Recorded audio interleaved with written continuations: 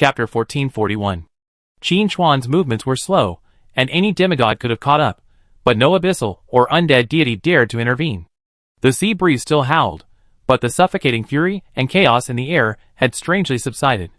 The remaining gods, both abyssal lords and undead kings, simply watched from afar as Qin Chuan retreated, and the two godheads at his side, symbols of terrifying battle achievements. Just let him go? The Lord of Destruction's vast will was filled with resentment and suppressed anger. His voice echoed among the abyssal lords, but it seemed a little weak. Those two godheads. What else? You go and stop them? The soul-devouring King Gregor's scarlet chains trembled slightly, his voice tinged with fear and mockery. Didn't you see how Helion and Artemis disappeared? Or do you want to be the third one? The Lord of Destruction was choked and speechless. Of course he saw it. The two attacks, one to obliterate the origin, the other to devour it directly, were both beyond his comprehension. The eternal silence surrounding Astaroth, the Lord of the Underworld, slowly receded. His deep gaze swept across the gathering Magma Lord and Torment Lord in the distant sky, as well as the looming Lady of Night and Des Martine. He spoke in a low voice. It's for the best that he didn't proceed. Now, we should consider what will become of this battlefield once the main force of the Light Pantheon arrives. The god's heart sank upon hearing this.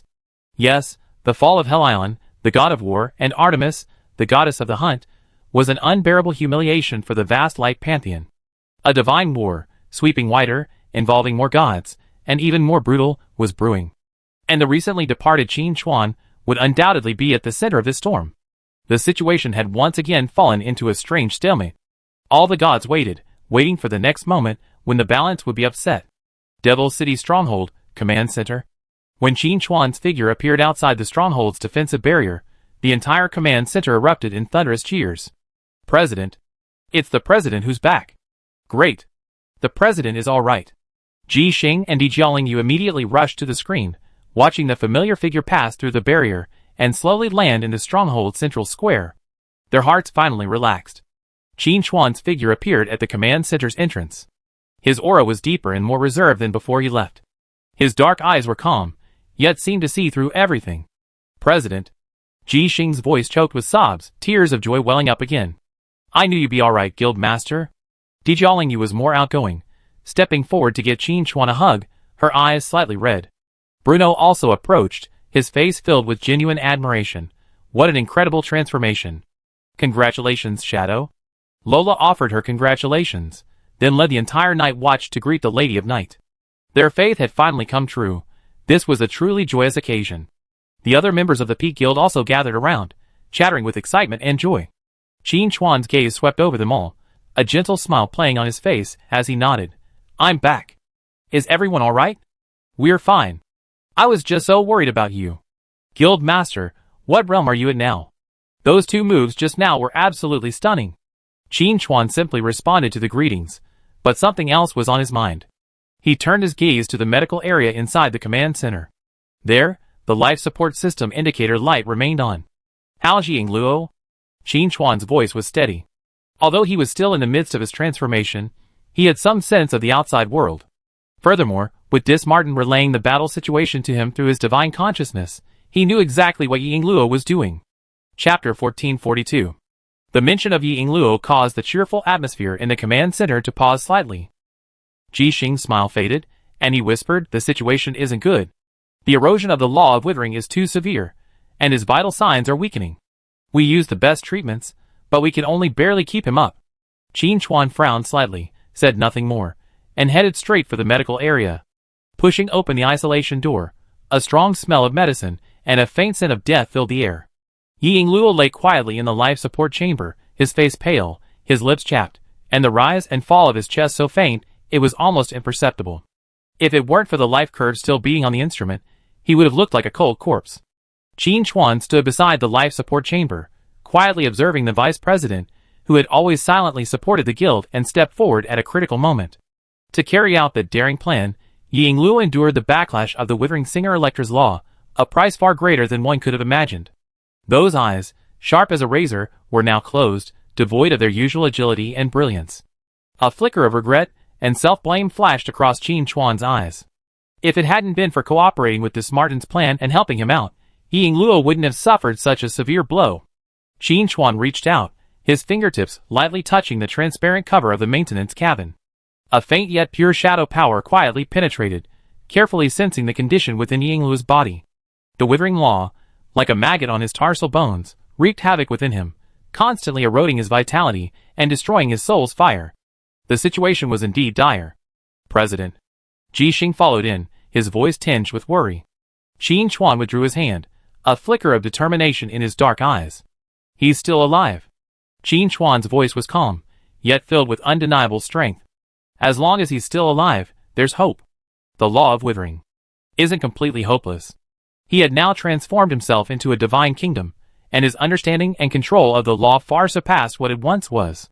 While the law of withering was thorny, it wasn't insurmountable. Furthermore, he held the divine powers of two major gods. The primordial power within them could be put to good use. He was confident he could pull Yingluo back from the brink of death. No, not only saving Yingluo's life, but also enabling him to reach a higher level. In fact, from the moment he attempted to transform himself into a kingdom to the current situation, everything had been largely as expected. The biggest variable was Yingluo's desperate struggle. Thankfully, he had a backup plan. A pitch-black shadow silently emerged, handing the dark golden holy grail, intricately engraved with patterns, back to Qin Chuan's original form. The evil holy grail. A divine artifact capable of storing souls. Early on his way to explore the sea, Qin Chuan had arranged for a shadow figure to remain at the Demon City base with the evil holy grail. This way, if any important members met with misfortune, as long as their souls were preserved, there was still a chance. Seeing the shadow appear, Ji Xing instinctively took a half step back.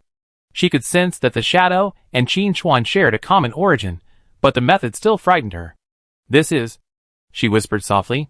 Qin Chuan didn't turn around, but calmly accepted the evil holy grail. "I've been prepared. As long as the soul remains, there's still hope." As soon as he finished speaking, a wave of thought, tinged with playfulness, rippled through the medical area. Followed by this, a phantom form from pure deceitful divine power slowly emerged. It was none other than the incarnation of the god of deception, Dismartin. He studied Qin Chuan and the unholy holy grail in his hand with great interest, his eyes filled with understanding. "Nice trick, Shadow." Dismartin's voice was a touch amused. "I thought you truly completed your transformation on the brink of death, nearly being interrupted by those fools from the abyss and the undead. Now it seems you performed this rebirth from the ashes with remarkable fidelity." Chapter 1443. His gaze turned to the two divine powers hovering beside Qin Chuan, radiating astonishing divine power.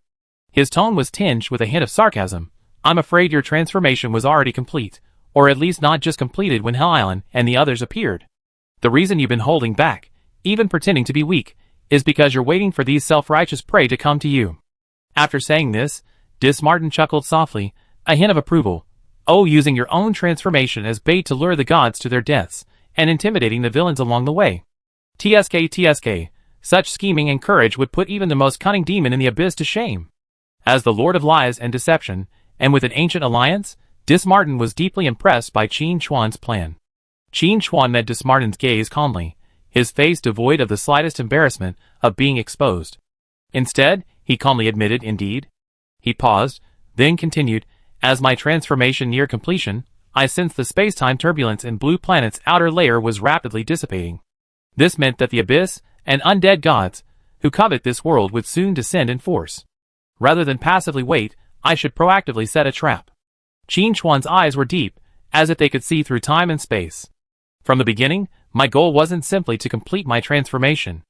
I wanted to gain enough power to protect myself and even fight back in the shortest possible time. And devouring the Godhead is undoubtedly the fastest way." His voice was calm, yet it radiated an undeniable dominance. "As for the appearance of Helion, the god of war, and Artemis, the goddess of the hunt, while a little faster than I expected, it was also part of my plan.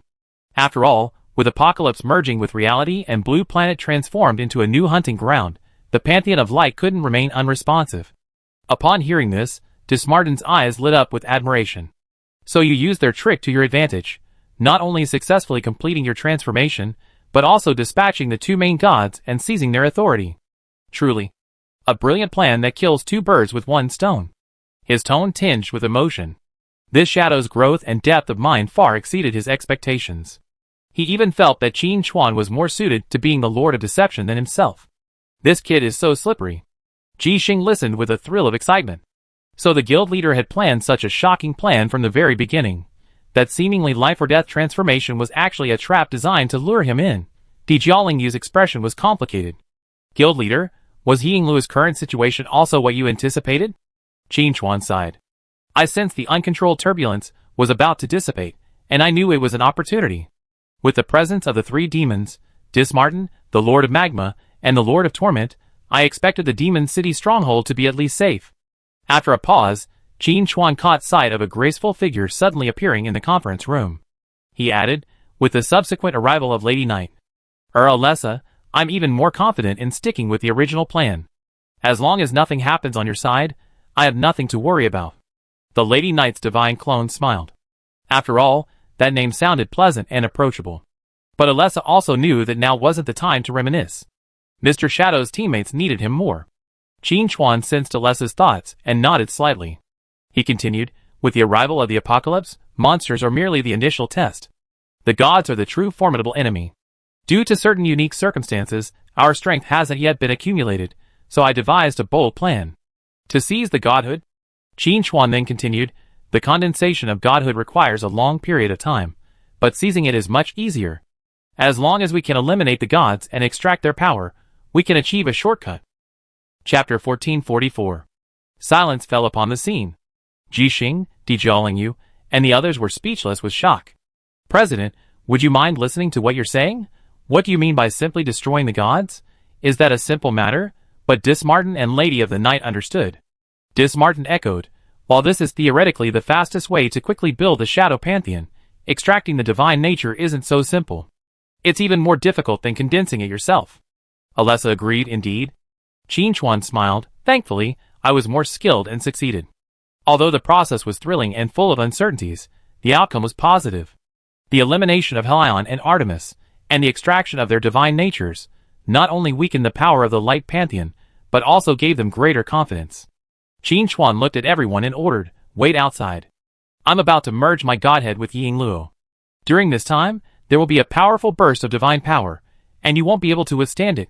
Alessa said, don't worry, Mr. Shadow. I take good care of these little guys. Qin Chuan smiled, with Alessa here, I'm relieved.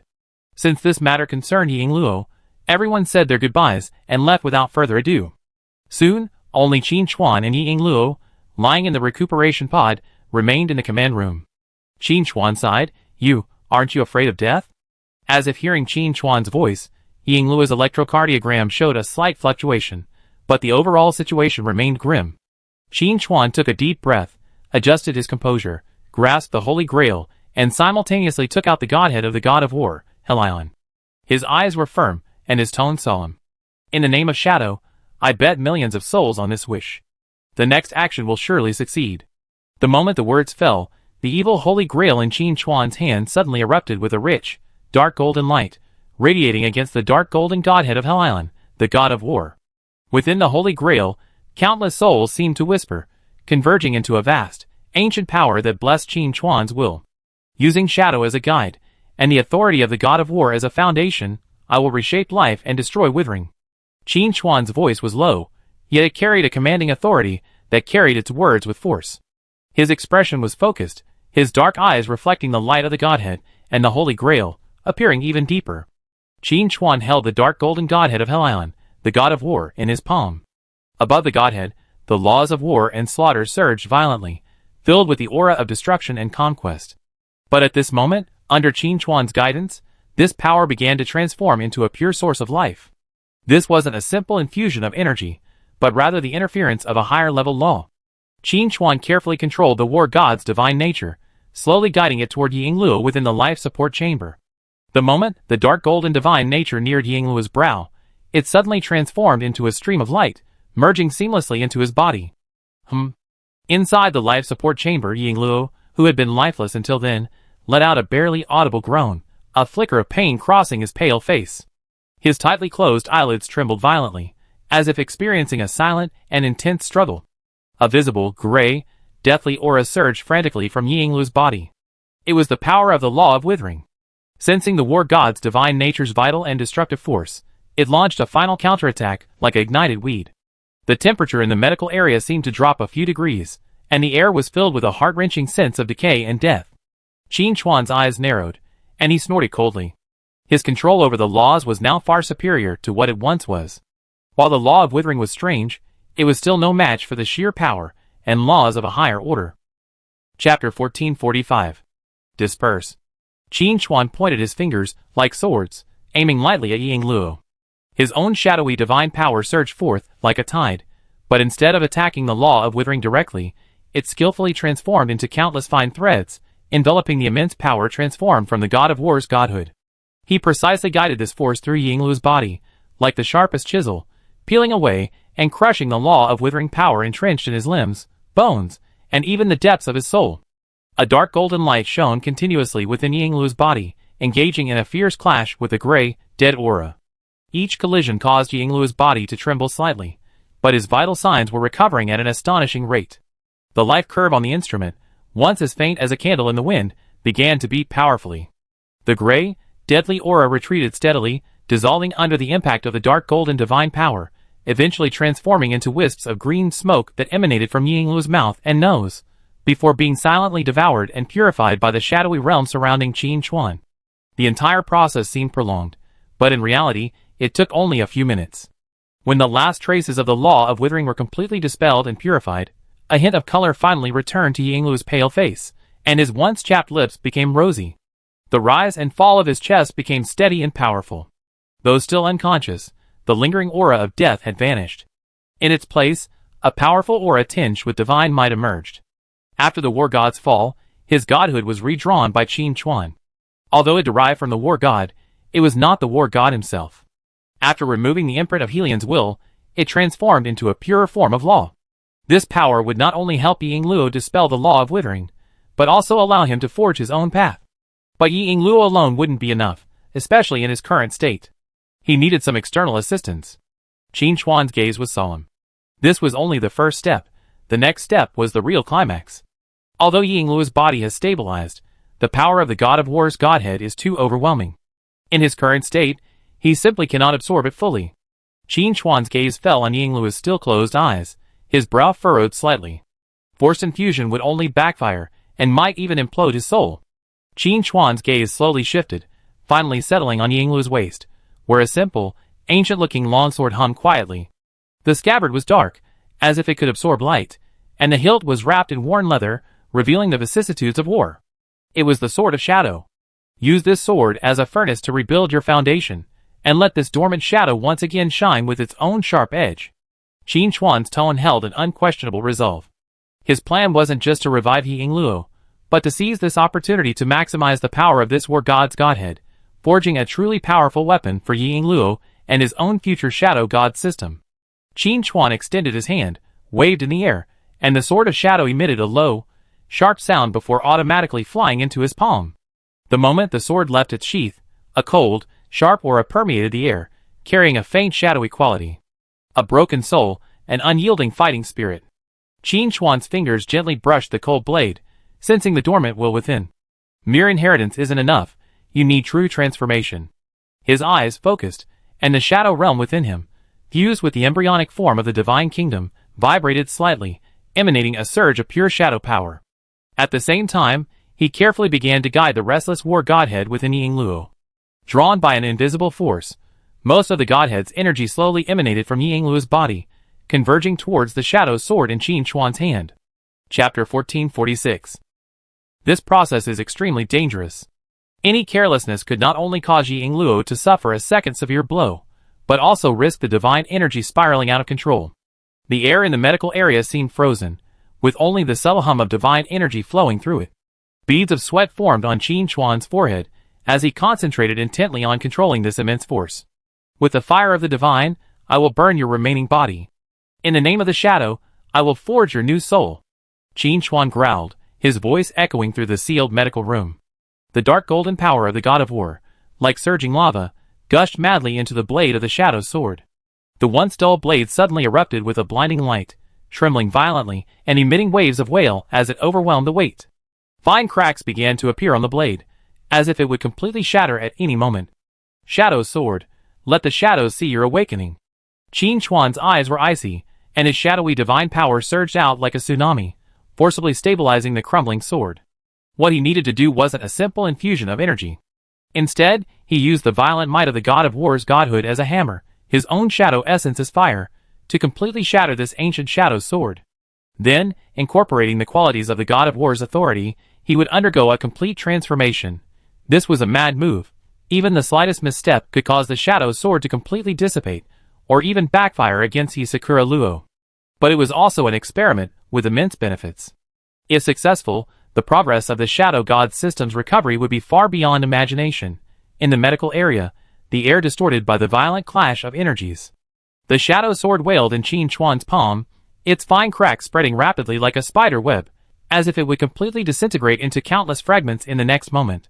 The dark golden power of the god of war was unparalleled in its violence, imbued with a will to destroy and conquer. It fiercely repelled the shadow sword's deep, silent shadowy qualities. This was not merely a clash of energy properties, but a confrontation between two completely different principles and wills. Stubborn resistance. Qin Chuan's eyes were cold. He anticipated the difficulty of this process. If it weren't for the evil Holy Grail's guaranteed success wish, he might have expended many times more energy, even risking failure. But even so, he couldn't afford to slack off. The wish guaranteed the outcome. The dangers and challenges along the way still needed to be overcome personally. Break it. Qin Chuan growled, not slowing down the infusion of divine power, but instead increasing the output of the shadow origin. In his dark eyes, countless stars seemed to be emanating and fading, reflecting the transformations of the sword. This wasn't a repair, but a complete destruction and reconstruction. Crack! Under the dual pressure of the war god's divine power and the essence of shadow, the shadow sword finally gave way. With a sharp crack, the blade broke apart. Followed by this, more cracks burst forth, sending countless tiny fragments flying out. However, these fragments didn't scatter. Instead, an invisible furnace of shadow power formed in Qin Chuan's palm, trapping all the fragments within. Qin Chuan's expression was utterly focused. The shadow furnace in his palm spun at high speed, and the fragments of the shadow sword constantly collided and disintegrated within it, being refined and forged again and again by the dark golden divine power. The original impurities on the sword were eliminated, and its shadow essence, tempered by the power of the war god, became even purer and more condensed. This was an incredibly delicate process. Qin Chuan needed to precisely control the balance between these two forces. He had to allow the war god's divine power to forge the sword's body, imbuing it with the authority of war and slaughter, while also preventing it from becoming too overbearing and erasing the shadow sword's original spirituality and the imprint of Hisakura Luo's will. The shadow realm within him, which had fused the embryonic form of the divine kingdom, now operated at full capacity, like a vast transformation center, constantly analyzing the laws and mysteries of the war god's godhood, transforming it into a form more suitable for the shadow sword's absorption. Chapter 1447. Time slipped by. In the medical area, light and shadow shifted. Sometimes, a dark golden divine light flashed, imbued with an aura of bloody murder. Sometimes, a deep shadow permeated, emitting an ultimate silence and devouring power. Under Qin Chuan's coordination, these two distinct forces miraculously began to merge. The shattered blade fragments gradually melted in the shadow furnace, transforming into a ball of liquid metal that shimmered with dark gold and pure black light. This ball of liquid metal constantly squirmed and deformed, as if nurturing new life. Qin Chuan's forehead was covered with fine beads of sweat, and his face was pale. Manipulating such a vast amount of energy simultaneously, and undergoing such a delicate reshaping of the laws, was a tremendous burden for him. If he had not completed the transformation of transforming himself into a nation, he would not have been able to bear it. The light in Qin Chuan's eyes grew brighter, filled with anticipation and the confidence to control everything. He could sense a brand new, far superior shadow sword taking shape. It would no longer be merely a sharp weapon of ancient heritage, but a truly divine weapon, a weapon of destruction capable of carrying a portion of divine authority and possessing limitless potential for growth. Gradually, the mass of liquid metal began to stretch and take shape. The sword's outline gradually became clearer. The blade was slightly longer and wider than before, its lines flowing and sharp, imbued with a sense of power. The dark golden light on the blade flickered like breathing, and the faint sound of iron cavalry could be heard, the embodiment of the power of war. The spine and hilt of the sword, however, were a pure black, seemingly devouring all light. It was the purified and enhanced power of shadow. The most peculiar thing was the sword's hilt. A tiny, intricate symbol, woven from shadows and battle runes, slowly emerged, emitting a heart-pounding vibration. Concentrate!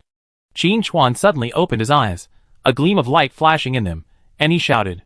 The shadow furnace in his palm suddenly contracted, all its energy madly rushing towards the embryonic sword in its center. OM!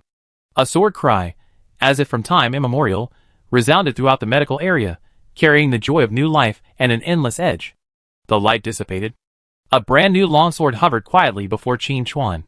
Its entire body was a deep, dark gold, its blade razor sharp. The mere sight of it evoked a sense of utter detachment.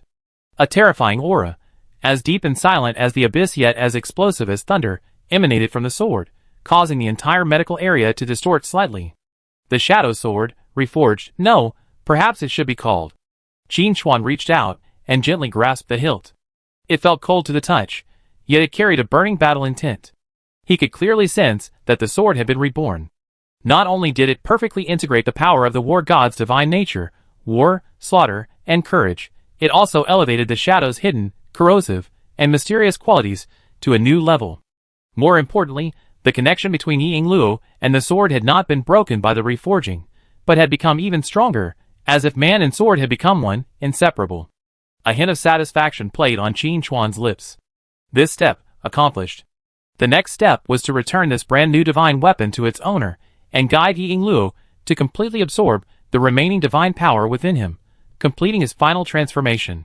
He believed that when Yingluo awakened, her strength would undergo a drastic transformation, becoming an indestructible blade within his shadow god system. Qin Chuan's gaze turned to Yingluo, still lying in the life support chamber. At this moment, Yingluo's vitality had become extremely vigorous, and even a faint sense of sharp fighting spirit emanated from him, echoing with the new sword hovering before him. Chapter 1448.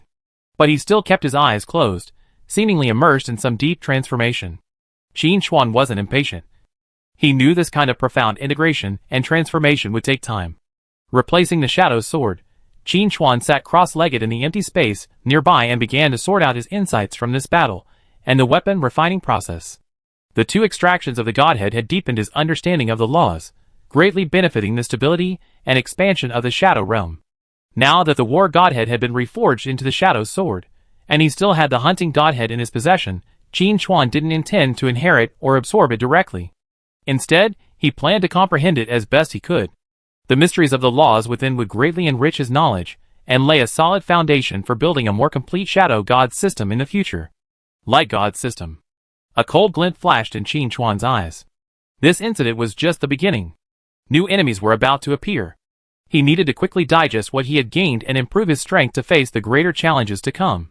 Not just himself, but also the companions who trusted and followed him. As Qin Chuan pondered, the energy fluctuations in the medical area shifted again. Inside the life support chamber, Yingluo's body trembled slightly, and a powerful aura began to awaken within him. In the medical area, as Yingluo awakened, the surging energy gradually converged, returning entirely to his body. The frost in the life support chamber had long since melted away, replaced by a fiery fighting spirit intertwined with deep shadows. Click! The hatch automatically opened, and Yingluo's eyes suddenly opened. Those were a pair of unforgettable eyes. His left eye was pitch black as eternal night, seemingly capable of swallowing all the world's brilliance. Within it, fine shadow runes slowly swirled, exuding a sense of mystery and ultimate calm. His right eye burned with a blazing dark golden flame, its unparalleled fighting spirit threatening to burst forth and tear through all obstacles. Two distinct and ultimate powers found a perfect balance within his eyes, forming a unique and powerful aura of coercion. His aura was more than 10 times stronger than before his coma. The vitality, once withered by the erosion of the law of withering, now surged to its peak like a volcano about to erupt. With every gesture, a subtle divine pressure emanated. Though he had not truly entered the realm of the gods, he had already transcended the boundaries of mortals, rising above demigods. Yingluo slowly sat up and stretched his muscles slightly. Suddenly, a crackling sound of bones crackling erupted from his body, like the roar of a dragon or a tiger. He could clearly feel the surging power coursing through his limbs, a power unprecedented in its majesty and purity. On his slender fingers, strands of dark golden flames intertwined with the profound power of shadow, imbued with a destructive beauty.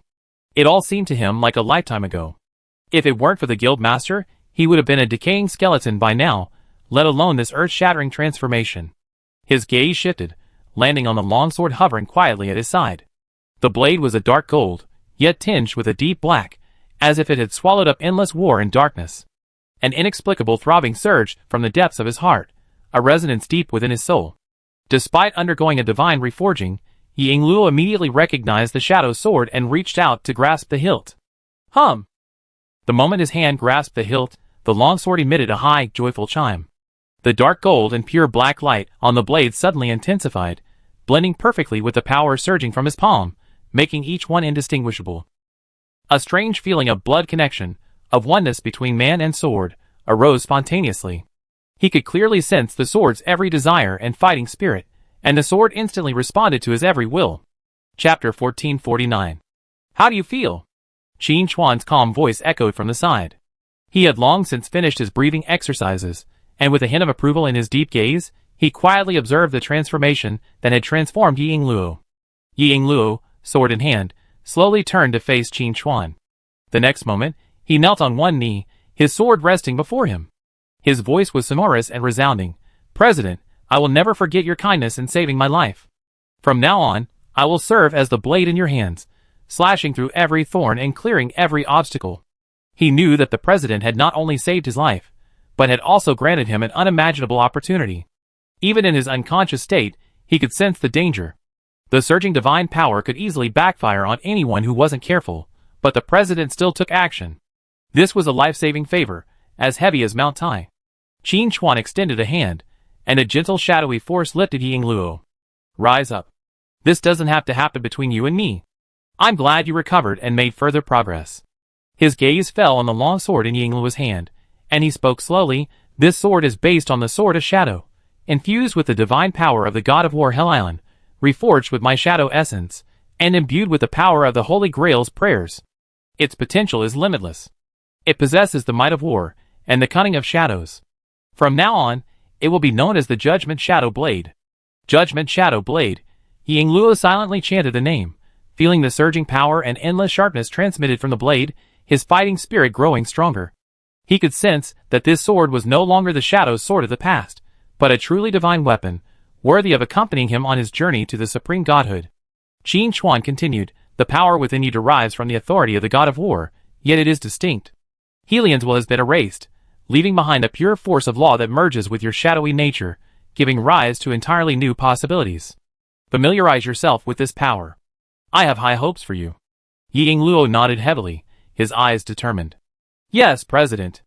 I will never let you down, nor will I dishonor the name of Judgment Shadow Blade. This time, he had reaped a rich harvest. Besides the legacy of the Shadow Sword, he also possessed the embryonic form of a new power, imbued with the iron-blooded and unyielding spirit of war. Qin Chuan nodded slightly, a flicker of anticipation in his eyes. Excellent. Test your new abilities. Let me see what realm the first owner of Judgment Shadow Blade has reached.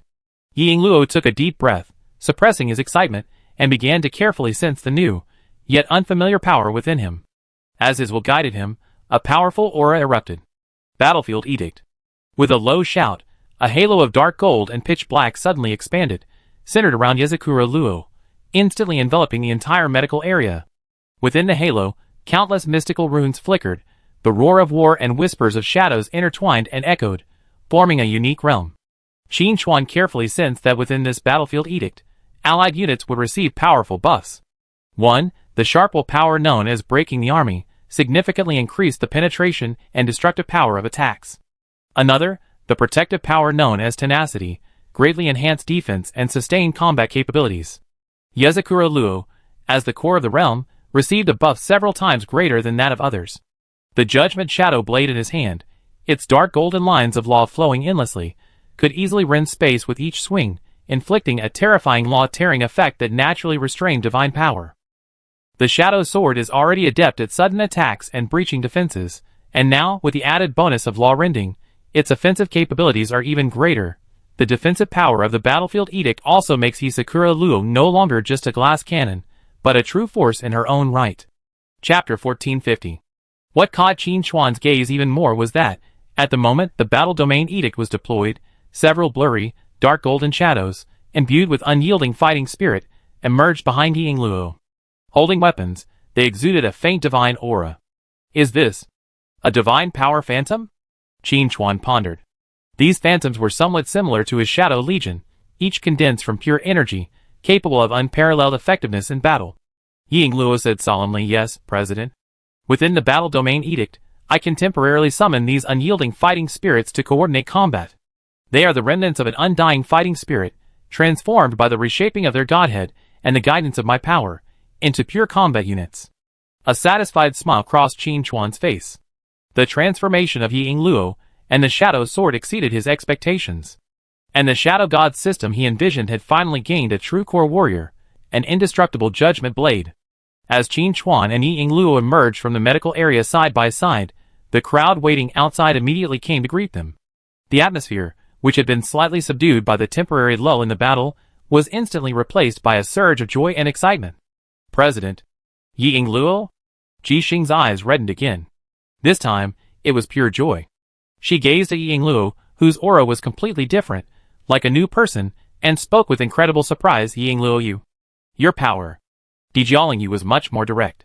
She sized Yingluo up and down, especially the Judgment Shadow blade in his hand, which emanated an astonishing aura. She marveled, "Wow, you completely transformed. President, you truly always create miracles." Bruno pushed his glasses up, his gaze gleaming with inquiry and admiration. "Congratulations. Your aura, Lord Yingluo, has now completely surpassed the realm of a demigod, even carrying a hint of divine might. Incredible, Shadow, your methods have once again surpassed my expectations." The other members of the Peak Guild erupted in enthusiastic cheers, their gazes toward Qin Chuan filled with admiration and adoration. Not only had the guild leader undergone a stunning transformation, slaying two main gods with lightning speed, but now he had even demonstrated his extraordinary ability to resurrect from the dead. The Demon City stronghold now had a true backbone, the confidence to face the endless storms ahead. Even facing a multitude of gods, they would be fearless. Yingluo felt the sincere concern and congratulations from the crowd, a warmth welling up in his heart. He nodded slightly, his gaze finally resting on Qin Chuan, filled with determination and gratitude. Qin Chuan's gaze swept across the crowd, a gratified smile on his face. He looked at the silent Knight Lady Alessa and the shadowy figure representing the god of deception, Dismartin, and bowed slightly. "Thank you for your protection. The Demon City stronghold remains safe this time. Without your timely intervention, the consequences would have been disastrous." He knew full well that his earlier astonishing plan would have been impossible without the support of these gods, who bought him precious time.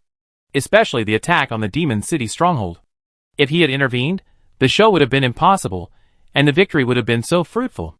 The Lord of Magma and the Lord of Torment also sent their divine thoughts at the right time, expressing their congratulations and recognition to their allies.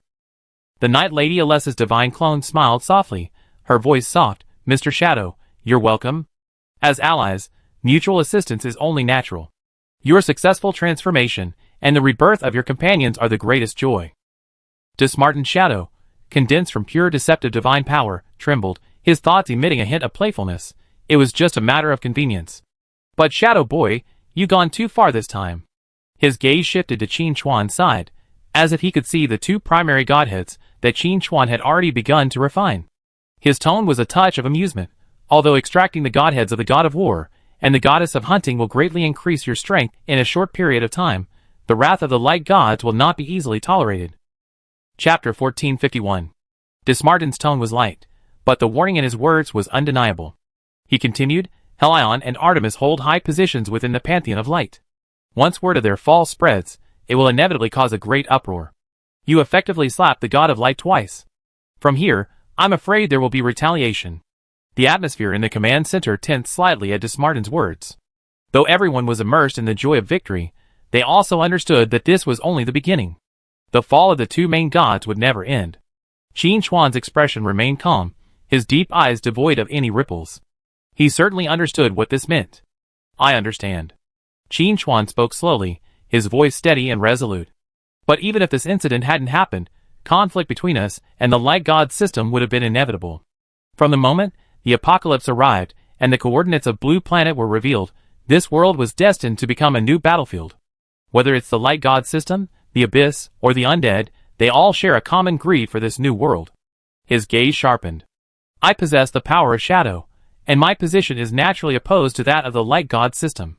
Even infinite concessions cannot avoid conflict. War is inevitable, it's just a matter of time."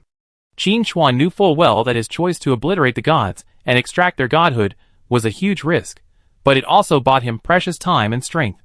Waiting passively would only plunge himself and the entire population of Blue Planet into a more desperate situation. He continued, rather than waiting to defeat them one by one, it's better to strike first, weaken their power, and strengthen our own trump card. Since war is inevitable, let it come more fiercely. At least now, we have the qualifications to compete. These words were resounding, filled with unquestionable determination and dominance. Qin Chuan never shied away from a challenge, nor would he retreat because of the strength of his enemies. Having already embarked on this path, he could only forge ahead courageously, fighting his way through. At Desmartin's words, his shadow trembled slightly, and he let out a low, soft chuckle, but this time, there was a subtle hint of recognition in his laughter. Well said. Being timid will not accomplish anything great. Since you have realized this, let us wait and see how much of a storm this unique seed of yours can stir up, and how much more muddy the waters. His opinion of Qin Chuan rose even higher. This insight and courage were truly extraordinary. Alessa nodded gently, looking at Qin Chuan with encouragement. Mr. Shadow, no matter what the future holds, I will always be your staunch ally.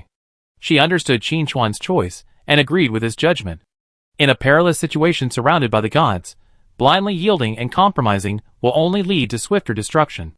Only by demonstrating sufficient strength and determination at all costs can one secure a glimmer of hope. The crisis in the Demon City stronghold has been temporarily averted. Qin Chuan's return and Yingluo's rebirth have undoubtedly given everyone a shot in the arm. But this is ultimately only a brief lull. A wider, all-out divine war is brewing. When the Light Pantheon descends, a new round of divine war will begin. Qin Chuan, and the nascent Shadow Pantheon he represents, will bear the brunt of the Light Pantheon's assault. In the command center, the elation of surviving the catastrophe had not yet fully dissipated, but Desmartin's slightly playful yet veiled warning words were like a bucket of cold water, instantly calming the excited crowd. The Light Pantheon is a behemoth, home to countless powerful gods. The fall of the two main gods would unleash their wrath, but it wouldn't harm their very foundations. Qin Chuan had anticipated this and responded calmly, I know. But as I said, some things can't be avoided. Chapter 1452. He glanced at the crowd and continued, the fall of Helion and Artemis will undoubtedly intensify the conflict, but it also buys us precious time. At least, we have a chance to breathe and prepare before their true army arrives. Breathe? Boy, you're wishful thinking. Desmartin's shadow swayed, letting out a low laugh. Have you forgotten that besides the light god system, there are also the abyss and the undead? They won't be grateful to you just because you killed two light gods. Instead, they might think you weakened a potential competitor, making it easier to attack. While these words were unpleasant to hear, they were an indisputable fact. The newfound wealth of Blue Star was coveted by many. Qin Chuan's previous performance had certainly intimidated some of the scoundrels, but it also made him a target of public criticism. But Qin Chuan wasn't impressed. Instead, he smiled faintly. So, we need to seize the moment and improve our strength. He looked at Yingluo, his eyes filled with hope. Yingluo, you must quickly familiarize yourself with and master your newfound power. The true potential of the Judgment Shadow Blade is far greater than this. With the God of War as your foundation, your path to godhood is clear, but whether you can truly embark on it, and to what extent you can ultimately achieve, depends on your own efforts. Yingluo nodded heavily, tightening his grip on the Judgment Shadow Blade, and said solemnly, President, rest assured. I will live up to your trust. As the President had said, he could sense the power within him, a fusion of war and shadow, and there was still enormous potential to be tapped. Qin Chuan's gaze turned to Ji Xing, Jiaolingyu, and the others. The defense system of the Demon City stronghold needs further upgrading. We now have greater power, and we also need a stronger shield. Ji Xing, thank you for your concern on this matter. Ji Xing adjusted her glasses, her eyes gleaming with excitement behind the lenses. Don't worry, President. I will combine existing technology and try to incorporate some inspiration from the Divine Wars. I will definitely transform the Magic City into a true iron fortress. She was filled with enthusiasm for this challenge, especially after witnessing the power of the gods. She had more bold ideas about the fusion of technology and mystery. This process would also greatly enhance her mechanic development. If she could apply this knowledge to other situations, perhaps she could develop even higher-level combat mechas. Qin Chuan nodded slightly, then cast his gaze towards his palm. There, a godhead emanating a cold and swift aura loomed. It was none other than the godhead of Artemis, the goddess of the hunt. As for this hunting godhead, Qin Chuan pondered. I don't plan to directly bestow it upon someone as I did with the God of War Godhead. Everyone looked at him curiously. The hunting Godhead is also a major God-level authority. If they could create another powerhouse, like Ying Luo, it would undoubtedly be a tremendous aid to them. Qin Chuan explained, each Godhead contains unique laws and mysteries. Direct fusion can certainly rapidly enhance strength, but it is also susceptible to the potential influence of the original owner's will and can limit future development. Ying Luo's situation is unique. He broke through and then rebuilt. He built upon the legacy of the Shadow Sword and integrated the qualities of the War Godhead to forge his own path. He paused, then continued, my Shadow God system is just beginning, and my foundation is still shallow.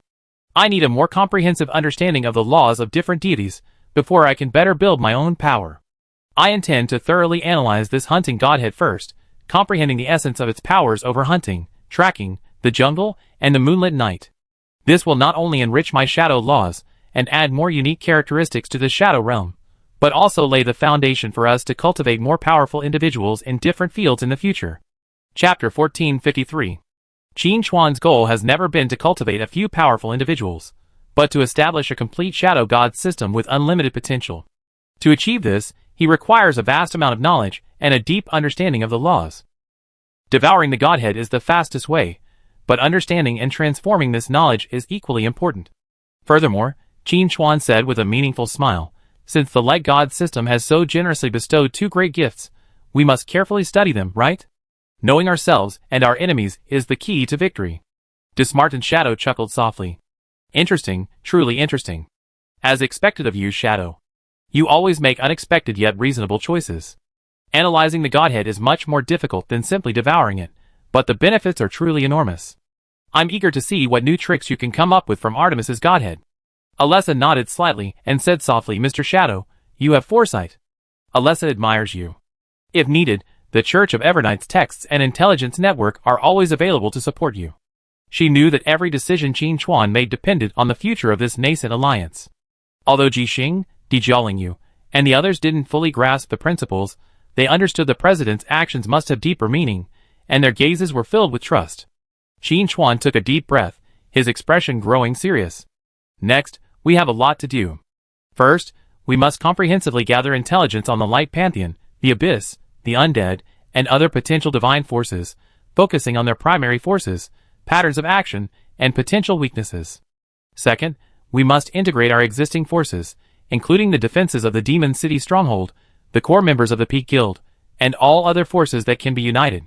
We must conduct targeted training and allocate resources to ensure we establish effective combat capabilities as quickly as possible.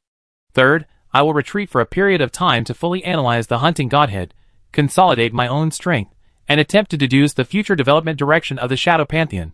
His voice was steady and powerful, each word clearly reaching everyone's ears, dispelling the slight unease they felt about facing an unknown and formidable enemy. Time is running out, everyone. We don't have much time to waste. Qin Chuan's gaze grew sharp as a knife. The next time the enemy returns, I hope we can give them an even bigger surprise. Yes, President. Everyone responded in unison, their voices filled with high morale and unwavering determination. The lights in the command center remained bright, but the atmosphere had shifted from initial euphoria and subsequent solemnity to one filled with hope and determination. The road ahead would undoubtedly be filled with thorns and challenges, but as long as Qin Chuan was there, they had the courage to be fearless. The mere sight of this man's figure would bring their courage to the surface. Under Qin Chuan's clear command, the atmosphere in the command center quickly shifted from initial euphoria and subsequent solemnity to a suppressed excitement and high morale. Everyone knew that every second that followed was crucial. Qin Chuan's gaze was profound. He could sense that the Shadow Realm, after devouring and digesting portions of the power of the two main gods, was in a state of activity and instability. Though his transformation was complete, his foundation was not yet fully solid. Now that the news of the annihilation of Hell Island, the god of war, and Artemis, the goddess of hunting, had not yet fully spread, and the Abyss and the Undead factions had been temporarily intimidated by his display of drastic power, this was undoubtedly the perfect time to consolidate his power and digest his gains.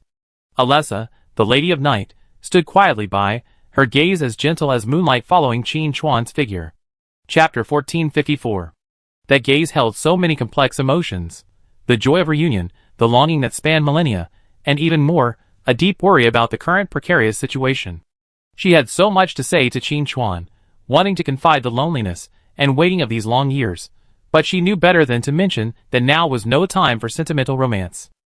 If they couldn't survive the impending all-out war between gods, if they couldn't secure a glimmer of hope for the shadow gods, then all their encounters and hopes would be in vain. She took a deep breath, suppressing the surging emotions, replaced by the resolute composure of an ally. Boy, I thought you'd be brimming with pride after killing 2 gods.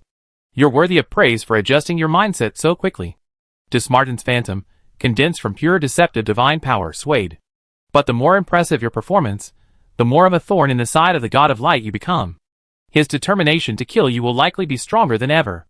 Qin Chuan's lips curled slightly at this. Thanks for the reminder.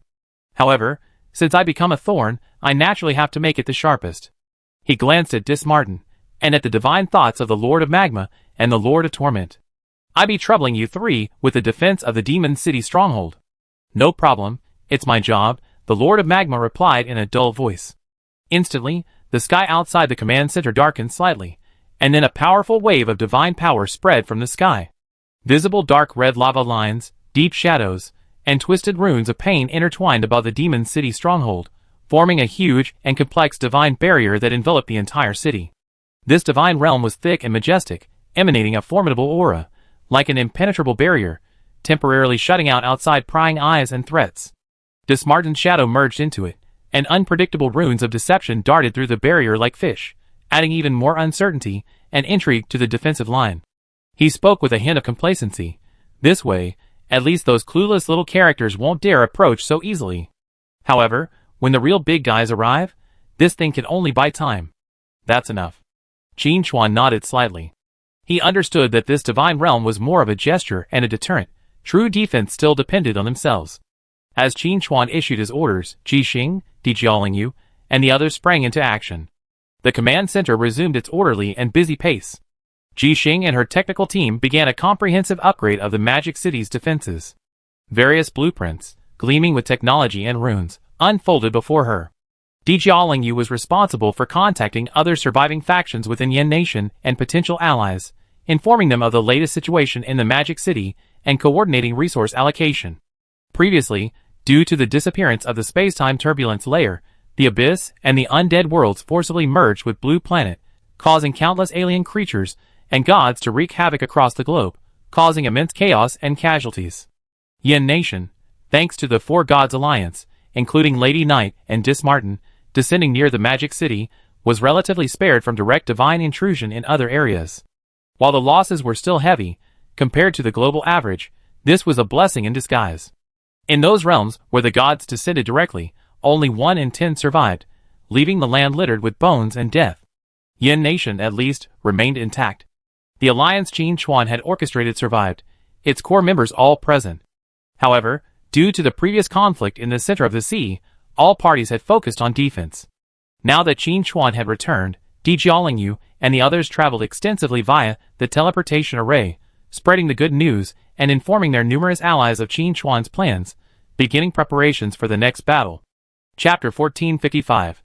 Bailey City, the Dragon Sword Guild Alliance, and the capital, all 3 places were filled with excitement at Qin Chuan's return. But at the same time, everyone understood that this was only the calm before the storm. With Qin Chuan's powerful return and the fall of the 2 main gods of light, once the main force of the Light Pantheon descended, the Demon City, and even the entire Yan Kingdom would inevitably become the front lines and core battlefield of this divine war. They must seize every minute and every second to be fully prepared. Qin Chuan's gaze swept across the busy crowd, finally settling on his own palm. The divine head belonging to Artemis, the goddess of hunting, exuded a cold and swift aura, its laws intertwined and filled with endless mysteries. He took a deep breath and said to the crowd, "I will go into seclusion for a while to digest my gains and consolidate my realm. I leave everything in the Demon City in your hands." Yingluo, holding the Judgment Shadow Blade, stepped forward and said in a deep voice, "President, rest assured. Unless I die, no one can set foot in the Demon City." His newfound power shone brightly with the divine weapon in his hand, emitting a terrifying sharpness. Qin Chuan patted his shoulder, his eyes filled with trust. Then, Qin Chuan turned and walked towards the dedicated training room behind the command center, his figure quickly disappearing behind the heavy alloy door. He knew that time was running out. The wrath of the light gods could strike at any moment, and before then, he must completely transform the power in his hands into his own trump card, and be fully prepared for the greater storm to come. The training room was serene and quiet. Qin Chuan sat cross-legged, his mind immersed in his inner self. The shadow realm slowly swirled, greedily absorbing the energy dissipated during his previous battles, and the refining of his godhood. He held the hunting godhood in his palm, enveloped by the pure shadow divine power like mercury, and began to carefully penetrate and analyze it. He sought not only to gain power, but also to gain insight into the fundamental principles underlying it, thus contributing to the shadow pantheon he envisioned. In his private training room, the thick alloy walls gleamed with a dim luster of runes, completely isolating all outside sound and light. Only Qin Chuan, the shadow divine power flowing like a living being, outlined his tall, solitary figure in the absolute darkness. He sat cross-legged, like a deep abyss and a towering mountain. His mind was completely absorbed in the godhood suspended in his palm.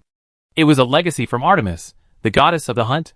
The cool moonlight on the surface of the godhead flowed like mercury, intertwining with the swift, wind-like hunting runes, forming a system of laws of extreme sophistication yet imbued with primal savagery.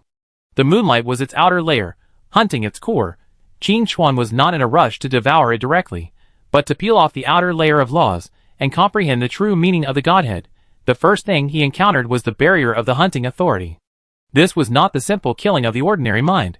Far from it, it was an all-encompassing, comprehensive law, precise tracking and locking, perfect lurking that blended into the environment, a deadly, all-pervasive strike, and an instinctive understanding of the prey's every weakness.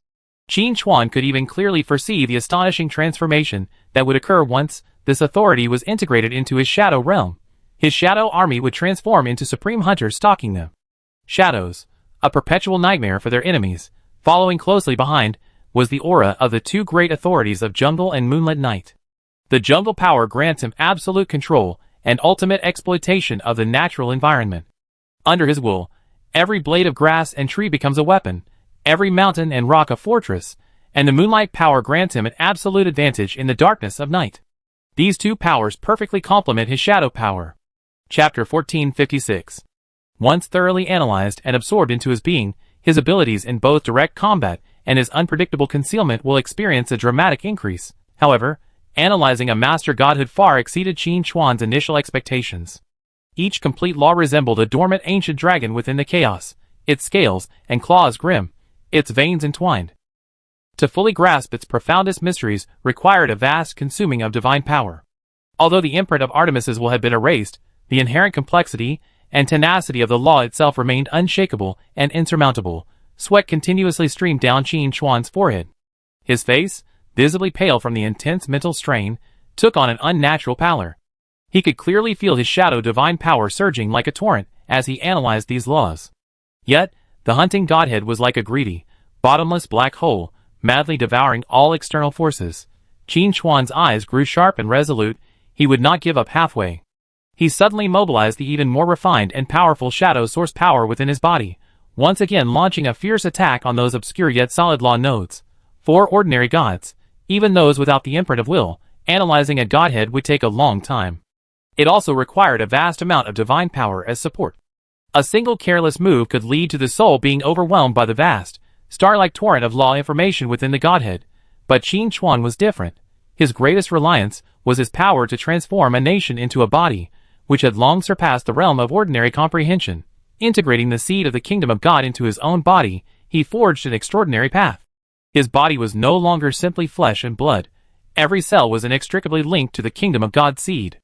Embedded deep within his very core, in an endless cycle of growth and regeneration, that kingdom of God's seed was like a miniature primordial universe, containing nearly endless potential for creation and evolution, and his shadow realm, after undergoing numerous transformations, had already reached its ultimate perfection. It had truly formed the embryonic form of a true kingdom of God. One within, his body transformed into the kingdom of God in the universe. One without, his domain became the divine realm. This wasn't a simple 1 + 1 = 2. It was a terrifying, almost exponential, mutual amplification. This incredible synergy between the inner and outer kingdoms of God gave him a divine power so immense, and a recovery rate so rapid, that it far surpassed the capabilities of any known deity, even though he had yet to condense his own godhood. But when it comes to the quality and quantity of divine power, Qin Chuan is confident that no deity in the world could possibly hope to gain the slightest advantage over him. After all, even beings as powerful as the god of war Helion and the goddess of hunting Artemis, both possessing the strength of a higher god, were easily annihilated and reduced to ash by his thunderous force. Buzz! At the moment Qin Chuan's will reached its apex, the seed of the kingdom of God within his body in the embroidered shadow realm outside his body suddenly erupted with a violent tremor like millions of thunderbolts. These two forces, similar in nature, yet each imbued with boundless and profound power, flowed like two engines at full throttle, generating unprecedented efficiency. Continuous, endlessly, strong streams of utterly pure shadow divine power were frantically generated.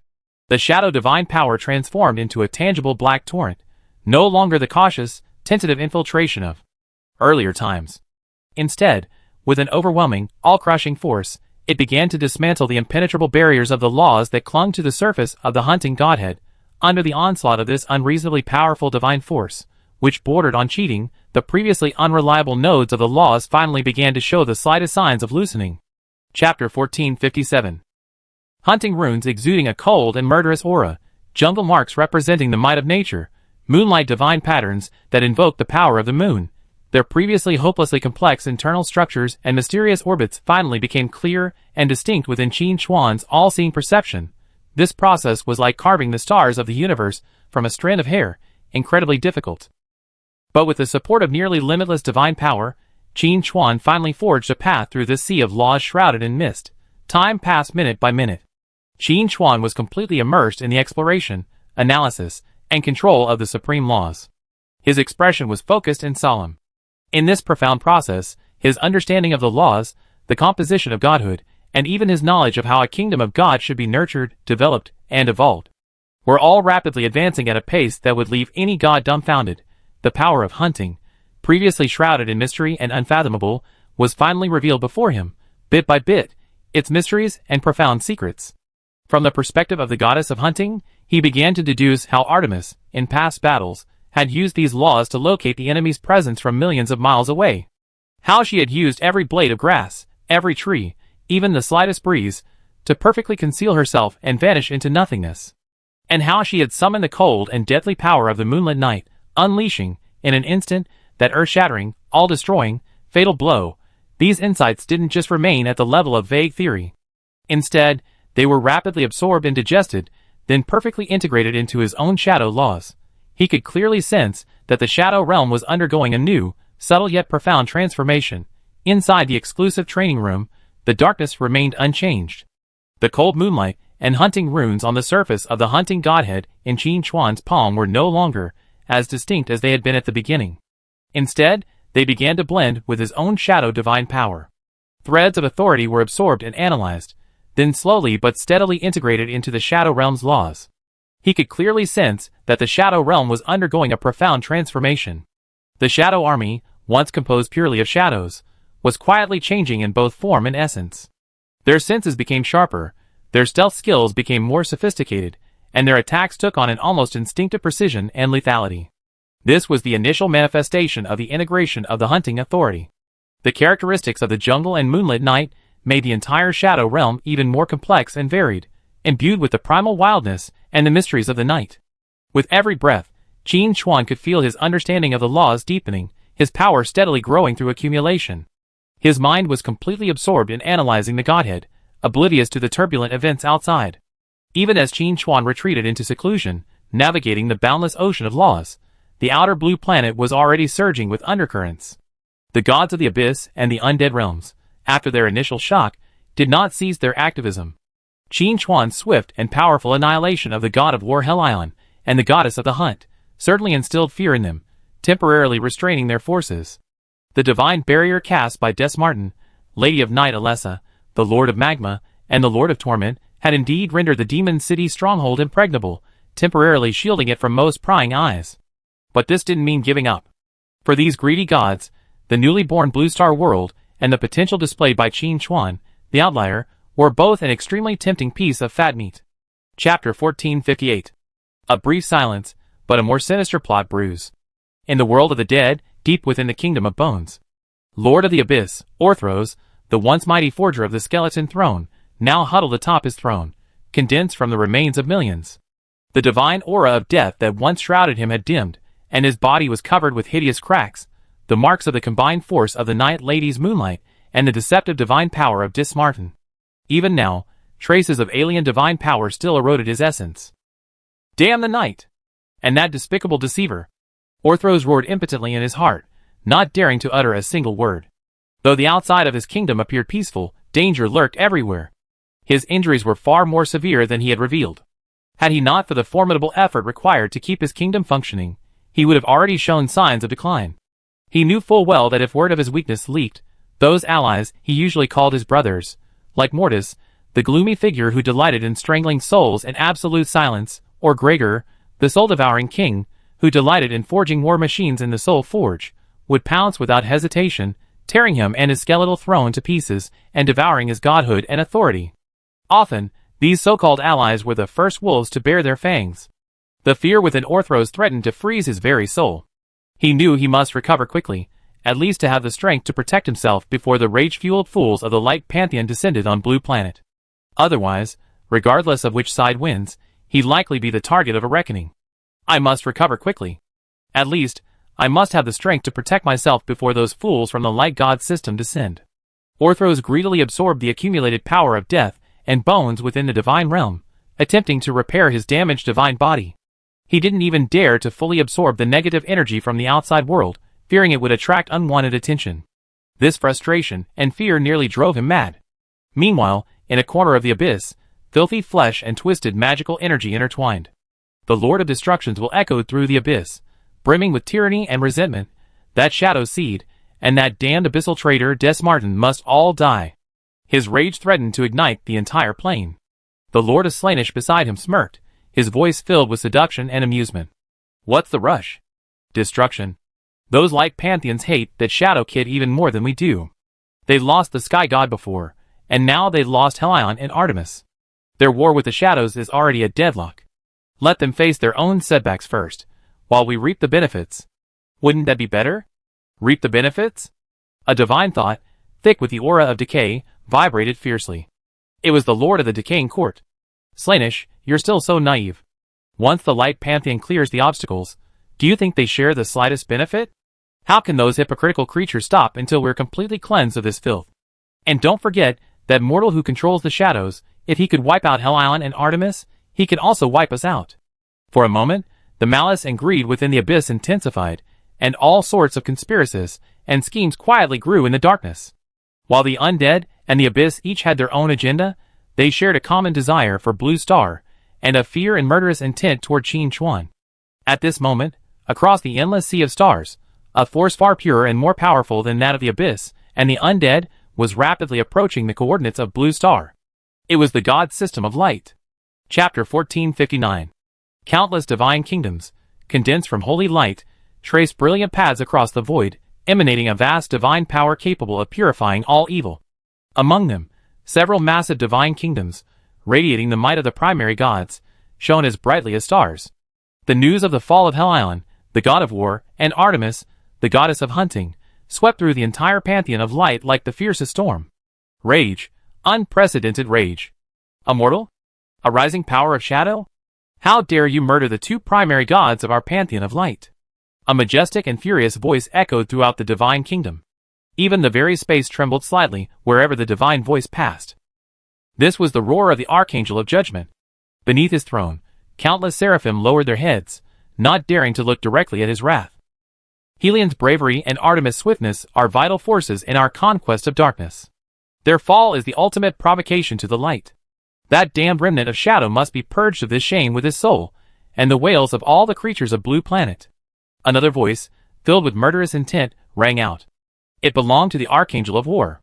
Though the God of Light hadn't yet disseminated his will, his wrath had already been channeled through these archangels, transforming into a tangible command: find him, crush him, and purify the world he inhabits.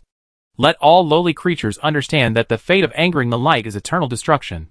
A brilliant light swiftly advanced through the void, its target. Blue Planet. The thunderous wrath of the Light Pantheon was beyond the imagination of Orthros and his ilk. This was no test, no advance party, but a main force born with the will of vengeance and destruction. They will wield absolute power to thoroughly purify the entire blue planet. At this moment, Qin Chuan was still in his private training room.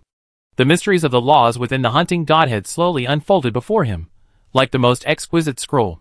Qin Chuan could sense that, given a little more time, he would be able to completely analyze the hunting godhead and perfectly integrate all its powers into his own shadow pantheon. At that point, his strength would experience another leap forward. In the training room, darkness remained the dominant hue, but the silence was no longer shrouding it. The godhead in Qin Chuan's palm, belonging to the hunting goddess Artemis, was undergoing a profound transformation. The laws on the godhead's surface were no longer a chaotic interweaving, but were instead being precisely combed and detached by an invisible giant hand. Buzz, after a subtle, soul-piercing vibration, the godhead suddenly erupted with three distinct beams of light.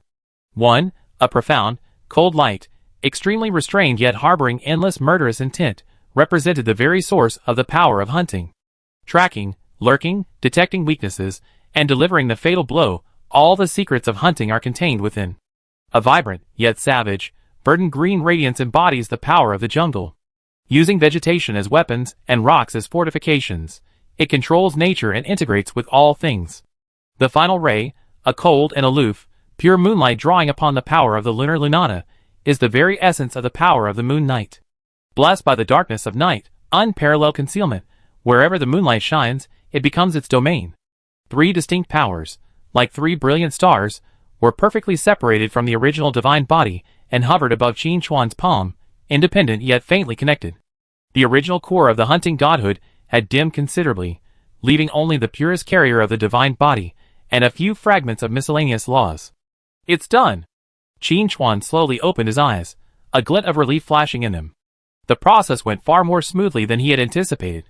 For ordinary gods, even those without the imprint of will, to analyze the divine nature of a primary deity, it would take a long time and consume immense amounts of divine power to even gain a glimpse of it. Let alone someone like him, who had completely stripped away the core authority. The slightest mistake would result in nothing. Chapter 1460. But Qin Chuan was different. The mysterious divine kingdom seed within him, combined with the embryonic shadow realm outside, formed a miraculous synergy between the inner and outer kingdoms, simultaneously supplying divine power and analyzing the laws.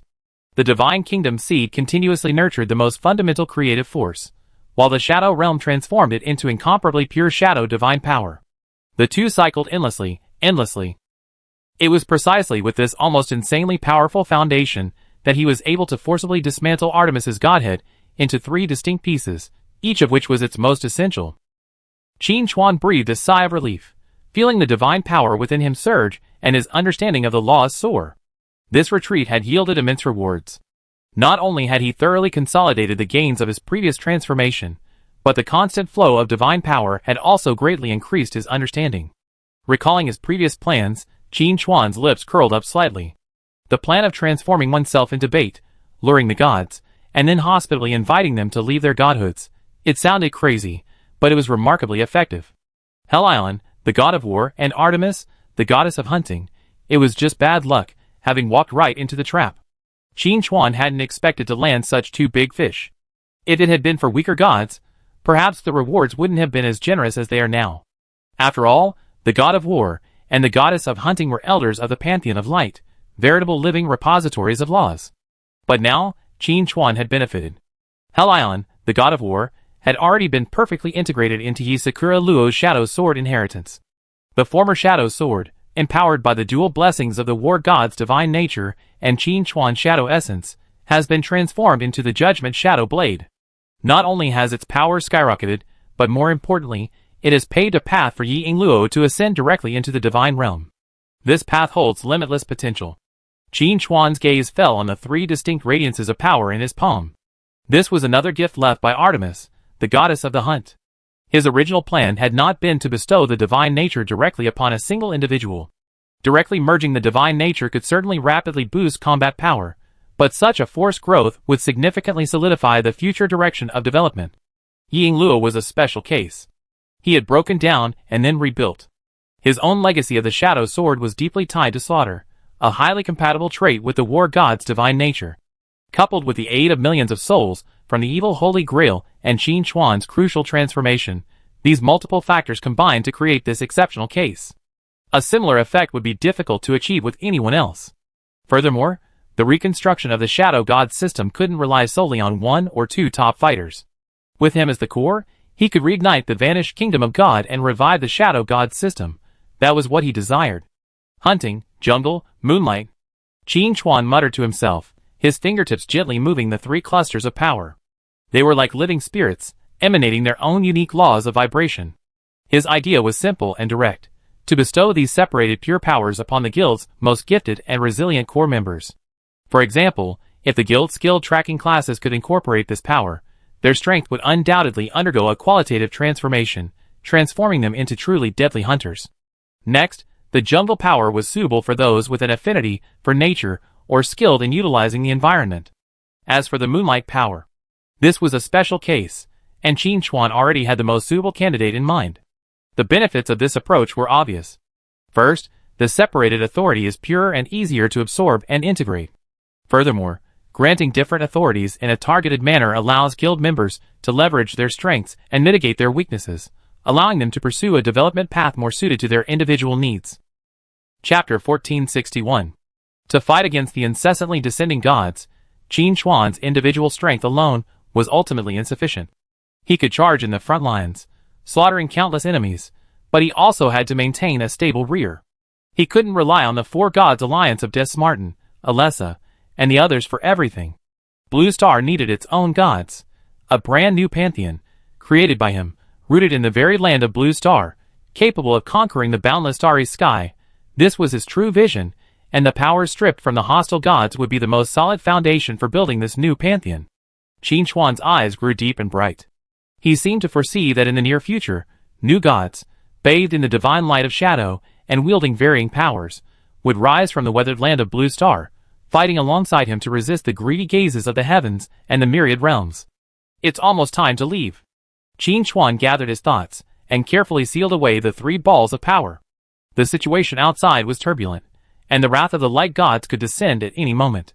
He must quickly transform this power into actual combat effectiveness.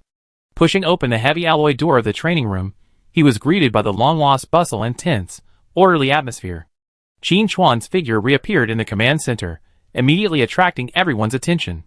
The air inside the command center was turbulent with Qin Chuan's presence. His gaze swept across the crowd, finally resting on Jixing, Deba, and Alessa. The three balls of pure power, detached from the hunting godhead, hovered quietly in his palm, emitting a heart-pounding vibration. The light in the entire space seemed drawn to the three strange rays, distorting slightly. These three powers are the core strengths I extracted from the godhead of Artemis. Now, I bestow them upon you one by one. Qin Chuan's voice was steady and clear, resonating with unquestionable power in everyone's ears. His gaze first turned to Jixing. Jixing's eyes behind her lenses suddenly lit up, gleaming with excitement and anticipation. She knew full well that what the president had brought out was truly extraordinary, and with the changes in Isakura Luo before her, she was naturally extremely excited. Jixing, Qin Chuan thrust the deep, cold light representing hunting towards her. This hunting authority, with its precise targeting, ability to discern weaknesses, and ability to blend in with the environment, will be a significant benefit to your mechanical army.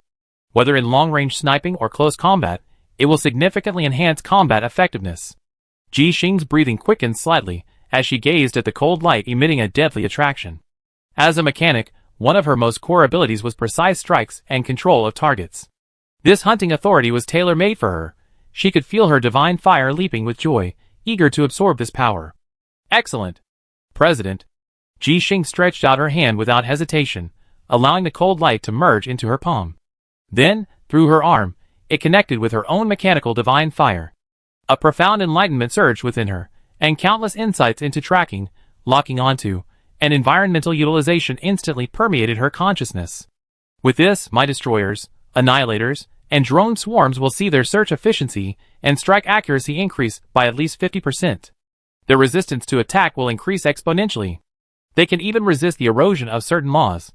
Furthermore, the autonomous hunting capabilities of my mechanical creations have been greatly enhanced. Jixing's voice trembled slightly with excitement. Happiness filled her heart. She could already see her mechanical creations on the battlefield like top-tier hunters, tearing apart their enemies with precision and efficiency. Qin Chuan nodded with satisfaction. Ji Xing's mechanical attainments are already top-notch, and with this authority, he will be able to create even more terrifying war machines in the future. Chapter 1462. His gaze shifted to Debate, who stood beside him. The slightly self-conscious young man now straightened his back with nervousness, his eyes filled with desire. But Debate knew full well that he wasn't truly a core member at the peak level, so he didn't dwell on it too much. When Qin Chuan's gaze fell upon him, Debate's mind faltered for a moment. Ah? Him? Debaba, Qin Chuan handed over the vibrant and wild green light. A faint shadow of a mountain forest emerged within the green light, exuding a primal and majestic aura. This jungle authority symbolizes control over the natural environment and the harnessing of primal power. You have inherited the legacy of the tiger god. A tiger roars in the forest, and this authority perfectly suits you. Integrating it will allow you to thrive in any complex environment and unleash the potential of your tiger god bloodline.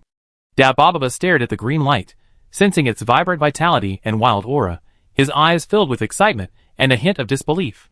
He already had a natural affinity for the jungle thanks to the tiger god's legacy, and this authority would undoubtedly give him even greater strength. He solemnly extended his hands, respectfully accepting the authority. A green glow merged within him, and his burly frame trembled slightly. It felt as if the shadow of a tiger flashed behind him, emitting a deep roar. He felt every cell in his body rejoice, his connection to the earth stronger than ever before. Thank you, President. His steady voice was tinged with uncontrollable excitement and gratitude. I have a deeper connection with this land. The power of the tiger god seems to have been further activated. He clenched his fists, feeling the newfound strength surge through him. His deep-seated sense of inferiority seemed to dissipate considerably. Qin Chuan nodded slightly. His calm demeanor was tempered by a hint of self-doubt. This strength gave him greater confidence. Like a tiger entering the wilderness, his future held promise. Finally, Qin Chuan's gaze fell on Alessa, the Lady of the Night, who stood quietly to the side. Under the dimmed lights of the command center, her figure still radiated a soft, moonlit glow, as if detached from the tense atmosphere. In his hand was the cold, aloof, bright, moonlit white that drew upon the power of the lunatic moon. Alessa, Qin Chuan's voice softened unconsciously, as he pushed the ball of moonlight toward her. This final moonlight authority, cool and pure, complements your dark night divine power perfectly. Dark night and moonlight are a match made in heaven. It will enhance your control over the power of the dark night, and add a touch of versatility and agility to your divine power. Alessa gazed at the ball of moonlight, a ripple of emotion etched in her soft, moonlit gaze. She could clearly sense the power contained within the moonlight authority resonating strongly with her own dark night divine power, as if long-lost sisters had finally reunited. This attraction, rooted in the very essence of power, made her heart tremble. She extended a hand formed from divine power, her fingertips gently touching the ball of moonlight, and the power of the authority subtly merged into her. Instantly, the lightless realm surrounding her seemed to grow deeper, adorned with the mysterious brilliance of the bright moonlight.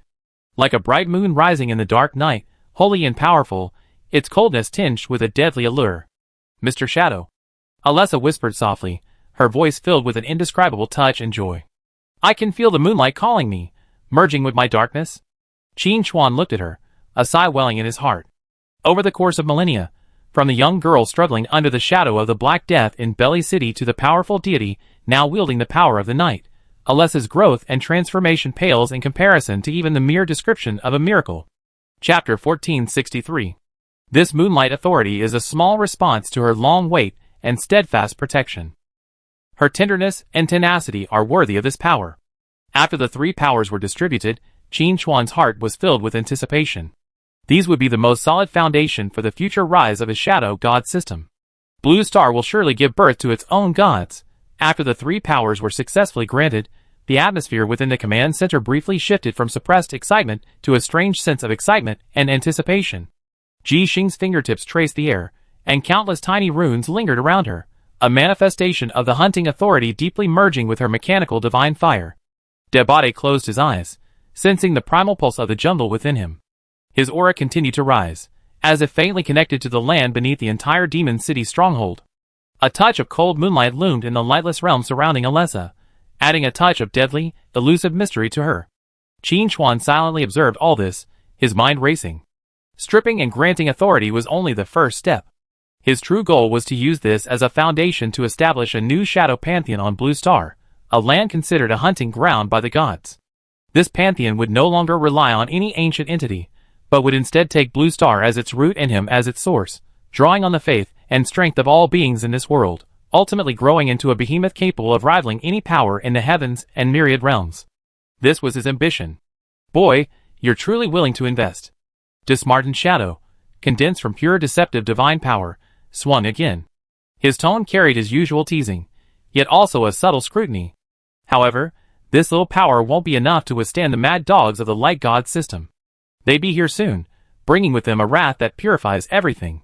You better be prepared. Dismartin's words were like a bucket of cold water, extinguishing the slight sense of relief that had just risen in the command center. Everyone's nerves were once again on edge, the oppressive feeling of impending storm almost suffocating. The might of the Light Pantheon had long been deeply ingrained in people's minds, both through past legends and recent intelligence. The fall of two main gods was enough to drive that vast pantheon completely mad. Qin Chuan's eyes were calm, as if he had already seen through everything. He spoke slowly, his voice steady and resolute, with a convincing power. I know. But a single spark can start a prairie fire. Today's foundation is tomorrow's barrier. If they want to fight, then fight. Qin Chuan's tone didn't contain the slightest hint of retreat, but rather a fierce fighting spirit. Having already stood against the Light Pantheon, there was no room for compromise. Moreover, past life experiences had proven that these otherworldly gods merely viewed Blue Planet as a passing hunting ground, plundering its resources before moving on to the next destination. Faced with such beings, one could either join them as vanguard minions in their conquest, or resist to the bitter end. Qin Chuan chose the latter. Hearing Qin Chuan's words, Jixing opened her eyes, her gaze behind her lenses sharp as an eagle. She raised her chin confidently. President, with this hunting authority, my mechanical army's search and strike efficiency will be elevated to a whole new level. Her fingertips danced rapidly across the virtual keyboard of the console, and newly optimized commands transformed into a torrent of data, pouring into the defense units throughout the Demon City stronghold. Blessed by this authority, her mechanical creations seemed to be endowed with true hunting instincts, undergoing a divine transformation. They appeared to be made of steel, but in reality, divine creations were more aptly described. Debate also opened his eyes, his body shook slightly, and a wild and heavy aura spread out. Chapter 1464. Feeling the surging primal power within him, he spoke in a low yet resolute voice. President, I will never let you down. He could sense the perfect fusion of the tiger god's legacy and the power of the jungle, creating a strange connection between him and the earth beneath his feet, as if he could mobilize a portion of its power for his own benefit. If he activated the domain and transformed the battlefield into a jungle zone, his power would increase even further. Qin Chuan nodded slightly. This was exactly what he wanted. He didn't need a crowd of cheerleaders, but comrades who could stand on their own, possess their own will, and possess formidable strength. He peered through the alloy dome of the command center, and seemed to see, against the dark backdrop of the endless void, a dazzling cluster of light points rapidly approaching the coordinates of the Blue Planet at an unimaginable speed. The light was holy and majestic, yet also carried a chilling aura of destruction. Time is running out. Qin Chuan's voice echoed in everyone's ears. The air in the command center seemed to freeze for a moment, then shattered by Qin Chuan's calm yet penetrating voice. The defense of the Demon City stronghold is only the first line of defense. Qin Chuan's gaze swept over the crowd. Our allies, Bailey City, Kyoto, and the Guild Alliance led by President Lungting, currently lack powerful leaders. Once the main force of the Light God system descends, their own strength alone will likely be insufficient to withstand the aftermath of the Divine War, and they might even collapse completely in the first round. With these words, the slight sense of relief that had risen in everyone's hearts at the distribution of power vanished. Yes, the Demon City still has a fighting chance thanks to Qin Chuan, Alessa, Dismartin, and other gods. But those allies, facing a true army of gods, are like lambs to the slaughter. Qin Chuan's gaze fixed precisely on Jixing, filled with trust and expectation. Jixing, I need you to immediately mobilize all available resources to quickly produce a batch of demigod-level combat mechas. These mechas will be deployed to the allied strongholds first. They don't need to confront the main gods head-on, but they must be able to buy them valuable buffer time, and also be able to deal with the secondary battlefields and uncontrolled low-level divine creations that may arise after the Divine War breaks out. Jixing was immersed in a newfound understanding brought by gaining power. The precise and deadly power surged through her body, blending perfectly with her mechanical divine fire.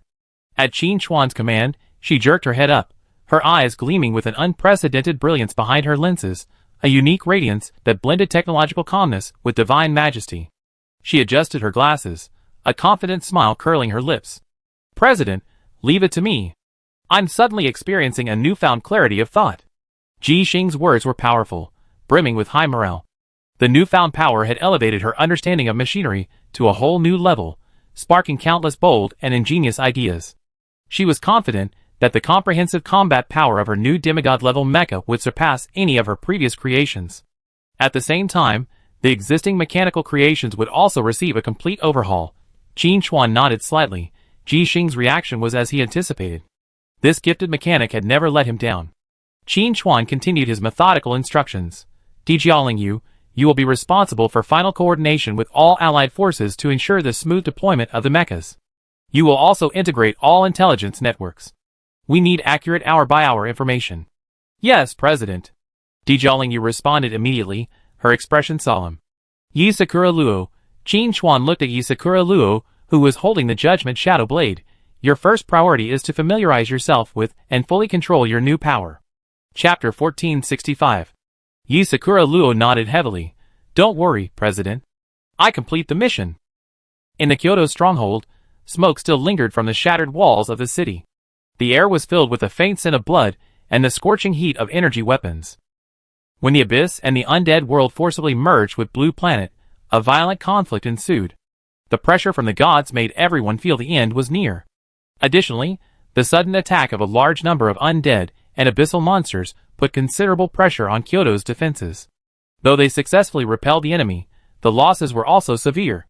According to the intelligence they had gathered, Yin Country was considered the only remaining paradise. Other areas, especially those directly descended upon by the gods, were littered with bones. Akabane stood atop the city wall, gazing at the gray sky in the distance, his brow furrowed. The several men with sturdy auras behind him also wore solemn expressions. They were all warriors who had weathered countless life and death trials, yet facing an enemy of the gods' caliber, they still felt a deep sense of powerlessness. "Captain Akabane, any news from President Yushin? Can the Demon City stronghold truly hold out?" A burly man wielding a massive axe couldn't help but ask, a hint of anxiety in his voice. Akabane remained silent, for surely he wasn't worried. Yushin was undoubtedly Blue Planet's last hope, but human power was limited, and the power of the gods was beyond imagination. Just then, a communications officer ran over excitedly.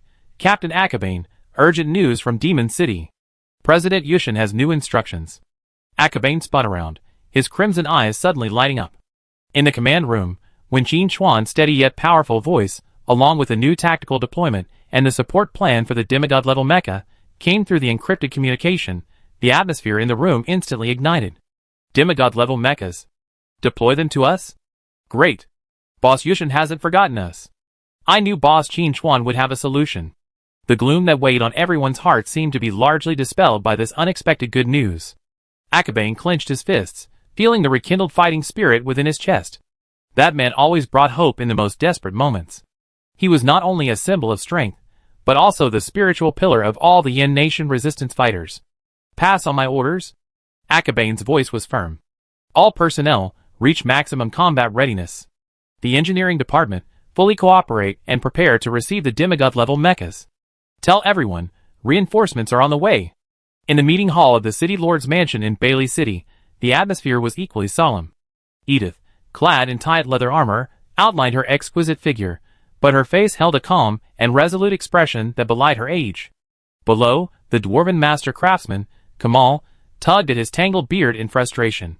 Guard instructor Lei Huao stood erect, as straight as a spear, his furrowed brow betraying his inner turmoil. "Miss Edith, any news from the shadows?" The gods gathered over the sea, and then the aura of their fall was palpable.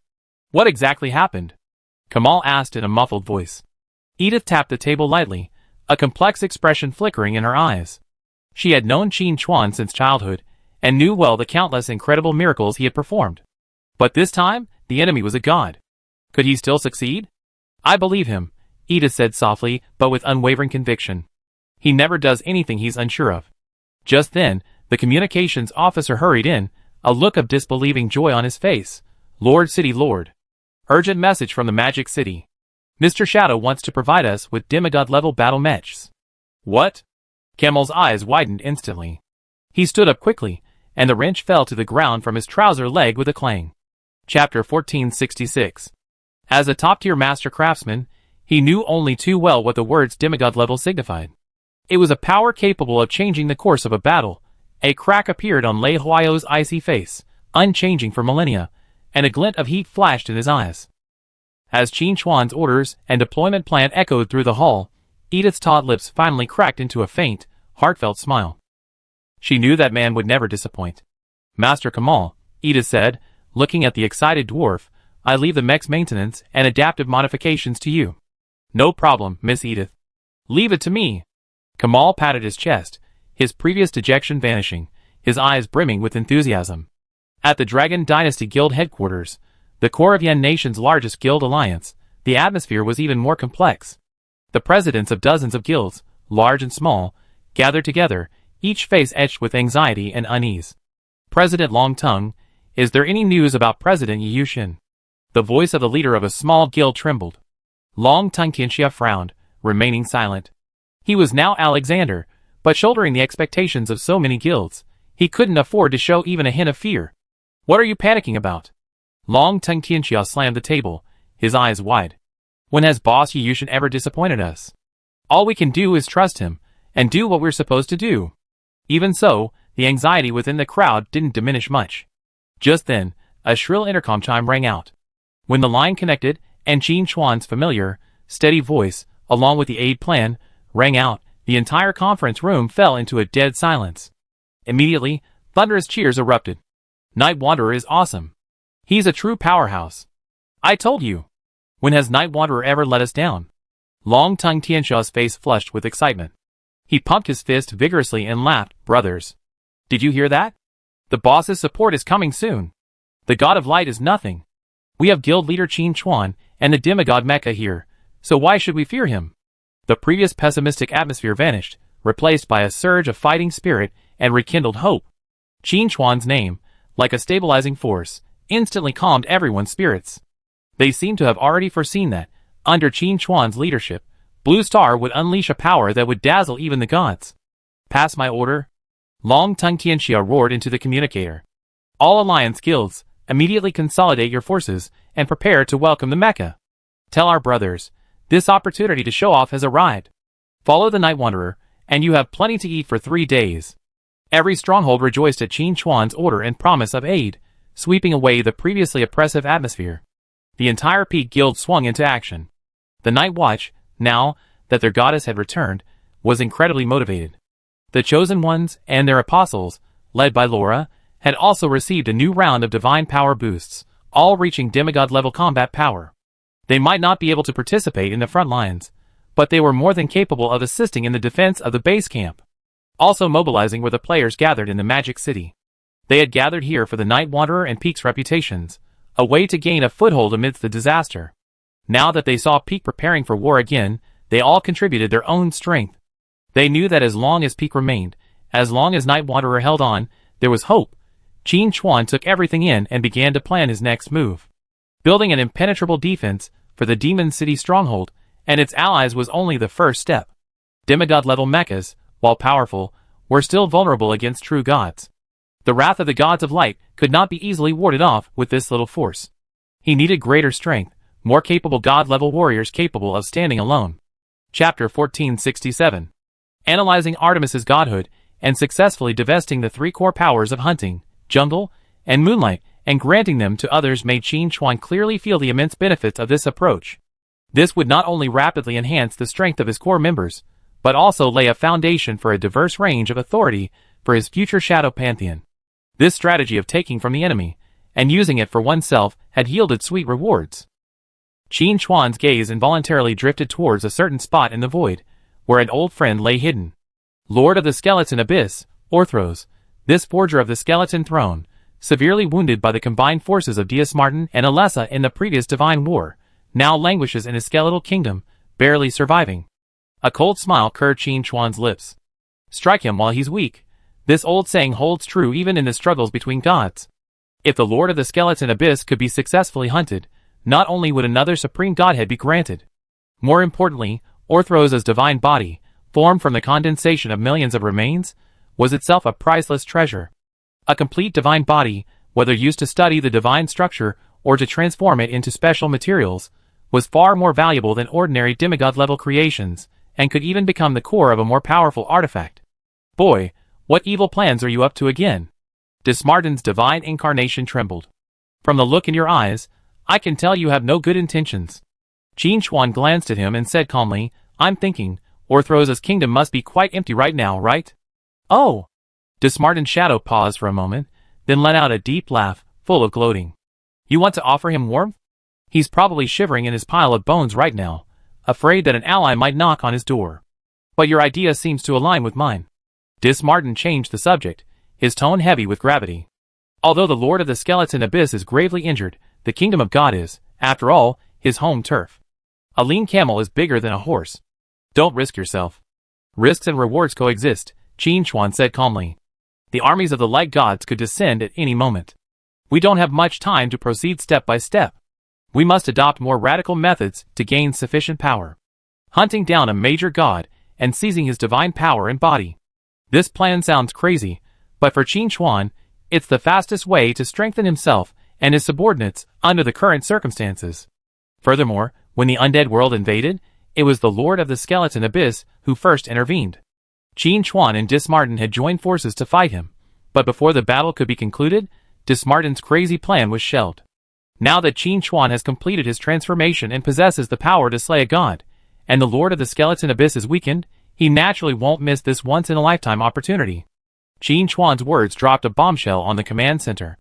Hunting a major god, and none more so than Orthros, the Lord of the Skeleton Abyss, who had once unleashed a devastating skeletal frenzy on Blue Star.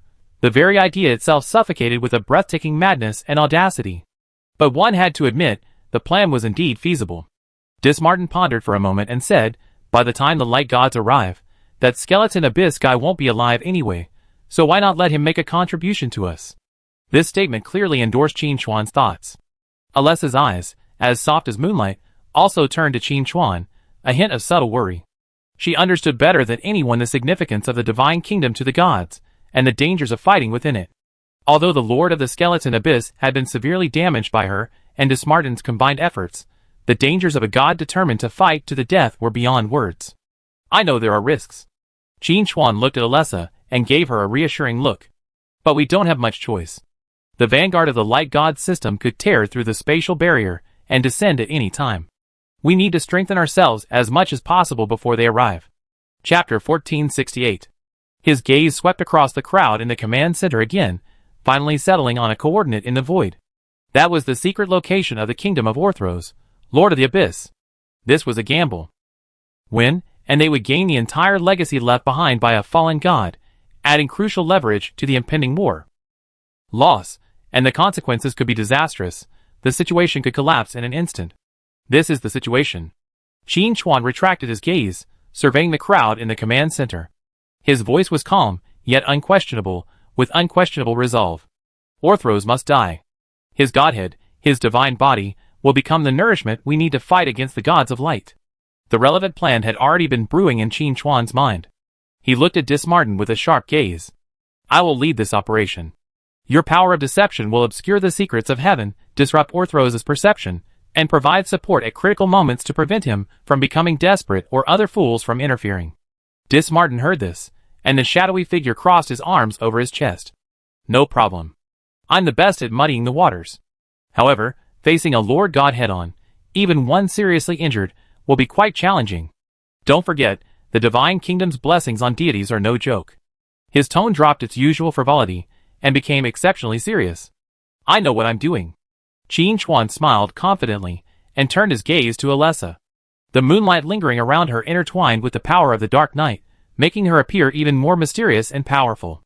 Alessa, Qin Chuan's tone softened slightly. The safety of the Demon City stronghold, and our allies is in your hands. You are our strongest support. After a pause, Qin Chuan added, the Lord of Magma will assist you. With you, I can eliminate the Lord of the Abyss without any worries. Alessa looked at Qin Chuan quietly, her eyes tinged with worry, but more so with trust and understanding. She nodded slightly, her voice ethereal yet resolute. Mr. Shadow, rest assured. Unless I fall, the Demon City will never fall. She knew the implications of Qin Chuan's decision and understood the responsibility she bore. If the rear is unstable, even the sharpest sword in front will lose its edge.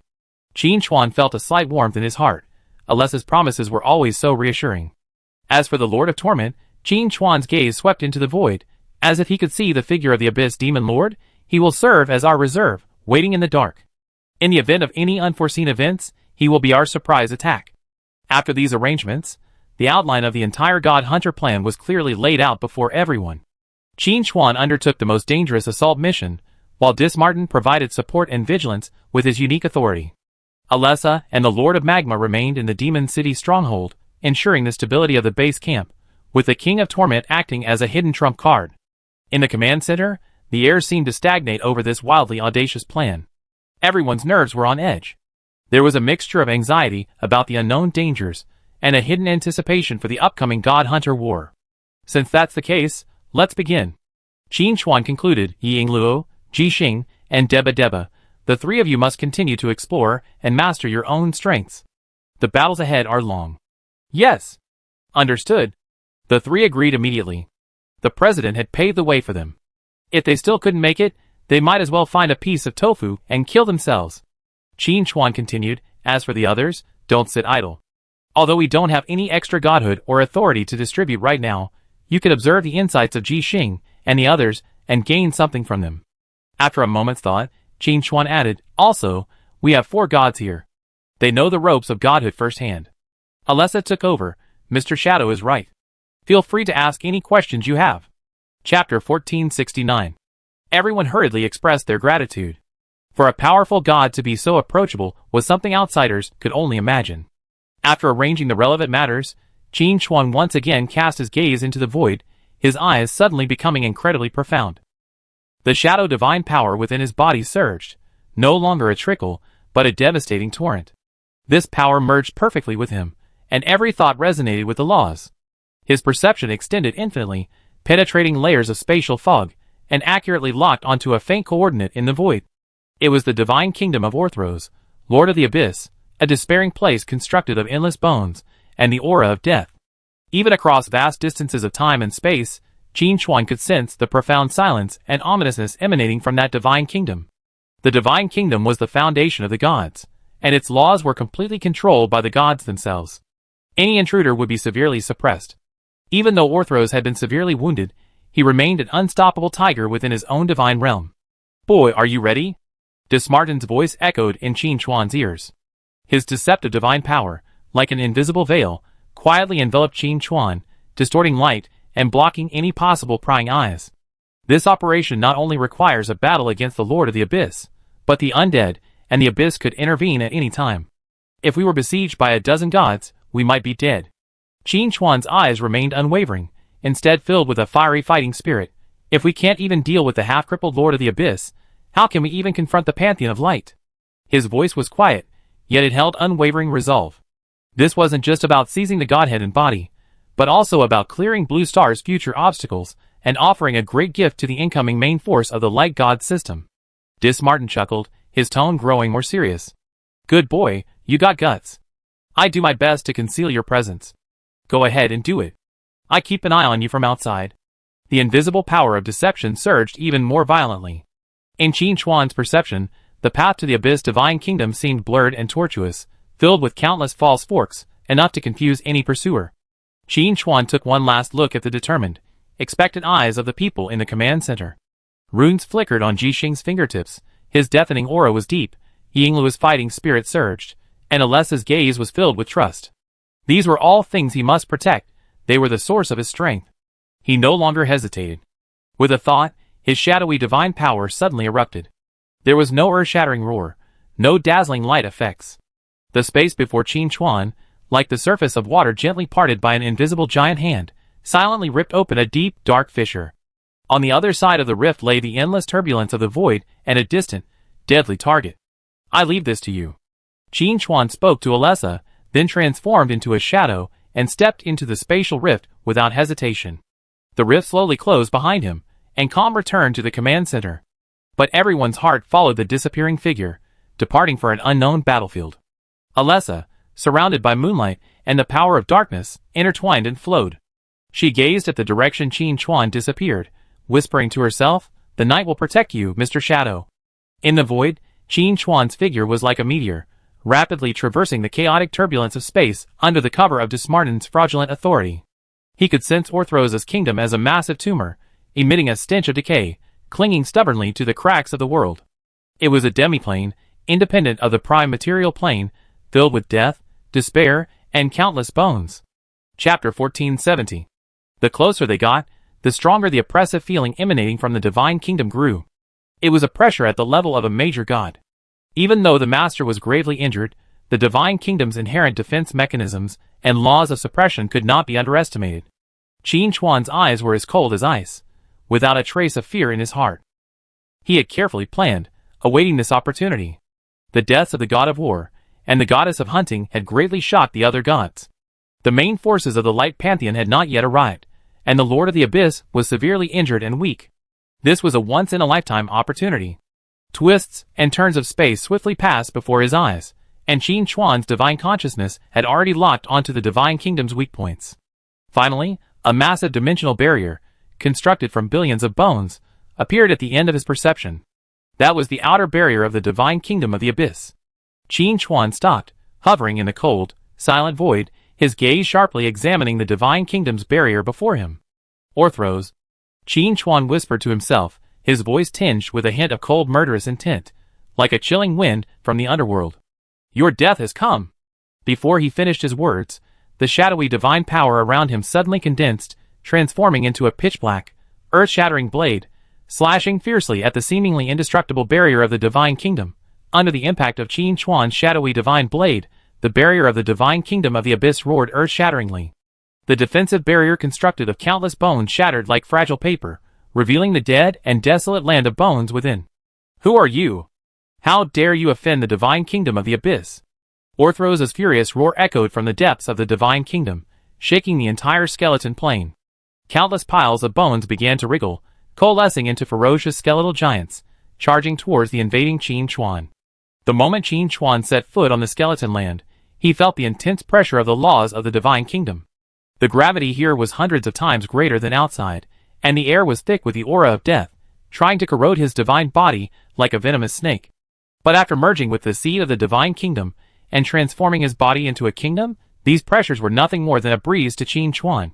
"Lord of the Skeleton Abyss, I'm here to take you." Qin Chuan's voice resounded like thunder throughout the divine kingdom. The shadow power within his body erupted, and his power of transforming his body into a kingdom was instantly unleashed. A pitch-black shadow realm spread from beneath his feet, fiercely clashing with the laws of the Skeleton Abyss. The collision of the two divine kingdoms' laws created a terrifying energy storm, shaking the entire skeleton plane violently. The charging skeletal giants were instantly reduced to dust by the erosion of the shadow realm. "Impossible. You haven't even condensed your godhood. How could you possibly possess such formidable divine kingdom power?" Orthrose, his massive form, formed from the skeletal throne at the center of the divine kingdom, rose. Every step he took shook the entire plane. His eyes burned with green soul fire, filled with disbelief and fear. Qin Chuan sneered, his sniper talent instantly locking onto Orthrose's fatal weakness. In his divine sense, the Lord of the Abyss's seemingly indestructible skeletal form bore several distinct cracks. The wounds left by the severe blows inflicted by Dismartin and Alessa. "Causal lock," Qin Chuan shouted, condensing a shadowy arrow imbued with the law of destruction in his hand. The moment it took shape, the arrow locked onto Orthrose's causal line. No matter how he dodged, he could not escape the inevitable blow. The arrow instantly crossed space, striking the largest crack on the Lord of the Abyss's chest.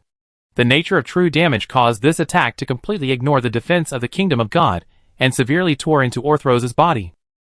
Chapter 1471. "Ah! Damn ant!"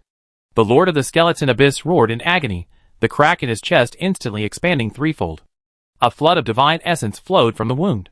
He swung his skeletal warhammer in fury, mobilizing the power of the entire divine kingdom to strike Qin Chuan. But Qin Chuan's figure moved through the shadows like a ghost, appearing in Orthrose's blind spot with each flash, his attacks pouring down like a torrential rain. The precise lock-on effect of his sniper god talent ensured that every strike hit the vital spot, and the true damage attribute rendered the Lord of the Skeleton Abyss's defenses useless. In just a few rounds, Orthrose's body had accumulated more than a dozen scars. His divine essence continued to drain, and his aura grew weaker and weaker. No! This is impossible. I am a master god. How could I be defeated by a newly ascended deity? Orthro's voice was filled with despair and unwillingness. He could never have imagined that he would be so thoroughly suppressed within his own divine realm. At this moment, a violent ripple suddenly erupted from the void. Dismartin, it seems your cover-up isn't perfect. A cold voice echoed from the void, and the figure of Astaroth, the lord of the underworld, slowly materialized, followed by the pale-faced Electra, the singer of Withering. The auras of the two gods intertwined, creating a formidable pressure. Damn it! Dismartin's shadow flickered in the void, his deceitful divine power surging wildly, attempting to block the two gods' advance. Boy, hurry! These two are here sooner than I expected. Astaroth, the lord of the underworld, sneered. Dismartin, do you think we sit idly by and watch this brat gain another godhood? With a third godhood, he's going to truly wreak havoc. That's right. We must not let him get any stronger. The Withering Singer's voice was as piercing as a night owl. With a wave of his hand, countless decaying petals blossomed in the void, each one imbued with the deathly law of decay. Dismartin's situation suddenly became extremely precarious. In a one-on-two situation, even with his uncanny ability to defraud authority, he couldn't hold out for long. Boy, I can only buy you 10 minutes at most. Dismartin's voice echoed in Qin Chuan's ears, a hint of urgency. Qin Chuan's eyes narrowed. 10 minutes was all it took, and a quick victory was necessary. He could sense the violent fluctuations in the void, and knew that Dismartin's situation was precarious. The addition of the Hades and the Withering Singer made the situation extremely complicated. It seems your allies are unreliable. A sinister smile crossed Orthros' face, composed of millions of bones. Even if you possess some skills, you are ultimately but an ant in my kingdom. The Lord of the Skeleton Abyss roared, and the entire kingdom's skeletal earth shook violently. Countless bones burst forth from the earth, transforming into a dense swarm of skeletal giants that surrounded Qin Chuan and attacked. Each of these skeletal giants possessed the strength of a demigod, and their number reached tens of thousands, forming a tidal wave of bones. Qin Chuan's eyes glared, his shadowy divine power concentrated, and the light of his King's Judgment skill shone from his fingertips. King's Judgment! Qin Chuan shouted softly, and a pitch-black judgment slash burst forth from his palm, like lightning cleaving through the darkness, striking Orthros' chest. This strike contained 15% of Qin Chuan's divine power, powerful enough to rip the body of an ordinary god apart. Orthros hastily raised his skeletal hammer to block, only to see the sinning slash, like a ghost, strangely bypass the hammer and strike directly at the crack in his chest. Ah! A shrill scream echoed through the abyss divine kingdom. The crack in Orthros' chest was completely torn apart, and a large amount of divine essence fell like a meteor shower. Chapter 1472. Even more terrifying, the effects of the King's Judgment had taken effect, significantly diminishing Orthros' attributes. Damned ant! How dare you! Orthros' roar abruptly ceased, as he saw Qin Chuan's figure vanish from the scene. In his place, a black field as deep as the starry sky rapidly expanded. Shadow King Annihilation Reincarnation. Qin Chuan's voice echoed from all directions, as if merging with the entire space. In that black field, countless tiny shadow threads, like hungry spider webs, instantly entangled all the skeleton legions. The skeleton legions howled in pain as their life force was forcibly drained, transforming into pure annihilation energy that poured into Qin Chuan's body. With each skeleton legion that fell, Qin Chuan's aura grew stronger. What kind of power is this? Orthros watched in shock as his skeleton army was drained of life force one by one. This method was more like that of a death deity than his own. Qin Chuan didn't respond. His figure, enveloped in annihilation energy, grew increasingly blurry and terrifying, like a shadowy king from the abyss. When the last skeleton giant fell, Qin Chuan's body had already been encased in a thick layer of annihilation energy armor. Now, it's your turn. Qin Chuan's voice was icy cold. He raised his hand, and 99 defense-blinding annihilation slashes rained down on Orthros, like a meteor shower. Each slash precisely struck the cracks on the Lord of the Abyss, tearing them even more hideously. Outside the void, Dismartin's situation became even more precarious. Astaroth, the Lord of the Underworld, and Electra, the Singer of Withering, intensified their attacks. Countless shadowy tentacles and decaying petals intertwined, forming a deadly web that trapped Dismartin. Dismartin, why are you helping that brat? The Lord of the Underworld sneered. With your strength, you hold a significant position in the Abyss. With the support of the Lord of Magma and the Lord of Torment, Even the Lord of Destruction has to yield to you. Why would you lower yourself to the command of a mortal? The singer of Withering chimed in. If you feel that the ruthless men of the abyss only know how to use violence, our undead world is willing to open its doors to you and carve out a separate area for you to create a new abyss. While the two gods were attacking, they were also working tirelessly to divide Desmartin. Desmartin's shadow flickered in the void, a meaningful smile on his face. Your suggestions are quite good. His voice sounded quite appealing, but his hands never faltered. The power of deception spread silently toward the two gods, like an invisible spiderweb, each strand of divine power containing a deadly trap. A barely perceptible cold glint flashed in the eyes of the Hades Lord Astaroth, but he spoke with utmost sincerity. Desmartin, as the Lord of Lies and Deception, you are a foremost among the abyssal demons, and we in the undead realm have always respected those with power.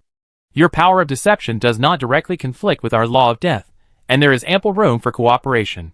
As soon as he finished speaking, dozens of shadowy chains quietly condensed behind him, wrapping around Desmartin's vitals like venomous snakes. These chains embodied the power of the Veil's authority. Once entangled, even a god would find it difficult to break free. The voice of the decaying singer Electra was as sweet as a silver bell. Since Desmartin is willing to cooperate, why not stop and make peace, so we can discuss matters? She gently stroked the air with her delicate hand, and countless decayed petals blossomed from her fingertips. While seemingly beautiful, each petal was in fact a deadly poison. These petals drifted silently toward Desmartin. If touched, they would unleash the terrifying power of the decaying realm, rapidly decaying the divine body. Chapter 1473. Desmartin laughed heartily, his eyes gleaming. Since you two are so sincere, why don't we sit down and have a proper chat? After all, those reckless men in the abyss are truly a headache. As he spoke, his figure flashed, seemingly about to stop, but in reality, he was unleashing his false promise power. Countless bizarre illusions unfolded in the void, diverting the Shadow King's chains in the wrong direction. At the same time, his other hand secretly condensed a deadly blade of betrayal, its tip aimed directly at the Withering Singer's heart. If this strike landed, it would be enough to instantly and severely injure Electra. Seeing this, the Shadow King sneered inwardly.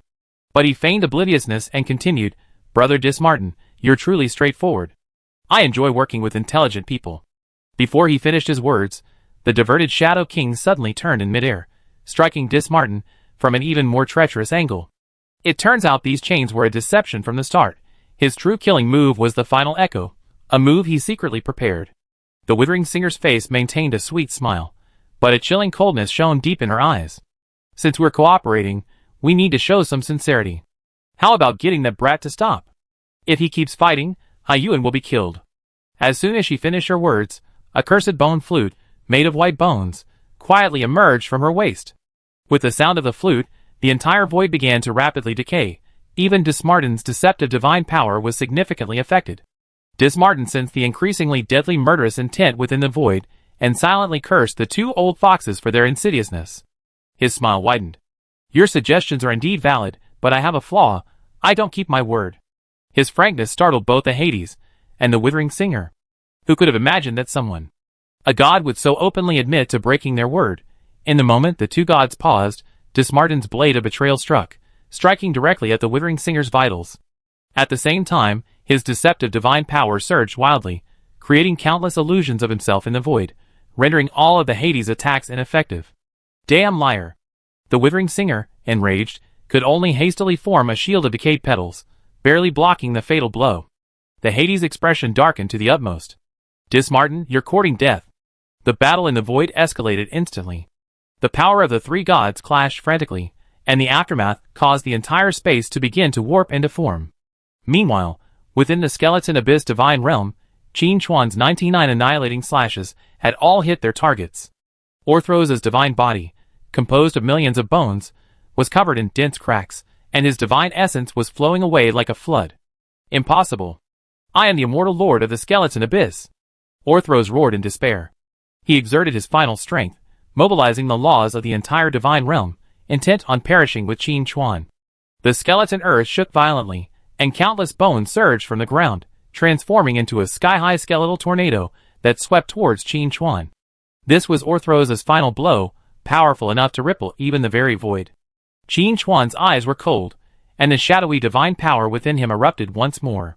He chose to use the divine fall state to withstand this attack head-on. The skeletal tornado passed through him, but was unable to cause any harm. It's over. Annihilation of the reincarnation. Several slashes were unleashed, directly locking onto the very essence of the skeleton abyss's existence. No matter how hard he struggled, he could not escape. Though not as terrifying as the previous 99 slashes, for the skeleton abyss's current strength, it was still a burden too heavy for his life to bear. The slashes pierced through the skeleton tornado, striking precisely at its core.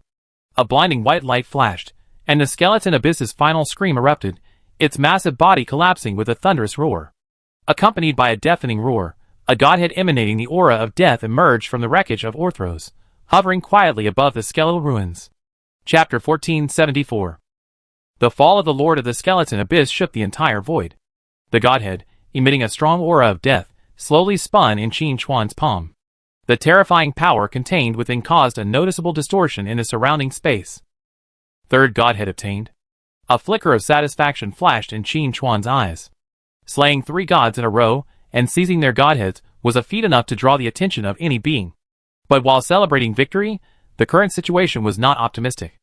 Outside the void, Dismartin's situation grew increasingly precarious. The attacks of the Lord of Hell and the Singer of Withering intensified, and the Lord of Deception's phantom began to appear intermittent. Boy, retreat. Dismartin's voice echoed in Qin Chuan's ears, a hint of urgency. These 2 old men are determined to keep you here. If you don't leave now, it will be too late. Qin Chuan was about to retreat when he felt waves of terrifying pressure emanating from the depths of the void. That soul-shaking aura clearly indicated the arrival of other gods. Interesting. Looks like today is destined to be a bustling day. A voice imbued with the aura of destruction echoed from the depths of the void. Followed by this, a terrifying figure, several thousand meters tall and blazing with hellfire, tore through the spatial barriers and descended upon the battlefield. The Lord of Destruction, the former leader of the abyssal demons, a supreme being possessing the power of destruction and doom. Though his position as leader of the demons became less secure after Dismartin, the Lord of Magma, and the Lord of Torment defected to the Shadow faction, his power remained undeniable. His appearance instantly caused the temperature of the entire void to rise by hundreds of degrees, and countless tiny spatial cracks appeared and disappeared around him. Lord of Destruction, what are you doing here? Astaroth, the Lord of the Underworld, paused his attack on Dismartin and looked warily at the abyssal devil. This is the business of our undead realm. The Lord of Destruction let out a deep laugh, like thunder from the depths of hell. Business of the undead realm? That brat has been slaying gods one after another, and seizing godhood. Do you think the abyss will sit idly by? Before he finished his words, the void trembled again, and several more terrifying auras descended. Mistress of Eternal Silence, Aphra, was surrounded by a realm of absolute deathly silence, devouring even light wherever she passed.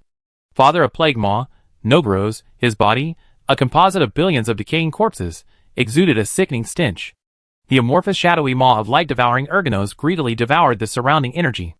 For abyssal gods have arrived, adding Dismartin, the Underworld Lord, and the Singer of Withering, 7 gods have gathered in a short moment, creating a pressure so overwhelming that the entire void begins to crumble. It looks like today is truly going to be a divine melee. Dismartin chuckled bitterly. His shadow grew even more ethereal under the pressure of so many gods. Qin Chuan's eyes icy as he scanned the gathering gods, yet his heart remained remarkably calm. He had long anticipated this day. But after completing this crucial transformation, he was no longer the weakling who needed to be swayed by others. You gods, what brings you here? I wonder. Qin Chuan's voice was calm and composed. The deathly silence surrounding Mistress Orfila expanded. Her hollow eyes stared at Qin Chuan. Boy, you're growing too fast. You've slain the Lord of the Abyss this time. If we don't stop it, I'm afraid it will be our turn next. Father of Plague Maw Nogros moved his disgusting tentacles. Indeed, you already slain gods before you even condensed your godhood. This is the most serious threat, even more dangerous than those of the Light Pantheon. The Lord of Destruction stared at Qin Chuan with blazing eyes. More importantly, you have the 4 gods alliance behind you. Dismartin, the Lord of Magma, the Lord of Torment, and the Lady of Night. This power is enough to change the entire situation. Chapter 1475. The Singer of Decay gave a delicate laugh. How about this? If you obediently hand over the 3 godheads, we can consider giving you a quick death. A sinister voice emanated from the maw of the light-devouring maw. Or become our slave. At least you can save your life. Qin Chuan listened to the god's threats without a trace of fear, instead displaying a sneer. Threatening me? Qin Chuan's voice suddenly turned icy, and the shadow power within him began to surge wildly. Just you few? Before he finished speaking, a terrifying pressure erupted from Qin Chuan. This pressure, like a physical force, impacted every god present, forcing even the Lord of Destruction to retreat half a step. Although Qin Chuan had yet to truly condense his godhead, and hadn't absorbed the godhead he had previously acquired, the dual power of his body-transforming kingdom, and the blessing of the shadow realm allowed him to unleash a terrifying aura comparable to that of a higher god. How is this possible? Mistress Aphra of Eternal Silence's voice was filled with obvious shock. How could he possess such formidable power? Qin Chuan sneered, and the shadow realm rapidly expanded beneath his feet, resonating with the divine seed within him. The combined power of the two divine kingdoms formed an unprecedented shadow realm. Within this realm, he was the absolute ruler. You desire my trophy of godhood? Qin Chuan's eyes were as deep as the abyss. Then it depends on whether you have the ability. Ere he finished his words, countless shadow tentacles surged from the shadow realm beneath his feet, attacking the gathered gods like hungry venomous snakes. Each tentacle possessed the ability to deal true damage, a skill not even a god would dare to withstand. The Lord of Destruction roared, his entire body erupting in flames. Arrogant brat. Even if you possess some skills, they're merely the power of the divine kingdom. Indeed, you're nothing outside this place. Nogros, the father of Plague Maw, wiggled his disgusting tentacles. Today, I show you the true power of a god. A mocking voice emanated from the maw of the light-devouring maw. A fellow who hasn't even fully condensed his godhood dares to act so arrogantly before us. The singer of Withering chuckled. It seems we've been too polite, giving this kid some false impression. The four abyssal gods attacked simultaneously, their destructive flames, corrupting poisonous mists, devouring shadows, and withered petals intertwining into a deadly torrent of attacks. An attack of this magnitude would have required even the god of light to take seriously. But Qin Chuan's reaction exceeded everyone's expectations. He didn't dodge or defend himself, but instead charged head-on. The shadow realm instantly expanded to its full potential, devouring all attacks. Those seemingly terrifying divine attacks vanished before the shadow realm like drops of water absorbed by a sponge, vanishing without a trace. Impossible. The Lord of Destruction gazed at the scene in shock. Your kingdom is only a prototype. How could you so easily absorb our attacks? A hint of sarcasm flashed in Qin Chuan's eyes. There will be many more things that will surprise you in the future, provided you can still wait for that day. His words made the gods present feel a little uneasy. Qin Chuan's performance truly exceeded their expectations. This devouring ability was beyond the reach of ordinary divine kingdoms. The key point was that if this were a true divine kingdom, it would be fine, and could be attributed to the strength of both sides. But now Qin Chuan, with a half-baked prototype of a divine kingdom, absorbed their law-based attacks. This was a bit unreasonable. Who, after all, was the true god? Outside the void, Dismartin took advantage of the god's attention being drawn to Qin Chuan and quietly escaped the encirclement of the Lord of Hell and the Singer of Withering. His shadow flashed to Qin Chuan's side and whispered, "Boy, you can't fight for long. If these guys get serious, you may not be able to hold out." Chapter 1476. I know. Qin Chuan's voice was calm, but the fighting spirit in his eyes grew increasingly intense. But before we retreat, we must leave a lasting impression on them. The Abyss Lord's divine power in his hand emanated an even stronger aura of death, resonating strangely with the Shadow Realm. The power of death and shadow began to merge, forming a new, terrifying pressure. Faced with the siege of several gods, Qin Chuan no longer had time to slowly analyze the divine power. He had to swiftly transform it into actual combat power. Mistress Eternal Silence felt this pressure, and her face suddenly changed. He wants to forcefully fuse the divine power. What a madman. In the world of gods, fusing divine power is an extremely dangerous process, requiring absolute safety. Forcibly fusing divine power in battle can lead to its collapse, and the individual's death, if not handled with care. But Qin Chuan clearly didn't care about these risks. The Shadow Realm possessed a powerful devouring power unimaginable to the outside world. While absorbing divine power during battle was risky, it wasn't fatal. He could even use the pressure of battle to accelerate the process of analysis and fusion. Sniper precognition. Qin Chuan shouted, his sniper god talent instantly activated. For a moment, time seemed to slow down, and every movement of the gathered gods became clear. He could see the Lord of Destruction gathering a ray of destructive light, aiming for his heart. The Father of Plague Maw prepared to release a domain of corruption, attempting to pollute the Shadow Realm. The Maw of Light devouring opened its maw, ready to devour his divine power. The mistress of eternal silence's domain of death was quietly expanding, attempting to sever his connection to the shadow realm. More importantly, he also saw the flaws in these attacks. Since you're all so eager to die, I grant your wish. Qin Chuan's voice resounded like thunder through the void, and shadow power surged wildly, condensing around him into destructive law-based attacks. The collapse of the Abyss Divine Kingdom shattered the entire space, and countless skeletal fragments drifted in the void, emitting the afterglow of death. This once glorious kingdom, now reduced to ruins, became the perfect backdrop for this epic divine war. Arrogant!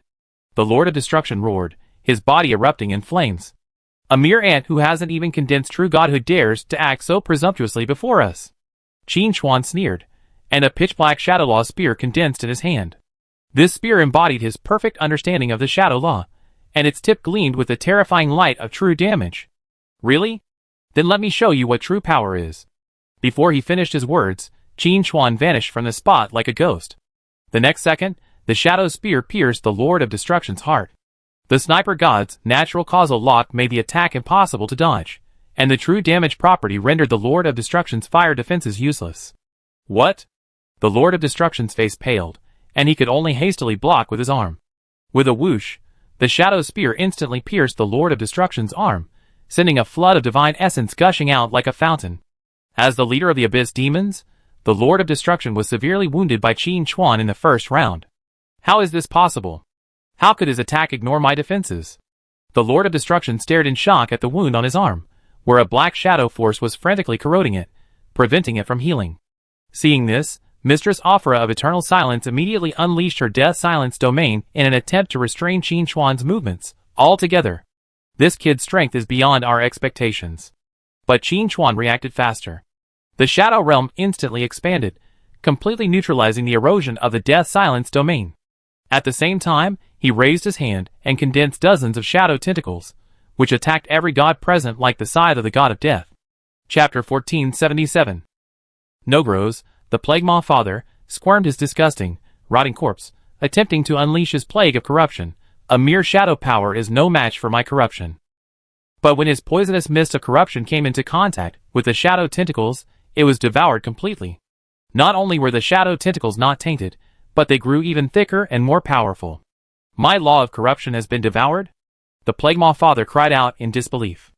Ergonos, the light-devouring maw, opened his maw, attempting to devour Qin Chuan's shadow power. Foolish boy, my devouring ability. Before he could finish his words, he realized his devouring attack was like a drop in the ocean, completely ineffective. Instead, several shadow tentacles burrowed directly into his maw, wreaking havoc within. Ah! Ergonos howled in pain, gushing out a stream of black blood. Seeing the situation was dire, the singer of Withering Electra quickly retreated. This is impossible. How could he suppress the authority of all of us? Astaroth, the Lord of the Underworld, looked gloomy. There's something strange about this boy's shadow law. It seems to be able to absorb and transform the power of other laws. Martin, watching from the side, was deeply shocked. He knew Qin Chuan was strong, but he hadn't imagined him to be this strong. Fighting 1 against 6, not only did he not lose, he actually suppressed all of them. Boy, I didn't expect you to improve so quickly, Martin said in a voice transmission, his tone tinged with both relief and astonishment. But we can't afford to linger. Once these guys fight to the death, it's no joke. Qin Chuan understood Martin's concerns. Although he currently held the upper hand, these gods were, after all, established figures with many hidden weapons. If pushed to the limit, they might launch an unexpected counterattack. But at this moment, a terrifying pressure emanated from the depths of the void once again. A golden light shone at the edge of the void, rapidly approaching the battlefield. The aura of the light god system. Mistress Eternal Silence's face changed drastically. They're coming! Qin Chuan's eyes narrowed. The light god system had arrived earlier than expected. It seemed this divine war must be concluded quickly. However, according to his calculations, given the deaths of the god of war and the goddess of hunting, the light god system would not charge headfirst, but would instead gain a foothold. That was his last chance to advance. It would be enough for Qin Chuan to launch a surprise attack and kill 1 or 2 more gods. Then he would have to engage in a battle with the light god system, and even face the god of light directly. Also, Qin Chuan, whether it was an illusion, sensed a familiar gaze, filled with an unquenchable resentment. The threat posed by the light gods was significant, but there was at least a buffer period. Qin Chuan's priority was to quickly conclude the divine war here, and then prepare for the next step. Although the light gods have arrived, they're still some time away from truly arriving. Qin Chuan's eyes gleamed. The Shadow Realm's devouring power allowed him to clearly sense the intensity and distance of distant pressure. This judgment was invaluable in divine wars, allowing him to precisely grasp the rhythm of battle. Dismartin sensed Qin Chuan's intentions, and his deceitful divine power quietly fluctuated. Boy, you're not thinking. Indeed. Qin Chuan's thoughts were as cold as ice. If we want to balance the forces, one Lord of the Abyss is far from enough. His gaze locked on Electra, the singer of Withering. The sniper god's talent instantly activated, and the terrifying power of causal lock made Electra tremble. You want to kill me? The singer of Withering chuckled. You alone think you can kill me in front of so many gods? You're just dreaming. Astaroth, the lord of the underworld, immediately sensed the danger. Tentacles, manifested from the laws of the netherworld, surged wildly. Everyone, protect Electra. We can't let this brat succeed again. Chapter 1478. The Lord of Destruction clutched his injured arm, his eyes blazing with rage. I was careless just now. Now I tear you to pieces. Nogros, the father of Plaguemaw, squirmed his disgustingly rotting corpse. Surround him together. Don't give him a chance. The five gods instantly adjusted their formation, surrounding Qin Chuan in the center, forming an impenetrable siege. Qin Chuan sneered, the shadow power within him surging once again. The Lord of the Abyss's godhead spun rapidly in his palm, the power of the law of death being frantically devoured and analyzed by the Shadow Realm. Do you think numbers mean anything? Qin Chuan's voice resounded like thunder through the void. Today, I show you what true overwhelming power looks like. As soon as he finished speaking, the Shadow Realm expanded to its maximum extent. The entire void was enveloped in inky shadow power, forming an independent battle zone. In this zone, Qin Chuan was the absolute master. Shadow's gift. Qin Chuan growled. Originally, this skill was primarily reserved for peak members, but after completing a crucial transformation, Shadow's gift now grants not only basic attributes, but also divine power. Dismartin's divine power instantly grew more concentrated, and the strength of his deceptive power skyrocketed. Feeling the power surging within him, Dismartin's eyes flashed with surprise. This level of increase. Boy, you surprised me again. Mistress Aphra of Eternal Silence's expression was grim. Not only that, mortal, Dismartin's power is also rapidly increasing.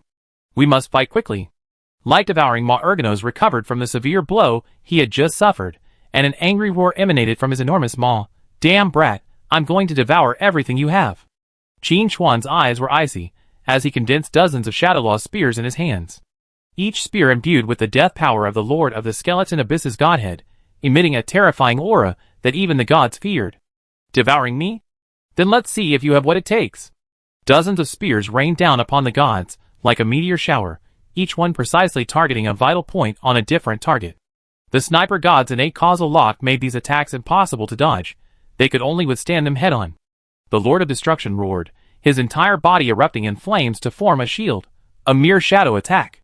Don't even think about harming us. But the moment the shadow spears made contact with the flame shield, a shocking scene occurred. The blazing flames of destruction were pierced directly by the spears, offering no defensive effect at all. What? The Lord of Destruction's pupils constricted, and he could only hastily use his body to withstand the attack. With a whoosh, the shadow spear instantly pierced his chest, gushing forth a torrent of divine essence. Eternal Silence's mistress and Plaguemaw's father were not spared either. Their deathly silence domain and corruption shield proved ineffective against the true damage, and both deities were severely wounded. Astaroth, the lord of the underworld, tried his best to block with his nether chains, but they were as fragile as paper against the shadow's spear and instantly shredded. Impossible. Why are our defenses completely ineffective? Qin Chuan sneered. In the face of absolute power, all defenses are useless.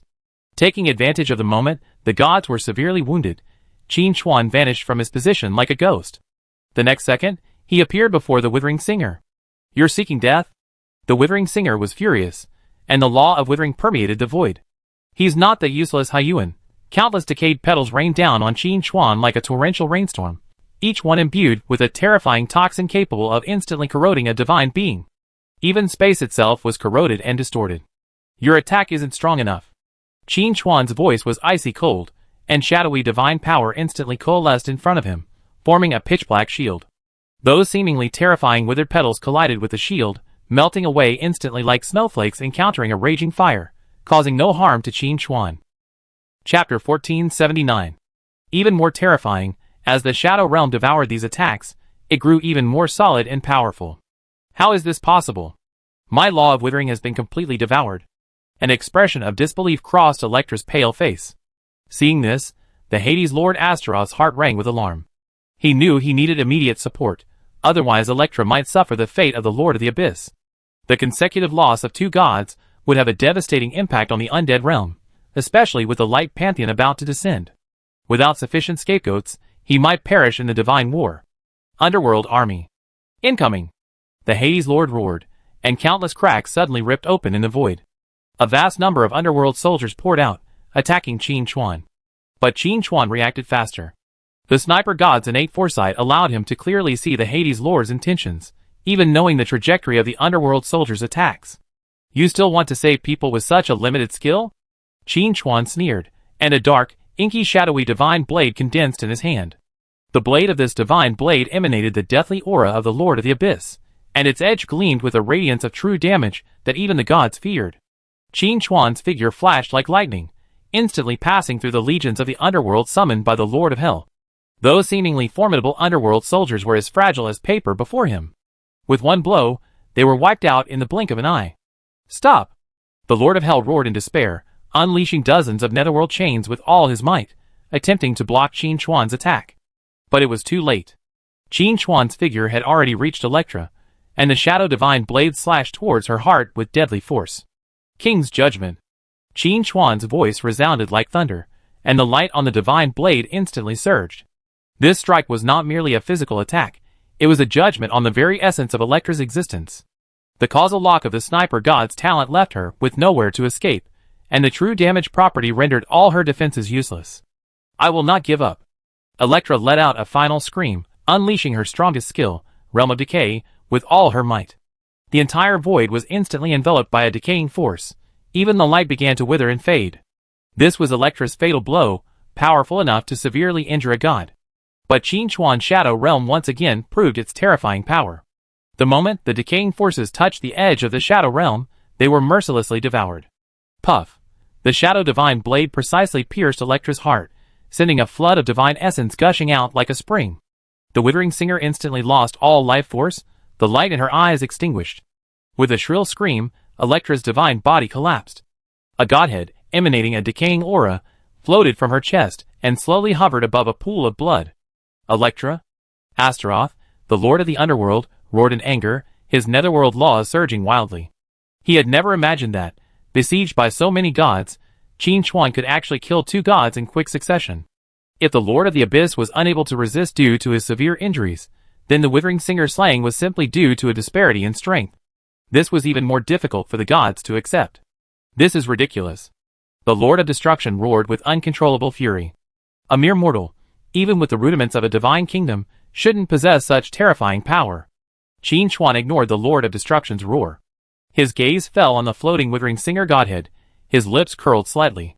Acquiring two godheads in such a short time was a far greater gain than expected.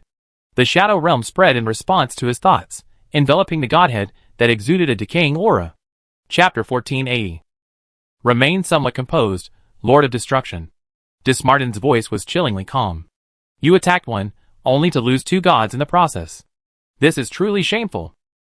As he spoke, the golden light from the depths of the void grew blindingly bright, rapidly approaching the battlefield like a blazing sun. The aura of the light gods grew ever clearer, its pure, suffocating pressure drawing the gazes of all the gods. The light gods are arriving faster than expected, Dismarden said solemnly. Boy, it's time to retreat. If we don't leave now, we won't be able to leave. Astaroth, the Lord of the Underworld, flashed a cold light in his eyes. Though furious at the Singer of Withering, he knew that a falling out with the Abyss wasn't the most pressing matter. His gaze briefly met with the Lord of Destructions, and the two powerful gods reached a tacit understanding. Qin Chuan, the Lord of Hell, gritted his teeth. My undead world will never forget today's humiliation, but it seems we have to settle our grudge later. Oh! It's rare you still have that much sense. The Lord of Destruction sneered. Just in case. I want to see what expression this mortal will have when facing the Light God system. Qin Chuan was already calculating the time. The Light God System's vanguard was racing towards them, arriving on the battlefield in 10 seconds at most. Although he was powerful, facing the full force of the Light God System, it was unwise to fight head-on. The key was that gods like the Lord of Hell and the Lord of Destruction were watching closely nearby, and he didn't want to be taken advantage of. He had to evacuate immediately, taking advantage of the final moment to analyze his godhood and enhance his strength. At the end of the void, golden light had become material. It was a vast army composed of countless angels and holy spirits, guarding several holy light warships forged from divine crystals. Each warship exuded a terrifying sacred aura, enough to easily destroy a mid-level plane. The Holy Light Army, the vanguard of the Light God System. Dismartin's shadow grew even more ethereal.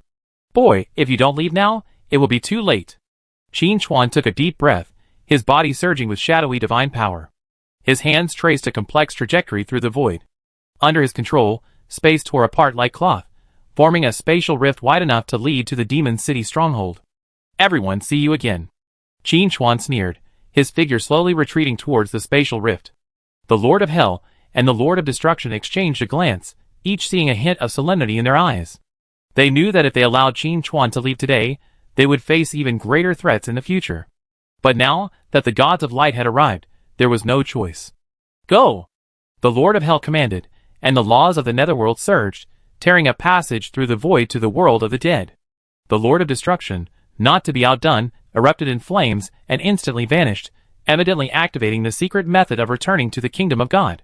The other gods, observing this, also employed their own methods and quickly left the battlefield. Just as Qin Chuan was about to step into the spatial rift, he suddenly sensed a strange aura. Though faint, the aura was strangely familiar, as if it had traversed the endless void and reached the depths of his soul. Is this the aura of Apocalypse? Qin Chuan frowned, a sense of unease welling up in his heart. What did you sense? Dismartin asked softly, noticing Qin Chuan's abnormality. Apocalypse. Qin Chuan's voice was solemn. But Apocalypse's aura isn't mingled with the light pantheon, it carries a certain neutrality. Dismartin's shadow trembled violently upon hearing this. The situation has become even more interesting. Apocalypse's will has manifested so quickly. But we can't afford to worry about it. Let's return to our base. Qin Chuan sensed the unusual fluctuations in Apocalypse's aura, and his alertness reached its peak, but he had no time for further reflection. He decisively stepped into the spatial rift, his shadowy divine power forming a protective barrier behind him to prevent any sneak attacks from the gods. Chapter 1481. The familiar aura of the demon city stronghold washed over Qin Chuan, and he felt an unprecedented sense of security. Although this divine battle was extremely dangerous, the rewards were also immense. He had slain 2 gods in one fell swoop, seizing 2 divine natures. The Lord of the Abyss's divine nature was imbued with the aura of death, while the Singer of Withering's divine nature exuded the power of decay. How to utilize these 2 divine natures would be a crucial question for him to consider next. And he had to act quickly. The arrival of the vanguard of the Light God System meant the main force was behind them. It could take days, or even a second, for them to appear on Blue Star. Huh? You're finally back. Dismartin's voice carried a hint of fatigue, but more of a solemnity. Boy, you gone too far this time. The vanguard of the Light God System has arrived, and the main force will likely be on the frontier soon. Qin Chuan didn't respond immediately. He spread his palms, and 2 divine natures, emitting completely different divine auras, hovered quietly. One was pitch black, emanating the pure and icy law of death. It was the godhead of Orthros, Lord of the Skeleton Abyss. The other, a sickly gray hue, emanated an aura of decay and decay. It belonged to Electra, the Singer of Withering. Time waits for no one. Qin Chuan slowly closed his eyes, his mind sinking into his body. Lord of the Skeleton Abyss, Singer of Withering. Your godheads will become the stepping stones for me to ascend to a higher level. Qin Chuan's gaze flickered between the 2 godheads, his mind racing, analyzing the laws contained within them. His current strongest attack relied on his sniper god talent, particularly his origin shot, but origin shot had a long cooldown and a high energy consumption. If the death and decay properties of these 2 godheads could be integrated into other offensive methods, it would greatly enhance combat power. Meanwhile, beyond Blue Star, golden light ripped through the veil of darkness, like a divine revelation. Countless angels, flapping their pure white wings, and holy spirits shrouded in holy light, formed a vast and boundless army. Their expressions were solemn, their eyes devoid of any trace of pity, only absolute coldness and indifference. The leading holy light warships, forged from divine crystals, emanated a terrifying power capable of purifying everything. Execute the purification procedure. A cold, emotionless will swept across the entire angelic army.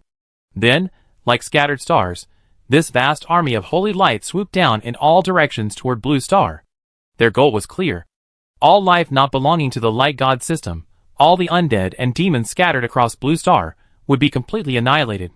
Somewhere in North America, a gathering place for survivors.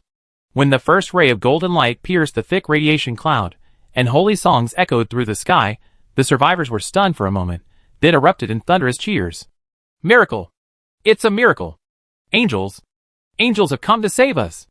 They fell to their knees, tears streaming down their cheeks, believing the suffering of the apocalypse had finally come to an end. However, when those holy angels descended, they brought no salvation. Heretical faith fluctuations detected, executing cleansing. Soul pollution detected, executing cleansing. The cold declaration was followed by a merciless slaughter. Holy light transformed into sharp blades, easily ripping through the survivors' crude defenses. Flames, thunder, and holy shockwaves raged through the ruins. Why? We believe in you. Stop, we are not the enemy. The ecstasy on the survivors' faces was quickly replaced by terror and despair. They couldn't understand why the angels, said to bring hope, would raise their butcher knives against them. Some survivors, who attempted to resist, were crushed like ants before the sheer force. Many more were bound by angels, with chains of holy light, and escorted to a makeshift stronghold. Chapter 1482. Either offer your pure faith to the light, an archangel spoke with a majestic yet cold voice, hovering above the concentration camp. Or, be thoroughly purged as heretics. Despair spread like a plague among the survivors.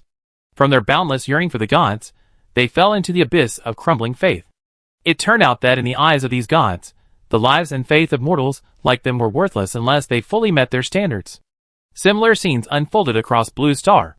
Demons and undead creatures wailed and turned to ash under the illumination of the holy light, and those human survivors who refused to surrender faced the same fate. Yin Country, Kyoto Defense Line. A shrill alarm rang through the sky, and golden light intertwined with artillery fire, and explosions echoed one after another. Report. High energy reaction detected in Area A7. The holy light's energy intensity is soaring. Hold on. In the command room, a general roared, his eyes bloodshot. The warriors, relying on their iron defenses, engaged in a desperate battle against the legions of angels descending from the sky. A variety of heavy weapons unleashed a barrage of fire, attempting to halt the angels' advance. Where are the demigod-level mechas Ms. Jixing sent as reinforcements? Hurry and dispatch them. Report. 3 demigod-level mechas, codenamed Zhulong, Baihu, and Xuanwu, have been deployed to the battlefield, temporarily stabilizing the situation. 3 massive mechas, tens of meters tall, raced across the battlefield, their massive energy weapons striking down several angels with each swing. Under the cover of these mechas, the warriors quickly formed a defensive line. Elsewhere, the situation in Belly City was somewhat more delicate. As one of the 12 former main cities, Belly City had a church for centuries. The people here, formerly known as NPCs, had a natural affinity for the gods. However, Edith was well aware that Belly City, now allied with the Demon City stronghold and associated with the shadows, was also a target for purification in the eyes of the light gods. And the events unfolded much as Edith had predicted. When the angels descended outside the city, they attacked without hesitation. Had they not deployed defenses in advance, the attack would have been enough to bring the walls down. Damn it! Attack! Edith's face was grim. Anyone who dares to attack her city is an enemy, even the god of light. Inside the secret room of the Demon City stronghold, Qin Chuan's eyes were tightly closed, and the power of shadows clashed violently with the aura of death and decay around him. He was analyzing and absorbing the power of the 2 godheads at an astonishing rate. The core of the Lord of the Skeleton Abyss's godhood is death. His authority, bone vein resonance, can awaken skeletons and even grant them power through sacrifice. The core of the Withering Singer's godhood is decay. His authority, domain of decay, can accelerate the decay of all things. The amplification these powers have on the sniper god's talents is obvious. Causal lock, infinite range, law penetration, precognitive sniper, and origin shot. These 5 abilities have all been enhanced to varying degrees. Qin Chuan's consciousness was immersed in the ocean of law. Under the catalysis of his godhood, the effect of precognitive sniper seemed to become even more acute. He could even vaguely perceive fragments of the distant future. And if the origin shot, a blow that consumes divine power, could be integrated with the essence of death and decay, its power would be unimaginable. This kid never fails to surprise me. Dismartin's divine incarnation sensed Qin Chuan's rising aura, feeling both astonished and concerned. Simultaneously analyzing two divine natures of different attributes, and doing it directly after the battle? Any other deity would have exploded and perished. Is the power of the Shadow Realm truly so overwhelming? He could sense that Qin Chuan wasn't just absorbing the divine nature, he was leveraging its power to undergo a profound transformation and integration of his own abilities. Chapter 1483. This determination to reconstruct the past through destruction terrified even Dismartin. Qin Chuan turned a deaf ear to the outside world, his entire mind focused on analyzing the divine nature. He had to maximize his strength before the main force of the light god system arrived.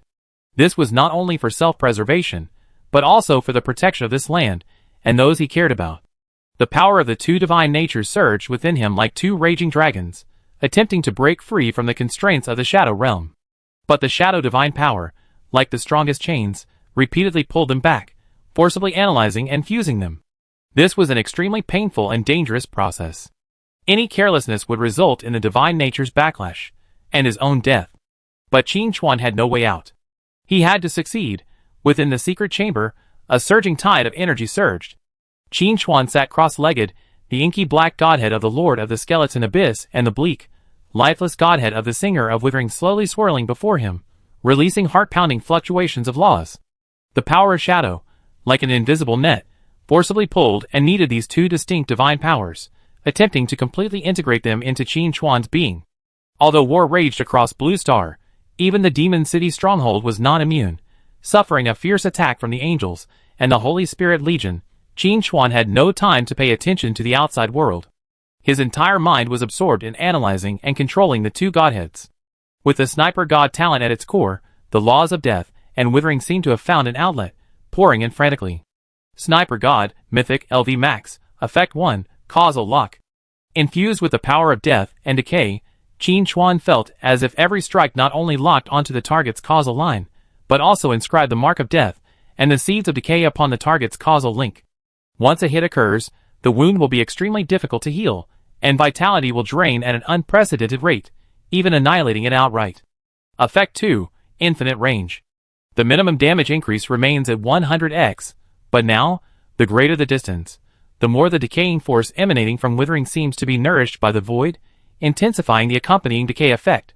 Even at infinite range, enemies will continue to suffer from the law's erosion. Effect 3, Law Penetration.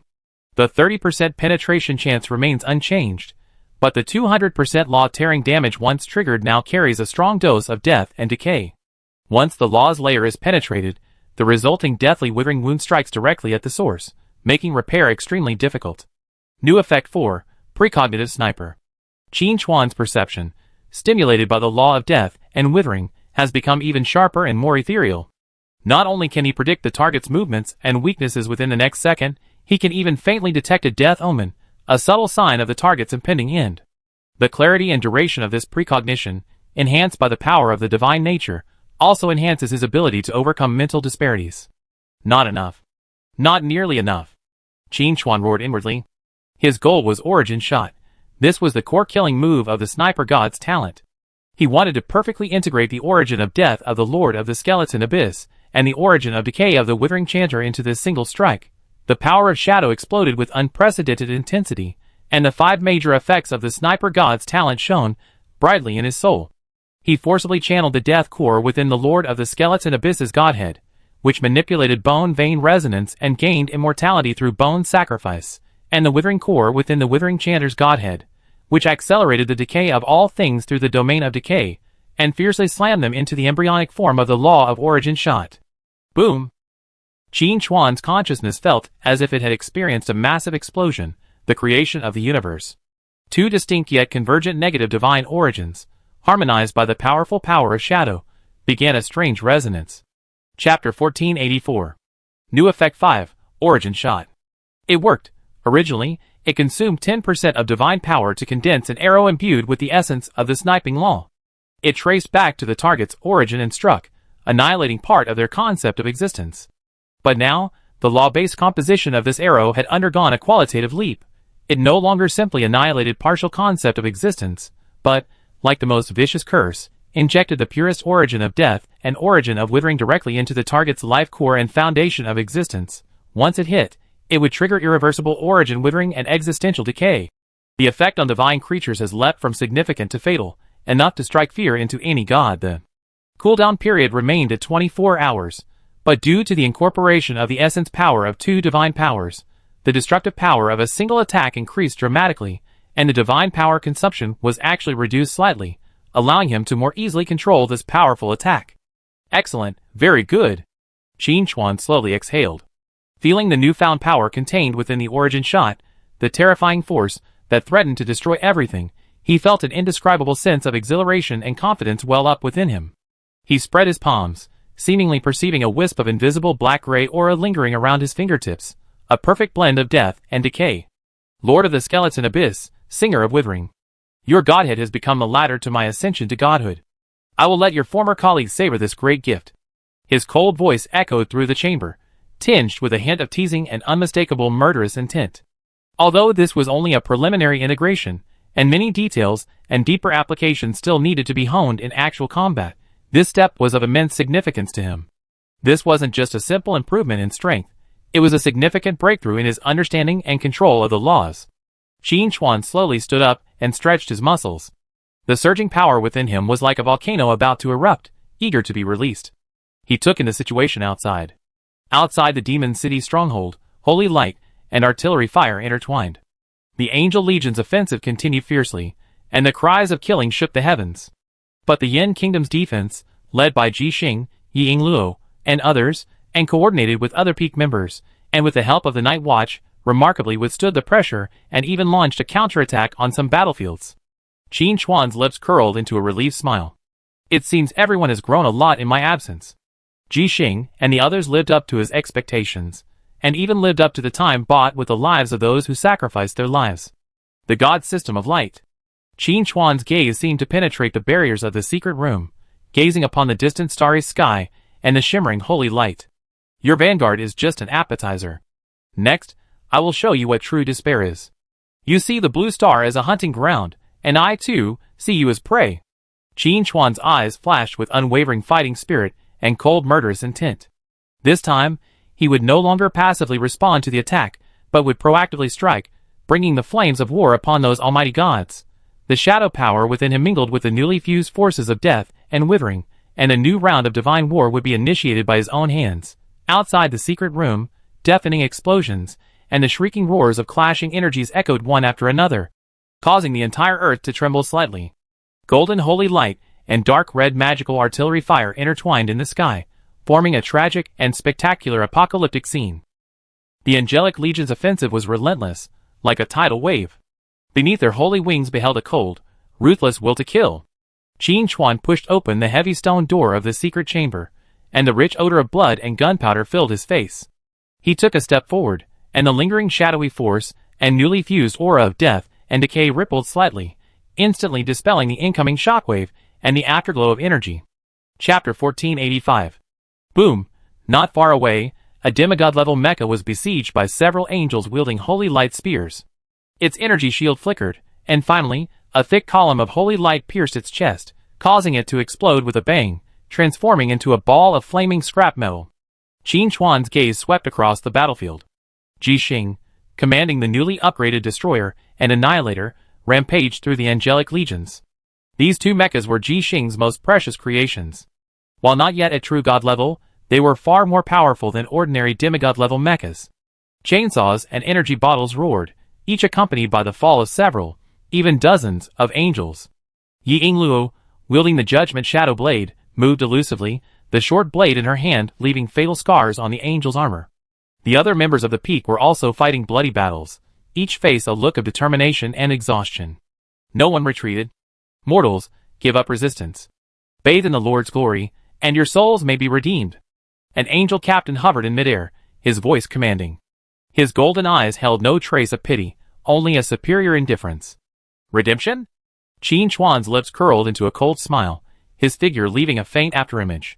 The angel captain, who was delivering the oracle, had barely finished his words when he suddenly felt an intense sense of danger locking onto him.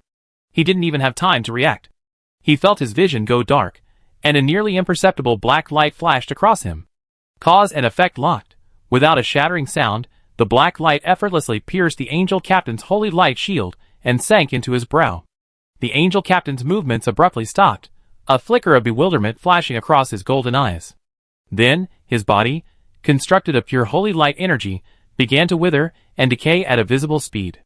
His vitality drained away like a flood, his holy light rapidly dimming. In the blink of an eye, this powerful angel warrior was reduced to a handful of ash, dissipating into the air, leaving not even a trace of his soul behind. An archangel engaged in a battle with Ji Xing turned sharply, a flicker of astonishment in his eyes. What a bizarre attack! Directly annihilating existence? Qin Chuan's figure solidified once again on the city wall, as if he had never moved. He didn't even glance at the fallen angel. He simply raised his hand, and a pitch-black longbow, condensed from the laws of shadow, death, and decay, slowly emerged. At his current level of strength, his offensive methods were no longer limited to conventional weapons. He acted at his will. The bowstring vibrated repeatedly, and angels fell like dumplings. How dare a lowly mortal try to stop a chariot before the holy light?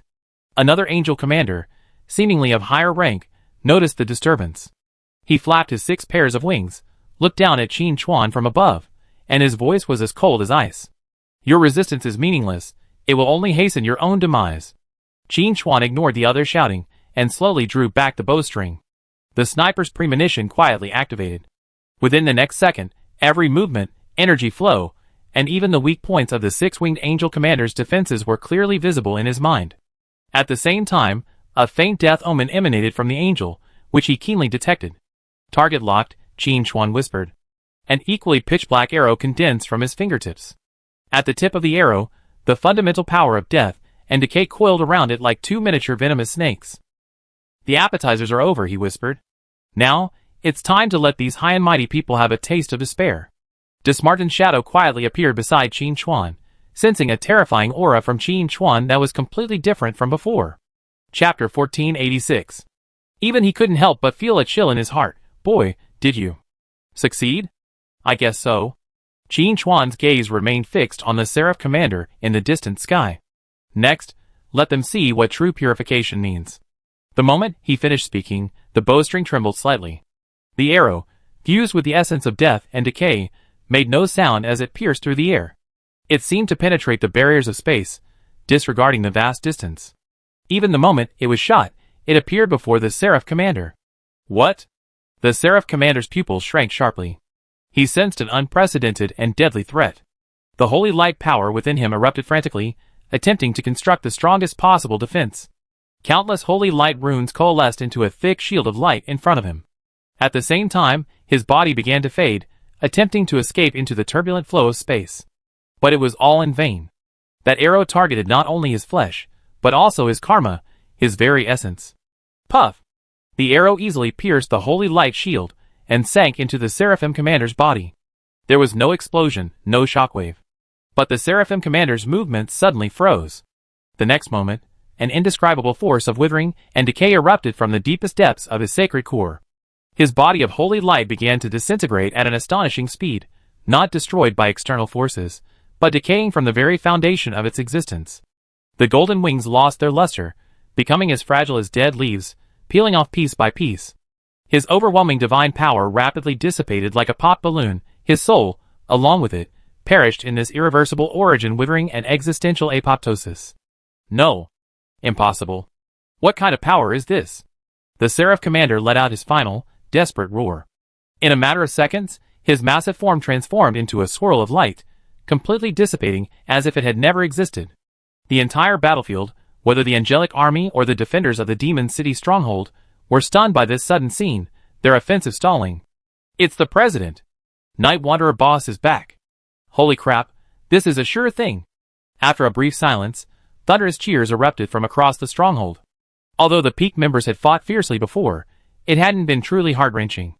Add to that the fact that the Four Gods Alliance, in preparation for the upcoming divine war, would not intervene directly, further instilling a sense of unease among many.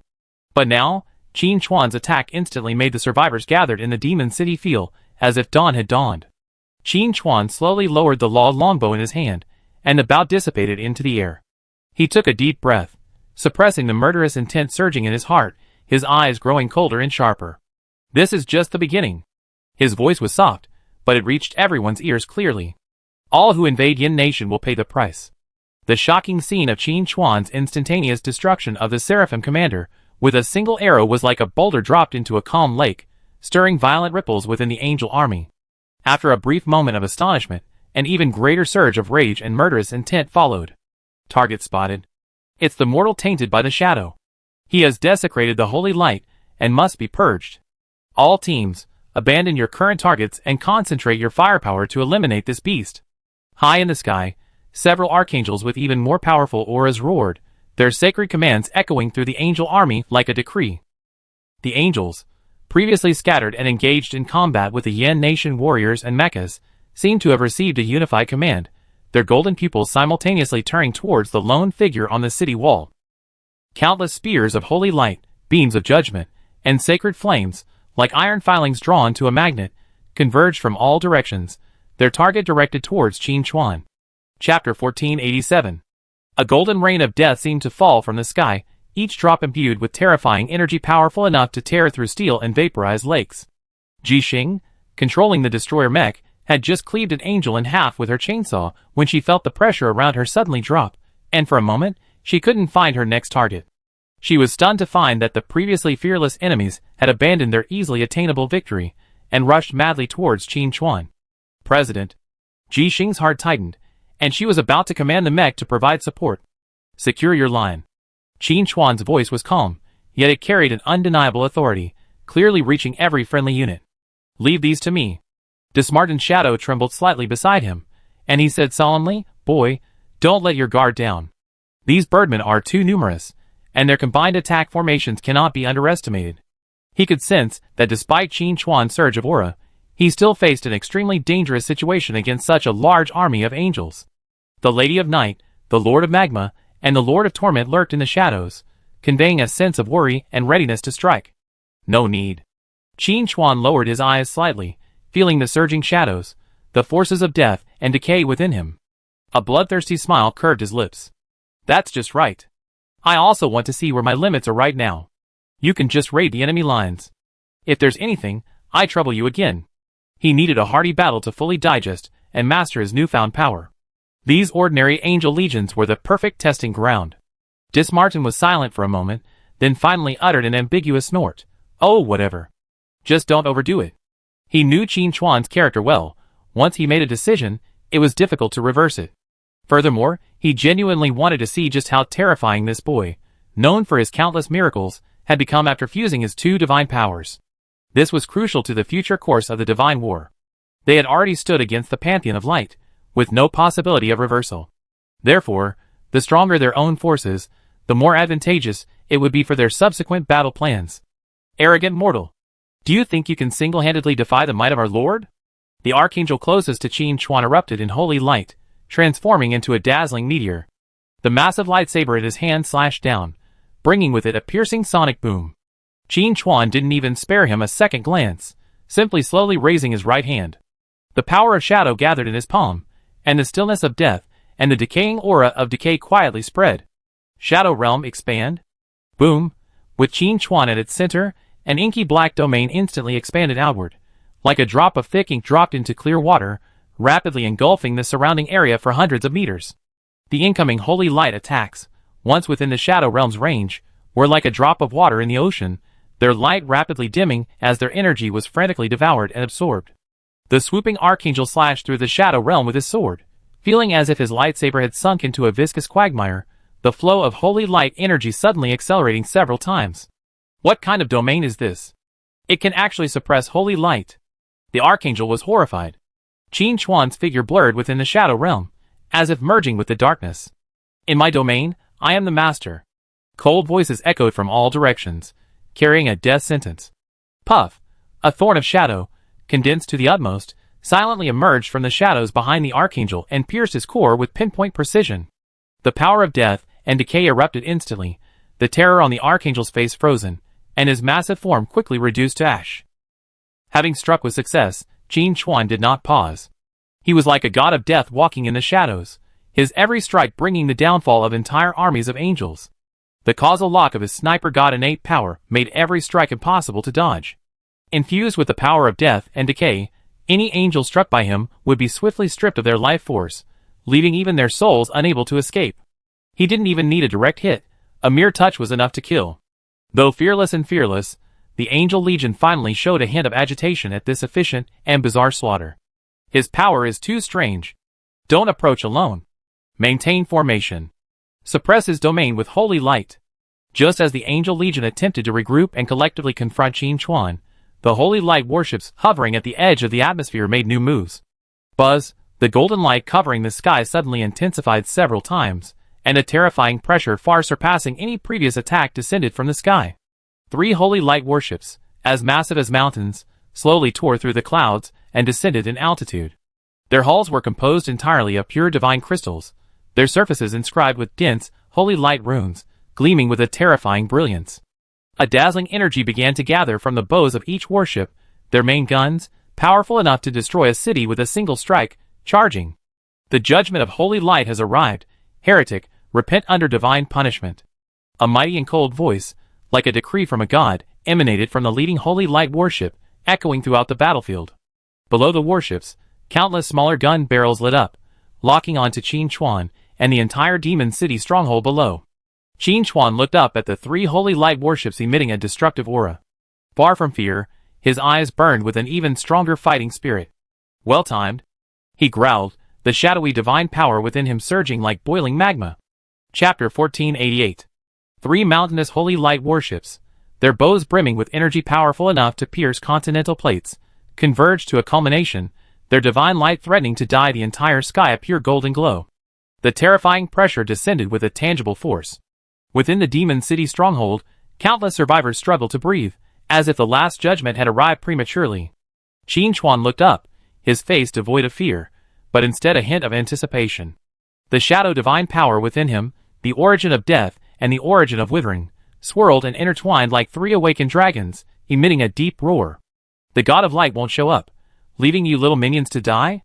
Qin Chuan's voice was low, but it pierced the roaring battlefield clearly, reaching every angel's ears. Well, let me warm you up first. Before he finished his words, he chose not to passively defend, but to proactively attack, the darkest hour effect activated, with no cooldown or cost to move. Qin Chuan's figure instantly vanished from the city wall. The next moment, he appeared beneath the leftmost holy light warship. The warship's main guns hadn't yet fully locked onto him, but countless smaller secondary guns had already sensed the threat and, like a swarm of bees, swung their muzzles, unleashing a dense barrage of holy light. Seeking death?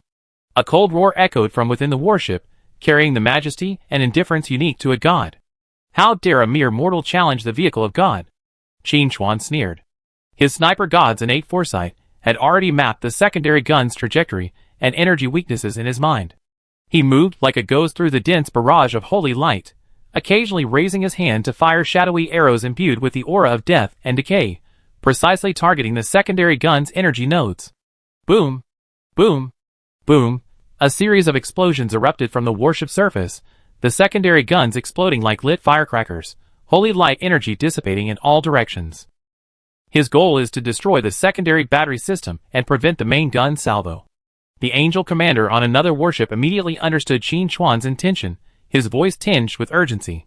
All units, stop him at all costs. However, Qin Chuan's speed was too great, the maneuverability granted to him by the darkest hour on full display. Like an elusive shadow, he darted around the massive warship at high speed, destroying a turret with each strike. At this moment, the main guns of the 3 warships finally completed their final charge. 3 terrifying pillars of holy light, over 100 meters in diameter, like spears of divine retribution, ripped through the sky, bearing the will to purify and destroy everything, as they bombarded Qin Chuan and the walls of the demon city stronghold where he had originally been, where the beams passed. Violent ripples rippled through the air, as if unable to withstand the sheer destructive force. And, all your struggles are meaningless before absolute power. The mighty voice from the leading warship rang out again, a verdict imbued with the weight of judgment. This is divine punishment, the price you pay for blaspheming divine majesty. At the moment the main guns fired, Qin Chuan's figure twisted at an incredible angle, initiating a short-range spatial jump in the darkest moment, narrowly avoiding the direct lock-on range of the three beams of light. Price? Qin Chuan's voice echoed over the communication channel, a hint of teasing. You will soon learn who will pay the price. He closed the distance with one of the warships again, his right hand clenched, the fundamental power of death and decay gathering in his palm. A terrifying aura that would make even gods tremble began to permeate. The arrogance of mortals is truly disgusting, another archangel snorted. They no longer expected those ordinary angels to be able to entangle Qin Chuan. Concentrate your firepower. Even if he manages to dodge the main guns, the sustained energy suppression will wear him down. Chapter 1489. However, just as the Angel Legion prepared to implement its new tactics, just as Qin Chuan was about to deliver the fatal blow, an indescribably vast and ancient aura, like a tide, swept across the entire blue planet without warning. This aura did not originate from the light god system, nor was it the same as that of the abyss or the undead.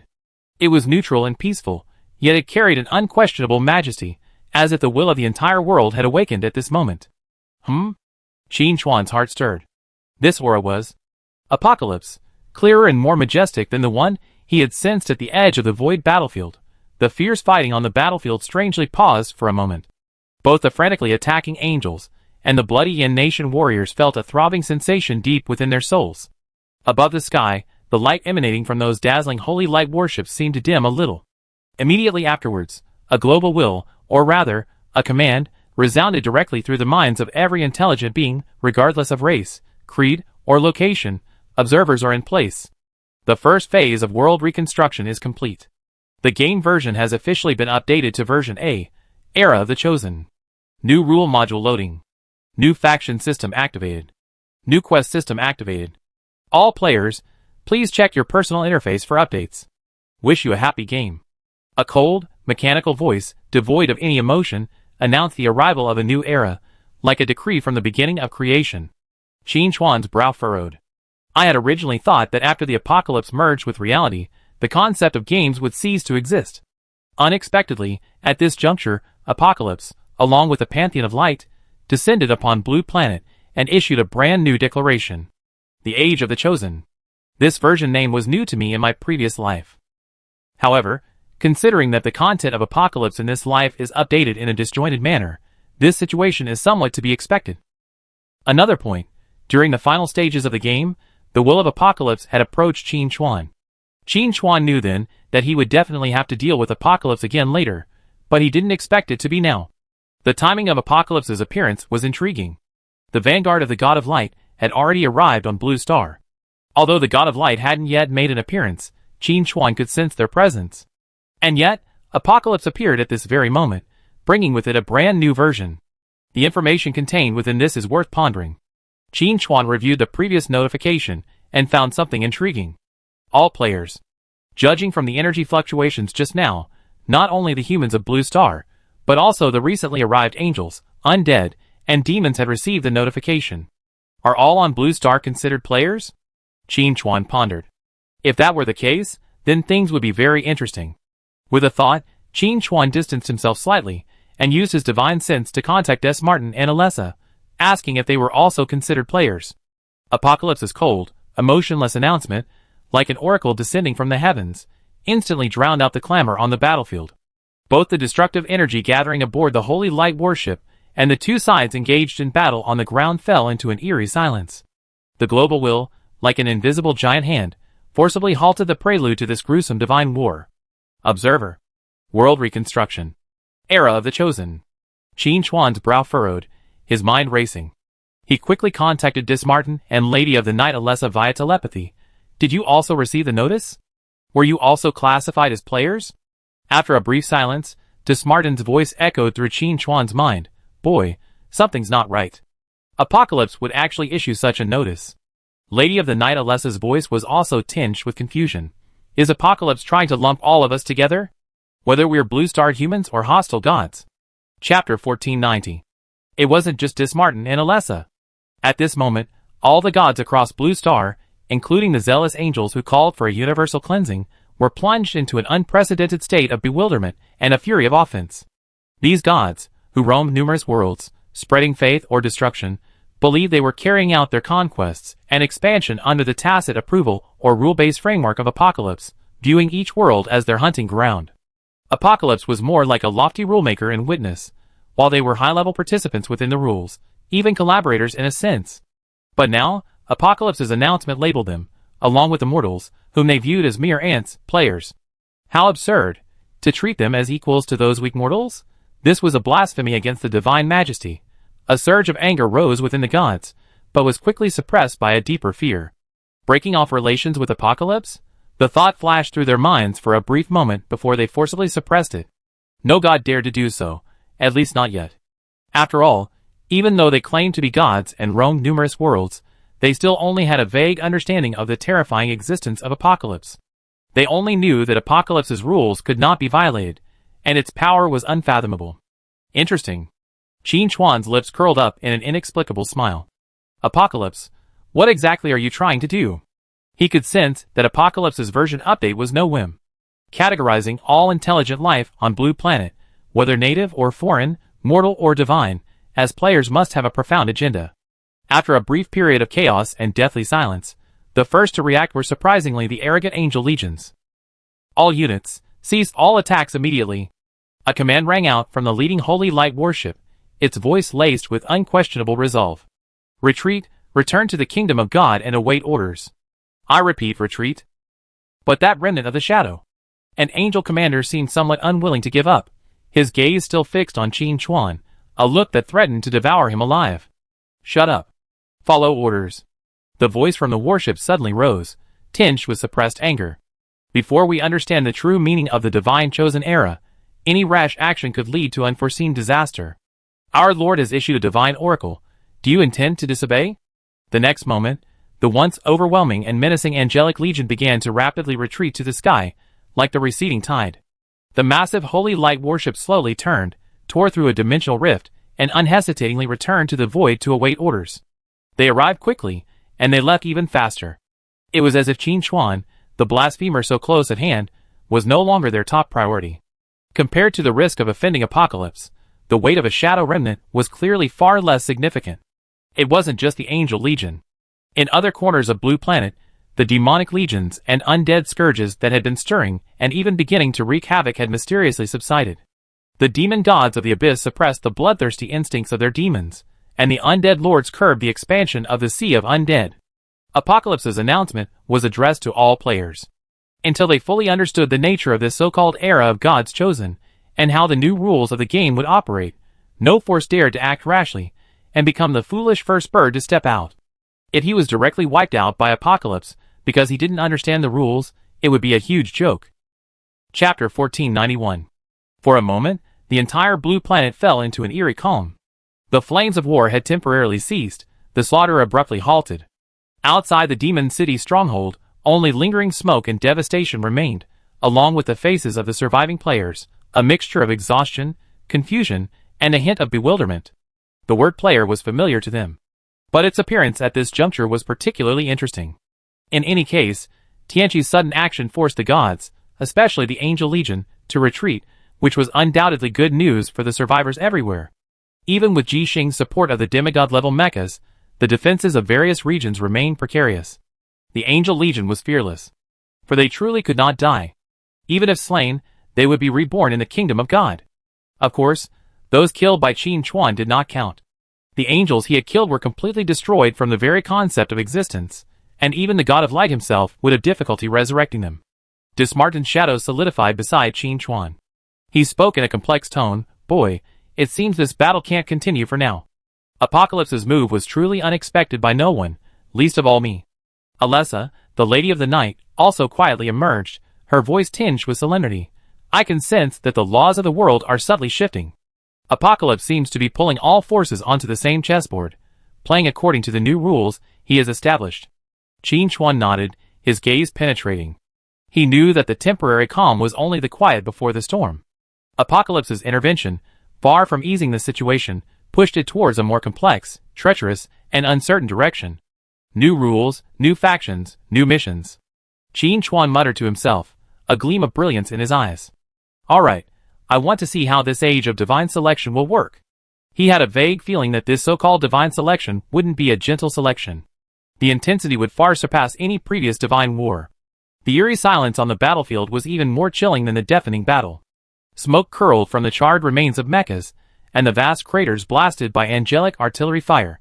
The air was thick with the stench of blood and gunpowder, silently proving the ferocity of the previous battle. The angel army had already withdrawn. Their swiftness betrayed their deep fear of the sudden apocalypse announcement. Qin Chuan stood amidst the ruins. The previous excitement of battling a formidable foe and testing his newfound strength had now given way to a profoundly calm scrutiny. The era of the chosen. He silently chanted the words in his mind. A brand new era, led by the apocalypse. What a stroke of genius! To label every being on this planet, even the gods, as players. Qin Chuan's gaze swept across the demon city stronghold. The faces of the peak members showed a mixture of relief at having survived a catastrophe and deep confusion. He knew they were awaiting his instructions, his interpretation of this incredible turn of events. I'm afraid things are going to get serious now. Dismartin's shadowy figure loomed beside him, his tone dripping with his usual sarcasm. Apocalypse has thrown gods and mortals into the same pot. Even those old idiots hiding in the corners will be restless. Be prepared. The number of players may exceed your expectations, and some are far more cunning than you. Alessa, the Night Lady, also quietly emerged. Her usually serene voice now held a rare solemnity. The rules are still unclear, Mr. Shadow. This divine chosen era has never appeared in the past 10,000 years, and it's likely even more dangerous than previous wars. Apocalypse's methods are never simple. We must be extremely cautious. Chapter 1492. Qin Chuan nodded slightly. Caution is inevitable, but in the current situation, sheer caution is pointless.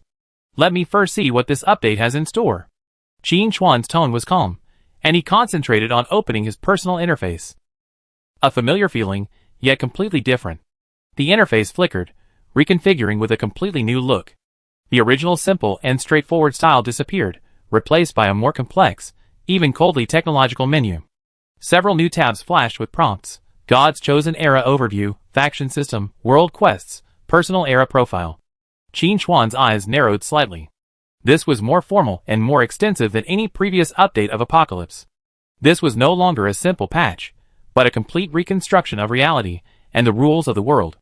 Gathering his attention, Qin Chuan clicked on the God's Chosen Era Overview. Lines of text appeared, the tone identical to the previous global announcements from Apocalypse. Welcome to the beta version of the era of God's Chosen. This era aims to screen and elevate beings worthy of ascending to higher levels. Observers will record all player actions, and this data will serve as a crucial reference for the evolution of the era. Core rules: evolution, competition, conquest. Warning: within the era, falling is true extinction. There is no resurrection mechanism unless specifically permitted by rules or items. Qin Chuan's pupils suddenly constricted upon seeing the last line. Falling is true extinction.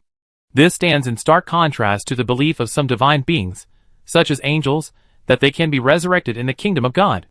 Apocalypse is establishing a new, absolute law. Even gods are no exception. In other words, Apocalypse has raised the stakes for everyone and cut off all escape routes. Qin Chuan muttered to himself. This is no longer a game, but a true guru-refining arena. Either you break through the siege and ascend to the supreme godhood, or you languish in silence and perish. There's no third possibility. Dismartin also opened his own interface. Screening and promotion? Sounds like a massive talent show, with Apocalypse as the sole judge. But then again, that so-called observer, is it Apocalypse's will, or something else? This feeling is truly distasteful. We're like bugs under a magnifying glass. Qin Chuan understood Dismartin's feelings, but he also had too many mysteries to unravel. He then opened the Faction System tab. Faction System activated. Currently available initial factions. 1. Blue Star Guardians. Dedicated to protecting Blue Star's native life and civilization and repelling foreign invaders. A natural affinity with the will of the Blue Star world. 2. Order Followers. Recognize and follow the Descended Pantheon. Currently available options are Undead, Demons, and Light, assisting them in establishing order or achieving their goals on Blue Star. 3.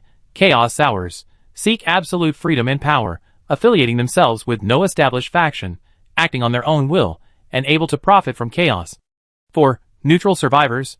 Avoid active participation in large-scale faction conflicts, prioritizing their own survival and that of their small group, seeking development within the cracks. Players should choose their initial faction carefully.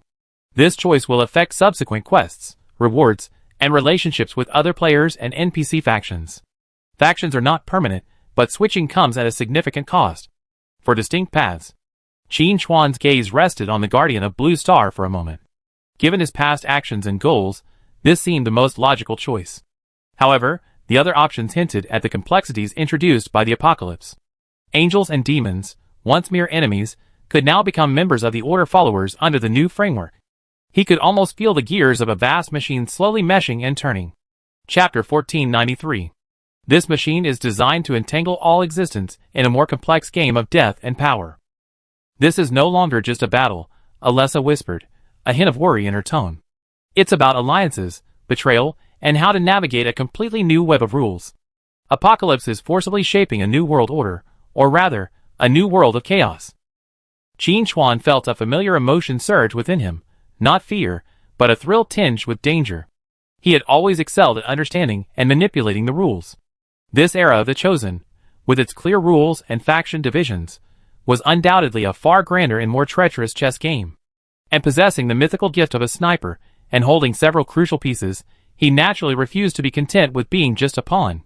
He wanted to become a chess player. Achieving this was undoubtedly extremely difficult, but it was Qin Chuan's only option. The initial plan was to first understand the new rules, carefully choose a faction, and then exploit every available advantage. He must not only survive this era of the Chosen, but also become its master. The smoke from the battlefield had not yet completely cleared, and the air still carried the distinct scorching smell of holy light energy, along with a faint, strange fragrance that dissipated after the fall of an angel. The walls of the demon city stronghold had collapsed in many places, and the ground was covered with hideous craters, and the wreckage of mechas, silently telling of the brutality of the recent battle. Qin Chuan's figure stood out among the ruins. He did not immediately bask in the joy of temporarily repelling a powerful enemy. The sudden version update of Tianqi weighed on his heart like a huge rock. He knew full well that this was by no means the end. Call all core members and representatives from all alliances to the command center for a meeting. Qin Chuan's voice came through the communicator. Time was short, and the mission was demanding. There was no time for them to dwell on sadness and confusion. Soon, everyone gathered in the command center, and the atmosphere was solemn. Core members of the Peak Guild, such as Ji Xing, Ying Luo, and others, were all present. Representatives from Kyoto, Bailey City, and the Guild Alliance were also present. Even many smaller survivor strongholds had sent one or two representatives to understand Night Wanderer's thoughts. The only thing they shared was the exhaustion of surviving a catastrophe, and a deep worry about the unknown. Qin Chuan glanced at the crowd and said straight to the point, I believe everyone has received the announcement of the apocalypse. The age of God's chosen, a new game has begun, and we, along with those gods, have been labeled players. Everyone nodded. They had naturally received the announcement that had swept the world. Currently, the undead, the abyss, and the light pantheon are all holding back. This is our opportunity. The first thing to determine is the faction selection. There are currently 4 initial factions. Qin Chuan's fingertips swiped across the virtual screen. Guardians of the Blue Star, Followers of Order, Sowers of Chaos, and Neutral Survivors. Let me first state my opinion. Qin Chuan paused before continuing, Followers of Order, following the arrived pantheon. I won't even consider that.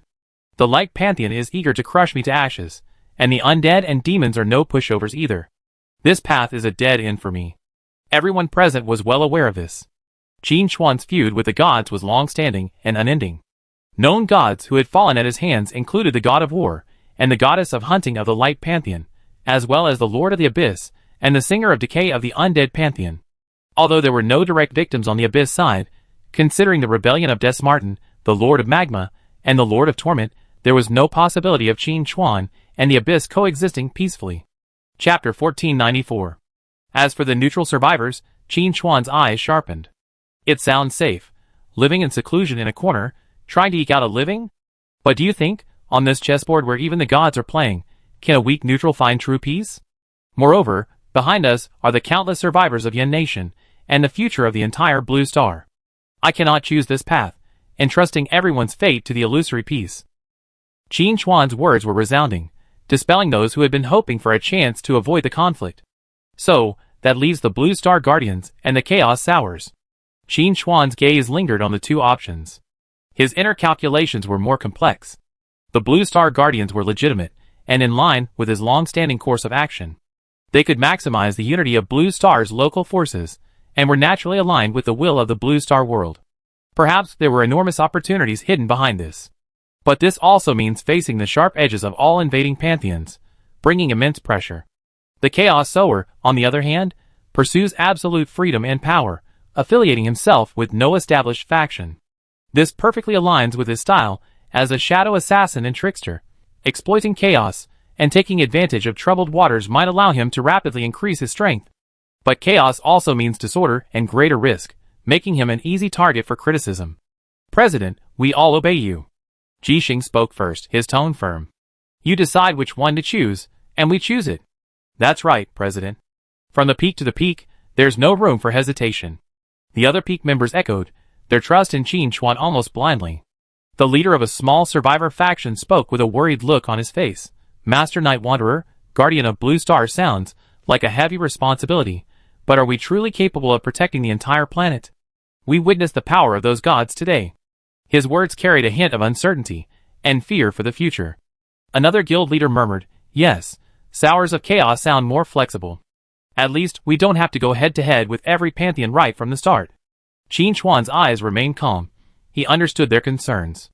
Facing an enemy of the god's caliber, despair and fear are normal emotions. Protection is never just empty talk, nor is it peace offered by waiting for the enemy's handouts. Qin Chuan's voice was low, but it reached everyone clearly.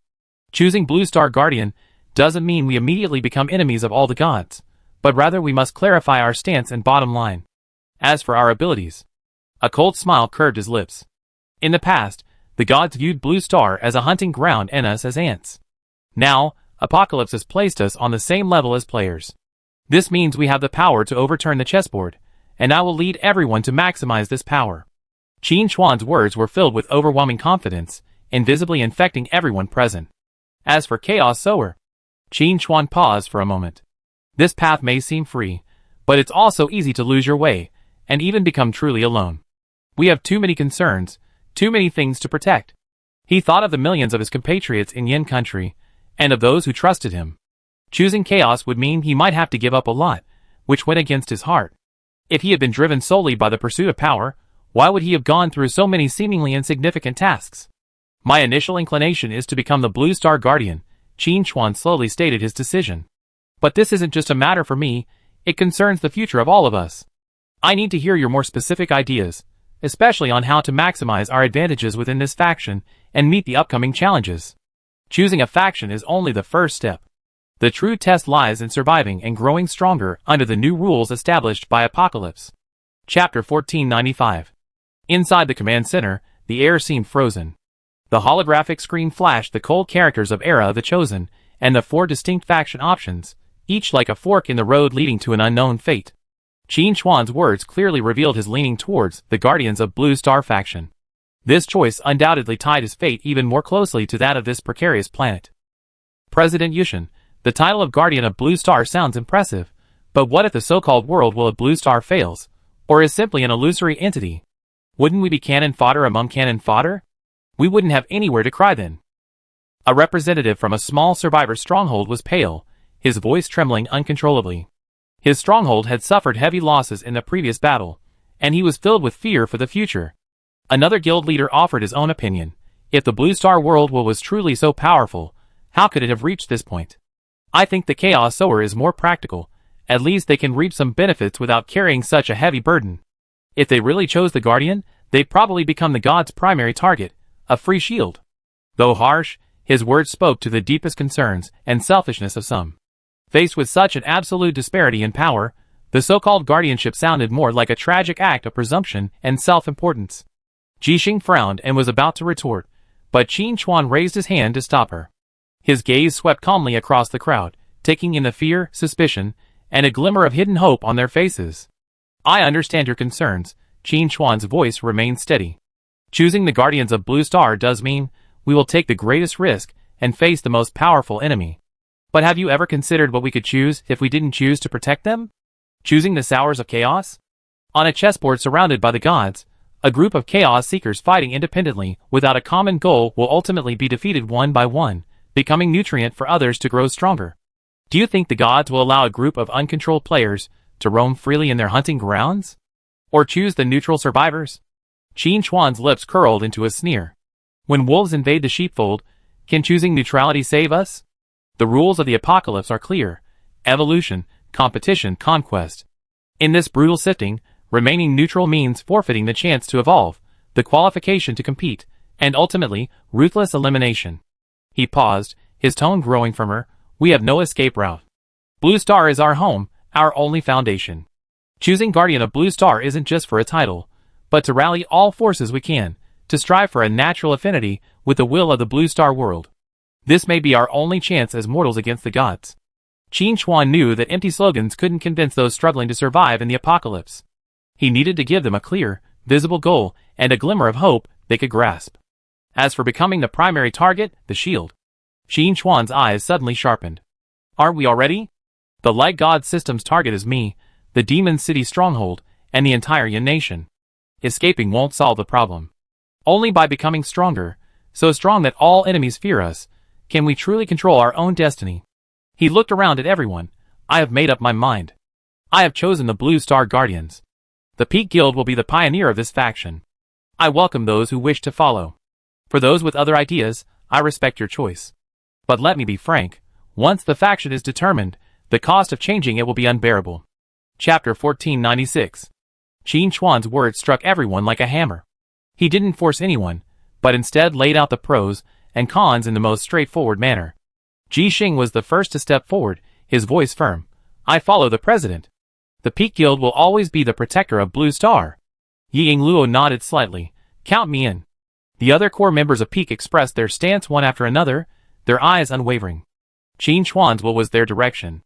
Countless battles had proven that following the president was the only way to go. After Qin Chuan's statement, Longting Tianxia immediately declared that the Longting dynasty's guild alliance would heed his call. Edith, as the lord of Belly City, also made it clear that Belly City would abide by the covenant and stand with Qin Chuan. Next came the military representatives from Kyoto. Although their words weren't as absolute, their stance was clear. Naturally, the Guardian camp was the highest priority. The representatives of the smaller factions and guild leaders exchanged bewilderment. After a fierce ideological struggle, most gritted their teeth and chose to follow. They understood that fighting alone would lead to death, but clinging to the Night Wanderer's strongest support might offer a glimmer of hope. Very good. Qin Chuan nodded, unsurprised by the outcome. Faced with the absolute pressure of survival, unity is the only option. Now that the faction has been preliminarily determined, the next step is to research the specifics of this apocalypse update. Qin Chuan returned his attention to his personal interface. In addition to the faction system, there are also world quests and a personal epic archive. He first clicked on the World Quests tab. Rows of shimmering quests emerged, distinct from the simple hunting or gathering missions of the past. World Quests, Era of the Chosen, Version A Main Quest 1, The Spark of Civilization. During the first phase of the Era of the Chosen, duration, unknown, ensure the survival of at least one large human settlement, over 1 million people, on Blue Star. Reward. Depending on the settlement size and civilizational integrity, all members of the Guardians of Blue Star faction receive a preliminary gift from the world will, unlocking faction traits. Penalty for failure. Blue Star's world will decline significantly, permanently reducing all attributes of all Guardians of Blue Star faction members by 10%. Regional quest. Mozart recover the lost area, in progress. Eliminate all hostile forces within the Mozart city, remnant angels, mutant creatures, and players from other hostile factions, and restore basic order in the city. Rewards. Regional contribution, era points, special items. Emergency. Whispers of the Divine Remains, new. Multiple high-energy Divine Remnant areas have been detected, suspected to be the remains of fallen gods or important divine artifacts. Investigate and recover/purify. Warning. Such areas are often accompanied by powerful guardians or unknown dangers. Looking at these quests, Qin Chuan's brow furrowed slightly. Main quests are directly related to the survival of the faction, and the penalties for failure are extremely severe, he analyzed in a low voice. Ensuring the survival of settlements with a population of 1 million is a huge challenge in the current situation. Although Yin Nation has many survivors, they are scattered across various strongholds. With the exception of a few large strongholds like Kyoto and Demon City, individual strongholds with populations exceeding 1 million are rare. It could even be said that they don't exist at all. Facing countless undead and demons, the larger the gathering, the easier it is to become a target. Not every stronghold has a super powerful individual like Qin Chuan. Furthermore, the mission required intact survival, meaning it couldn't sustain a devastating blow. Qin Chuan continued to examine the new panel, his attention drawn to emergency event, Whisper of the Divine Remains. The remains of a fallen deity. A valuable divine artifact. Qin Chuan's eyes flashed. For him, desperate to improve his strength, this was undoubtedly a huge temptation. Chapter 1497. Every divine war presents an opportunity. Whether it's the sniper god talent or artifacts like Darkest Hour, they all require greater power to operate. And what does the personal era profile record? Qin Chuan, with a hint of curiosity, clicked on the last, brand new tab. The interface switched, and what came into view wasn't the expected attribute list or skill column, but a character report more like a profile. Player ID, Night Wanderer, Qin Chuan. Faction, Blue Star Guardians, tentative/final selection pending. Era rating, extremely high risk/extremely high potential, dynamic evaluation underway. Key interpersonal links, Lord of Deception Dismartin, relationship, cooperation/investigation, inclination, chaotic neutral, Lady of the Night Alessa, relationship, cooperation/protection, inclination, admiration, Jixing, relationship, core subordinate/comrade, inclination, absolute support, Ying Luo, relationship, core subordinate/comrade, inclination, loyal. Partial information collapsed, click to view, behavioral tags, extreme violence, rule breaker, old era, highly efficient hunter, leader template, beginner. Observer's notes.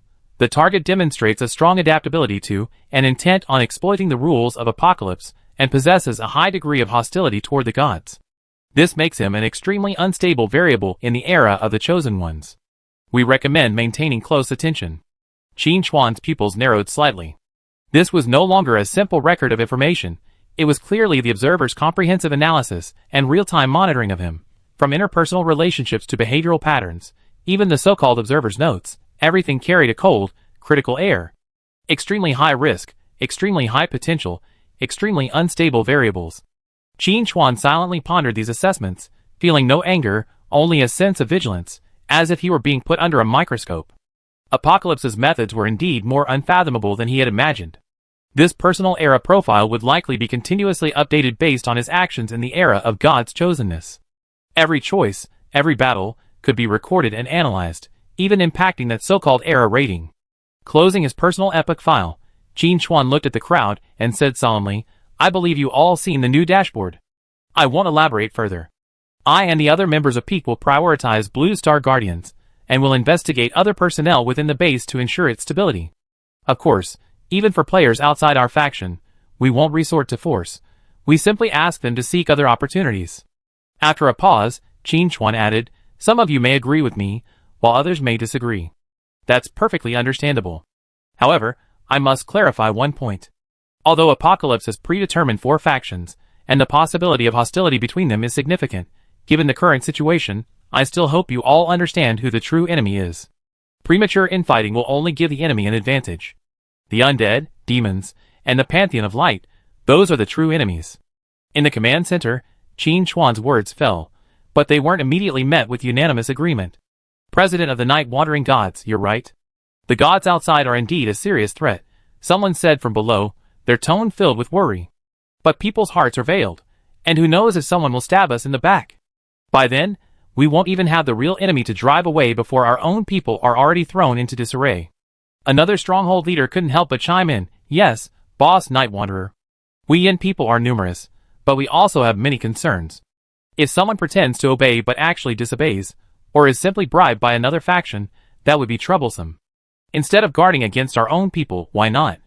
He didn't dare finish his words, but his meaning was clear.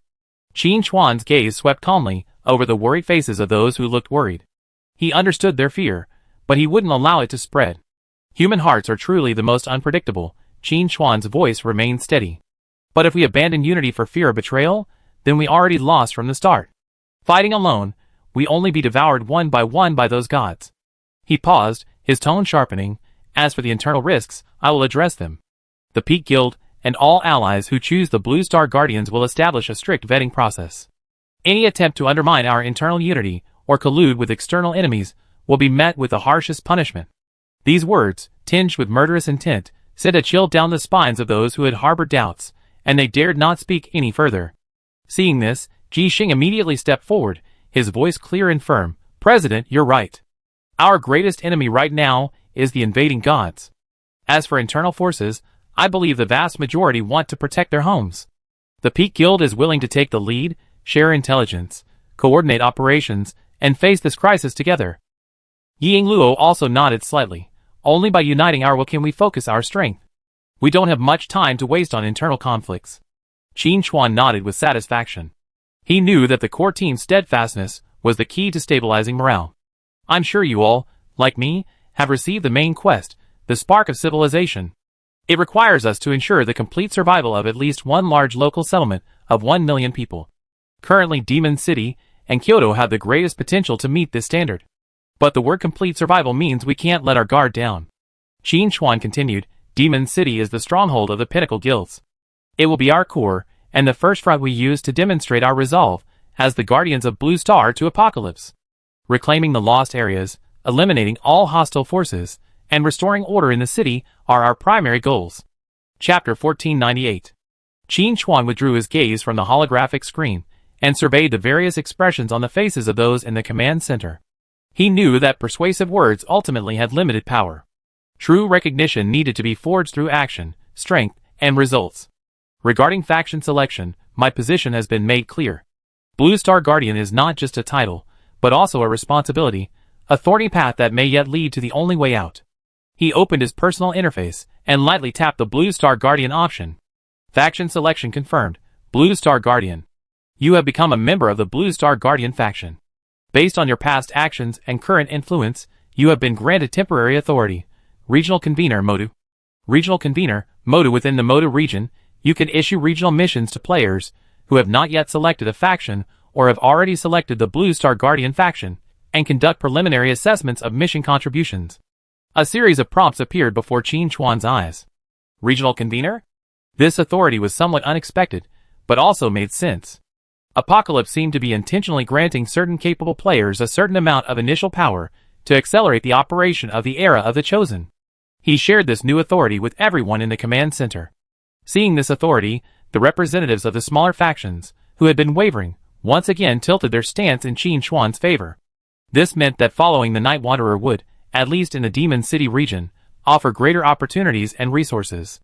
The main quest, the Spark of Civilization, concerns the fate of our entire faction. The Demon City stronghold must be defended and further developed. Qin Chuan's tone brooked no argument. Regional mission, recovering the lost areas. This is our top priority right now. Ji Xing, you will be responsible for integrating the combat personnel within the stronghold, pushing the defense outward, and gradually eliminating the mutated creatures and other possible hostile forces left behind by the Angel Legion's withdrawal. Ji Xing immediately responded, understood. Di Jiaolingyu, intelligence work is up to you. Keep a close eye on any unusual movements within and outside the Magic City, especially those of other players. Di Jiaolingyu nodded slightly. This was her forte. Qin Chuan's gaze turned to the representatives from Kyoto, Bailey City, and other allied forces. Everyone, the safety of the Magic City is also crucial to the overall strategic planning of our Yin Nation. I hope to receive your full support in the operation to recover the Magic City. I will use my authority as the regional convener to record and distribute the corresponding contributions. Everyone expressed their full cooperation. This is the general trend. With the general direction set, Qin Chuan didn't waste time on unnecessary pleasantries. He changed the subject and brought up the quest entry for emergency, Whispers of the Divine Remains. Besides the regular clearing mission, Tianqi has also provided us with a clear path. Qin Chuan's fingertips tapped the word Divine Remains. The remains of fallen gods, or perhaps important divine artifacts. This presents both an opportunity and a challenge for us. He knew that both the further awakening of his sniper god talent and the growth of his artifacts would require vast quantities of divine essence. And these divine remains were undoubtedly the best supplement. Tianqi's warning was also clear. Such areas are often accompanied by powerful guardian forces, or unknown dangers. A guild leader's face was solemn.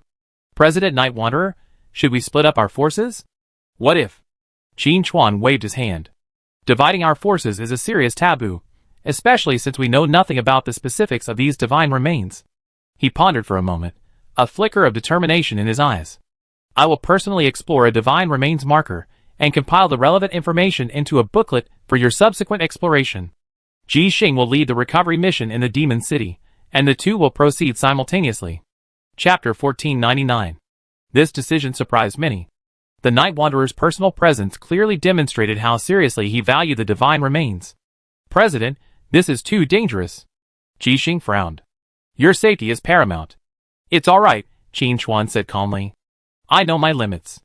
Dismartin, Alessa, your divine avatars will accompany me.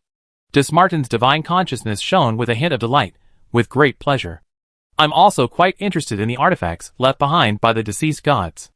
Alessa, the Lady of the Night, nodded slightly. She certainly wouldn't object. The rest of you, perform your duties. Qin Chuan gave his final instructions. Remember, the age of gods chosen has only just begun. The gods have only temporarily retreated. Once they adjusted to their roles as players and completed their initial faction selections, they undoubtedly return. Yes! Everyone responded with a roar. The meeting concluded, and the entire Demon City stronghold sprang into life like a massive war machine. Qin Chuan didn't set off immediately, but instead carefully checked his equipment and status. The causal lock and unlimited range granted by the sniper god talent were his greatest strengths. The darkest hours no cooldown movement, and bullet time allowed him to navigate most dangerous situations with ease. The Divine Might's time and space fracture and causal reversal were powerful trump cards for survival and control. Divine remains? Qin Chuan pondered. He had a hunch that these remains of fallen gods were more than just energy sources or materials. Since Tianqi had thrown them out as an emergency, there must be a deeper meaning behind them. Perhaps they held within them a deeper secret about the era of the chosen gods, or even a chance to achieve godhood. After confirming his position, Qin Chuan didn't delay any longer. The divine avatars of Dismartin and Alessa solidified beside him. Ready? Dismartin's voice was tinged with solemnity. The divine remains marker is public. Besides the undead and the abyss, the light gods might also intervene. Alessa took over. Even without outside interference, the divine remains itself is fraught with danger. Qin Chuan nodded. But even so, we must go. In this new era, the space for the weak will be infinitely compressed. As he spoke, Qin Chuan's mind shifted, and the darkest hours teleportation privileges locked onto the nearest divine remains marker on the map to the Magic City. It was a mountainous area on the edge of the city ruins, shrouded in thick black fog. It was southwest of the Magic City, approximately 2,000 kilometers away as the crow flies. In a flash of light, the three of them disappeared from the command center. The next moment, Qin Chuan found his feet, and a chilly, damp air, a mixture of decay and a faint sacredness, blew upon him. The sky was covered by thick, leaden clouds, barring a ray of sunlight, making the area appear particularly eerie and terrifying. Alessa vigilantly sensed the energy fluctuations around her and whispered, "The divine aura here is extremely chaotic and filled with resentment." Qin Chuan's gaze, sharp as a hawk's, swept over every corner. His sniper god talent gave him an extremely keen sense of causal lines.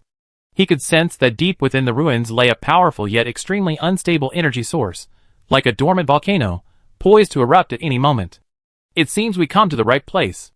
Qin Chuan, his expression solemn, raised his head to the sky. There were countless holy wings. The angel army had also arrived. "Tsk, these birdmen are truly lingering." The shadowy figure of Dismartin curled his lips, his tone filled with undisguised disgust. A faint shadow enveloped Alessa, but her voice was light-hearted. "There are many. But that's all. There's no divine presence." Qin Chuan's expression remained unchanged. He had anticipated the appearance of the Angel Legion. Apocalypse's announcement of the era of the Chosen merely forced these lackeys of the gods to temporarily restrain their forces and adapt to the new rules of the game. Chapter 1500. Now, faced with the temptation of whispers of the divine remains, a direct link to divine power, they could not remain indifferent, especially since Qin Chuan, a thorn in the side of the light gods, had also appeared here. Amidst the golden light, hundreds of angels slowly descended, wielding swords or spears radiating holy light. Their faces were stern, their eyes filled with disdain and murderous intent for heretics. The leading angels possessed more wings and shone more blazingly, clearly high-ranking warriors within the angelic legion, at least at the level of an archangel. "Shadow Remnant, how dare you covet the remains of God?" A six-winged angel stepped out from the crowd, his voice booming with the majesty of judgment. This place will be purified by our Lord. All impure things will be reduced to ash here. Qin Chuan didn't even bother to respond. To him, these angels were merely slightly stronger experience packs. His target was the divine corpse. Any obstacle would be swept away. The next second, Qin Chuan's figure vanished from his original position. Darkest Hour granted his movement skills 0 cooldown and 0 cost, making him a living force on the battlefield. The four-winged archangel's pupils shrank sharply. He felt a flash of light before his eyes, and Qin Chuan's presence vanished. Be on guard.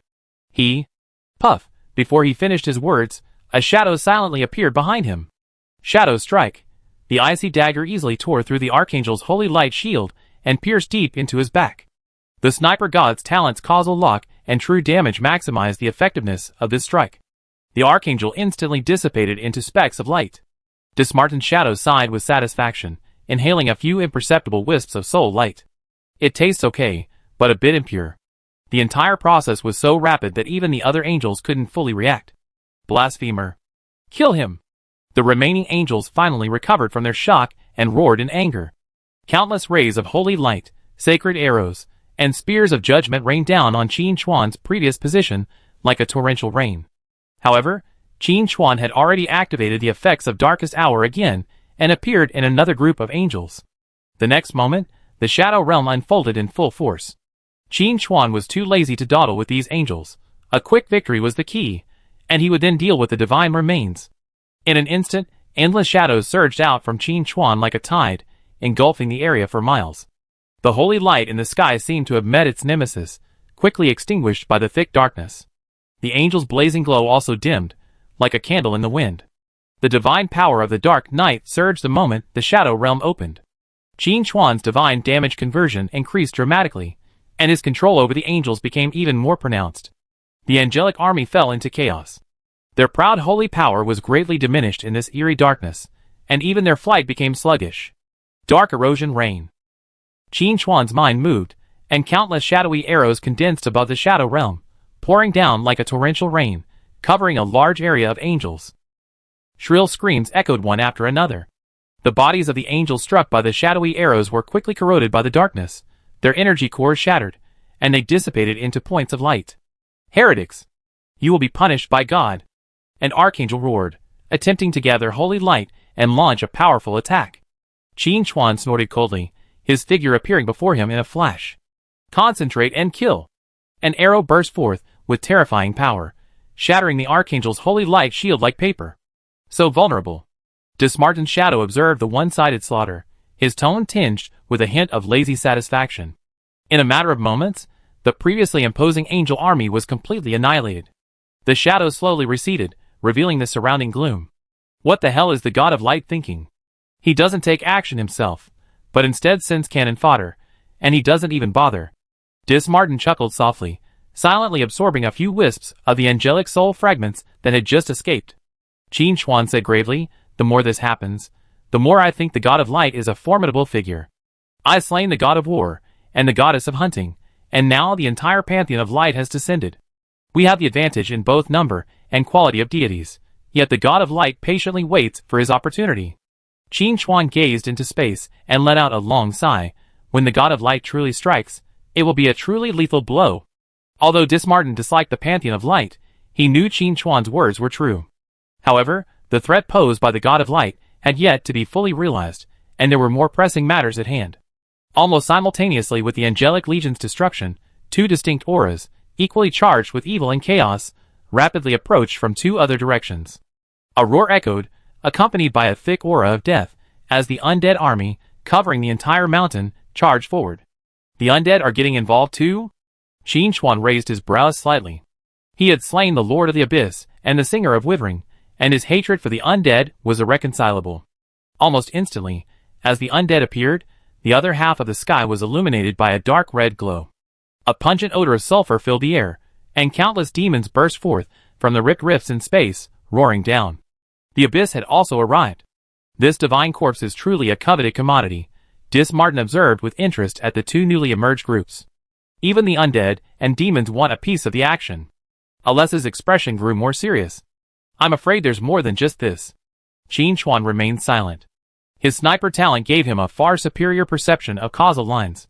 As these undead and demonic cannon fodder appeared, several obscure yet powerful wills projected across this area from distant time and space.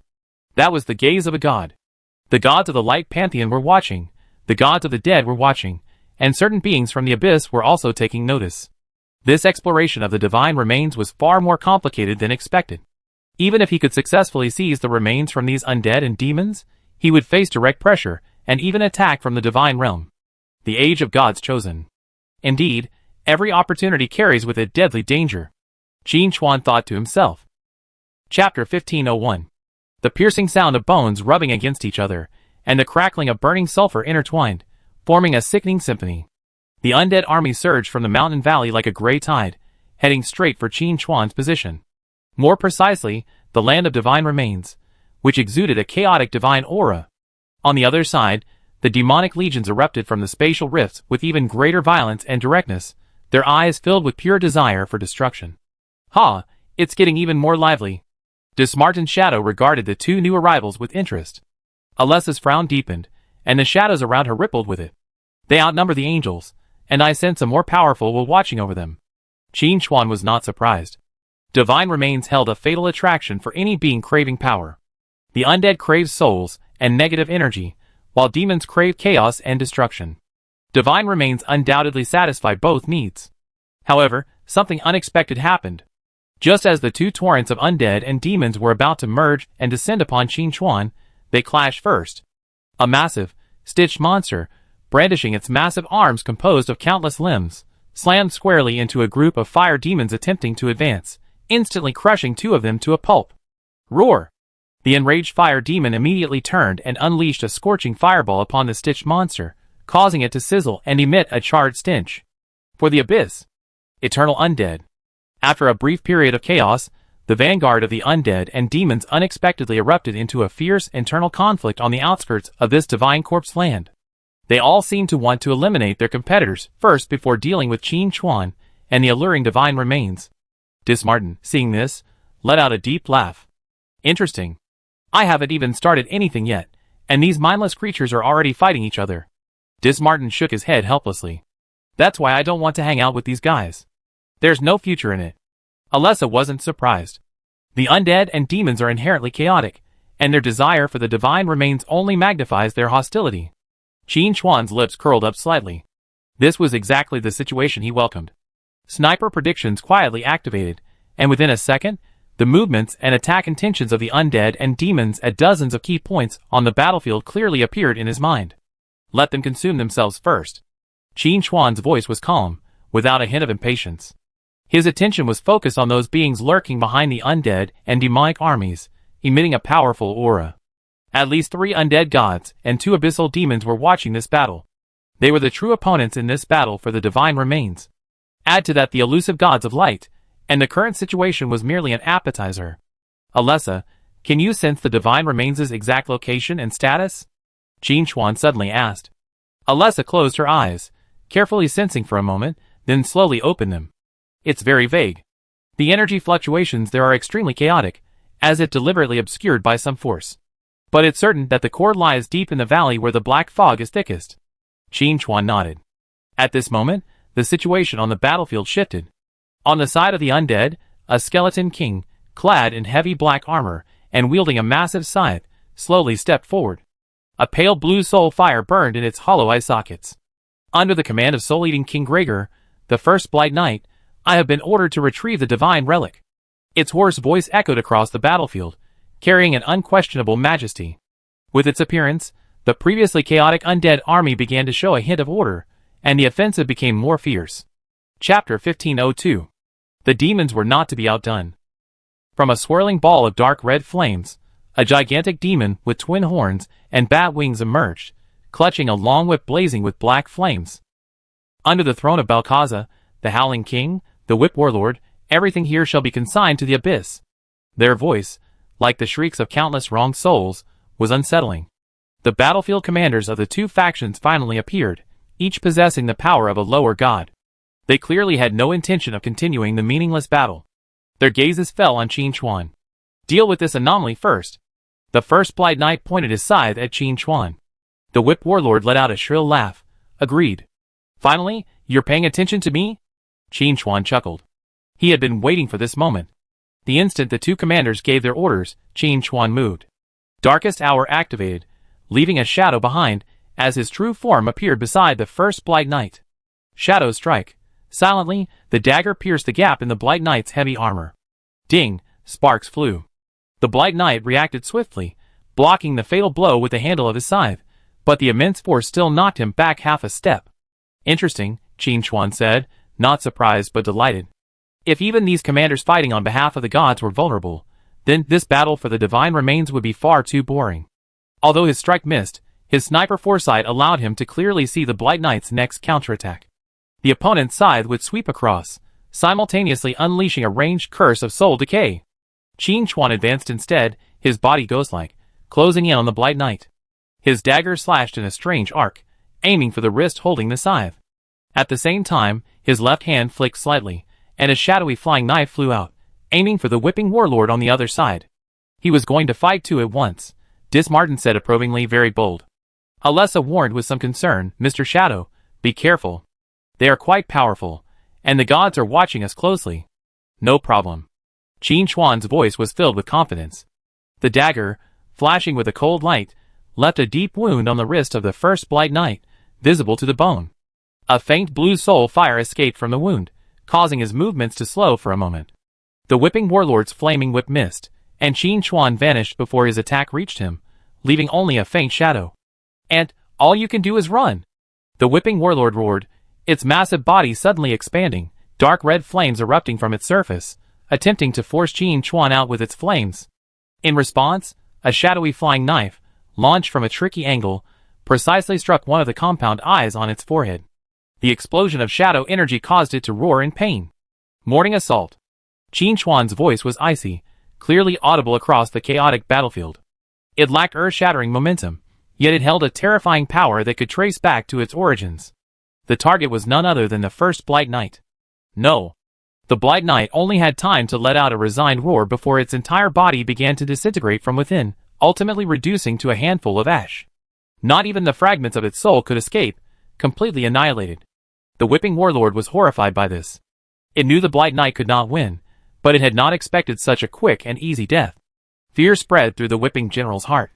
He no longer cared about fighting, and turned to flee back into the spatial rift. Want to leave? Qin Chuan's figure appeared in his retreat path, like a shadow. The King's Judgment. A slash, brimming with terrifying murderous intent, descended, striking directly at the Whipping General's head. Puff. The massive demon's head soared into the sky, dark red blood gushing out like a fountain. Chapter 1503. The Sniper God's true damage allowed this strike to ignore the Whiplash Warlord's demonic constitution and fire resistance, delivering a fatal blow. The commanders of both factions perished in a matter of seconds.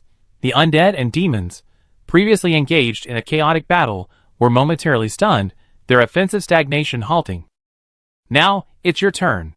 Qin Chuan raised his hand, and endless shadow power gushed from his body, gathering behind him. This wasn't the summoning of a pre-existing disguise, but a purer manifestation of shadow. One after another, humanoid creatures, clad in pitch black and wielding various shadow weapons, emerged from the shadows behind Qin Chuan. They grew in number, forming a vast shadow army in the blink of an eye. These shadow warriors lacked facial features, only hollow outlines, yet the cold murderous intent they exuded was no less than that of true elite soldiers. This was Qin Chuan's deeper application of the shadow power, using himself as the source to materialize shadow creations. Kill. A simple command was given. Like a silent tide, the shadow army charged towards the hordes of undead and demons. A one-sided slaughter began. The shadow army's attacks directly targeted souls and energy cores, exerting a powerful restraining effect on undead and demons. Shadow flying knives, shadow strike, dark rain. Qin Chuan's numerous skills were deployed in various ways by these shadow warriors.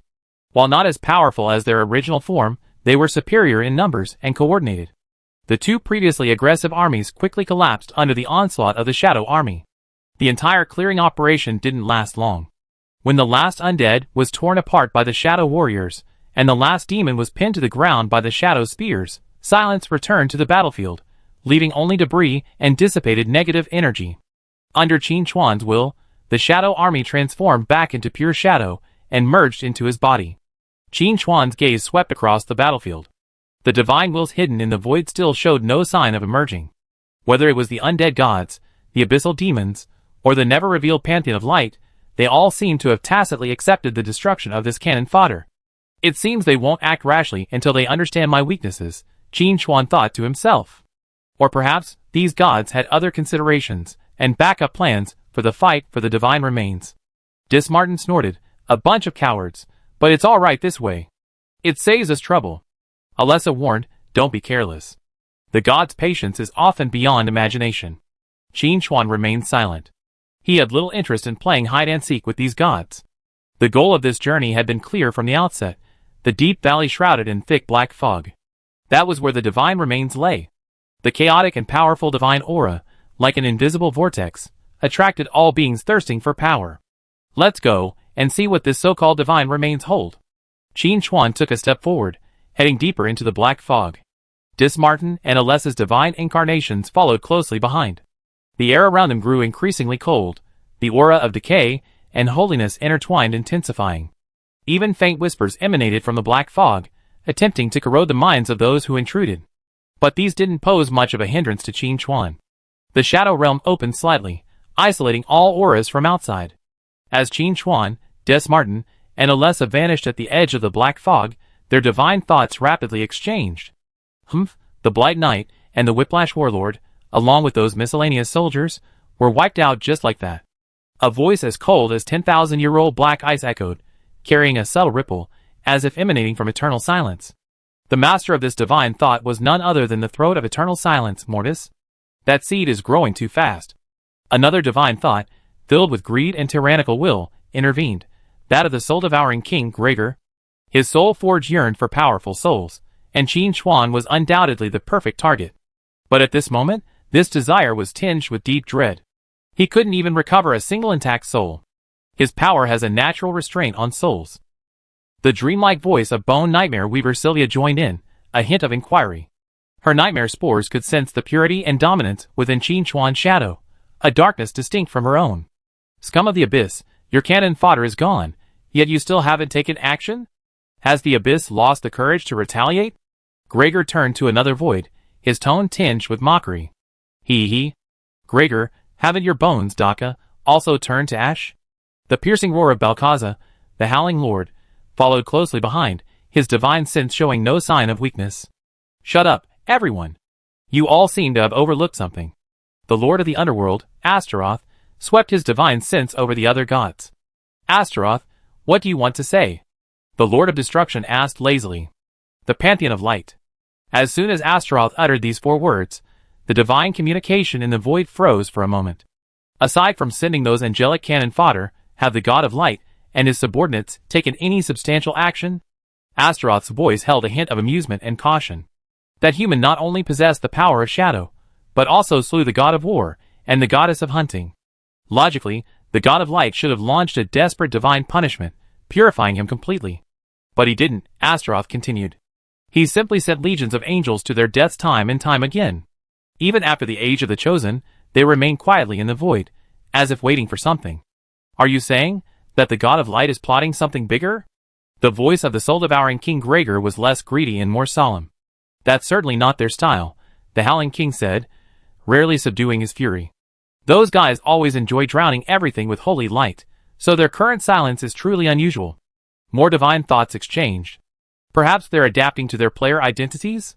Or perhaps they found a more profitable method than direct warfare? We don't know what they're planning yet, but Astaroth's warning is not without reason. The silence of the Light Pantheon is more disturbing than their clamor. Everyone, the Light Pantheon may be waiting for an opportunity to wipe us all out, including them mortal. The gods fell into a brief silence. Though they were arrogant, they were not foolish. The unsettling silence of the Light Pantheon compelled them to be cautious. Let's see for a while, Mortis finally broke the silence. See what this land of divine remains holds. And see how far that mortal can go. The divine thoughts in the void gradually subsided. Chapter 1504.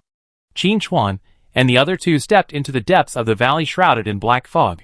The whispers around them grew clearer, as if countless resentful spirits were wailing in their ears, trying to tear their wills apart. It seems this divine corpse itself is a huge problem. Dismartin's shadow swayed slightly, his tone a touch solemn, but more so, excited. The shadow power around Alessa rippled, forming an invisible barrier. The negative energy here is extremely dense, and mixed with fragments of divinity, it can easily trigger a mental runaway. Qin Chuan had long perceived the energy disorder in this area, but the power of the shadow realm blocked most of the intrusion. At the same time, the divine wills hidden in the void reached a tacit understanding after a brief exchange. Since that mortal is willing to scout the way for us, let him go, sneered soul-devouring King Gregor. The power of the divine corpse is incredibly violent. He may not succeed easily. Mouth of eternal silence, Mortis, echoed with his icy mind. Indeed, we must simply bide our time. Once he and the divine corpse guardians are both defeated, or he successfully suppresses the divine corpse's power, we will strike and reap the benefits. What are your opinions, children of the abyss? Astaroth, the lord of the underworld, turned to another void. The lord of destruction, his mind filled with tyrannical will, responded, well, let that mortal consume us first. Ultimately, victory will surely be ours. The other undead gods and abyssal demons also expressed their agreement.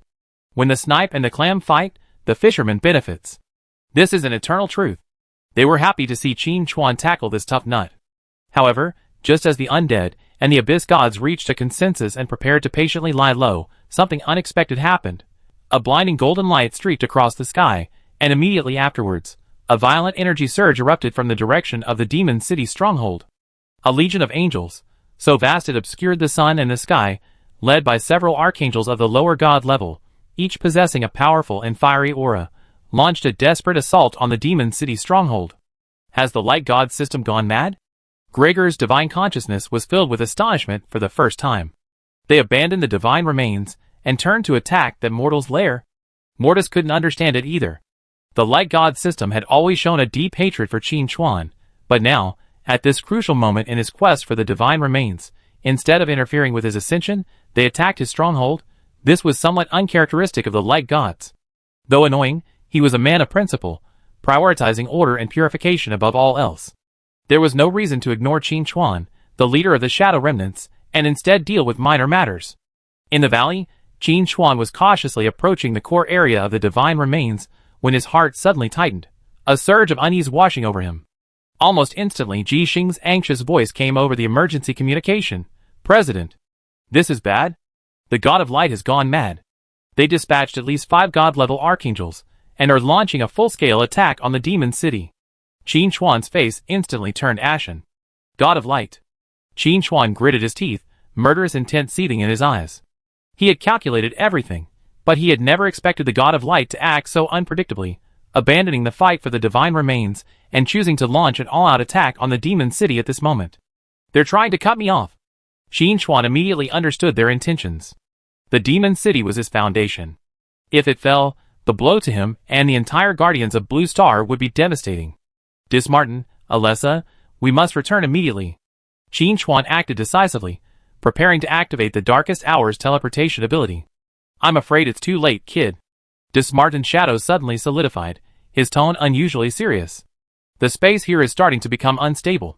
Almost as Dismartin finished his words, the entire divine remains land began to tremble violently.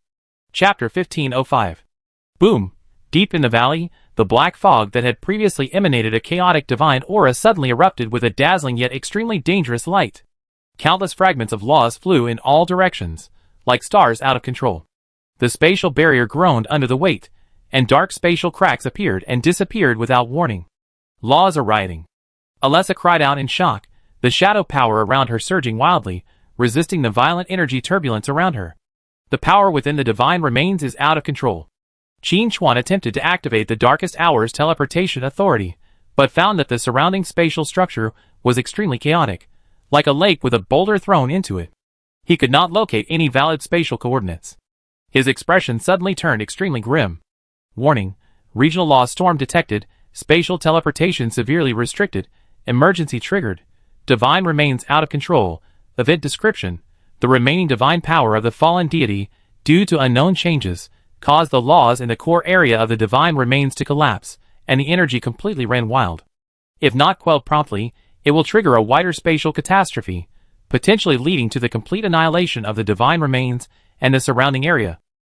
Mission objective: Enter the divine remains core, stabilize or absorb the uncontrolled divine power, and quell the law riot.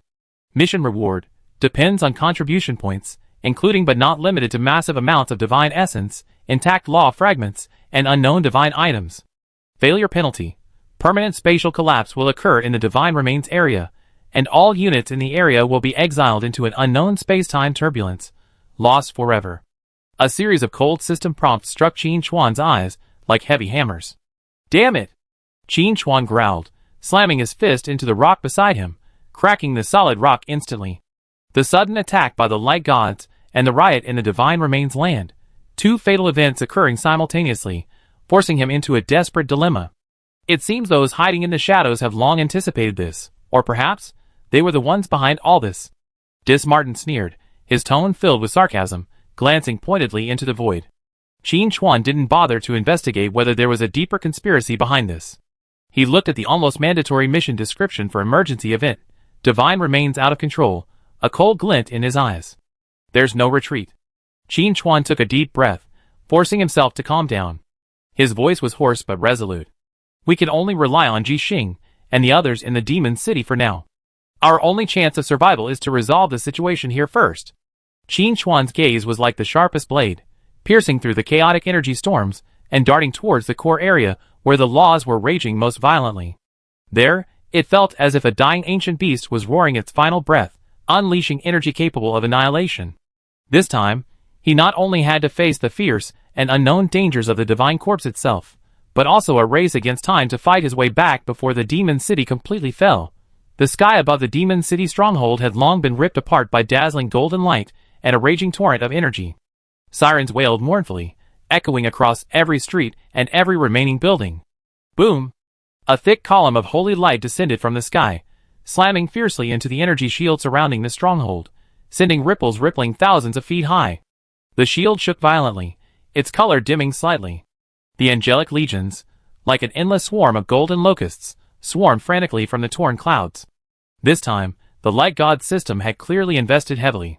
5 god-level angels, their auras far surpassing those of ordinary archangels, hovered above the legions, coldly gazing down upon the mortal stronghold struggling to survive below.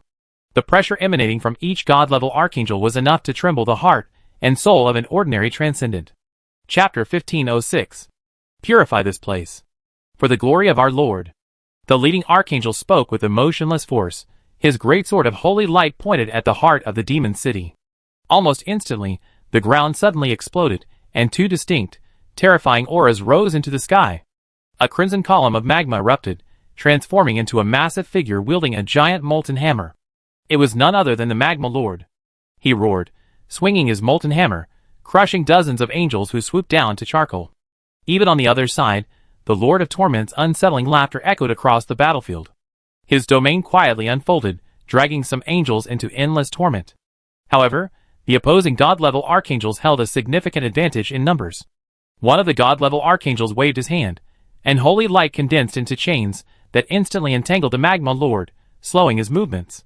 Another god-level archangel chanted a sacred prayer, and pure light surged like a tide into the Lord of Torment's domain, suppressing his dark forces. Trouble. Dijiaolingyu stood in the command tower, her face solemn. She unleashed her Frust domain with all her might, attempting to disrupt the angel army's coordination, but the enemy's god-level beings were too numerous to be effective. From the outset, the tide of battle tilted heavily in the demon city's favor. At that moment, a figure quietly appeared at the forefront of the battlefield, standing on the brink of the energy shield shattering impact. Yi Sakura Luo. He stood quietly, the ethereal aura of the former shadow sword subsiding, replaced by a unique aura of sharpness and composure. The god of war's godhood slowly flowed within him, the power of the judgment shadow blade gathering momentum. Vice President Yi. A soldier on the defensive line shouted anxiously, "This place is too dangerous." Yi Luo didn't turn around, simply raised his hand slightly. Yi Luo? Ji Xing also noticed him, his heart tightening. A 4-winged angel noticed the solitary figure and snorted disdainfully. The spear in his hand transformed into a stream of light and pierced Yingluo's chest. Yingluo's eyes slightly raised. There was no earth-shattering outburst of power. His figure left a faint afterimage. The next moment, the 4-winged angel's movements abruptly stopped. A thin black line appeared between his eyebrows, then rapidly expanded. Puff! The angel's head silently cracked, the holy light dissipated, and his body dissipated into a point of light. Yingluo's figure solidified again, and a dark light flickered and disappeared on the judgment shadow blade in his hand. Fast, too fast. No one even saw how he struck. The power of judgment. The invisible shadow. Yingluo muttered to himself, feeling the newfound strength within him. The war god had granted him not only fierceness in battle, but also precise judgment of the battle situation and ultimate control of power. This included the former Shadow Sword. When Qin Chuan reforged the Shadow Sword, most of the power of the war godhead was fused into it. This sharp blade had become a true artifact. Kill him! The nearby angels, enraged by their companion's instantaneous death, launched several holy light attacks simultaneously at Yingluo. Yingluo advanced instead of retreating. His pace seemed slow, but he always managed to dodge fatal attacks by the tiniest millimeter. Every swing of the judgment shadow blade in his hand precisely struck the weak points in the angel's energy flow or the gaps in his attack. The shadow moved with the body, the blade passed without a trace. A two-winged angel attempted to block with a holy light shield, but the judgment shadow blade easily sliced through it, severing the arm holding it along with it. A shrill scream echoed, but was quickly drowned out by the clamor of the battlefield. Interesting. A god-level archangel, watching the area, finally shifted his attention away from the magma lord. He raised his hand, and a beam of extremely concentrated holy light silently shot towards Yingluo. This strike, imbued with the power of divine law, far beyond the reach of ordinary angels. Yingluo felt a sense of alarm. With a tap of his foot, his figure suddenly became ethereal, as if merging into the surrounding shadows. The holy light ray brushed past his afterimage, leaving a deep, unfathomable scorch mark on the ground behind him. Excellent dodging technique, the god-level archangel commented, but his attack continued unabated. He attacked again, this time with a ranged suppression of holy light. A golden glow descended like a dome, attempting to completely imprison Yingluo. Yingluo took a deep breath. He could feel the light forces in the area frantically repelling his shadow attributes. But the power of the judgment shadow blade wasn't purely shadow. Fighting will, judgment. The golden divine lines on the long sword in his hand suddenly illuminated, and an unparalleled fighting spirit soared to the sky, forcibly tearing a crack in the oppressive dome of holy light. He stepped through the crack, his figure swift as lightning, charging directly at the god-level archangel. Looking for death. The god-level archangel, surprised that this mortal would dare to attack him, his eyes flashing with anger. The great sword of holy light swept across, carrying with it the power to purify all. Yingluo didn't dodge, but met the blow with the shadow blade of judgment in her hand. Clang. The clanging of metal was deafening. Yingluo was thrown back dozens of meters, his hand gripping the blade trembling slightly, blood oozing from his knuckles. The power of the god-level archangel still far surpassed his. But the god-level archangel wasn't feeling well either. A tiny crack had appeared on his great sword of holy light, and strands of shadowy power were seeping through it. What kind of power is this? The god-level archangel was a little confused. This power was complex, yet it carried a familiar dominance. It wasn't just shadow. Within that shadow, lurked a majesty that once instilled fear in countless angels.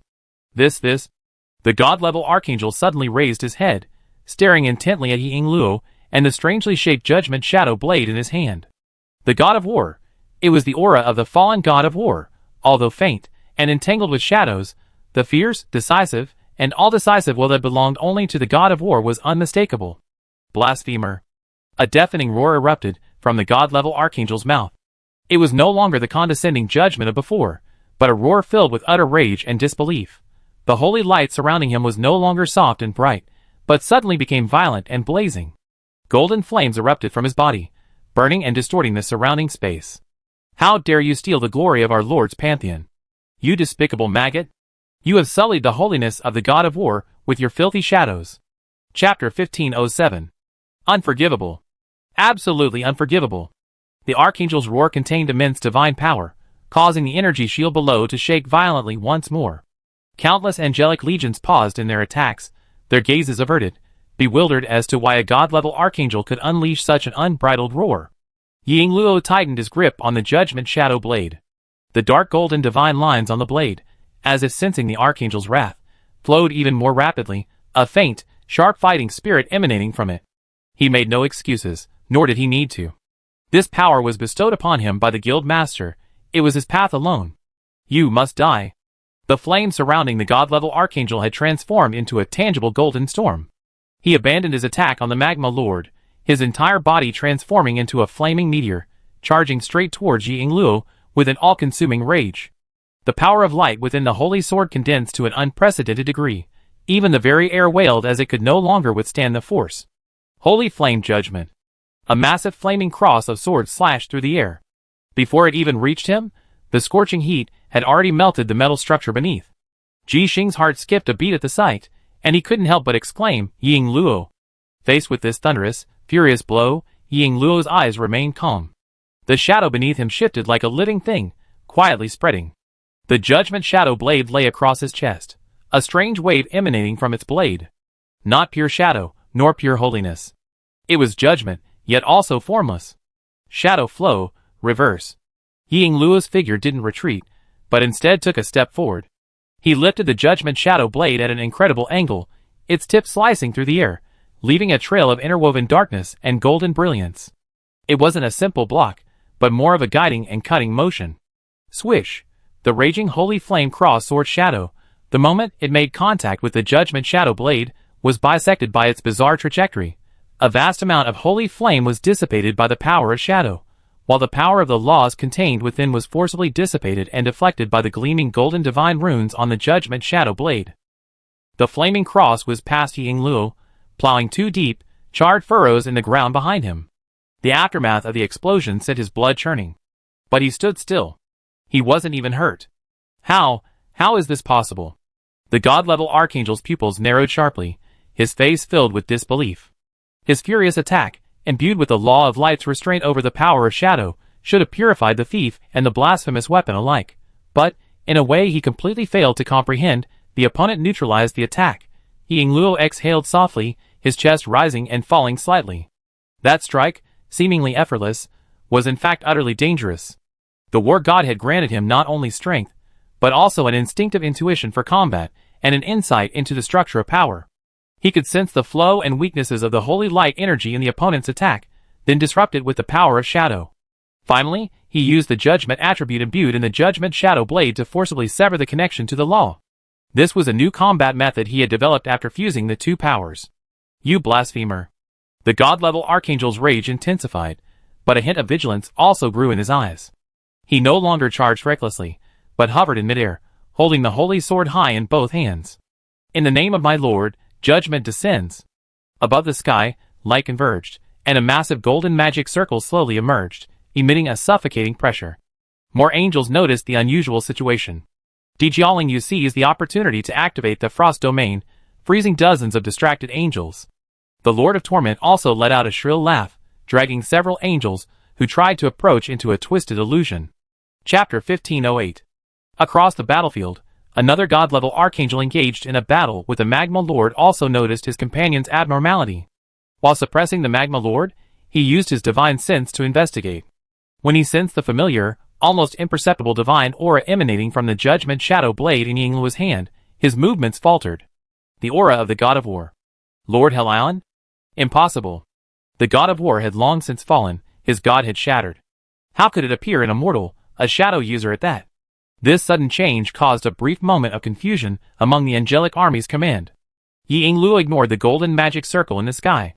He knew he had to fight swiftly, and not give the opponent a chance to unleash his powerful divine arts. He flashed, launching an attack. Shadow Blade, Judgment. Shadows enveloped his form, leaving a trail of blurry afterimages across the battlefield, aiming directly at the nodes of the divine archangel's holy light defense. Clang! Sparks flew as holy light and shadow clashed fiercely. The god-level archangel was momentarily flustered by Yisakura Luo's elusive attacks.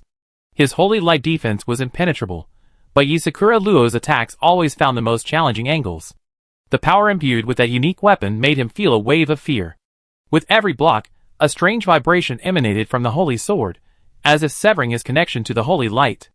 A mere mortal dares to compete with a god. The god-level archangel roared, forcibly mobilizing the power of a portion of the judgment circle, condensing into spears of holy light, and shooting them towards Yisakura Luo. The judgment shadow blade danced like the wind, shattering the incoming holy light spears one by one. Yingluo's movements became increasingly fluid, his mastery of the two powers within him growing ever more masterful. The god of war's bravery and decisiveness, combined with the shadow blade's agility and cunningness, were perfectly integrated within him. Right here. Yingluo's eyes flashed. In the instant, he blocked the opponent's holy sword. He keenly sensed a flaw left by the god-level archangel's distraction from manipulating the magic circle. The Judgment Shadow blade suddenly accelerated, shadow and golden light intertwining to an extreme degree on its blade. Break the army. With a low cry, Yingluo's figure practically merged with the Judgment Shadow blade, transforming into a shredding stream of black and gold light. He ignored the layers of holy light barriers hastily cast by the god-level archangel and fiercely slashed upon the right arm holding the sword. Crack! A teeth-grinding, bone-cracking sound echoed. Ah! The archangel let out a painful roar. His right arm was slashed by the blow, leaving a deep wound visible to the bone.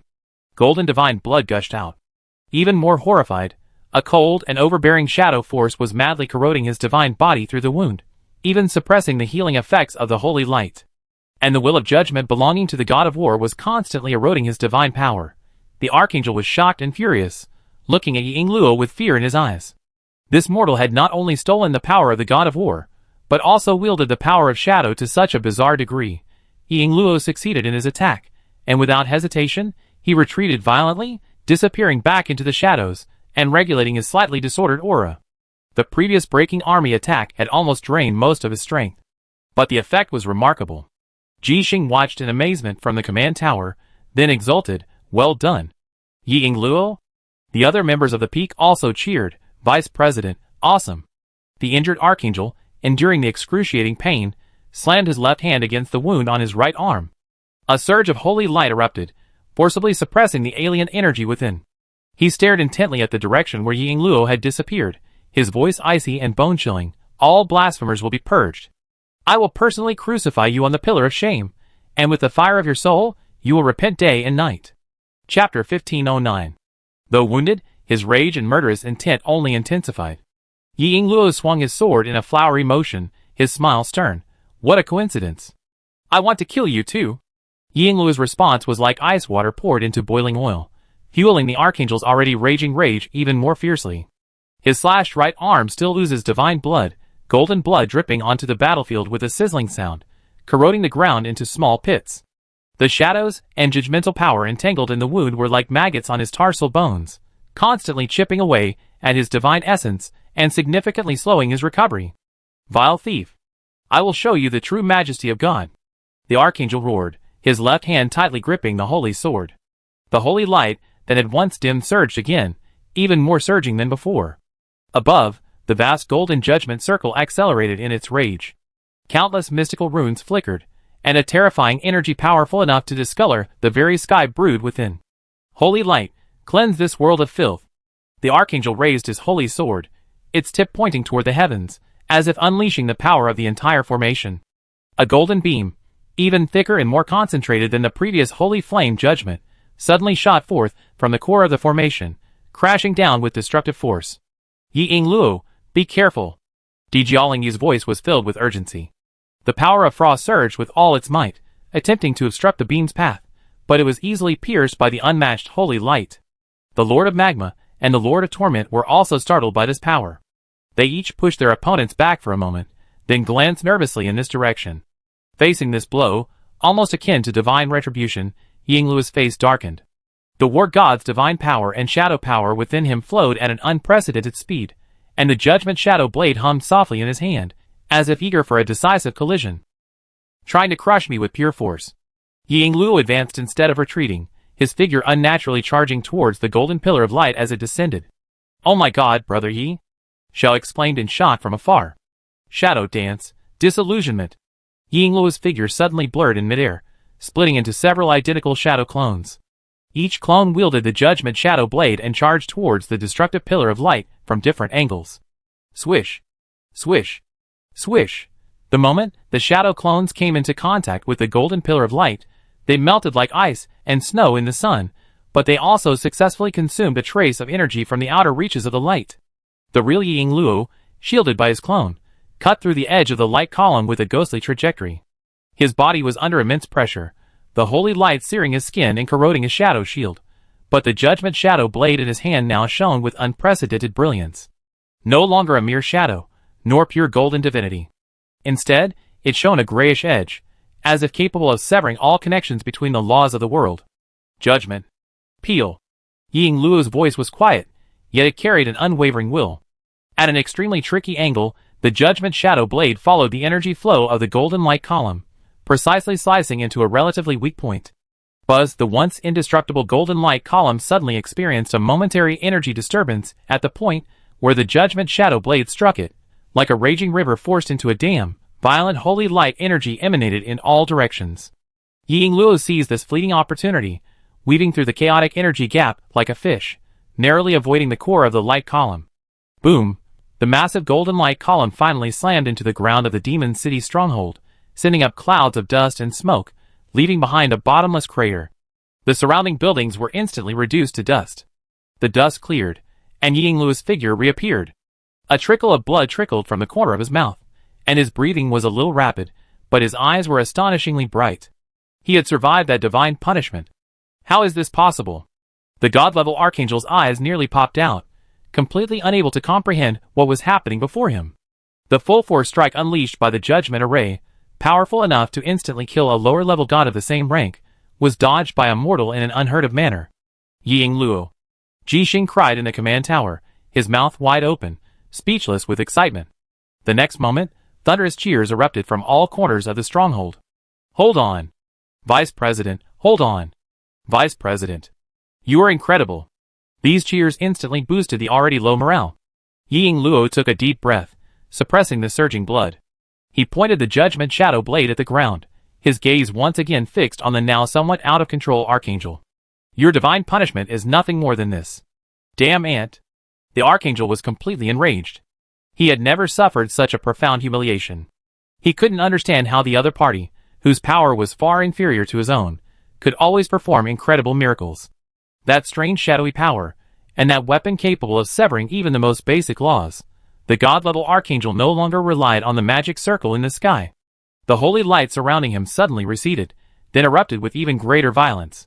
Countless golden divine patterns emerged from his body. His wings fluttered violently, and he transformed into a streak of golden lightning. The holy sword in his hand trailed a long trail of flames. With a speed exceeding any previous one, he swooped down on Ying Luo. He would use the purest and most direct power to completely crush this mortal who constantly challenged his majesty. Ying Luo's pupil shrank slightly. The opponent was going all out. He was also depleting a tremendous amount of energy, especially with the previous judgment, stripping, which demanded the utmost control of his mind and strength. But the battle wasn't over yet. Well done. The dark golden lines on the Judgment Shadow Blade in Ying Luo's hand lit up again. The ultimate collision of shadow and light was about to unfold. The god-level Archangel was completely enraged. His golden pupils burned with undisguised murderous intent, and the holy light surrounding him was no longer as majestic as before, but now filled with a destructive frenzy. He could not tolerate that a mortal, a wielder of shadow, dared to steal and defile the holiness of the god of war, and yet repeatedly escaped punishment before him. With your blood, sacrifice to the profaned holiness. The Archangel roared, his voice resonating through the air. He no longer held back any strength, his wings suddenly spread, stirring up a terrifying golden storm, and he transformed into a meteor that tore through the sky. The power of light on the holy sword was compressed to its utmost, as if to completely evaporate everything in front of it. This strike abandoned all technique, leaving only the purest and most primal will to destroy. Chapter 15:10. Faced with this devastating blow, Ying Luo took a deep breath, the remaining strength within him surging through his meridians like a flood. He had no thought of retreating. And, feel despair. Each feather on the wings of the god-level Archangel burned with golden holy flames. His speed was swift and extreme, leaving a trail of afterimages in the air, as if dozens of him were attacking simultaneously from different directions. The holy sword thrust forward, the light concentrated at its tip practically materializing, tearing fine black cracks through the air in its path. This single strike blocked all of Ying Luo's escape routes. Well timed. Ying Luo's eyes shone with fighting spirit, the Judgment Shadow Blade humming in his hand. He chose not to engage head-on, the opponent's power was too ferocious. Shadow Step. His figure suddenly became ethereal, like a wisp of smoke melting into the wind, narrowly avoiding the holy sword's sharp edge. However, the terrifying gust of wind unleashed by the god-level Archangel's furious attack still caused the shadow shield to fluctuate violently, nearly shattering it. All you can do is dodge, thief. The god-level Archangel's attack missed, his rage intensifying, but his offensive remained undiminished. His vast combat experience allowed him to instantly determine Yingluo's position. He swept the holy sword across, a crescent-shaped golden sword energy like a deadly scimitar, slashing towards the spot where Yingluo had just landed. Yingluo tapped his toes, rising again, and simultaneously swiftly swung the Judgment Shadow Blade in his hand. Shadows streamed slash. Several condensed shadow blades pierced the air, precisely slashing at the weak points of the golden sword energy. Boom! Boom! Boom! Shadow and holy light collided, releasing a series of muffled sounds. That blasphemer's power is so strange. Another god-level archangel observing the battle, previously focused on suppressing the Magma Lord, now couldn't help but pay more attention to this side. Yi Sakura's power, which was neither pure shadow nor mingled with the will of the god of war, made him feel an unprecedented difficulty. Die! The god-level archangel, entangled by Yi Sakura, had completely lost his patience. He no longer pursued large-scale attacks, but instead concentrated all his strength on the holy sword. The holy light around him was compressed to the extreme, and each swing carried the weight of the law. Clang! Clang! Clang! Yi Sakura and the god-level archangel engaged in a nearly frenzied exchange of attacks. Every collision between the Judgment Shadow Blade and the holy sword erupted with a harsh metallic sound and dazzling sparks. Yingluo's figure darted through the raging holy light, like a small boat in a raging sea, in danger of capsizing at any moment. Vice President. The peak members in the distance watched with trepidation, their palms dripping with sweat. Give up, mortal. In the face of absolute power, all your struggles are meaningless. The god-level archangel roared, the light of his holy sword growing ever more intense. Each strike, swifter than the last, attempted to crush Yingluo completely. But Yingluo's eyes grew brighter. Under extreme pressure, his mastery of the fusion and manipulation of the two powers within him was improving at an incredible rate. The combat instincts imbued by his godhood allowed him to make the most accurate judgment in the most perilous moments. Now! After narrowly avoiding the opponent's sweeping sword, Yingluo keenly detected a subtle pause in the opponent's attack rhythm caused by his extreme anger. This momentary flaw was fleeting. At this moment, the shadow power within Yingluo's body and the god of war's divinity merged perfectly, no longer clearly distinct, but transformed into a new, dark energy imbued with the will of destruction and judgment, pouring completely into the Judgment Shadow Blade. Above the blade, dark golden divine patterns and profound shadow runes illuminated simultaneously, emitting a heart-pounding vibration. Chapter 1511. Judgment. Peel. Yingluo's figure approached like a ghost. The Judgment Shadow Blade in her hand no longer simply slashed or blocked. Instead, at an incredible angle, it slashed upward along the spine of the god-level archangel's holy sword. This wasn't meant to sever the holy sword, but to sever the energy connection between it and the god-level archangel, stripping away the sacred laws within. Swish! A soft yet incredibly clear sound was heard. The god-level archangel's pupils suddenly shrank. He felt the holy sword in his hand tremble violently. The mighty holy light that had been flowing continuously from his body to the holy sword suddenly stopped flowing. The holy sword's blazing light, powerful enough to incinerate gold and molten iron, dimmed for a moment. Although it was only a moment, it was enough for Yingluo. What? A huge wave surged within the god-level archangel, and an unprecedented sense of crisis washed over him. Yingluo seized this once-in-a-lifetime opportunity, moving with the blade. The Judgment Shadow Blade swung upward, aiming directly at the chest of the god-level archangel, exposed by the sudden loss of the holy sword's power. Shadow kill, destroy the god. This single strike condensed all of Yingluo's energy and spirit. The gray blade gleamed like lightning piercing the darkness, incredibly fast and sharp. Puff! The sturdy sacred armor was easily torn apart by the Judgment Shadow Blade like paper. Holy golden blood gushed out like a fountain from the hideous wound on the god-level archangel's chest. His eyes, burning with rage, suddenly froze as he stared down in disbelief at the gray blade that pierced his chest. No. Impossible. The archangel uttered those few words with difficulty, his voice filled with horror and resentment. He could clearly feel his sacred core being rapidly disintegrated and devoured by a cold and overbearing alien force. The will of judgment was like the sharpest knife, ruthlessly slicing at the very essence of his divinity. And the treacherous shadow power, like a ravenous serpent, frantically eroded his vitality. Yi Sakura Luo's eyes were icy, and she twisted her wrist violently. Ugh! The god-level archangel let out a shrill, agonizing cry, his body convulsing violently. The once blazing and violent holy light surrounding him quickly dimmed and dissipated like a popped balloon. You? This? Blasphemy. Before he could even finish his final curse, the Archangel's voice abruptly stopped. The light on the once mighty body of the God-level Archangel was completely extinguished. All hope of survival was lost. A true God-level being, fallen. At that moment, the entire battlefield seemed to have fallen into an eerie silence.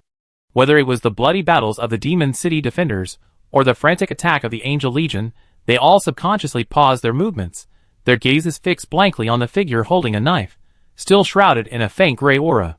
Brother, you won? Shao rubbed his eyes, his tone filled with uncertainty. No, when did Brother Yi become so powerful? Then, thunderous cheers erupted from every corner of the Demon City stronghold, like a volcanic eruption. Mighty Vice President. Lord Yi Sakura Luo has slain a god. We're saved. The Demon City is saved. Countless warriors wept with joy. The despair they had previously felt suffocating under the immense pressure of the god-level Archangel was completely dispelled at this moment. Yingluo's stunning strike, like the brightest star, pierced the darkness shrouding the Demon City and brought a ray of hope. Good boy. Di Jiaolingyu slammed her fist against the control tower's railing, her cold face flushed with excitement. Ji Xing was even more excited, his words incoherent. Yingluo. He really did it. This sudden surge in morale instantly affected the other two high-powered duels on the battlefield. Chapter 1512. The god-level Archangel locked in combat with the Lord of Magma was visibly shaken by the moment his companions fell, a flaw in his attack. Roar!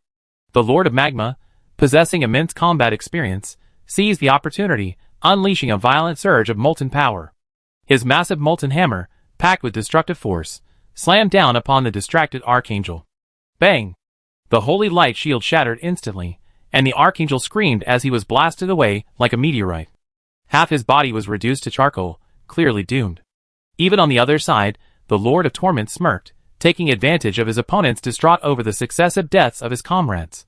His domain's power suddenly contracted, and countless twisted shadow tentacles tightly wrapped around the god-level Archangel. Amidst a shrill wail, the Archangel's soul was forcibly dragged out and torn to pieces. Useless. Can't even handle a mortal. The leading of the two remaining god-level Archangels now had a livid face, his mind filled with rage and a subtle hint of panic. He could never have imagined that a purification operation, he thought, was a sure thing would escalate into such a situation. 3 of the 5 god-level Archangels were lost in the blink of an eye. This was an unbearable loss for the God of Light. This mortal. The weapon in his hand. There's something wrong. The other surviving god-level Archangel's voice trembled, as he stared intently at the judgment shadow blade in Yingluo's hand. The familiar aura of the God of War, and the strange power of shadow filled him with an unprecedented sense of threat. Yingluo slowly exhaled a breath of blood-stained air, his chest heaving violently. The Shadow Killer, God Breaker, which had concentrated all his strength, had nearly drained him of all his energy. At this moment, he felt waves of weakness wash over him, and the hand gripping the blade trembled slightly. But he remained upright, his gaze like the sharpest blade, sweeping across the remaining 2 god-level Archangels and the angelic legions thrown into disarray by the successive deaths of their leaders. The pressure remained immense, but compared to the suffocating despair brought on by the initial 5 god-level Archangels, the current situation was undoubtedly much better. At least, they saw a glimmer of hope for victory. Well done, mortal. The Lord of Magma praised in a muffled voice, his massive body blocking Yi Sakura Luo's way, watching the remaining 2 Archangels warily. The Lord of Torment also floated over, letting out an unsettling laugh. Hee, it looks like we're in for some fun today. The crisis in the Demon City had not yet been resolved, but the darkest hour seemed to be over. Meanwhile, far away in the depths of the Divine Corpse land, Qin Chuan was desperately trying to resist the increasingly violent turbulence of laws around him. The space here was extremely unstable. Tiny spatial cracks, like venomous snakes devouring their prey, constantly flashed and vanished around them. The chaotic divine power contained within the black fog was like countless sharp needles, attempting to pierce his shadowy defenses and corrode his mind. The situation isn't good. Dismartin's shadow flickered, his tone unusually less playful and more serious. The energy turmoil in this damn place is getting more intense. If we don't find a solution, we all be swept in and burned. The shadowy ripples around Alessa also fluctuated, struggling to maintain a small area of stability. The collapse of the laws at the core of the divine relic is accelerating. We must find the source as soon as possible. Qin Chuan's face was as gloomy as water. The urgent events before him, the divine relic's out-of-control mission, and the news of the attack on the Demon City stronghold weighed on his heart like two mountains. He knew that failure on either side would be disastrous. At this moment, Dismartin's shadow suddenly paused, then uttered a slight, surprised "Huh? What's wrong?" Qin Chuan immediately became alert. Dismartin's shadow trembled, a hint of a strange smile in his tone. "Interesting, it seems there's been a small problem in the Demon City." Alessa also tilted her head slightly, as if listening. After a moment, her furrowed brow relaxed slightly, and she looked at Qin Chuan. "Mr. Shadow, the crisis in the Demon City has been temporarily alleviated." "Eased?" Qin Chuan's heart skipped a beat, and he asked eagerly, "What exactly happened?" "Your fellow, Yingluo," Dismartin exclaimed in amazement, "actually burst forth in battle, and felled a god-level archangel." Qin Chuan's eyes flickered with surprise upon hearing this, then transformed into deep relief and a hint of pride. Yingluo had indeed lived up to his expectations. The Judgment Shadow Blade, imbued with the godhood of the God of War, finally shone with its due brilliance. "Yingluo did it," Qin Chuan muttered to himself, his tense nerves relaxing slightly. Alessa added, "The Lord of Magma and the Lord of Torment have each taken out an opponent, and the stronghold's defenses have finally been stabilized. Ji Xing and the others are organizing a counterattack to eliminate the remaining angel legions." "Well done." Qin Chuan's clenched fists loosened slightly. The temporary stability of the Demon City undoubtedly gave him peace of mind. He could now devote more energy to the even more dangerous Divine Remains land before him. "It seems the God of Light has lost more than he gained this time." "I'm sure he's pissed himself off," Dismartin said gloatingly. "Those guys hiding in the shadows, watching the show, might have to reconsider." Qin Chuan understood that Dismartin was referring to the undead gods and the abyssal demons. The Light God's decision to launch a surprise attack on the Demon City at this crucial moment in the battle for the Divine Remains was completely unexpected. Now that the Demon City had not only failed to be conquered, but had instead inflicted heavy losses on the Light Gods, this would undoubtedly make those gods, who had been watching from the sidelines, even more cautious. "Yi Sakura and the others are growing even faster than I expected," Qin Chuan thought to himself. This was tremendous good news for him. This meant that even in his absence, the Demon City had a stronger ability to defend itself. "Alright, kid, your worries are temporarily resolved. Now it's time to figure out how to deal with this major problem at hand." Dismartin's tone grew serious again. "If this thing at the core of the Divine Relic explodes completely, none of us will be safe." Qin Chuan took a deep breath, temporarily suppressing his distracting thoughts. The news of victory from the Demon City reassured him, but it also made him even more aware that he had to resolve the Divine Relic issue as soon as possible and return. He raised his head, his gaze piercing the chaotic energy storms, gazing at the heart of the valley, where the black fog was thickest and the laws were roiling most violently. The aura there was filled with both deadly danger and irresistible temptation. The Divine Relic is out of control, the laws are rioting. Qin Chuan's eyes sharpened. "Since there's no way to retreat, we can only press forward." His voice was quiet, but it carried a resolute determination. "Let's go to the core, and see what surprises this fallen god has left for us." Chapter 1513. With these words, Qin Chuan no longer hesitated. He moved, leading the way toward the heart of the valley shrouded in endless black fog. The power of the Shadow Realm circulated around him, forming a solid barrier that enveloped the three of them, isolating them from the turbulent laws of the outside world. The closer they got to the core, the more treacherous the surroundings became. Tiny spatial cracks no longer flickered sporadically, instead, they spread like a dense spider web, each flickering away a slice of space, leaving behind absolute nothingness. The black fog grew thicker, as if alive, constantly battering Qin Chuan's Shadow Realm barrier with a teeth-grinding sound. "This damn place. Not even light can get through. It feels like walking in the intestines of some giant beast." Dismartin's shadow swayed even more violently, maintaining his presence, as he couldn't help but complain. Qin Chuan remained silent, his entire mind focused on perceiving his surroundings. While his shadow power thrived here, the chaotic divine nature's encroachment was pervasive.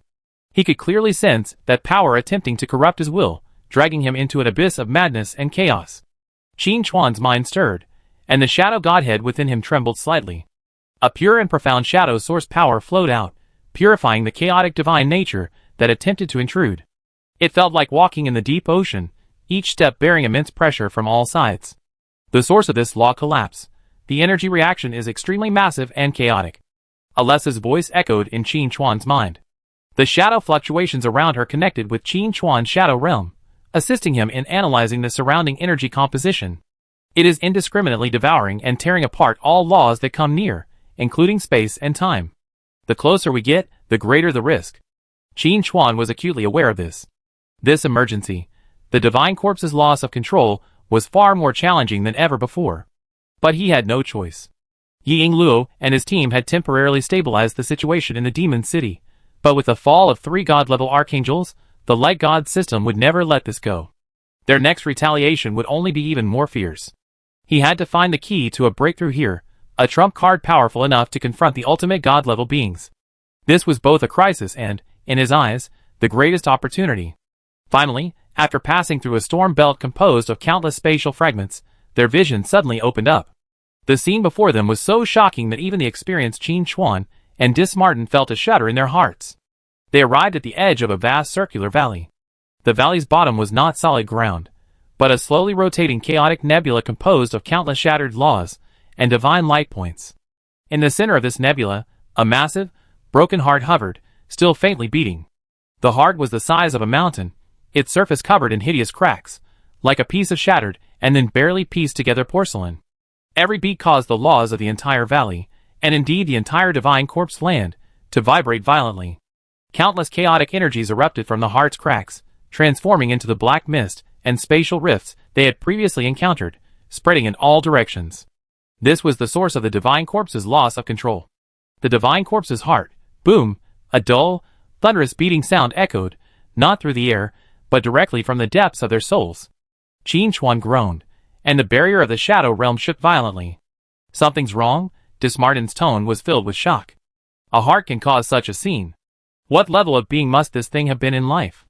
Every beat accelerates the collapse of the laws. Alessa's voice was solemn. This heart is no longer a simple organ. It has become the source of chaotic laws, a core of disaster in the making. Chapter 1514. Qin Chuan's gaze was fixed on the heart. He could sense the terrifying power within it, enough to annihilate heaven and earth, and the chaotic will that led to depravity. But he saw far more than that. On the shattered heart's surface, within its countless cracks, he saw traces of the still unextinguished pure divine essence. It was the crystallization of the fallen god's life's power, the most essential part remaining after his godhead was shattered. If he could absorb it, his strength would surely surge. At that moment, as if sensing a prying gaze, the massive heart trembled violently. Boom, a heartbeat, more intense than any before, exploded. A visible, pitch-black shockwave of pure chaotic energy swept up from the valley floor like a tsunami, heading straight for Qin Chuan and the other two. Where the shockwave passed, space collapsed in pieces, all laws twisted and shattered, transforming into primordial chaos. Be careful! Alessa shouted urgently. Qin Chuan's pupils shrank sharply, and he had no time to think. He pushed the shadow power within him to its fullest. The space before him instantly turned into the deepest darkness. A massive shield composed of countless overlapping shadow runes appeared out of thin air, blocking the shockwave. Boom! With a deafening roar, the shadow barrier Qin Chuan had constructed began to violently distort the moment it came into contact with the shockwave, the runes on its surface being erased and decomposed at an astonishing rate. Qin Chuan gritted his teeth, and all his strength frantically poured into the shadow barrier, his divine power rapidly being consumed by the chaotic force. Crack! A crack finally appeared in the shadow barrier. Qin Chuan's eyes narrowed, knowing that resisting head-on was no solution. With a fleeting thought, he abruptly changed his strategy, no longer simply defending, but actively directing the attack. Open! He shouted softly, and the shadow barrier instantly split open in the center, channeling the violent shockwave to either side. The violent energy was past their barrier, shaving off a large chunk of the mountain behind them, leaving behind a mirror-smooth surface. After the shockwave, Qin Chuan's face paled slightly, and his breathing became rapid. "Mr. Shadow, are you okay? Are you still holding on?" Alessa asked with concern. "I'm not going to die." Qin Chuan exhaled, his eyes sharper, even tinged with a hint of frantic excitement. "I'm even more certain. I must get it." His gaze pierced the chaotic nebula and settled once again on the slowly beating heart. Qin Chuan knew full well that the still beating divine heart before him was his greatest opportunity to break free from his shackles at this stage. "Boy, are you truly mad?" Dis Martin's shadow shook violently, his tone filled with disbelief. "Every beat of that thing can trigger a tsunami of laws, and you still want to touch it? Do you think your life is too long?" The shadows pulsating around Alessa also accelerated. She said in a deep voice, "Mr. Shadow, the laws surrounding this heart are far more chaotic than those outside. If you force your way in, your shadow barrier won't hold out for long." Qin Chuan took a deep breath, suppressing the turbulence of his energy caused by the heart's pressure. He didn't directly respond to the two men's dissuasion, his gaze fixed on the slowly beating giant heart, his mind racing with calculations. Forcing his way in would be like hitting a rock with an egg. The energy contained in this heart was so high that even the emanating aftermath sent shudders of fear through him. His only advantage was the divine power output of his dual kingdoms, and his ultimate control over the essence of shadow. It rejects all laws, but it also unconsciously attracts forces of the same origin, Qin Chuan muttered to himself, a flash of enlightenment in his eyes. The pure divine essence within it hasn't yet been completely assimilated by chaos. If we can find a balance. Chapter 15:15. His plan sounded insane.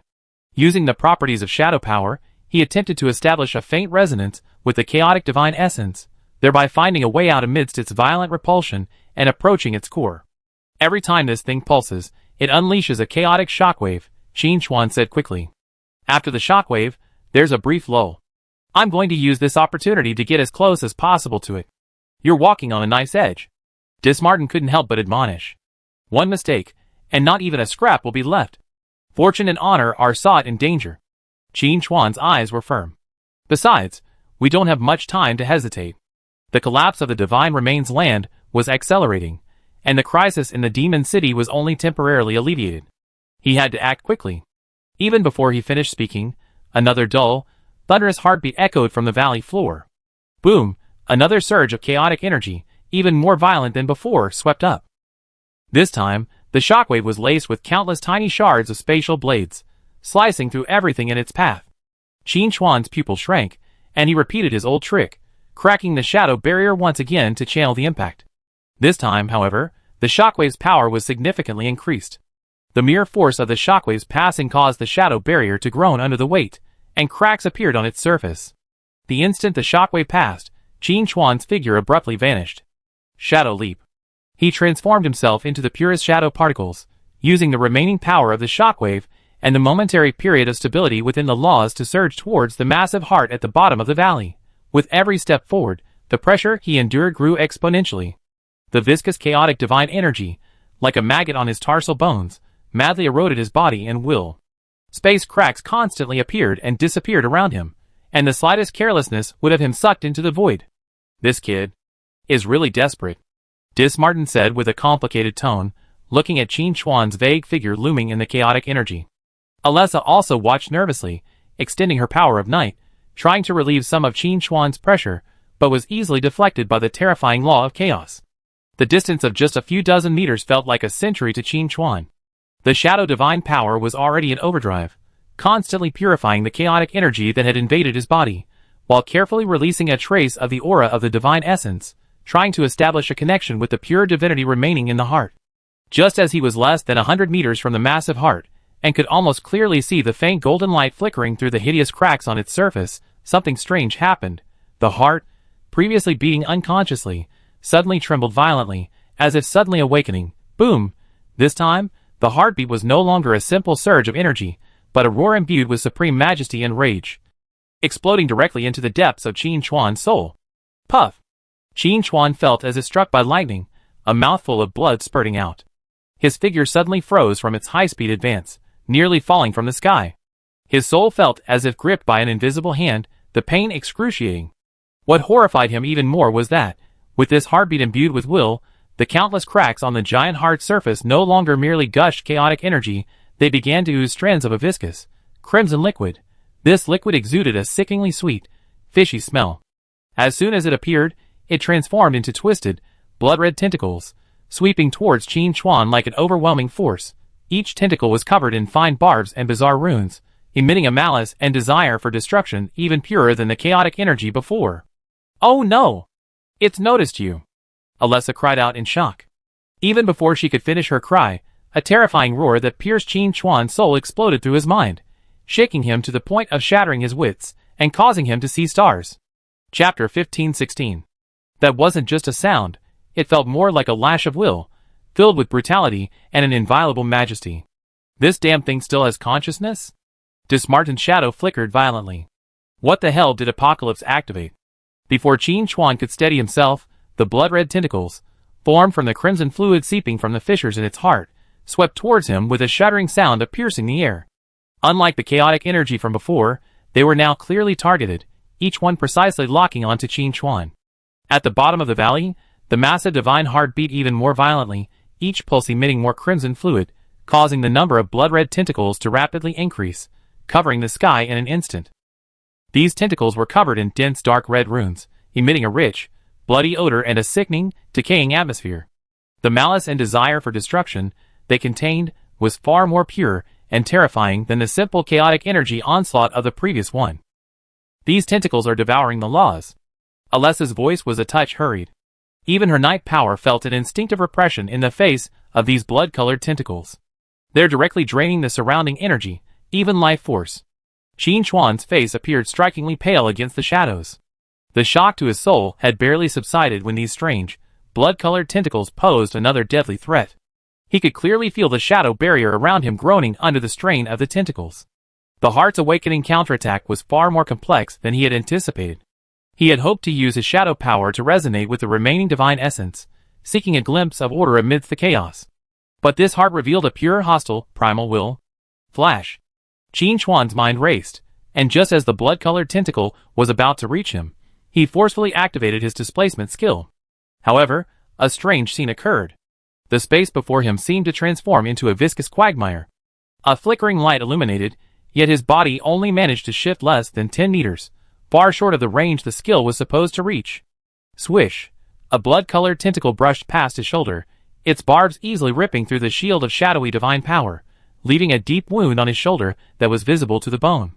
Into the wound, crimson power seeped like a living thing, madly destroying his vitality and hindering the restoration of his divine essence.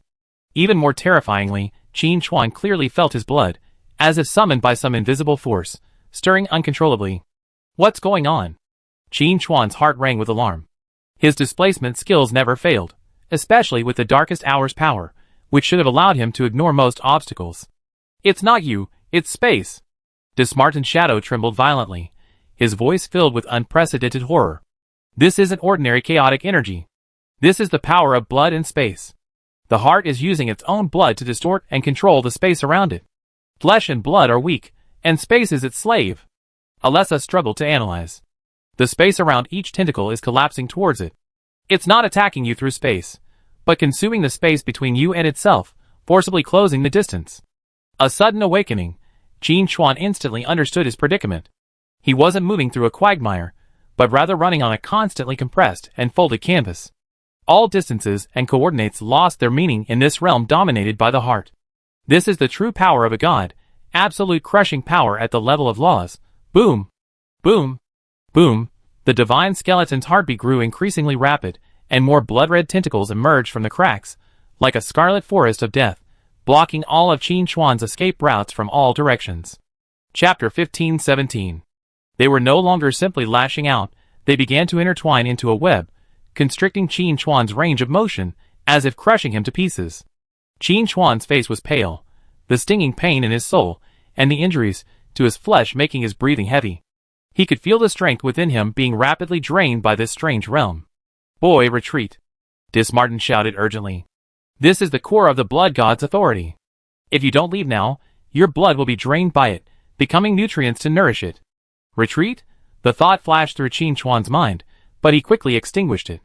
He glanced at the wound deep enough to see the bone, feeling the crimson power eroding him. Instead of fear, his eyes ignited with an even more intense fire. The authority of blood and space. If he could obtain it, he would possess a true trump card. Risk and opportunity always coexist. The divine heart before him was a desperate situation capable of crushing him, yet it was also the only stepping stone to a higher level. Fortune and honor are sought in danger. Qin Chuan muttered softly. He stopped dodging in vain. Since the enemy controlled the space, he would tear a rift of his own within this controlled space. Mr. Shadow, you. Alessa seemed to sense Qin Chuan's intentions, her tone filled with worry. If you want to kill me, this alone isn't enough. Qin Chuan raised his head, his gaze piercing through the layers of blood-red tentacles, fixed on the beating heart. The next moment, he voluntarily abandoned his efforts to maintain the Shadow World barrier, allowing the violent turbulence of laws and the crimson aura to assault his body. At the same time, the darkest hour in his hand erupted with an unprecedented radiance. Space-time rupture. Qin Chuan chose not to create an isolated zone, but instead opted for another effect. A forced tearing of space for a short-range leap. Since you distort space, I will completely sever this distorted space. Buzz! An invisible yet incredibly sharp force suddenly erupted, centered around Qin Chuan. The space before him, forcibly compressed and folded by the intertwined blood-colored tentacles, was forcibly torn open by this force, creating a pitch-black rift. This rift was completely different from the chaotic spatial cracks around it. It was stable and deep, its interior filled with pure nothingness, as if leading to another dimension.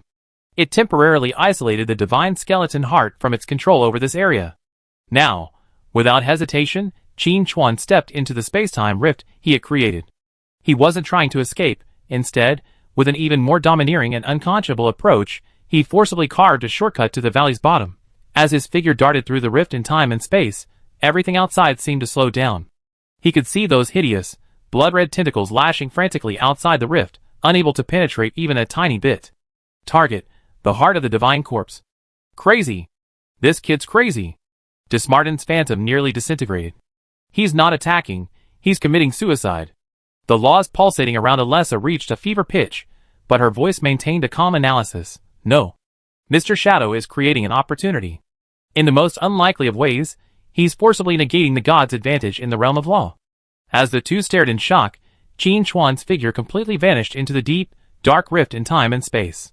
The moment he stepped into the rift, all the noise and chaos outside seemed to be muted. Qin Chuan felt as if he had descended into the deepest sea of tranquility. Surrounding him was pure nothingness, devoid of any matter or energy.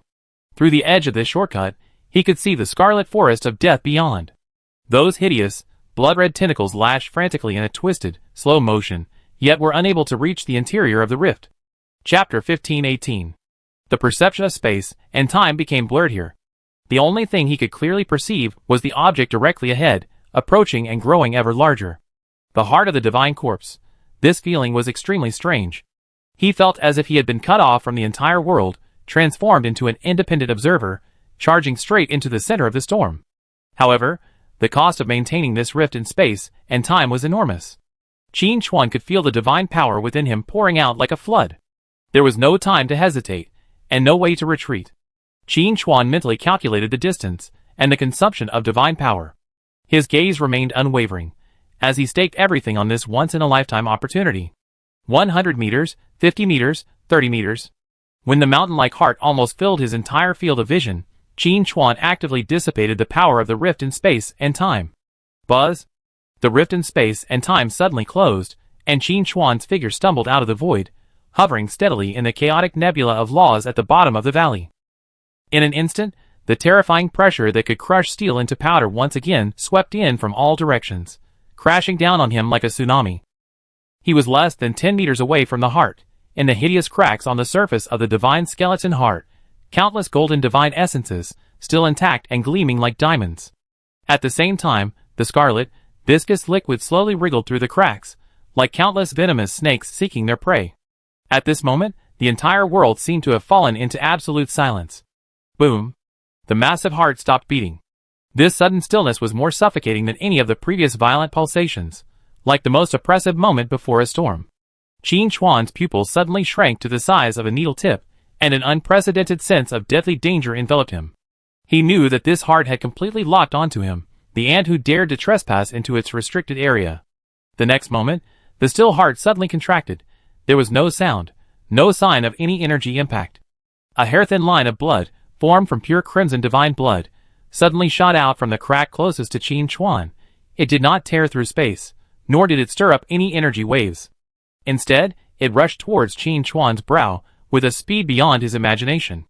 Before this bloodline, Qin Chuan felt his shadow power, his physical defenses, and even his soul become fragile. All his defensive methods seemed so pale and powerless at this moment. This wasn't an attack at the level of laws, it was a direct annihilation of authority. It was the purest, most fundamental wrath of the fallen god's remaining will. There was no way to retreat, no way to avoid it. Qin Chuan's mind was blank, but his body's instincts transcended his thoughts at this moment. He didn't construct any defenses, but instead made a move that even Dismartin and Alessa in the distance couldn't understand. He proactively faced the crimson bloodline that could instantly annihilate him. Not defense, not evasion, but devourment. With a mortal body, devouring the blood of a god. The moment before the crimson bloodline touched his brow, Qin Chuan opened his mouth. This wasn't literal swallowing. It was an acceptance and resistance on the level of his will. He used himself as a battlefield, actively inviting this terrifying force capable of all destruction into his domain. Swish! The bloodline sank into his body, without a shattering explosion, not even a sound. However, Qin Chuan's body suddenly stiffened, his eyes instantly filled with an eerie crimson. Visions of an endless sea of blood exploded in his mind, billions of lives wailing in the blood, countless stars crumbling under the crimson's dominion. A vast will, filled with tyranny and a lust for destruction, like a deity from the heavens, looked down upon him, a mere ant who had dared to defy its might, attempting to completely crush and assimilate his consciousness. Chapter 1519. Humble thief. You will become the flesh and blood sacrifice of my rebirth. The Grand will roared from the depths of his soul, carrying unquestionable majesty. Across Qin Chuan's body, eerie dark red lines spread like living creatures. Countless blood snakes seemed to slither beneath his skin, and his entire being exuded a corrupted and sinister aura. His blood boiled, his bones groaned, his life force being devoured by the divine blood at an alarming rate. This was the authority of a god. It was not energy, not skill, but absolute dominance at the level of rules. However, just as the crimson will was about to completely overtake Qin Chuan's body, an equally profound, yet more restrained and serene, power suddenly awakened from the core of his consciousness. It was the power of shadow. If the blood god's authority was a raging, all-controlling crimson ocean, then the power of shadow was the boundless depths of space, capable of swallowing all light and heat, returning everything to eternal silence. Deep within Qin Chuan's crimson eyes, a flash of pure darkness suddenly shone, like a black hole, frantically devouring the eerie crimson glow. To resist or dispel that overwhelming will was like trying to stop a chariot with a mantis arm. His choice was to follow his most core passive ability. To devour the darkness of light. Since he couldn't destroy it, he would devour it all. Buzz, Qin Chuan's body became the center of a terrifying vortex. On one side, the blood god's authority expanded outward, attempting to utterly implode him.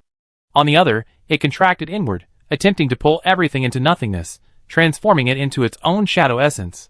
Two completely different divine powers, using his body as their battlefield, engaged in a most primal and brutal battle of devouring. The pain Qin Chuan endured was beyond words. He felt as if he were being torn apart from within by two ancient beasts, each second akin to being repeatedly tempered in a furnace of soul. But amidst this excruciating agony, his will became clearer and more resolute than ever before. Risks and opportunities. He gritted his teeth, blood oozing from the corners of his mouth, his own dark glint intensifying in his eyes. The authority of blood and space. I accept it. With the shadow divine power as his core, he began carefully channeling and absorbing the crimson energy temporarily enveloped by the shadow force. This process was 100 times more perilous than the previous simple confrontation. If he wasn't careful, his will would be tainted by the blood god's lingering will, completely transforming him into a monster obsessed with killing and destruction. At the bottom of the valley, the chaotic nebula that had once surrounded the divine heart was now stirred by this terrifying confrontation. As if drawn by some fatal attraction, countless shattered points of light surged madly toward Qin Chuan, then were shredded and annihilated in the twisting red and black force field surrounding him. Boom! At that moment, the heart of the divine skeleton, which had been still until then, gently beat again. But this time, its beat was no longer violent, but rather hesitant and confused, as if sensing something. With this heartbeat, the crimson power within Qin Chuan suddenly stagnated, and the vast will of destruction seemed to have momentarily broken. Now, Qin Chuan keenly seized this fleeting opportunity, unleashing his shadowy divine power with all his might. Come in! He roared from the depths of his soul. The crimson divine blood that had been raging within him seemed to have lost its source of support, instantly engulfed by endless shadows, and forcibly drawn into the core of his godhead. In an instant, all external phenomena vanished. Qin Chuan trembled, powerlessly half-kneeling in the void, breathing heavily, his clothes soaked with sweat and blood. The crimson in his eyes had faded, returning to their former depth, but his face was as pale as death. System notice. You have successfully suppressed the will of the fallen blood god's blood and begun forcibly absorbing the fragments of authority, blood/space. System notice. Your divinity is beginning to be tainted, and a will assessment is underway. Past. System notice. Your skill, space-time fracture, is absorbing power from the same source and undergoing unknown mutations. System prompt: your equipment, darkest hour, has detected high-level divine essence. Causal reversal is charging, 3/3. Attempting to absorb, 1% success rate. A series of system prompts flashed before Qin Chuan's eyes, but he was too exhausted to read them. He had succeeded. In this gamble against the remnants of the god's will, he had secured a once-in-a-lifetime victory. However, the crisis was not over. Boom, boom, boom. The massive divine heart, having lost its most vital strand of divine blood, far from collapsing, beat even more steadily and powerfully. From the countless cracks on its surface, chaotic energy no longer gushed forth, but a purer, vaster scarlet divine blood began to flow, slowly converging toward the bottom of the valley. It regarded Qin Chuan as its new core. Chapter 1520. Qin Chuan half knelt in the air, each breath carrying the scent of scalding blood. He forcibly suppressed the surging blood and the trembling of his soul, attempting to digest the vast amount of information brought on by the moment of life and death. Although the risk was immense, he had won the gamble. However, before Qin Chuan could even catch his breath, the strange changes at the bottom of the valley once again made his scalp tingle. Boom, boom, boom. After a brief silence and a hint of confusion, the beating of the gigantic divine heart became unusually steady and rhythmic, imbued with an indescribable sense of satisfaction.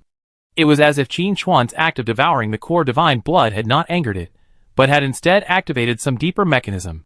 What shocked Qin Chuan even more was that the chaotic energy that had once violently surged from the countless hideous cracks on the heart's surface had completely vanished. In its place, a more refined and viscous, ruby-red divine blood flowed endlessly from it. This divine blood no longer transformed into aggressive tentacles as before, but like a stream drawn by an invisible force, it slowly but steadily converged towards Qin Chuan's position at the bottom of the valley. A continuously expanding blood-red lake began to form beneath Qin Chuan, emitting a suffocatingly rich life force and ancient pressure. The crimson light illuminated the entire valley floor with an eerie aura. "What is it doing?" Desmartin's voice was tinged with doubt, as he stared intently at the changes below. "Is this thing AM? After being severely beaten by you, it's now showing goodwill?" He had clearly seen the heart's brutality and desire for destruction before, but its current, eerily docile appearance only made him feel even more terrified. Alessa also stared intently at the rapidly expanding blood-red lake below, and at the divine heart that viewed Qin Chuan as a coordinate point. Her voice was graver than ever. "No, this isn't recognition, nor is it a gesture of goodwill. It's considering Mr. Shadow a part of itself, or a new core." "A new core?" Desmartin reacted immediately, urgently saying, "Boy, retreat." Qin Chuan's face was even uglier than when he'd been pierced by the bloodline. He knew better than anyone what a new core meant. After losing its crucial imprint of will, and its divine blood, the divine heart's remaining instincts seemed to have made a decision. It needed a new container, or guide to carry and channel its immense power, enough to implode the entire divine land. And Qin Chuan, who had just forcibly devoured and suppressed a strand of its divine blood, undoubtedly became its most suitable target. This wasn't a gift, it was more like a forced binding and assimilation. Qin Chuan could clearly sense that the energy contained in the ever-expanding blood-red lake below was 1,000,000,000 times greater than the tiny trace of divine blood he had previously absorbed. Once completely submerged in this sea of blood, he didn't know what would become of him. Would he be completely assimilated, becoming this heart's new puppet, a conglomerate of energy devoid of self-will? Or would he be unable to withstand such terrifying power and burst alive, his soul annihilated? Neither outcome was what he wanted. "Damn it!" Qin Chuan cursed inwardly, attempting to retreat to a safe distance at the edge of the valley. However, the invisible suction emanating from the divine skeleton's heart was rapidly intensifying as the blood-red lake expanded. He felt as if he were entangled by countless invisible, heavy chains. Every attempt to break free became incredibly difficult, as if he were trapped in a bottomless quagmire. What made Qin Chuan's heart sink even more was that the shadow divine power in his body, after coming into contact with the extremely pure divine blood aura below, actually produced a faint desire and resonance, as if it had an instinctive attraction to the majestic life essence and the origin of the law. Chapter 1521. This attraction, emanating from the very source of his power, clashed violently with his own intense sense of crisis, exacerbating his situation. "Mr. Shadow, you must break free of its hold immediately." Alessa's voice was filled with unprecedented urgency, her night power pulsing as she attempted to analyze the composition of the blood lake. The blood lake is forming an independent domain, its laws repelling everything outside. Once fully formed, you will be completely trapped within, with no possibility of escape. Qin Chuan knew the urgency of the situation. He stared fixedly at the crimson lake below, emitting an eerie crimson light that threatened to reach his feet, and at the giant heart that continued its tireless blood transfusion. Retreat? Now it wasn't a question of whether he wanted to retreat, but rather a question of whether he could. The heart seemed determined to feed him, not giving him any chance to refuse. It's using its own divine blood to reshape a throne for you. Dismartin's voice grew unusually serious, as if he had grasped a deeper meaning. This heart's remaining instinct is to cultivate you into a being capable of harnessing its full power, but this process is perhaps even more dangerous than simply killing you. Divine Throne. Qin Chuan's mind flashed through these two words, and his heart skipped a beat. He instinctively sensed that Dismartin's speculation might have touched upon the truth. This heart of the fallen god wasn't simply seeking to destroy or assimilate him, but rather, in an extreme, almost destructive manner, it was attempting to cultivate him into a being capable of harnessing its immense power. But this cultivation process is undoubtedly a life-or-death struggle, even a near-fatal one. The chances of success are slim. Qin Chuan took a deep breath, his chaotic thoughts quickly becoming clearer under the extreme pressure. His goal was to gain even greater power to deal with the crisis in the Demon City, the threat from the Light God system, and to explore more of the secrets hidden behind the Divine Corpse land. All of this would require him to possess strength far beyond his current capabilities. The Divine Corpse heart before him, which was proactively showing goodwill, and even willingly expending its essence to cultivate him, was no longer a threat in Qin Chuan's eyes, but a tremendous opportunity, although the method was strange and extremely dangerous, as he had said before. Fortune and honor are sought in danger. Evading the problem would not solve the problem, but would only lead to the loss of this once-in-a-lifetime opportunity. Since you want me to become your core. Qin Chuan's mouth curved into a maddening grin, his eyes blazing with a terrifying light, as he stared intently at the heart still gushing with divine blood. Then it depends on whether you have the ability. Will you devour me completely, or will I control you instead? The divine skeleton core excels at assimilation. His shadow realm, his shadowy divine power, are also rooted in devouring and controlling. With this in mind, Qin Chuan abandoned his futile attempts to escape and instead made a decision that stunned both Dismartin and Alessa. He actively released control of his body, abandoning all resistance. He allowed the powerful, irresistible suction to slowly pull him toward the seething, crimson sea of blood below, emanating endless pressure. Rather than passively endure this unpredictable cultivation, it's better to take the initiative and seize true dominance in this ocean of divine blood. He aims to devour not only this pure divine blood, but also the authority over blood and space represented by this heart. This kid is crazy. Dismartin's voice was filled with approval. He actually jumped into that pool of blood? I wouldn't even dare do that. Alessa's night power also contracted sharply. Her tone was filled with solemnity and worry. Mr. Shadow's decisions are always unexpected, but the results will prove him right. However, this is too risky. That blood lake is already approaching a complete divine realm. Once completely engulfed, he will face not only an energy shock, but also assimilation at the level of laws. Chapter 1522. However, Qin Chuan had already made his choice. Drawn by an invisible suction force, his figure slowly sank toward the surging crimson sea of blood below. Qin Chuan's eyes were calm, even tinged with a hint of cold madness. As he drew closer to the sea of blood, the massive divine heart beat with increasing joy, as if a long-awaited sacrifice had finally offered itself. Gurgle. Gurgle.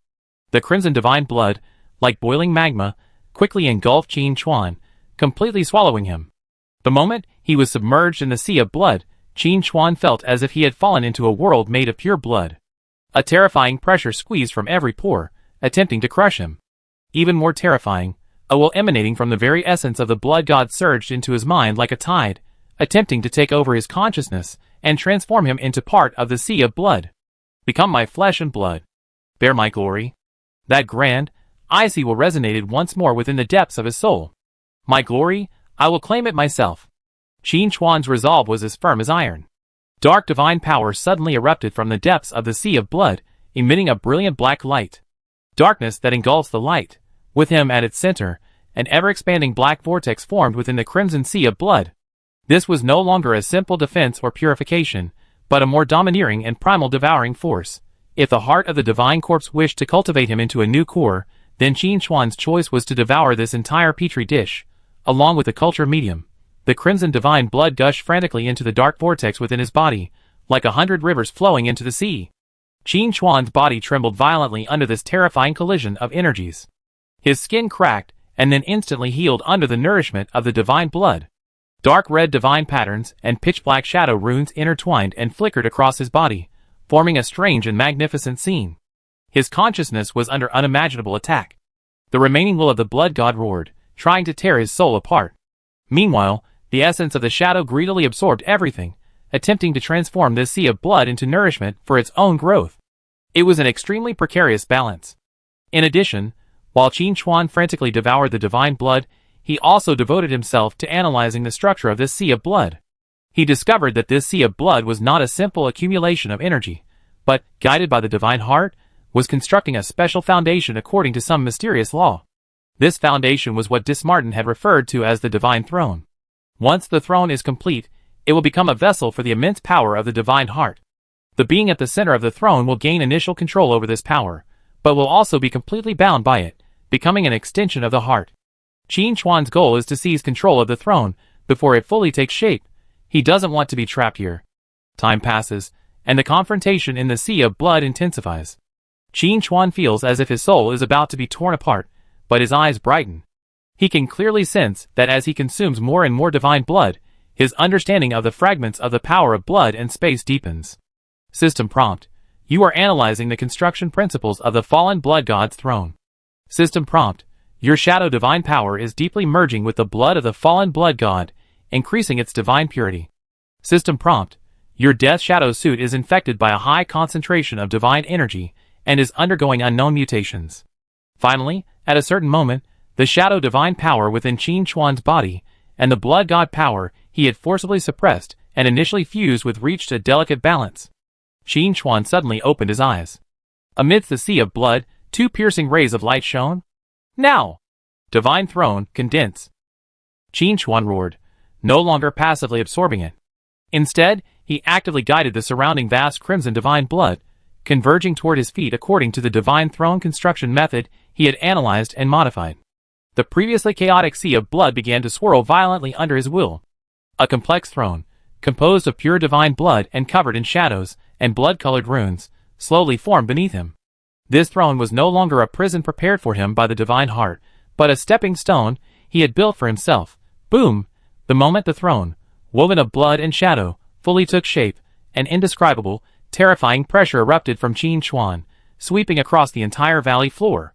The massive divine heart's beating suddenly paused, then erupted with a rhythm even more powerful than ever before, as if responding to the birth of a new master.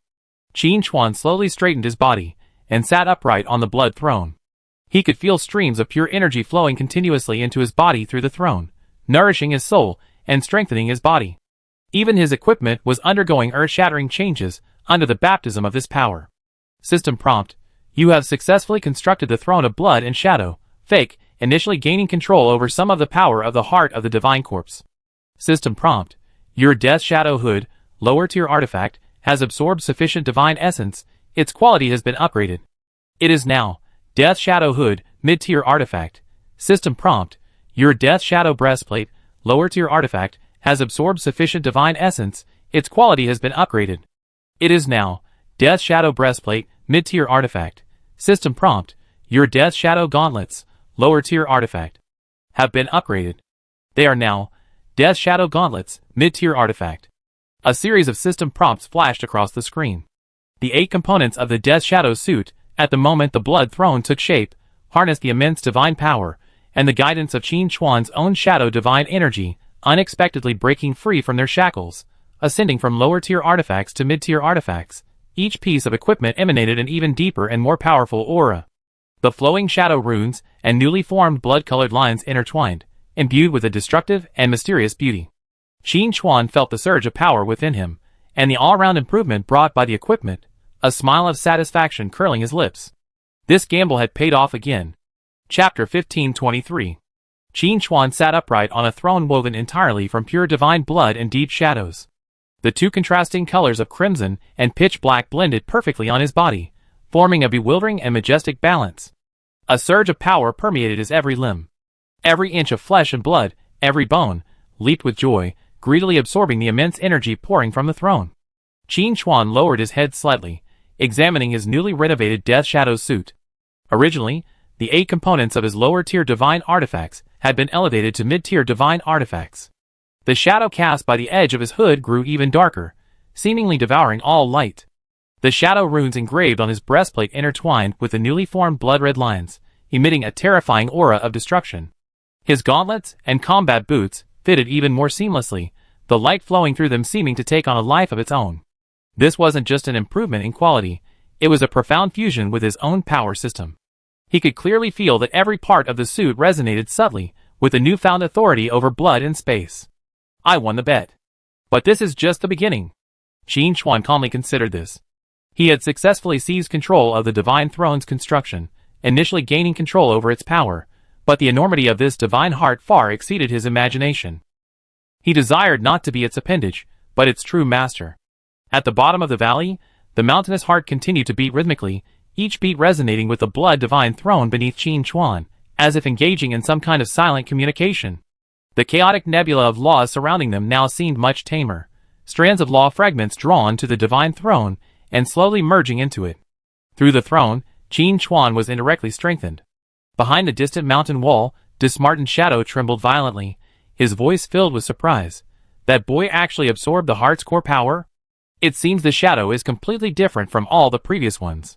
After a pause, he said meaningfully, perhaps, this time the story will be different. The power of night surrounding Alessa also contracted slightly. Her eyes held joy and tenderness, but also a hint of worry.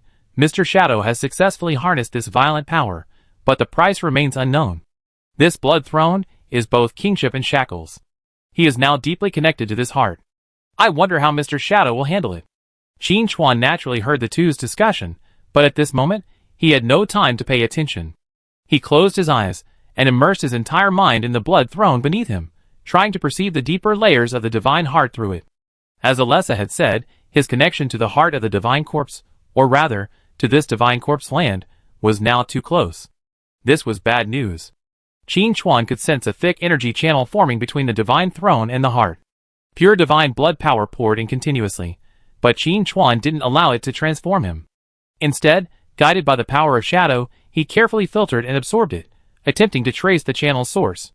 Simply passively accepting nourishment will never allow true control. Qin Chuan's will was as firm as iron.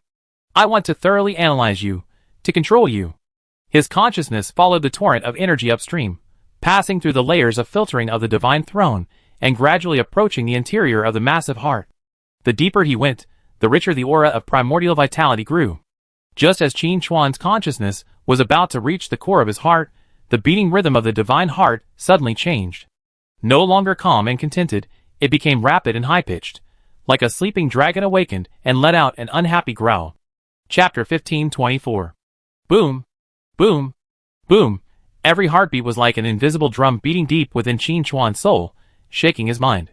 A will far more powerful than the previous bloodline awakened from the depths of his heart, pressing back against Qin Chuan's consciousness, with a sense of scrutiny and inquiry.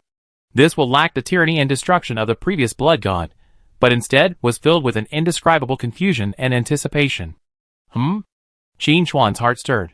He keenly sensed the peculiarity of this newly awakened will. It seemed to harbor a complex attitude toward the emergence of Qin Chuan, the new core. System prompt. The remaining original consciousness of the heart of the divine corpse has been activated and is currently evaluating you. System prompt. Evaluation in progress. Evaluation tendency. Neutral to benevolent, based on your initial fusion of the authority of blood and space and the successful construction of the blood throne. System prompt. The heart of the divine corpse has transmitted some information to you. The next moment, a vast and chaotic stream of information poured into Qin Chuan's mind like a bursting dam. This information wasn't words or text, but rather fragmented images, blurred fragments of memory, and a wail of grief and resentment from an ancient time. It seemed to be an ancient being that once wielded power over blood and space, fallen in a catastrophe that affected countless pantheons. Its immortal heart, carrying its final obsession and remaining strength, drifted through the endless void, yearning for rebirth and rebirth. So that's it. It's not pure malice, but an instinctive longing. Qin Chuan understood. This divine heart wasn't seeking to devour him completely, but rather saw him as an opportunity to carry its immense power and imbue it with meaning. It needed a core to untangle this chaotic power, and Qin Chuan happened to be that chosen target. System prompt. The Divine Heart's original consciousness has conveyed its initial intention to cooperate with you, hoping you can become the guide of its power and the new carrier of its will. Accept this request, and you will gain deeper control over the Divine Heart, but your soul will be deeply bound to its core, sharing both honor and disgrace. Deeply bound? Sharing both honor and disgrace? A subtle sneer curled Qin Chuan's lips. This sounded like a tremendous opportunity, but for him, any form of restraint was unacceptable. He sought absolute freedom and control, not becoming an appendage of another being, even if that being was once a powerful deity. Want a core? Qin Chuan's eyes flickered. I can give you one. But it might not be me. His mind sank into the trappings of the trickster's profession, the power of disguise and falsehood quietly energizing. Since this heart needed a core to carry and channel its power, he would create a flawless core for it. Qin Chuan focused all his energy on the astonishing deception he was about to unleash. He would utilize this throne, the endless flow of divine blood power, and the brief trust the heart's original consciousness had awakened, to escape. Seated atop the blood throne, Qin Chuan's aura began to subtly shift. The pure shadows and crimson light that had once woven around him gradually took on a hint of the desolation and antiquity unique to the Divine Heart. His eyes became hollow and majestic, as if he had truly become an extension of the heart's will. Now! Qin Chuan's mind moved. Disguise skill activated, false face skill superimposed. Pure shadowy divine power surged from Qin Chuan's body, mingling with the vast divine blood drawn from the throne, rapidly reshaping itself in his original location. A being identical to Qin Chuan, whose very aura perfectly inherited the connection between the throne and the heart, began to slowly coalesce. Chapter 1525. This disguise wasn't a simple illusion. Instead, Qin Chuan meticulously crafted a fake by leveraging his professional abilities as a fraudster, incorporating some of the principles of shadow reforging, his rudimentary understanding of the power of blood in space, and a vast supply of divine blood. A perfect substitute for the blood god core. Owning the mask, Qin Chuan's true form gradually subsided, silently blending with the shadow of the throne, preparing to be peeled away. This process was extremely dangerous. Even the slightest misstep would lead to detection by the Divine Heart's original consciousness. Then, he would likely face a wrath far greater than the previous one. Yet, a hint of insane confidence lingered on Qin Chuan's face. He was confident he could conceal his true intentions and leave this fake blood god atop the throne, bearing both the glory and the shackles in his stead. He himself, with his understanding of authority and the practical benefits, would escape punishment. If you want me to be your core, I give you one. Qin Chuan snorted inwardly. As for whether or not this core is me, that's none of your concern. Boom! Boom! Boom! The heart of the divine skeleton continued to beat steadily, seemingly delighted with the new core receiving inheritance on the divine throne. An endless stream of power continued to flow toward the blood divine throne, then through it, into the body of the new blood god meticulously disguised by Qin Chuan. The disguised blood god slowly opened his eyes, a pure crimson and majesty in them, perfectly echoing the aura of the heart of the divine skeleton. This kid. What is he doing? Dismartin's expression grew strange. I told you, this kid is a natural-born con man. He even dared to deceive the blood divine throne, and it looks like he's about to succeed. Dismartin couldn't help but sigh. I think I should give him my title of Lord of Lies and Deception. Alessa generously praised him. Mr. Shadow has created a replacement, a counterfeit that perfectly inherits the connection between the throne and the heart. Such extraordinary skill and courage. As soon as this thought came to mind, even the experienced Alessa was shocked by Qin Chuan's audacity and madness. Deceiving the heart of a god? This is simply unheard of. Qin Chuan's forehead was covered with beads of sweat, and the mental energy he was draining far exceeded his imagination.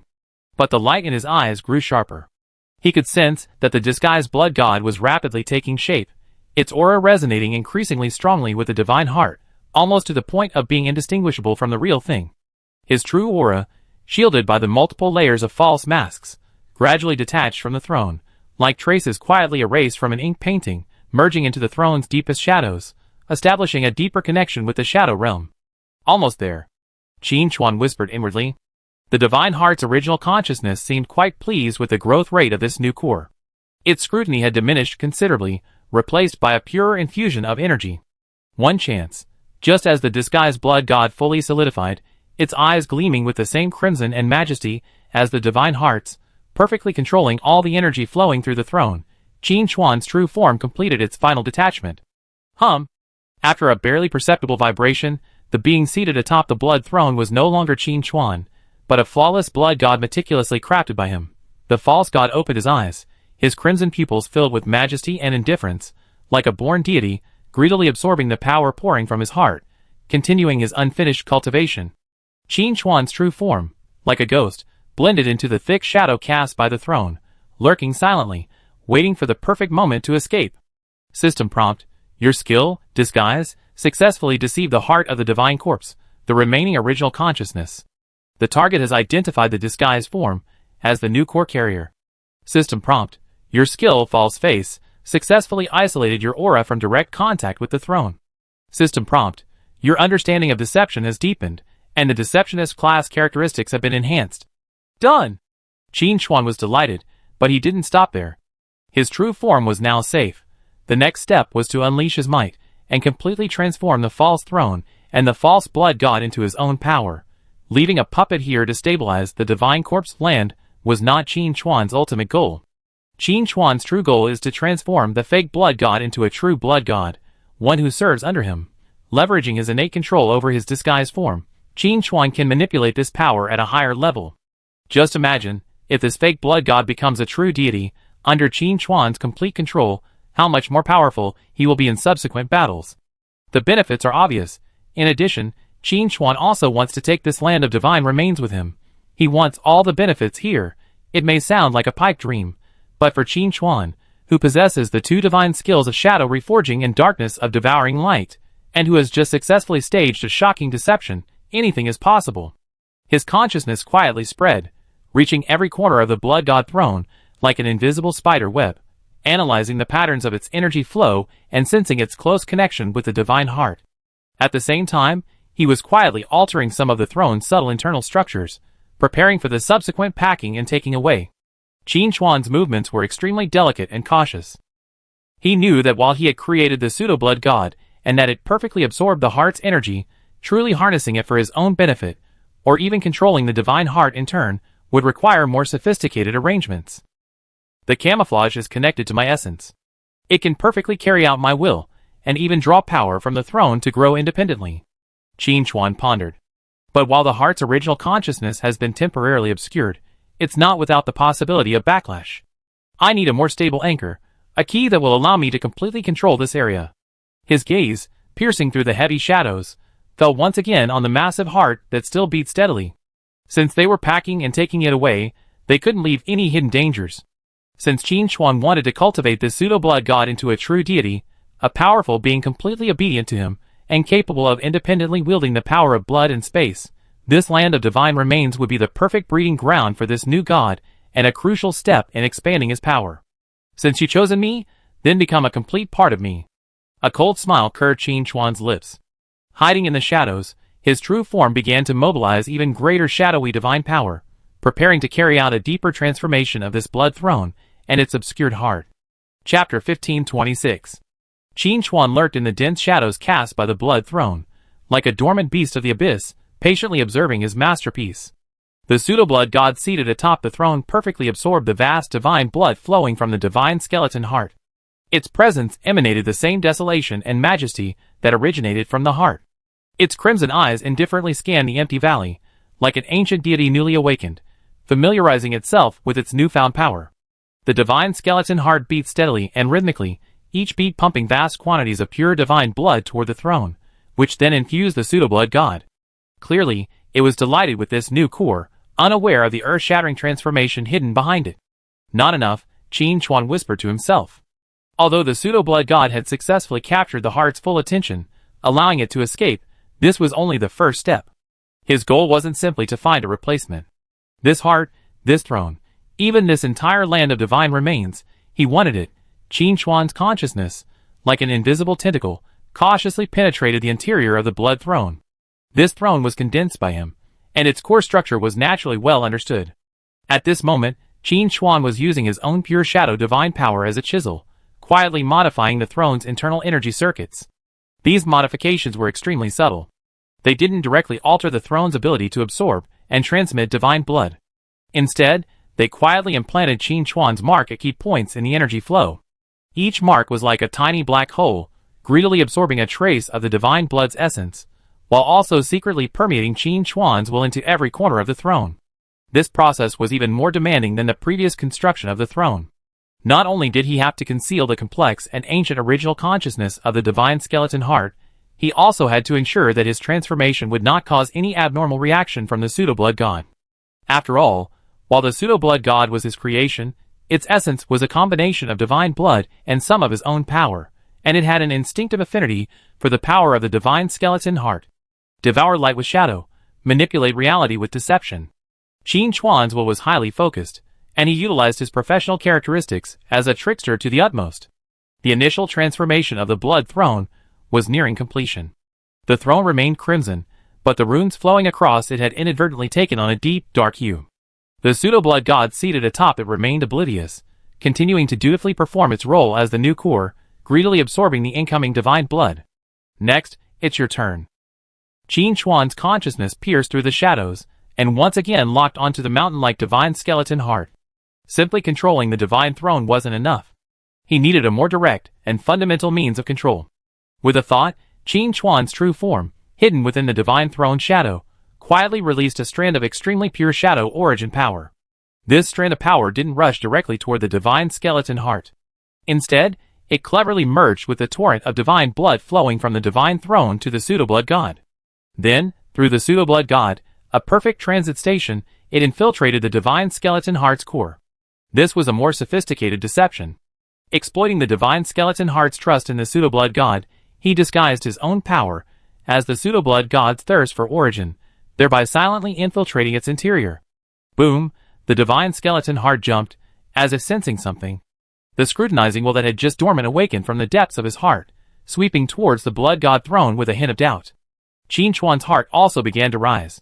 However, that will hovered over the fake blood god for a moment, then carefully examined the blood god throne again, ultimately finding nothing amiss.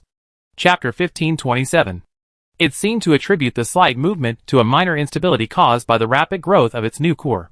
The doubts gradually dissipated, and the heartbeat returned to a steady state.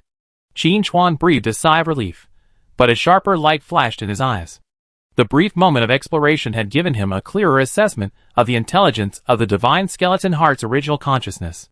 Though ancient and vast, it seemed to lack sufficient cunning. This undoubtedly gave him greater room for maneuver. The wisp of shadowy power disguised as the essence of divine blood successfully evaded the heart's initial detection, like a drop of water in the ocean, quietly blending into the heart's complex and vast energy cycle. It made no attempt to destroy or control it, merely lurking silently, like a coordinate, a beacon waiting to be activated. One isn't enough. Qin Chuan wasn't satisfied. He repeated the same trick, repeatedly using the pseudo-blood god as a perfect shield to deliver more shadow origin into different areas of the divine skeleton heart. These origin energies acted like beacons, echoing one another, and quietly weaving an invisible web that enveloped the entire heart. This web was the final shackle he had prepared for the divine skeleton heart. Time slipped slowly in his intense concentration. When Qin Chuan placed the ninth and final beacon within the divine skeleton heart, he could clearly sense a connection with it far deeper and more direct than the one he had previously established through the divine throne. He could even faintly hear the emotions of the heart's every beat, sensing the torrent of laws within it, a crisscrossing intertwining chaos and order. Done! Qin Chuan slowly opened his eyes, his body, hidden in the shadows, trembling slightly. The next moment, he no longer hesitated. Collect. A low cry came from the depths of his soul. 9 shadow beacons scattered throughout the divine skeleton heart suddenly lit up, instantly forming a vast and complex shadow array that enveloped the entire core area of the heart. At the same time, the blood throne, which he had thoroughly transformed, responded with a roar. The shadow runes engraved upon it burst into a brilliant black light, echoing the array within the heart. Boom! The divine skeleton heart let out a painful wail like a wounded beast and trembled violently. It finally sensed something was amiss. The dormant primordial will erupted in rage, frantically attacking the shadow array within its body, attempting to rip it apart. But it was too late. The web Qin Chuan had meticulously woven was already deeply entwined with its flesh and blood, and the laws of nature. More importantly, under Qin Chuan's control, the blood throne, this external terminal, began frantically draining the heart's power, suppressing its resistance. Now, I am your master. Qin Chuan stepped out from the throne shadow, and once again stood before it. He extended his hand, and grasped it lightly. The divine heart, once beating wildly, suddenly slowed under the pressure from both within and without, as if held tightly by an invisible hand. Each beat was filled with difficulty and unwillingness. Ultimately, unable to defy Qin Chuan's will, it gradually calmed down. At the bottom of the valley, the chaotic nebula of laws also stabilized. Qin Chuan felt the immense power flowing through the blood throne and the magic circle within the heart, and his smile grew even more unbridled. This heart, along with a fragment of the authority of blood and space it represents, and this rich land of divine bones, from this moment on, truly belonged to him. Pack it up and take it away. True to my word, Qin Chuan stood before the throne, a woven crimson and shadowy hue. The entire valley floor pulsed with his will. The mountainous divine bones heart was now as docile as a tamed beast.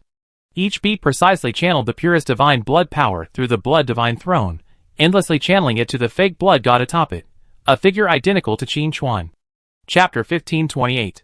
The fake blood god closed his eyes, divine light swirling around him, his aura rising at a visible rate. It absorbed the immense energy from the heart of the divine corpse, like a whale devouring the sea. The divine patterns composed of shadow and blood on its body grew increasingly complex and profound, and the pressure it exuded became increasingly close to that of a true god. What a work of art! Dismartin exclaimed in amazement. Not only did he deceive a divine heart, but now he wants to use its power to nourish his own counterfeit. He's determined to continue this path of deception. The power of night rippled around Alessa. She gazed at Qin Chuan's back, and the rapidly growing fake blood god on the throne, whispering, "I knew Mr. Shadow would create miracles." Qin Chuan successfully controlled the heart of the divine corpse, and, through the perfect medium of the fake blood god, harnessed the power of this area for his own benefit. This was undoubtedly a shot in the arm, deeply encouraging both Desmartin and Alessa. But this was only the beginning. Qin Chuan knew clearly that once he safely left this place with this astonishing harvest, he would surely be met with the god's thundering wrath and endless pursuit. Those undead and the abyss hadn't yet truly launched their attack. What chilled Qin Chuan even more was the war the god of light had unleashed in the demon city. That was no impromptu act, but more like a carefully orchestrated chess game, a seemingly insignificant piece that in fact controlled the entire situation. The god of light had dispatched a massive legion of angels to attack the demon city with such force that it was clearly intended to draw Qin Chuan's attention, and even the majority of his forces there. But given the god of light's character, his true killer move might still be hidden behind this chaotic fog. Distract me? Qin Chuan's eyes were deep, gazing into the void, as if trying to penetrate the layers of obstruction and glimpse the conspiracy behind the battlefield. What is he afraid of? Is it apocalypse, or something else? Or is he just trying to cause me a little trouble? Qin Chuan didn't believe the latter. The demon city was certainly important, but for a being of the god of light's caliber, it simply wasn't worth the fuss. Could it be? A thought flashed through Qin Chuan's mind, sending a slight chill down his spine. Is this divine remains land also part of his plan? If the god of light anticipated that he would enter the divine remains land and gain something here, then the battle in the demon city was not just a diversion, but more likely a cover, a smoke screen to create conditions for a more deadly action. Qin Chuan now fully realized the immense power of the divine remains land. If the god of light's goal wasn't just to prevent him from obtaining this power, but to launch a targeted attack once he had gained it, and become deeply bound to this area, the consequences would be unimaginable.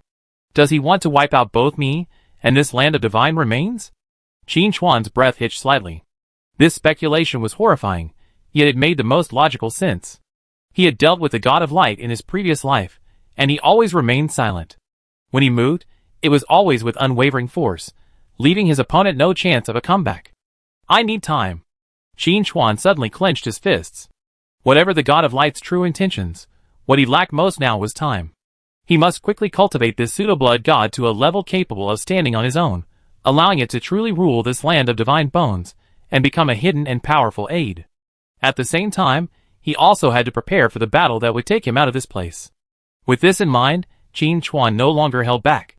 With his mind focused, even more powerful divine blood power was channeled and compressed, pouring into the pseudo-blood god at an unprecedented rate. Boom! Divine light erupted from the pseudo-blood god body, and its stature seemed to rise a few feet taller. An aura of blood authority, pure and closer to its source, emanated from it, resonating more strongly with the entire land of divine bones. Seated upon the throne, the pseudo-blood god slowly opened his eyes. Crimson and indifferent, they seemed to reflect the mountains of corpses and seas of blood, the birth and death of the universe. No longer a mere aggregate of energy, it began to possess its own spirit. System prompt. Pseudo Blood God, Core Agent, is rapidly growing, its divine power concentration significantly increasing. System prompt. Pseudo Blood God, Core Agent, is beginning to master the power of blood, incomplete. System prompt. Pseudo Blood God, Core Agent, is increasing its synchronization rate with the land of divine corpses. A series of prompts flashed before Qin Chuan's eyes, but he had no time to examine them. His entire mind was focused on mobilizing power and shaping the Pseudo Blood God. The Law Nebula in the valley, inspired by the Pseudo Blood God's aura, also began to undergo subtle changes. Wild strands of law fragments, no longer as chaotic and disordered as before, began to slowly converge towards the Blood God throne. After being absorbed and transformed by the throne, a portion merged into the Pseudo Blood God, while the rest quietly nourished his true form through the secret seal Qin Chuan had placed. Qin Chuan could clearly feel his understanding of the powers of blood and space deepening at an incredible pace. The magic circle formed by the 9 shadow beacons within the divine corpse heart grew more stable as the Pseudo Blood God grew, and his control over the heart also increased. He was transforming this divine corpse land, bit by bit, into his own private property. God of Light. Qin Chuan muttered to himself, a hint of a cold smile in his voice. I want to see what murderous intent your chess game holds. I hope you won't disappoint me. The game has just entered a new phase. The identities of the hunter and the prey are still uncertain. Chapter 1529. The battle with the God of Light continues. The most important thing now is to completely conquer this land of divine remains. Qin Chuan stood quietly before the throne, his mind completely immersed in the transformation of the Pseudo Blood God. A vast amount of divine blood power, transformed and purified by the blood throne, flowed endlessly into the body of the figure atop the throne. Behind the Pseudo Blood God tightly closed eyes, its body underwent a profound transformation. The divine patterns, originally composed of interwoven shadows and divine blood, now seemed to come alive, slowly moving across its surface. Each movement belched forth astonishing energy, outlining ever more complex and ancient patterns. These patterns were no longer simple energy patterns. They more closely resembled the embodiment of a law, the embryonic form of authority. A scarlet light permeated every inch of the Pseudo Blood God, illuminating it like the arrival of a true ancient blood god. That desolate, majestic aura, tinged with bloody murder, was no longer a simple imitation of the divine corpse heart. It began to possess a unique quality all its own. A will, born solely for slaughter and control, was awakening and condensing within that body. Qin Chuan separated a strand of his mind, carefully perceiving the changes in the Pseudo Blood God. He could sense that, with the continuous infusion of divine blood, the concentration of divinity in this fake he had personally created was soaring at an alarming rate. Its connection to this divine corpse land was also growing stronger. No longer merely passively accepting the sustenance of the divine corpse heart, it began to actively absorb and mobilize the power of this area. The most active of these were the fragments of the laws representing blood and space. The Pseudo Blood God affinity for these two powers far exceeded Qin Chuan's expectations. It seemed born to wield these two powers. Through the shadow mark he had laid, Qin Chuan clearly sensed everything happening within the Pseudo Blood God. The newborn spirit was rapidly growing, feeding on divine blood and guided by the laws. No longer a mere imitator, it had truly begun to understand and harness the power it possessed. With a flicker of Qin Chuan's mind, the 9 shadow beacons hidden within the divine skeleton's heart flickered, more precisely directing the heart's energy output, ensuring the Pseudo Blood God growth remained under his control and progressed in the direction he had envisioned. He didn't want a mere powerful thug, but a god capable of perfectly executing his will and possessing the potential for independent growth. Boom! A dull roar echoed from the Pseudo Blood God, resembling the creation of heaven and earth. Its tightly closed eyes suddenly opened. What eyes were those, pure crimson, so deep it seemed to devour everything? Within them was not a trace of human emotion, only an ultimate thirst for power, and an absolute disregard for rules. The birth and death of stars in the universe, the ebb and flow of mountains of corpses and seas of blood, seemed to revolve endlessly within those eyes. A far more powerful and concentrated pressure than before erupted from the Pseudo Blood God, sweeping across the entire valley floor. System notification. Pseudo Blood God, Core Agent, has completed its divine transformation, successfully condensing the primary Blood God Godhead, Pseudo. System notification. Pseudo Blood God, Core Agent, has significantly increased its mastery of blood authority, incomplete, and has gained partial authority over space distortion, incomplete. System notification. Pseudo Blood God, Core Agent, Has officially been renamed Blood Shadow Overlord, with loyalty locked at Eternal. System prompt. Blood Shadow Overlord current strength rating, lower level deity, with growth potential. Lower level deity. Qin Chuan's lips curled slightly. Although not reaching the middle or even upper level, and the suffix pseudo was added to the godhood, this had already far exceeded his initial expectations. Chapter 1530. This Blood Shadow Lord was no longer a simple aggregate of energy, but a being possessing the rudiments of true godhood, capable of independently wielding authority.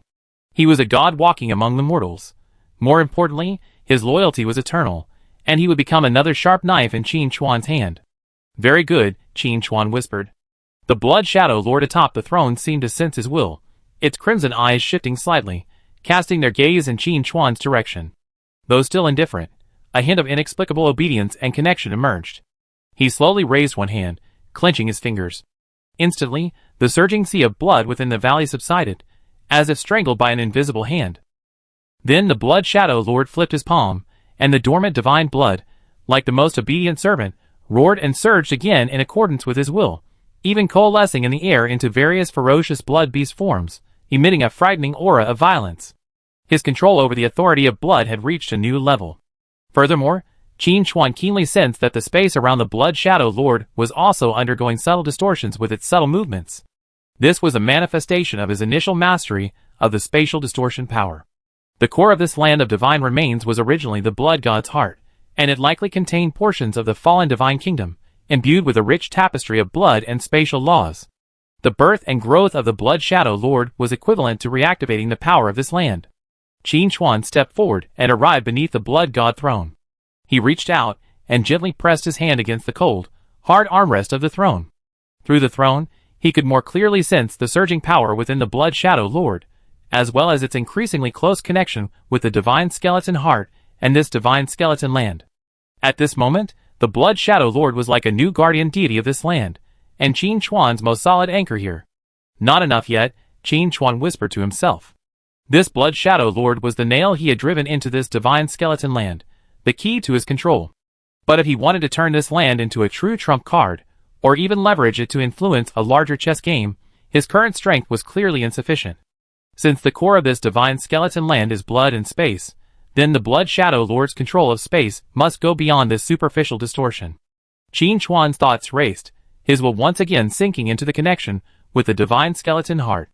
9 shadow beacons hidden deep within the heart glowed, beginning to mobilize the power of the giant heart at a deeper level. Boom! The Blood Shadow Overlord's body shook violently. The spatial ripples that had once lingered only on its surface now intensified. The trembling fragments of spatial laws, like the most ferocious poison, surged through his body, attempting to tear apart his newly condensed godhead. For the first time, a wave resembling pain appeared in the Blood Shadow Overlord's crimson eyes. Qin Chuan remained expressionless, simply increasing the shadow beacon's suppression and guidance of the divine corpse heart. Since he had created the Blood Shadow Overlord, he naturally knew how to control its limits. Digest them, control them. Qin Chuan's roar echoed through the Blood Shadow Overlord's mind.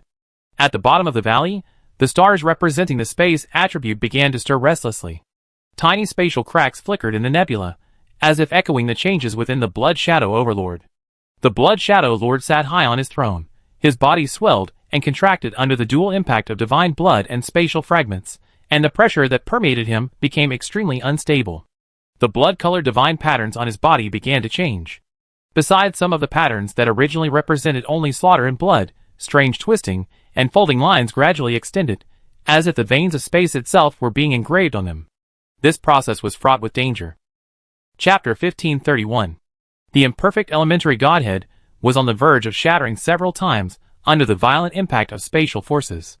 But each time it shattered, Qin Chuan's perfectly placed power intervened, and the divine heart's endless supply of divine blood forcibly stabilized it. Time slipped by. Suddenly, the Blood Shadow Lord let out a silent roar. He suddenly raised his hand and grasped the empty void before him. Swish! A teeth-grinding tearing sound echoed. The space before the Blood Shadow Lord was torn open like a piece of cloth, a pitch-black rip. Inside the rip was a bottomless void, emitting a terrifying, all-consuming suction. Then, with a flick of his wrist, the spatial rift returned to normal under his will, as if everything just now had been an illusion. System prompt. Blood Shadow Overlord has significantly deepened his understanding of the power of spatial distortion, incomplete, and has successfully mastered the skill Spatial Tearing, elementary. System prompt. Blood Shadow Overlord Godhead stability has increased, and his control over the authority of blood, incomplete, has slightly improved. System prompt. Blood Shadow Overlord current strength rating, lower tier deity, limited, with increased growth potential. A huge improvement. The only flaw is that he wasn't able to reach mid-tier deity in one go, but the emergence of the skill Spatial Tearing has a completely different significance. This represents a shift in the Blood Shadow Overlord's use of spatial power from passive distortion to active attack and manipulation.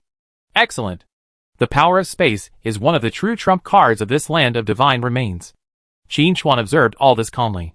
The stronger this Blood Shadow Lord became, the more secure his control over this divine corpse land would become. But this was ultimately an external force. What Qin Chuan cared about more was that, during this process, his own understanding of the two powers of blood and space was rapidly improving.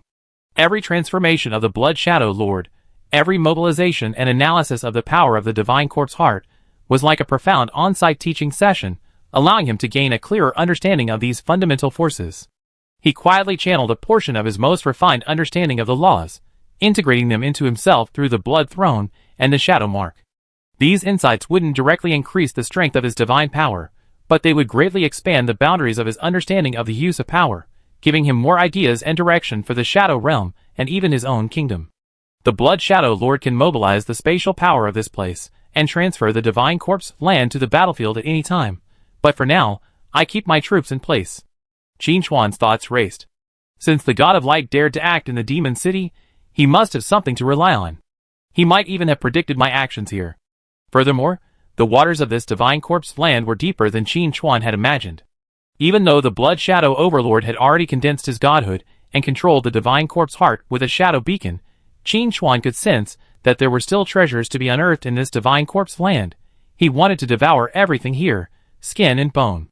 Qin Chuan's gaze fell on the divine corpse heart, still firmly under his control.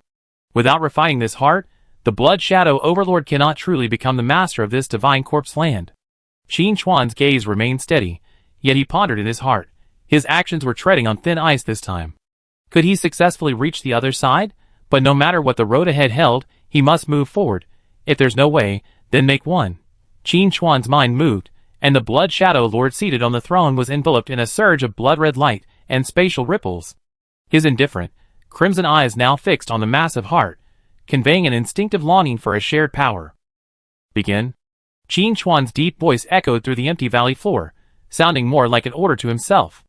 As his words fell, the 9 shadow beacons hidden within the divine skeleton heart suddenly erupted with a deep, dark glow. These lights were no longer mere markings, but transformed into 9 invisible chains, extending from the heart outward, tightly connecting to the shadow runes that dotted the Blood God Throne. The Blood Throne trembled violently, the countless runes engraved upon it seeming to come alive, greedily drawing upon the power of the divine heart. After transformation and purification, some flowed toward the Blood Shadow Overlord atop the throne, while the remainder began to seep back into the heart. Qin Chuan intended to use the power of the divine heart to suppress the divine heart. Boom! Boom! Boom! The divine heart's beating suddenly became chaotic and violent, far exceeding any previous resistance. A will filled with tyranny and unwillingness awakened from the deepest depths of its heart, attempting to break free from the 9 shadow chains and shatter the Blood Throne's suppression. Humph, it's too late to resist now. Qin Chuan snorted coldly. He extended his hand and pressed into the air. The shadow runes on the Blood Throne glowed even brighter, forcibly suppressing the heart's agitation. At the same time, the Blood Shadow Overlord atop the throne also moved. He stretched out his hands, aiming them at the violently beating heart. The immense power of blood authority surged from his body, transforming into countless scarlet tentacles that entwined the divine skeleton heart. The Blood Shadow Lord was originally formed from the divine blood of the divine skeleton heart, shaped by Qin Chuan's shadow divine power and deceptive nature. He possessed a natural affinity and suppressive power over the power of the heart. At this moment, like a child endowed with a new will, he began to digest his mother. Hiss, hiss, hiss. Fine cracks began to appear on the surface of the divine skeleton heart, the once indestructible blood-colored crystals. Strands of divine blood, accompanied by chaotic fragments of laws, escaped uncontrollably, and were immediately captured and absorbed by the scarlet tentacles released by the Blood Shadow Lord. This process was also a severe test for the Blood Shadow Lord. The power contained within the divine skeleton heart was too vast and complex. Even with Qin Chuan's control and the transformation of the Blood Throne, the remnant of the ancient deities will still carry a devastating force. The Blood Shadow Overlord's body trembled slightly on the throne, the blood-colored divine patterns on his body flickering in and out, his nascent godhead bearing immense pressure. But Qin Chuan showed no mercy. His eyes were deep, his mental power intensely focused, precisely mobilizing every ounce of his strength. 9 shadow beacons, like 9 wedges, firmly nailed to the crucial points of the heart, constantly disintegrating its original structure while simultaneously engraving the imprint of Qin Chuan's will into it, bit by bit. This was a process of usurping the magpie's nest, but also a phoenix rising from the ashes. If successful, this divine skeleton land would truly fall under Qin Chuan's control. Chapter 1532. Within the divine skeleton heart, the ancient deity's lingering will was finally fully aroused, erupting with a furious backlash far exceeding its previous intensity. The blood-colored crystals on the heart's surface shattered layer by layer, countless chaotic fragments of laws, and scarlet divine blood energy transforming into a surging torrent, battering the 9 shadow beacons Qin Chuan had placed, and the suppression of the Blood Throne. The Blood Shadow Lord sat upon the throne, his crimson eyes reflecting a violent fluctuation for the first time. In his outstretched hands, crimson tentacles countered the power emanating from the divine skeleton heart. Under the onslaught of such immense energy, the newly born godhead flickered, seemingly poised to shatter completely at any moment. Qin Chuan's will, through the shadow beacon, precisely controlled the flow of every bit of power. He had to both dismantle the divine skeleton heart's resistance and protect the immortality of the Blood Shadow Lord Godhead. Furthermore, he had to gradually peel away and transform the heart's essence, imprinting it with his own mark. Qin Chuan clasped his hands together. Boom!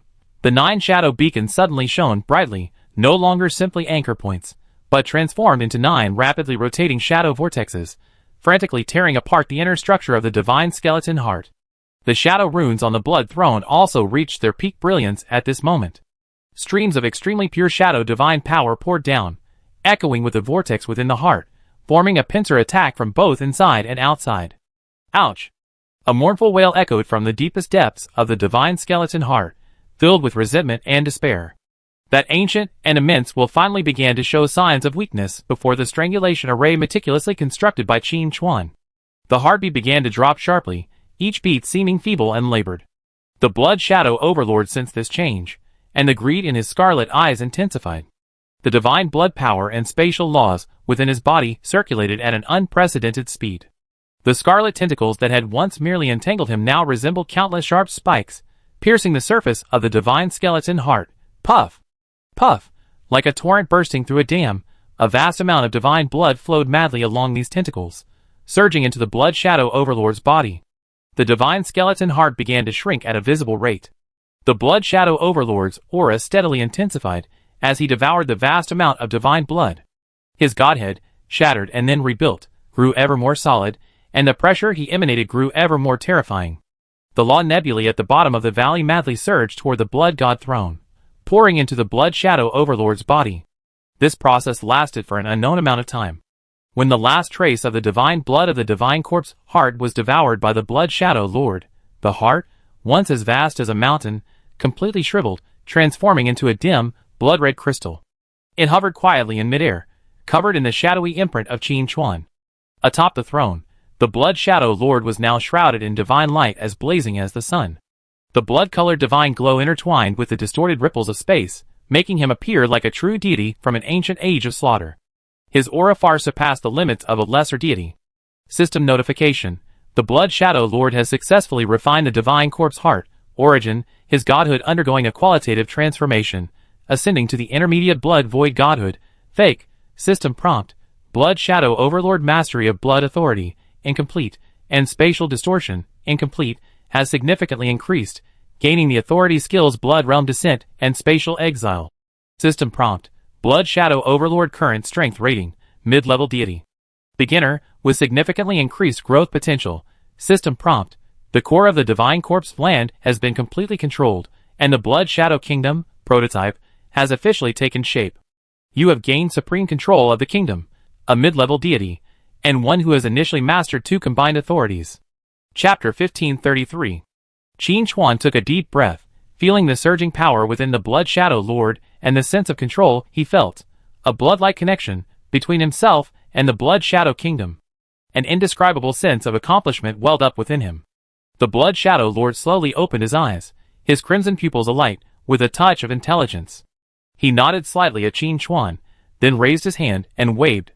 The entire divine corpse land trembled gently. The formerly chaotic nebula of laws instantly subsided, transforming into a regular and orderly flow of energy, nourishing this newly born kingdom. The blood-red clouds in the sky grew thicker, the dried-up blood river on the earth surged again, and the shattered space began to heal, emitting a vibrant vitality, albeit one tinged with blood and slaughter. This land had truly become the Blood Shadow Lord's kingdom, and would also become a secret base for Qin Chuan. Very good. Amidst Qin Chuan's joy, a bolder idea emerged. Although this divine kingdom was hidden, it still existed on the prime material plane. Once discovered, it would still bring endless trouble. What if the entire divine kingdom could be moved to a safer location? Qin Chuan attempted to mobilize the power of the Shadow Realm, extending it toward the Blood Shadow divine kingdom beneath his feet. At first, he simply wanted to establish a stable transmission channel, allowing him to travel back and forth at any time. But when the power of the Shadow Realm actually reached the border of the Blood Shadow divine kingdom, Qin Chuan suddenly felt a strange attraction or compatibility. It was as if the Shadow Realm itself had developed an interest in this new divine kingdom. Could it be? Qin Chuan's heart skipped a beat. He immediately increased the output of his Shadow divine power, channeling the power of the Shadow Realm, attempting to pull a corner of the Blood Shadow Kingdom into the Shadow Realm. He encountered no rejection. The land, energy, and laws of that kingdom resonated with the Shadow Realm's essence the moment they came into contact with the Shadow Realm, as if they were born to belong to it, yet its core characteristics of blood and space were perfectly preserved. The Shadow Realm can actually accommodate an entire kingdom? This discovery invigorated Qin Chuan. He had always believed that the Shadow Realm was merely an extension of his own divine power, the prototype of his future kingdom. But now it seemed that the Shadow Realm's true nature was far more complex and advanced than he had imagined. It was more than just a kingdom of God, but more like a core of origin capable of hosting, containing, and even nurturing multiple sub-kingdoms of God. If that's really the case. Qin Chuan's breathing quickened slightly. He no longer hesitated, unleashing the might of the Shadow Realm with all his might. Instantly, a vast shadowy force, like an invisible maw, opened from the void, slowly enveloping the entire Blood Shadow Kingdom. The Blood Shadow Lord seemed to sense Qin Chuan's intentions, and actively cooperated, mobilizing the power of the kingdom to follow the pull of the Shadow Realm. Boom! The entire divine corpse land began to tremble violently, but this tremor was not one of destruction, but rather a strange stripping and integration. Under the horrified gaze of Dismartin and Alessa, the vast valley, along with the suspended blood-red crystal heart and the Blood Shadow Lord on the throne, began to become illusory, gradually sinking into the shadows below, eventually vanishing completely. Only a barren expanse remained. And in Qin Chuan's perception, a separate area had emerged within his Shadow Realm, emitting a rich, bloody, and spatial aura. The Blood Shadow Kingdom has successfully settled in the Shadow Realm. System notice. Your Shadow Realm has successfully accommodated the Blood Shadow Kingdom, prototype. Planar characteristics have been completed, and stability has been improved. System notice. Your understanding of the laws of the planes has slightly deepened. Chapter 1534. Qin Chuan slowly opened his eyes, a gleam in them. The Shadow Realm truly could support multiple divine kingdoms. This was the most astonishing gain from his trip to the land of divine remains. Just as the Blood Shadow divine kingdom completely merged with the Shadow Realm, the vast mountainous area once imbued with the power of the divine remains was transformed into a plain wasteland.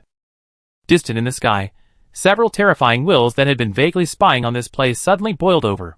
Disappeared? The aura of the land of divine remains has completely ceased. Who is it? Could it be that mortal? He's not dead? An angry roar exploded in the void. The next moment, the sky was torn apart. Endless black and gray mist swirled, and within it, white bones and resentful souls wailed. The massive, blurry figure of Mortis, the throat of eternal silence, emerged from the mist. Wherever his power reached, the air seemed to freeze, and all was silent. A death-silent domain that sapped all life rapidly expanded, crushing towards where Qin Chuan and the other two had stood. At the other end, a dark crimson chasm opened, and the stench of sulfur and blood filled the air. The amorphous, shadowy maw of Ergonos, the throat of light devouring, emerged from the rift, emitting a heart-shattering roar. From its opening, it spewed forth vast streams of dark, corrosive mucus, hissing and corroding the very air in its path. And there were more than just the two of them. Behind the death mist and the abyssal chasms, there were even more shadowy and powerful figures, each emanating a breathtaking divine might. The undead gods, the lords of the abyss, these predators who had long coveted the land from the outside world, could no longer hold back and attacked simultaneously the moment the divine remains land vanished. Just in time. Qin Chuan's voice was calm. He wasn't planning to use his trump card, the Blood Shadow Overlord, for now. With the removal of the restrictions on the divine corpse land, the power of the darkest hour was completely unleashed, no longer bound by any geographical restrictions. Through the process of shaping the Blood Shadow Overlord, personally experiencing and guiding the fusion of the majestic laws of blood and space, Qin Chuan's understanding of the power of space had reached a whole new level. At this moment, his perception and manipulation of space were far superior to what they had been before. Mr. Shadow. Alessa's body was surging with the power of night, and a look of worry filled her face. Qin Chuan waved his hand, signaling Alessa and Dismartin not to attack. Then, his figure suddenly faded from sight. Mortis's death silence field swept in like an invisible wave, attempting to drag everything into eternal silence. However, before the field could cover him, Qin Chuan vanished without a trace. Mortis uttered a puzzled murmur. Puff! A dark shadow appeared without warning from the side and rear of the massive shadow form of light-devouring Ma Ergonos. Shadow attack. With the causal lock of the sniper god's innate talent, the dagger pointed directly at an obscure node of energy flow within Ergonos' seemingly insubstantial form. Roar! Light-devouring Ma sensed danger, its massive shadow form suddenly twisting in an attempt to avoid the fatal blow. Simultaneously, countless shadow-spawned larvae split from its body and pounced on Qin Chuan. But Qin Chuan was quicker. The moment the dagger penetrated, the chaotic tearing properties of the illuminating night erupted, a strange force acting directly upon the light-devouring Ma's essence, causing even its divinely condensed form to experience a pain similar to that of flesh being torn apart. Light-devouring Ma let out a wail. It had been countless years since it had felt such pain. Perfect opportunity. On the other side, the soul-devouring King Gregor had already arrived. He roared, and countless chains burning with crimson flame shot out from the soul crucible in his hands, overwhelming Qin Chuan. Each chain exuded a terrifying soul-shattering aura. The timing of his attack was impeccable, coinciding with the moment Qin Chuan's attack on the light-devouring throat was successful. Chapter 1535. But facing the soul-devouring king's attack, Qin Chuan remained undaunted. Space is more than just a straight line. Qin Chuan's figure vanished again the moment the chains reached him. The next moment, he appeared above Gregor's head. Rain of dark erosion. Caught off guard, the soul-devouring King Gregor was pierced by dozens of shadowy arrows. Although this injury wasn't fatal to a deity, the accompanying chaotic forces and shadowy erosion caused him to groan in pain. He's too fast. His control over space is so masterful? The several gods who descended all sensed something was amiss. Qin Chuan's movements were incredibly strange, completely ignoring the blockades and interferences imposed by their divine domains. Every time he appeared, he was perfectly timed, and every attack struck home. Together, crush him. Mortis, the Maw of eternal silence, raised his bone horn high, and an even more terrifying force of death and silence began to gather. At the same time, Kolonix, the ferryman of the Styx, began to chant the ancient song of the dead, and the light of the soul-guiding lamp became dark green and eerie. In the abyss, Nogros, the father of Plague Maw, opened his maw, and a foul, poisonous fog of plague erupted like a tsunami. Several distinct torrents of divine power surged towards Qin Chuan from all directions, threatening to completely engulf him. Qin Chuan stood at the center of the storm, shadows swirling around him. In his perception, this space had become extremely unstable due to the turbulence of the god's divine power, filled with twisted nodes and fragile cracks. But after being baptized by the Blood Shadow Kingdom, these unstable spatial nodes became springboards that Qin Chuan could exploit. The divine might of the darkest hour, time and space rift, quietly activated. He chose not to create an absolute isolation zone, but instead channeled the force of the space-shattering force into his next displacement. Buzz! Qin Chuan's figure flashed before the explosion point where divine power converged, his disappearance even carrying a hint of the brutality of forcibly ripping space apart. The next moment, he appeared behind Nogros, the father of Plague Maw.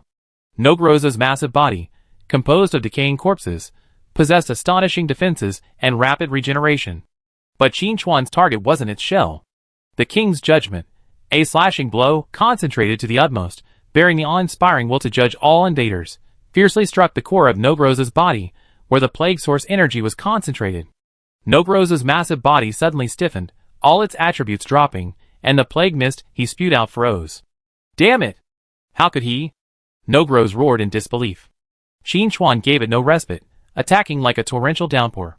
With his near-unstoppable mobility from the darkest hour and his profound understanding of the laws of space, Qin Chuan navigated the siege of several gods with ease.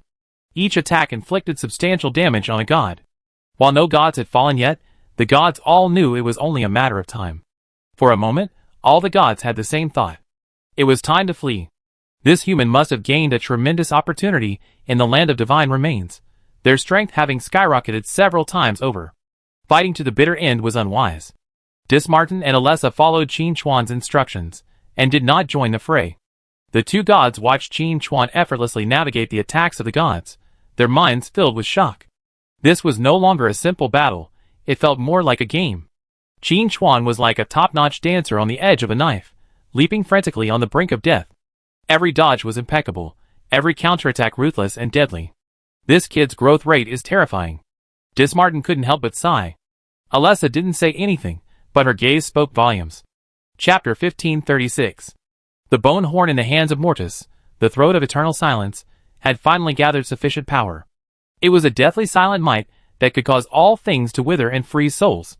His hollow eye sockets locked fixedly on Qin Chuan, and he raised the horn to sound the final movement. However, just before he could unleash his divine power, a blurry shadow approached. Qin Chuan's figure glided past the edge of the realm of death's silence, and the night of darkness silently stabbed at Mortis's wrist, holding the horn. Puff! Bones harder than divine iron shattered with a sound, and dark green divine blood spurted out. Mortis let out a suppressed roar of pain, and the deathly power that had accumulated to its peak suddenly erupted and backfired upon himself, causing his massive body to tremble violently, and the black-gray mist to become slightly turbulent. How is this possible? Mortis was incredulous. Qin Chuan's speed and timing were impeccable, his understanding of combat far surpassing his own. He didn't look like an ordinary human at all, but rather like a top-tier warrior who had weathered countless battles. But that didn't make sense. This world had only just become a hunting ground, so how could such a being appear? That speed couldn't simply be described as fast, it was an almost instinctive manipulation of space. Go! The soul-devouring King Gregor was the first to react. His scarlet chain swung violently, no longer attacking Qin Chuan, but tearing through the space before him, attempting to escape into it. He saw that this human was no longer a mortal they could manipulate at will. The disappearance of the divine corpse of land brought not a lamb to the slaughter, but a prehistoric beast in human skin. Want to leave? Have you asked me? Qin Chuan's voice was cold, with a hint of teasing. He raised his left hand lightly in the darkest moment, unleashing the divine might of time and space. It didn't create an isolated area, but rather transformed the force tearing through space into an invisible barrier, instantly sealing the spatial passage Gregor had just opened. Gregor slammed headfirst into the invisible barrier, his soul trembling, nearly falling out of the forcibly ripped space. You? Gregor was shocked and furious. Qin Chuan's figure was already pursuing him like a thorn in his flesh. Shadow imprisonment, the sphere of the void suddenly took shape, forcibly pulling Gregor's massive body within. 10 incredibly fast slashes exploded against Gregor, each one landing precisely at the point where his divine power was flowing, exploding into balls of light intertwined with crimson flames and shadows. Ah! Gregor struggled frantically within the void sphere, but Qin Chuan's attacks were relentless, leaving him no chance to breathe. Crack! A subtle cracking sound echoed, and a tiny crack appeared on Gregor's divine body. Though tiny, it was a devastating blow to the deity. The void sphere dissipated, and Gregor, filled with unprecedented fear, desperately burned his divine power, transforming into a streak of bloody light and fleeing towards the abyssal rift, nearly dropping his soul forge. This scene completely crushed the fighting spirit of the other gods. The soul-guiding lamp in the hands of the Styx ferryman, Colonyx, suddenly dimmed, and the shroud sails rolled up, turning around and attempting to sink into the Styx's shadow. Nogroz, the father of Plague Maw, even blew away most of his rotting body, transforming into a cloud of rotten blood and flesh that splattered in all directions as he fled, attempting to distract Qin Chuan. Light-devouring Maw Ergonos also dared not linger. Its amorphous shadowy maw rapidly contracted, ready to retreat back into the abyss. Leave something behind before you go. Qin Chuan sneered, and the darkest hour's bullet time began. Buzz! The world suddenly slowed before his eyes, and every movement of the gods, every wisp of divine power flowing, was clearly visible. And yet, his speed, enhanced by his own time velocity, reached an incredible level. Chapter 1537. A figure flashed, and he was already behind Kalanick's morning assault. This strike carried the full power of concentrated sniper. Shadow power transformed into an arrow, piercing with uncanny precision the weakest point connecting Kalanick's divine projection to the main material plane. No! Kalanick let out a shrill scream, and the light of the soul lantern instantly dimmed. The phantom of his Styx fairy disintegrated, and countless thousand-year-old vengeful spirits were reduced to ash under the impact of the morning assault. His divine body fell in a panic, as if struck by a sledgehammer, his breath fading into the distance, his breath extremely weak. Qin Chuan then turned his target to the light-eating maw, Ergonos. This creature's true form was shadow, making it extremely difficult to target. But Qin Chuan's sniper talent had already firmly locked onto his core. Shadow knives. Dozens of flying knives flew out, each trailing a trail of black flame, tracing eerie arcs through the air. Ignoring the countless shadow-spawned larvae Ergonos had spawned, all aimed at a single point within his shadowy form. Puff, puff, puff. Ergonos let out a series of muffled explosions, its massive shadowy form trembling violently. It felt as if a gaping hole had been torn through its core, halting the flow of dark slime. Mad. This is a madman. A god growled in fear from the void. Before they descended, had they ever imagined a scene like this, surrounding and killing a mortal? Now it seemed this mortal was hunting them. Seeing the situation was dire, Mortis, the throat of eternal silence, endured the excruciating pain in his wrist and blew the bone horn again, but this time, instead of attacking, he summoned a dense veil of death, enveloping himself and forcing his way into the realm of the dead. Still want to run? Qin Chuan dodged, instantly appearing in front of Mortis's escape path. He swung out the twin daggers, Night of Darkness and Darkest Hour, unleashing hundreds of attacks in a remarkably short period of time, all unleashing upon the Curtain of Death. The Curtain of Death, a threat even to gods, was ripped apart layer by layer like paper by Qin Chuan's high-frequency attacks. Mortis's massive, skeletal form was exposed, only to be met with Qin Chuan's cold, ruthless gaze. No.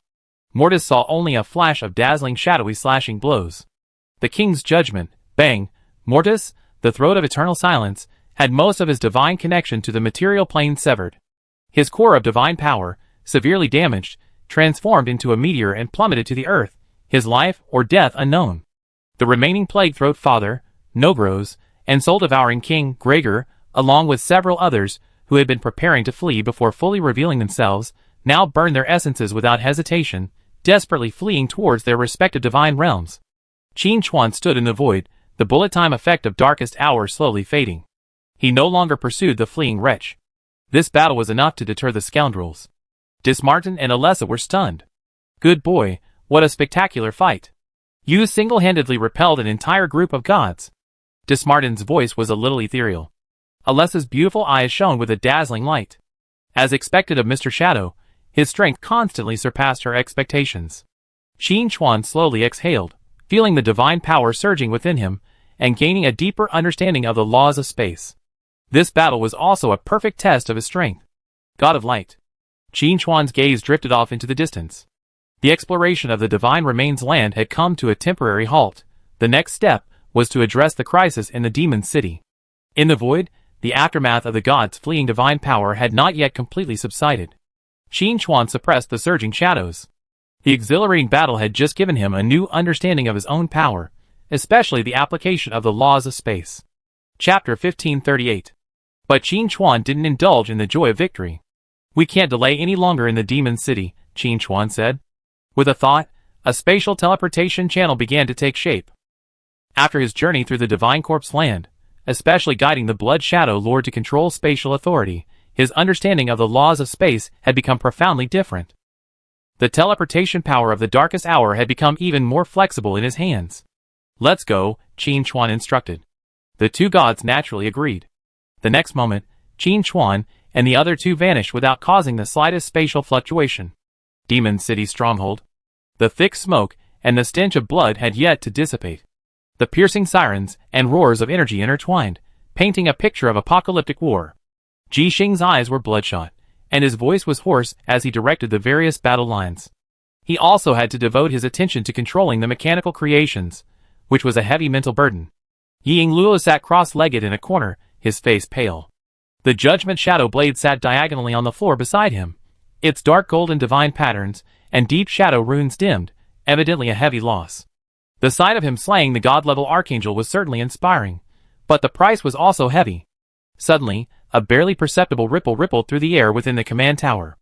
3 figures appeared silently, as if they had been standing there all along. President.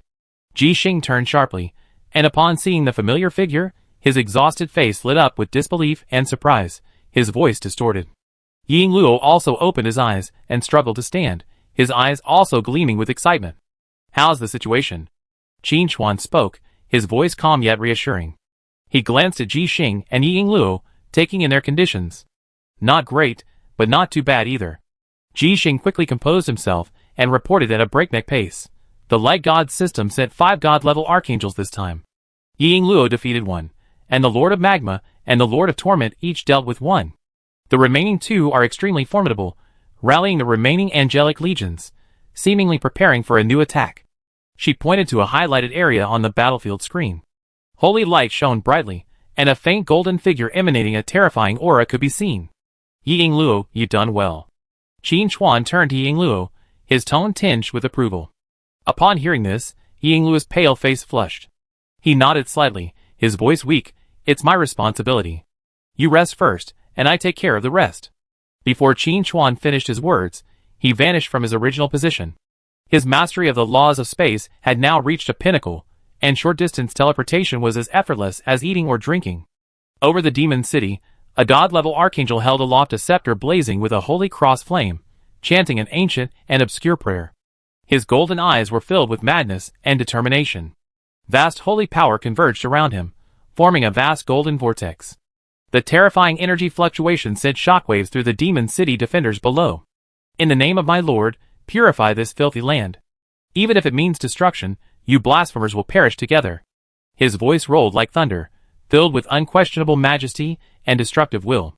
Another god-level archangel, covered in blood and looking dejected, struggled to organize the remaining angelic forces, attempting to evacuate before the destructive energy erupted. Just as the leading archangel was about to swing his scepter, a dark figure appeared without warning behind him. So fast that the god-level archangel didn't even have time to react. Qin Chuan's figure seemed to step out of a rift in space, clashing the twin daggers of darkest hour and illuminating night. There were no fancy moves, only extreme speed and precision. Shadow strike. Puff. The god-level archangel's holy light shield, powerful enough to withstand forbidden spells, was as fragile as thin paper before this blow, instantly ripped apart. The dagger easily pierced his sturdy body, piercing all the way to the hilt. The archangel's prayer abruptly stopped. He lowered his head in disbelief, staring at the shadowy dagger piercing his chest. The dagger carried an aura of chaos and destruction that made his very soul tremble, madly devouring his holy power and life essence. He wanted to strike back, to detonate the holy power within him, but an invisible force of spatial confinement locked all his movements, even the flow of his divine power becoming incredibly sluggish. Qin Chuan's eyes were cold, and his wrist flicked slightly. Concentrate and kill. The terrifying damage combined with the lamentation assault erupted within the archangel. Boom! A dull roar echoed from within the archangel. His massive divine body trembled violently, and then golden holy flames burst forth from his eyes, ears, mouth, and nose, only to quickly dim. The madness and determination in his eyes froze, replaced by endless astonishment and fear. No. Impossible. You are? Before he could finish his words, his divine body shattered like a weathered statue, transforming into a sky of golden light, which was then completely consumed by the shadows. A god-level archangel, about to launch a devastating attack, along with the forbidden technique he was brewing, was completely obliterated by Qin Chuan in an instant. The entire process was clean and efficient, not even causing a significant energy fluctuation. Another god-level archangel, who was directing the retreat, witnessed this earth-shattering scene, his expression frozen. Qin Chuan's figure flashed again, appearing before the terrified archangel. No more nonsense. A shadow flashed by. The remaining archangel followed his companions, his divine body dissipating, leaving only a short cry of shock echoing in the air. With the successive deaths of the 2 god-level archangels, the already dilapidated angelic legions completely collapsed. They had lost their command, their pillar of faith, and were destined for slaughter. In the command center, Ji Xing's mouth agape, speechless for a long time. She knew Qin Chuan was powerful, but she hadn't imagined him to be this strong. Those were two god-level archangels, just gone like that? In just a few seconds, Yi Luo stared at the familiar figure that reappeared on the screen. His tense body finally relaxed, a strong sense of fatigue washing over him, but a hint of relief curved his lips. The president was back, and everything was stable. Chapter 1539. Above the demon city, as the last god-level archangel vanished into a speck of light, the once mighty Holy Light Legion collapsed as if its very bones had been ripped out. The fanaticism and holiness on the angels' faces vanished, replaced by pure fear and bewilderment. Their commander stood vulnerable to that dark figure, easily slaughtered. Run! Run! It was unknown which angel screamed first, but the remaining angels completely lost their organization, becoming a loose mess, fleeing in all directions in panic. They no longer had any will to fight, only to escape this terrifying place. Clear the area. Qin Chuan's calm voice echoed through the communication channel, reaching every corner of the demon city, imbued with an irresistible power. He employed no large-scale destructive abilities, simply flashing across the battlefield. But each appearance was accompanied by the wails and the fall of angels. The angel's holy light shield was useless before him, unable to stop the dagger's gentle slash.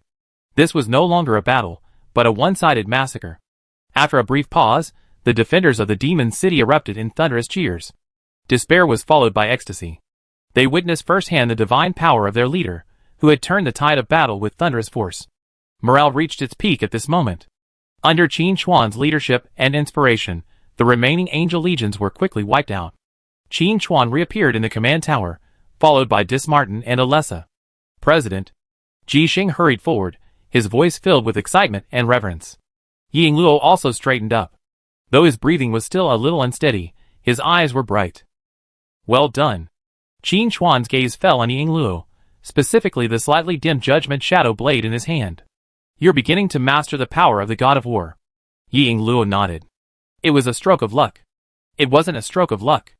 Qin Chuan took out a potion emitting a rich breath of life and handed it to him. You deserve it. Rest well, there are tough battles ahead. Yi Luo took the potion and drank it in one gulp. A warm current quickly nourished his nearly exhausted body. Ji Xing, report the damage and current situation. Qin Chuan turned to Ji Xing. Yes. Ji Xing immediately pulled up the data. In this battle, the Light God system deployed 5 god-level archangels, with an angel army exceeding 30,000. Our side.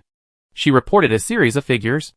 The losses to the demon city were significant, but compared to a complete annihilation, this was the best possible outcome. Supply costs are also high, especially high-end energy blocks and repair materials, Ji Xing added, a look of worry on his face. Qin Chuan nodded slightly. Those aren't a problem. As long as everyone's alright, that's good. At this moment, a series of system notifications echoed in Qin Chuan's mind. Emergency. Divine remains out of control completed. Mission review. Perfect. Successfully guided the Blood Shadow Overlord to absorb and stabilize the Divine Remains core, and single-handedly repelled several gods coveting the Divine Remains. Mission rewards being distributed. Received. Divine Essence X1, 000,000 units. Received. Space Law Fragment X1. Received. Death Law Fragment X1. Received. Unknown Divine Item. Void Egg X1. Qin Chuan's heart skipped a beat.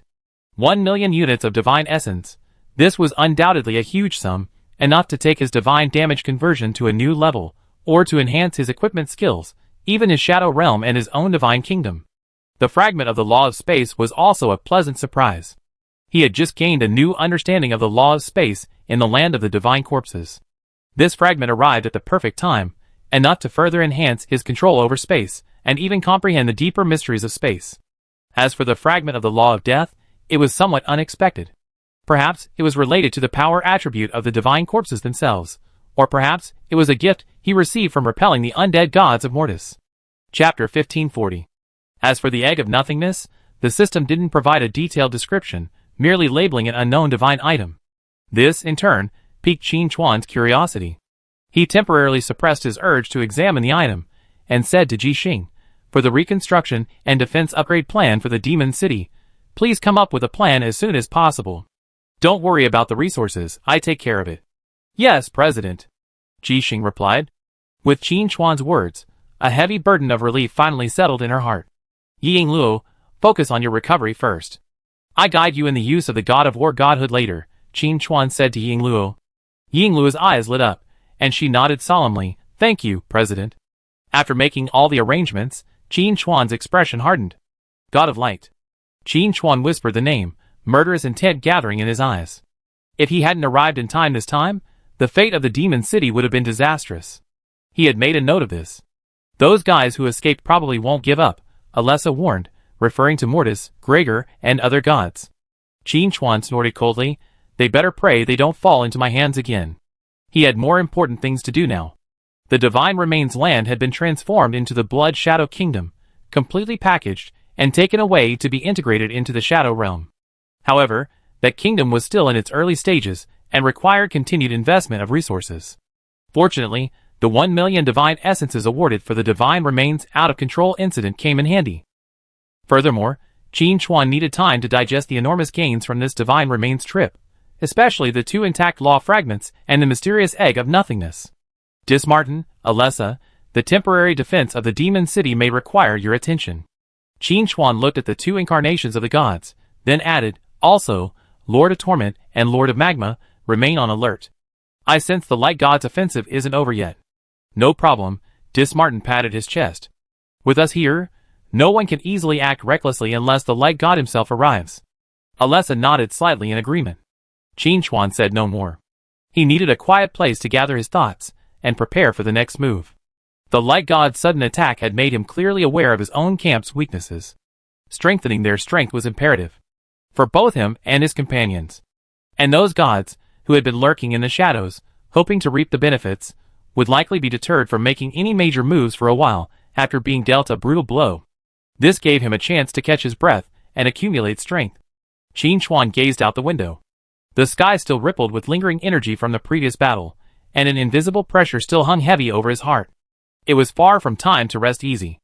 After the temporary transfer of command at the Demon City stronghold, Qin Chuan wasted no time. He entered his dedicated training room, his mind sinking into the Shadow Realm. The newly incorporated Blood Shadow Kingdom quietly hovered at the edge of the Shadow Realm, emitting a rich aura of blood and spatial distortion, forming a stark contrast to the profound depths of the Shadow Realm itself, yet strangely maintaining a balance. The Blood Shadow Lord sat upon the Blood Throne in the center of the kingdom. Sensing Qin Chuan's will, his crimson eyes opened slightly, casting a glance of submission. With a thought, Qin Chuan's mind swirled, and 1 million units of divine essence poured out like a dazzling galaxy, surging mightily towards the Blood Shadow Kingdom. Boom! The entire embryonic Blood Shadow Kingdom trembled violently. As soon as the divine essence came into contact with the kingdom, it transformed into the most fundamental nourishment, madly integrating into this newly born land. The dried-up blood river surged with visible speed, the energy contained in the water becoming even more refined. As the blood waves rolled, even strange runes appeared and disappeared at the bottom of the river. The blood-colored clouds rolled even more violently, faint flashes of blood-colored thunder in between. Chapter 1541. That was the power of the laws condensing. Every flash of lightning solidified the spatial structure of the Divine Kingdom. The shattered spatial fissures were rapidly repaired. The edges were no longer a blurry nothingness, but began to expand outward. The Divine Kingdom's territory slowly but steadily expanded. The mountains and buildings, once merely formed by Qin Chuan's shadowy imprint, now seemed to be endowed with true flesh and blood, becoming more solid. Even hideous blood-colored crystal clusters grew on the mountains, emitting a uniquely oppressive aura belonging to the Divine Kingdom. The Blood Shadow Lord atop the throne, divine light surging around him, his aura rising steadily. He greedily absorbed the divine essence pouring into the Divine Kingdom. The complex divine patterns on his body, representing the authority of blood and the distortion of space, grew brighter, and his godhead consolidated and improved at an astonishing rate. The fake and the original intermediate blood void godhead, fake, faded increasingly under the infusion of the vast divine essence, seemingly poised to vanish completely at any moment. Qin Chuan quietly took it all in. He could clearly sense his connection with the Blood Shadow Divine Kingdom rapidly deepening, his control rising with it. This was not merely a subordinate kingdom, but an extension and manifestation of his own power. Only after more than half of the 1 million divine essences had been consumed did the Blood Shadow Divine Kingdom's expansion and strengthening gradually slow. Though the kingdom's current size hadn't expanded many times, its stability, and the condensation of its laws far surpassed those of its infancy. The aura of the Blood Shadow Lord had also stabilized at the upper middle level of a mid-level deity, the false character on his godhead barely perceptible, remaining only a faint shadow. Qin Chuan nodded with satisfaction, then turned his attention to the two law fragments. He first took out the crystal-clear space law fragment, which seemed to contain countless twisted star paths. Without hesitation, Qin Chuan pressed it directly to his forehead. A vast and profound spatial truth instantly flooded into his sea of consciousness. Countless profound information about spatial folding, dimensional leaps, coordinate positioning, and barrier construction flowed through, each information node containing the infinite mysteries of space. Qin Chuan's previous understanding of space was based more on the instinctive application granted by the darkest hour, and the indirect insights gained while shaping the Blood Shadow Overlord. At this moment, this law fragment was like a key, opening a new door for him, allowing him to glimpse the tip of the iceberg of the true nature of space. The shadow power within his body spontaneously activated, beginning to simulate and analyze these spatial laws. Every breath seemed to resonate more deeply with the surrounding space. He could even see tiny wrinkles and nodes in space imperceptible to ordinary people. His shadow attack was no longer limited to blind spots, but could now sense weak points in the spatial plane, making his attacks even more silent and unpredictable. The tearing method of space-time fracture was no longer simply brute force, but could precisely target and disintegrate fragile connections in the spatial structure, greatly increasing its power and efficiency. Even everyday teleportation had a new understanding. Qin Chuan discovered that he could more precisely control the landing point of the teleportation, even making subtle adjustments during the process. Some previously obscure points suddenly became clear. This improvement wasn't a sudden surge of power, but rather a fundamental transformation, a deeper understanding of the fundamental laws of the world. After a long moment, Qin Chuan slowly opened his eyes, a galaxy swirling within them, before quickly receding into a depth. With a casual raise of his hand, the space before him rippled like water, effortlessly shaped into various forms. With a single thought, he could construct a solid spatial anchor, far more stable than before. So, space isn't static, but a painting that can be shaped at will. Qin Chuan muttered to himself, his understanding of the laws of space having reached a new level. Next, he picked up the fragment of the law of death that exuded a cold, deathly aura. The fragment was pitch black, yet countless fine gray lines spread across its surface, as if recording the end of all things. Holding it in his hand, a chilling sense of annihilation overwhelmed him. Qin Chuan had little experience with the law of death, but he didn't hesitate, as he also merged the fragment between his brows. A chilling torrent, distinct from the law of space, surged into his soul. It was the will of withering, decay, annihilation, and the end, the inevitable fate of all things. The life-consuming and soul-tearing nature of his twin daggers, darkest hour and night of no light, seemed to have found its source, incited by the fragment of the law of death, becoming even more concentrated and deadly. The power of shadow and the power of death were not completely opposed, rather, they shared a hidden connection. Shadow was the shadow of all things, while death was the end of all things. In some ways, the two led to the same destination. Qin Chuan felt that his understanding of shadow had also deepened with this exposure to the law of death. The attack not only tore and shattered, but also carried with it the death-like nature of sapping life and corroding the soul. This nature, striking directly at the very source, was even more difficult to defend against and dispel. Even his perception of the soul had become much sharper, allowing him to more clearly discern its strength and state.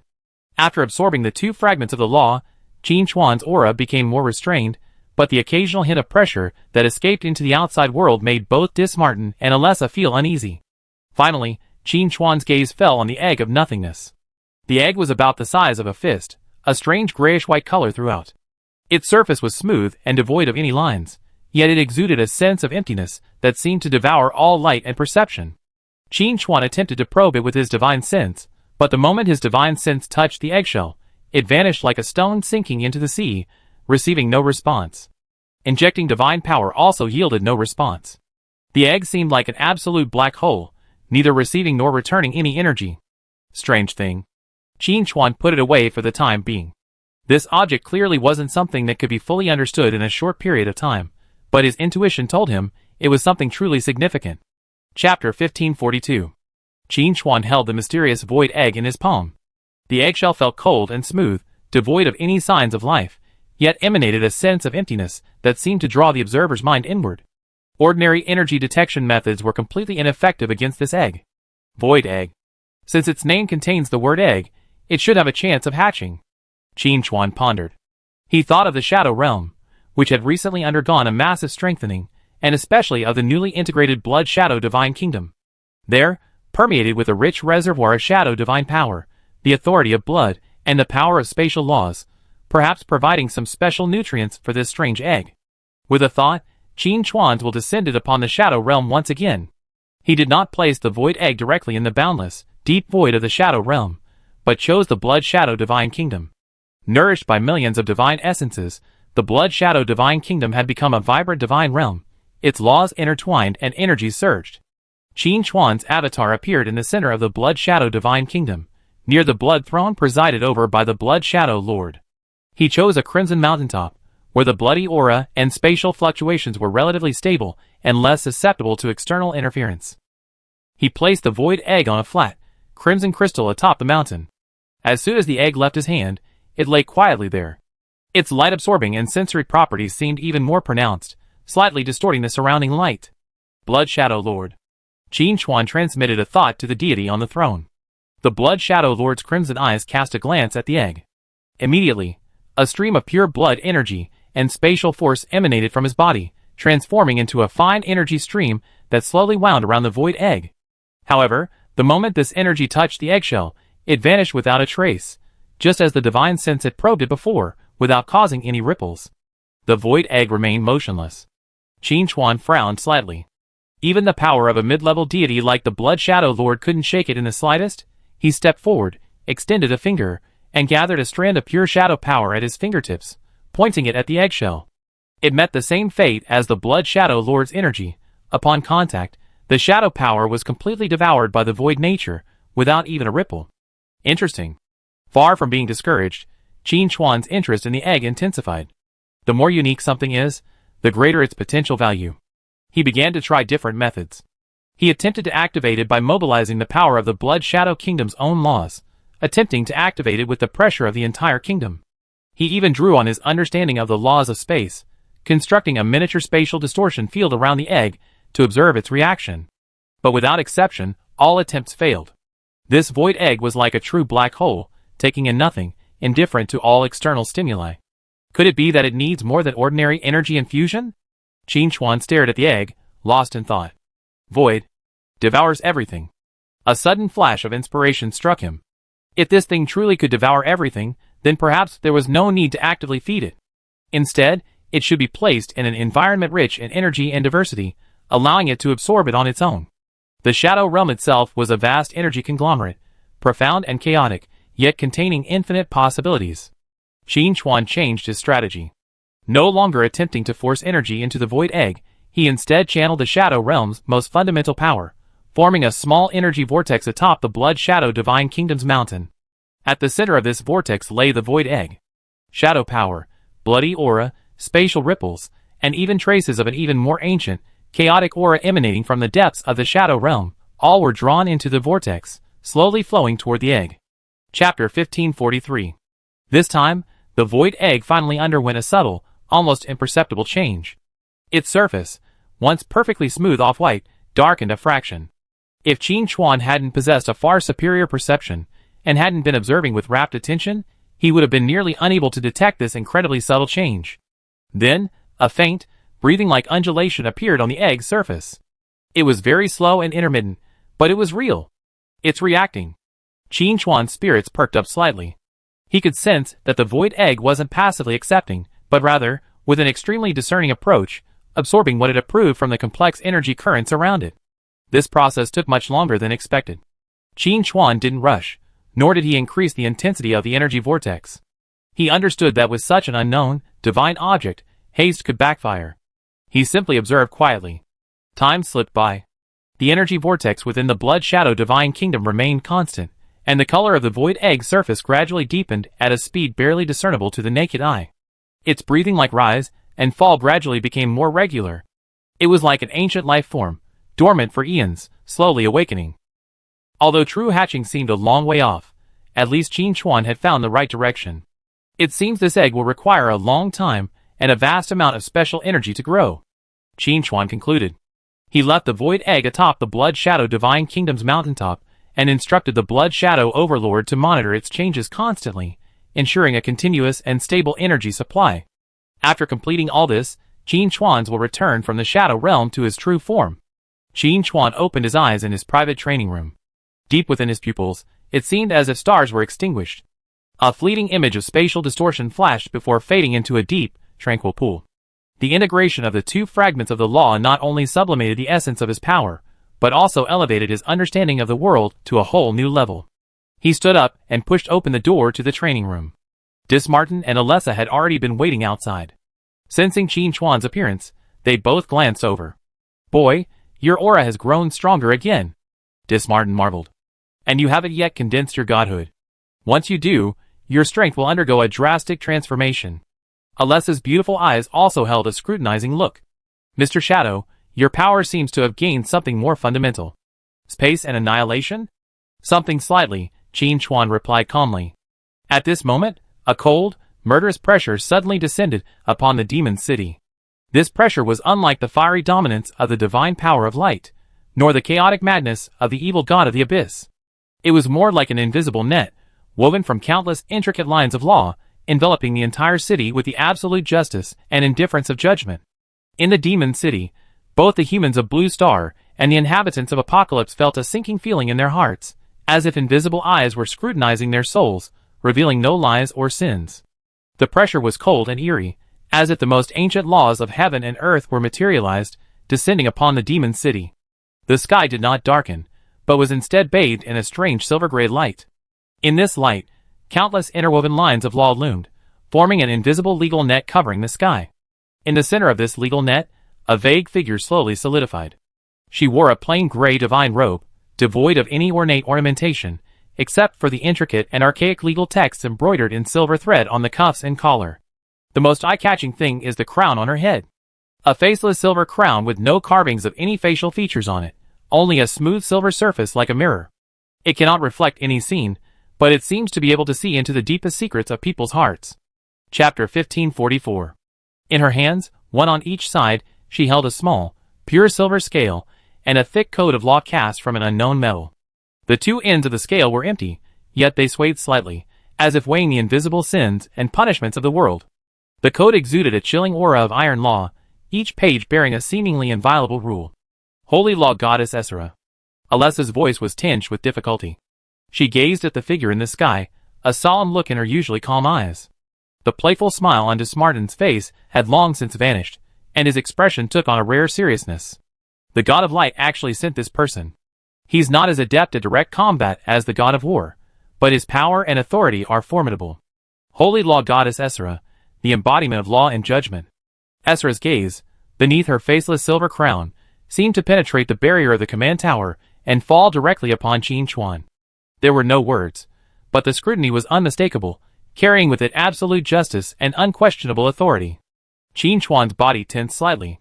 What he sensed from this goddess wasn't the violent power or destructive lust of the previous deities, but a more fundamental force of rules. It was as if his every movement, every thought, was scrutinized and measured by this power. Mortal Qin Chuan. Essera finally spoke. Her voice was like the grinding sound of a tome, cold and flat, yet it resonated clearly into the depths of every soul. You have arbitrarily stripped away your divinity, and distorted the established space. This is a sin. As her voice fell, the silver-gray legal net in the sky suddenly tightened, and the invisible pressure intensified. You control shadows and absorb death. The nature of your power reaches the edge of taboo, threatening to lose control and threaten the stability of the plane. This is the second sin. Essera continued to pronounce the verdict, without any personal emotion, as if simply stating established facts.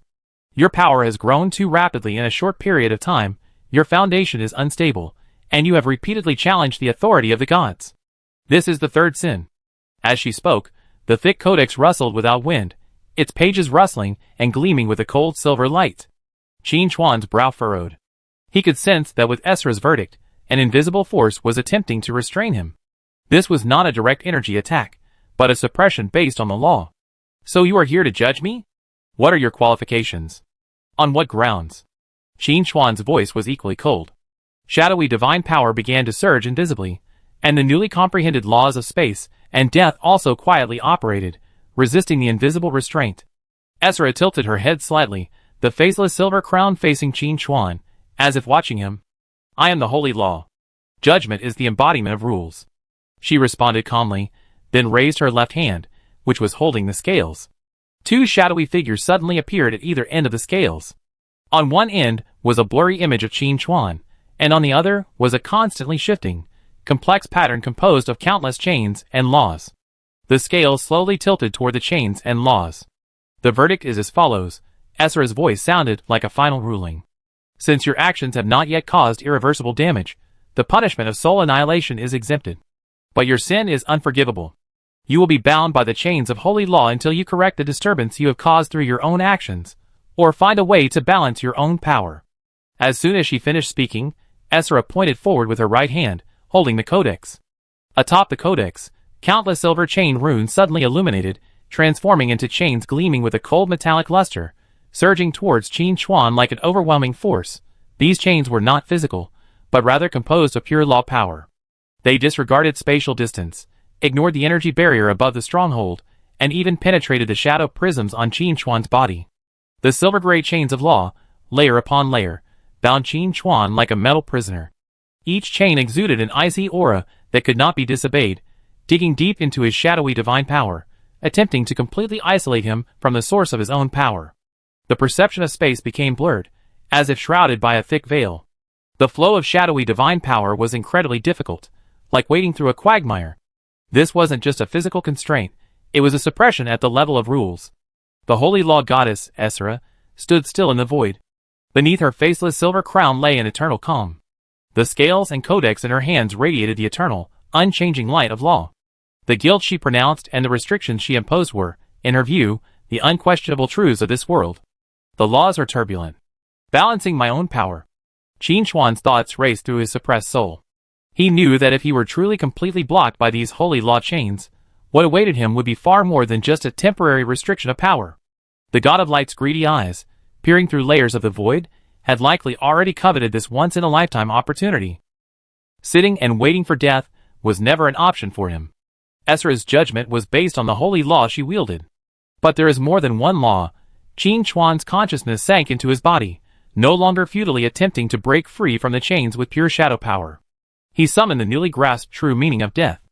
It was the ultimate withering of all things, the inevitable collapse of order, a power utterly distinct from the holy law, yet equally possessing supreme authority. A wisp of energy, imbued with a sense of death and finality, quietly emanated from the depths of Qin Chuan's chained body. This power was not as violent as the shadows, nor as agile as the power of space.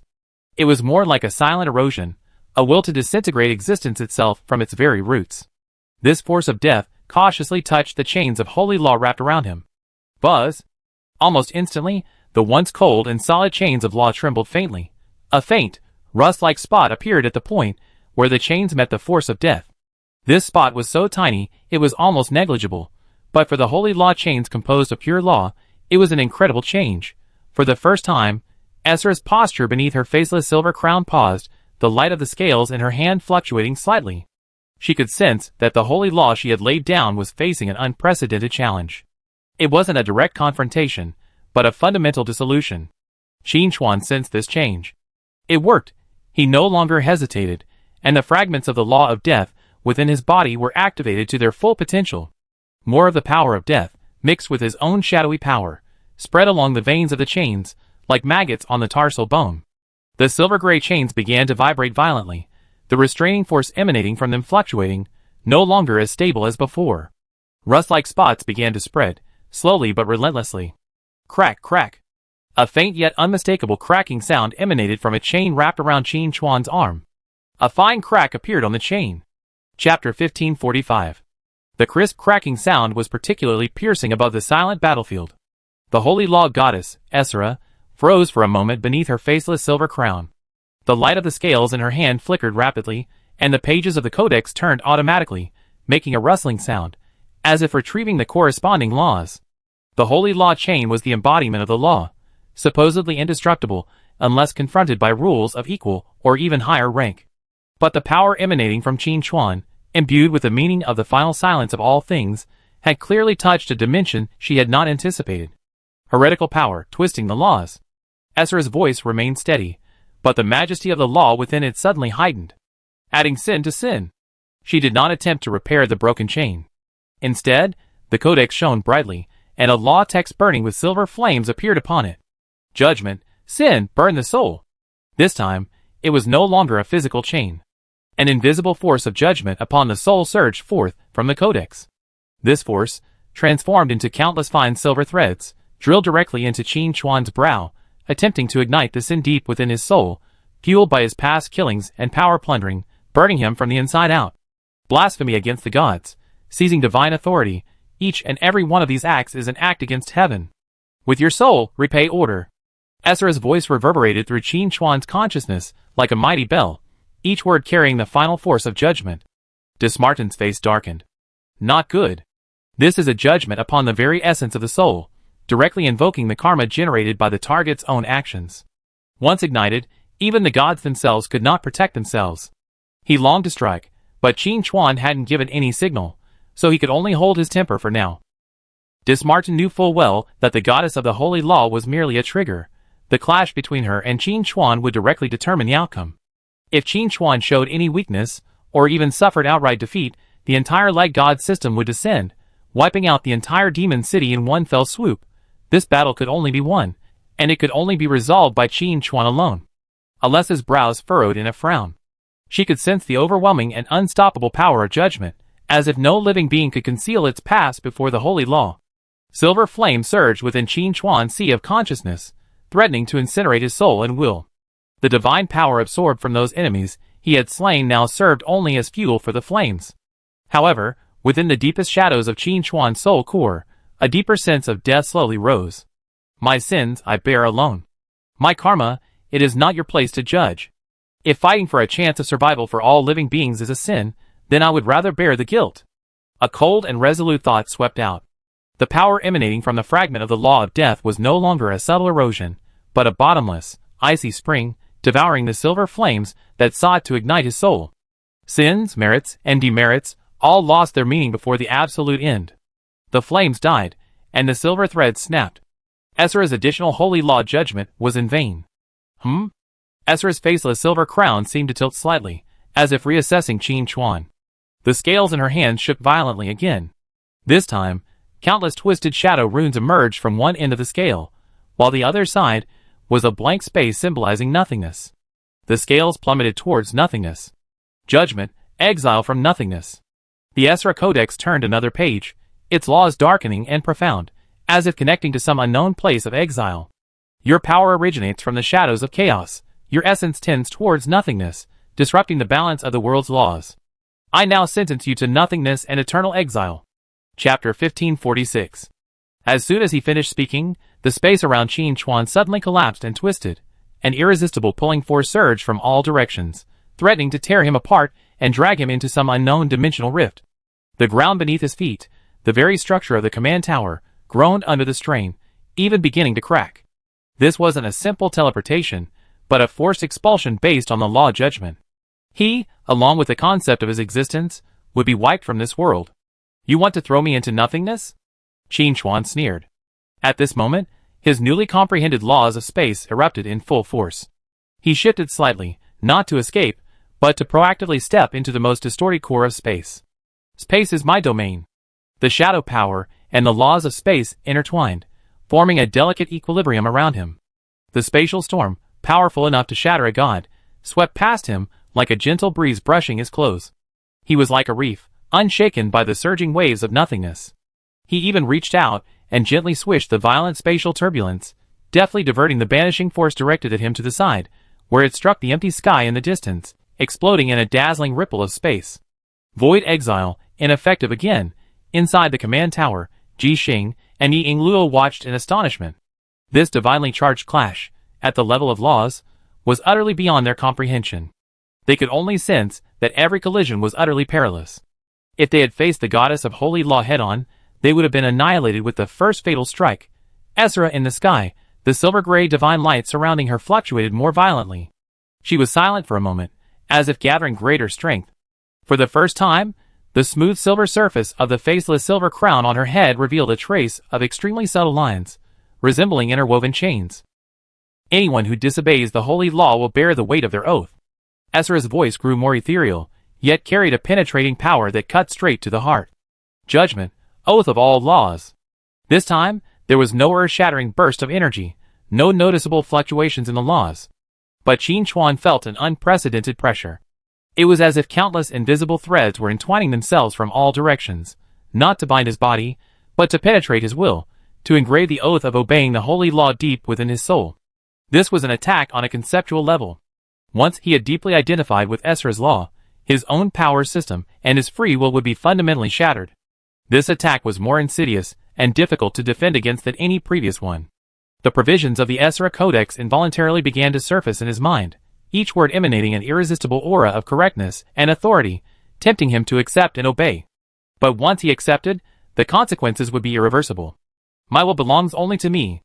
Qin Chuan's furious roar exploded on the spiritual plane, like the first thunderclap of chaos, crashing headfirst into the cage of law that sought to completely format his soul. Ezra's voice, like a verdict delivered simultaneously by thousands of judges, each syllable imbued with the undeniable correctness and justice, resonated relentlessly in the deepest recesses of his consciousness. Obedience. This is the foundation of the universe, the beginning of order. Your existence has already violated the iron law. Only submission can bring redemption. Countless silver threads, those conceptual shackles embodied by the oath of all laws, entwine themselves more and more densely, attempting to imprint the runes of eternal enslavement upon Qin Chuan's soul.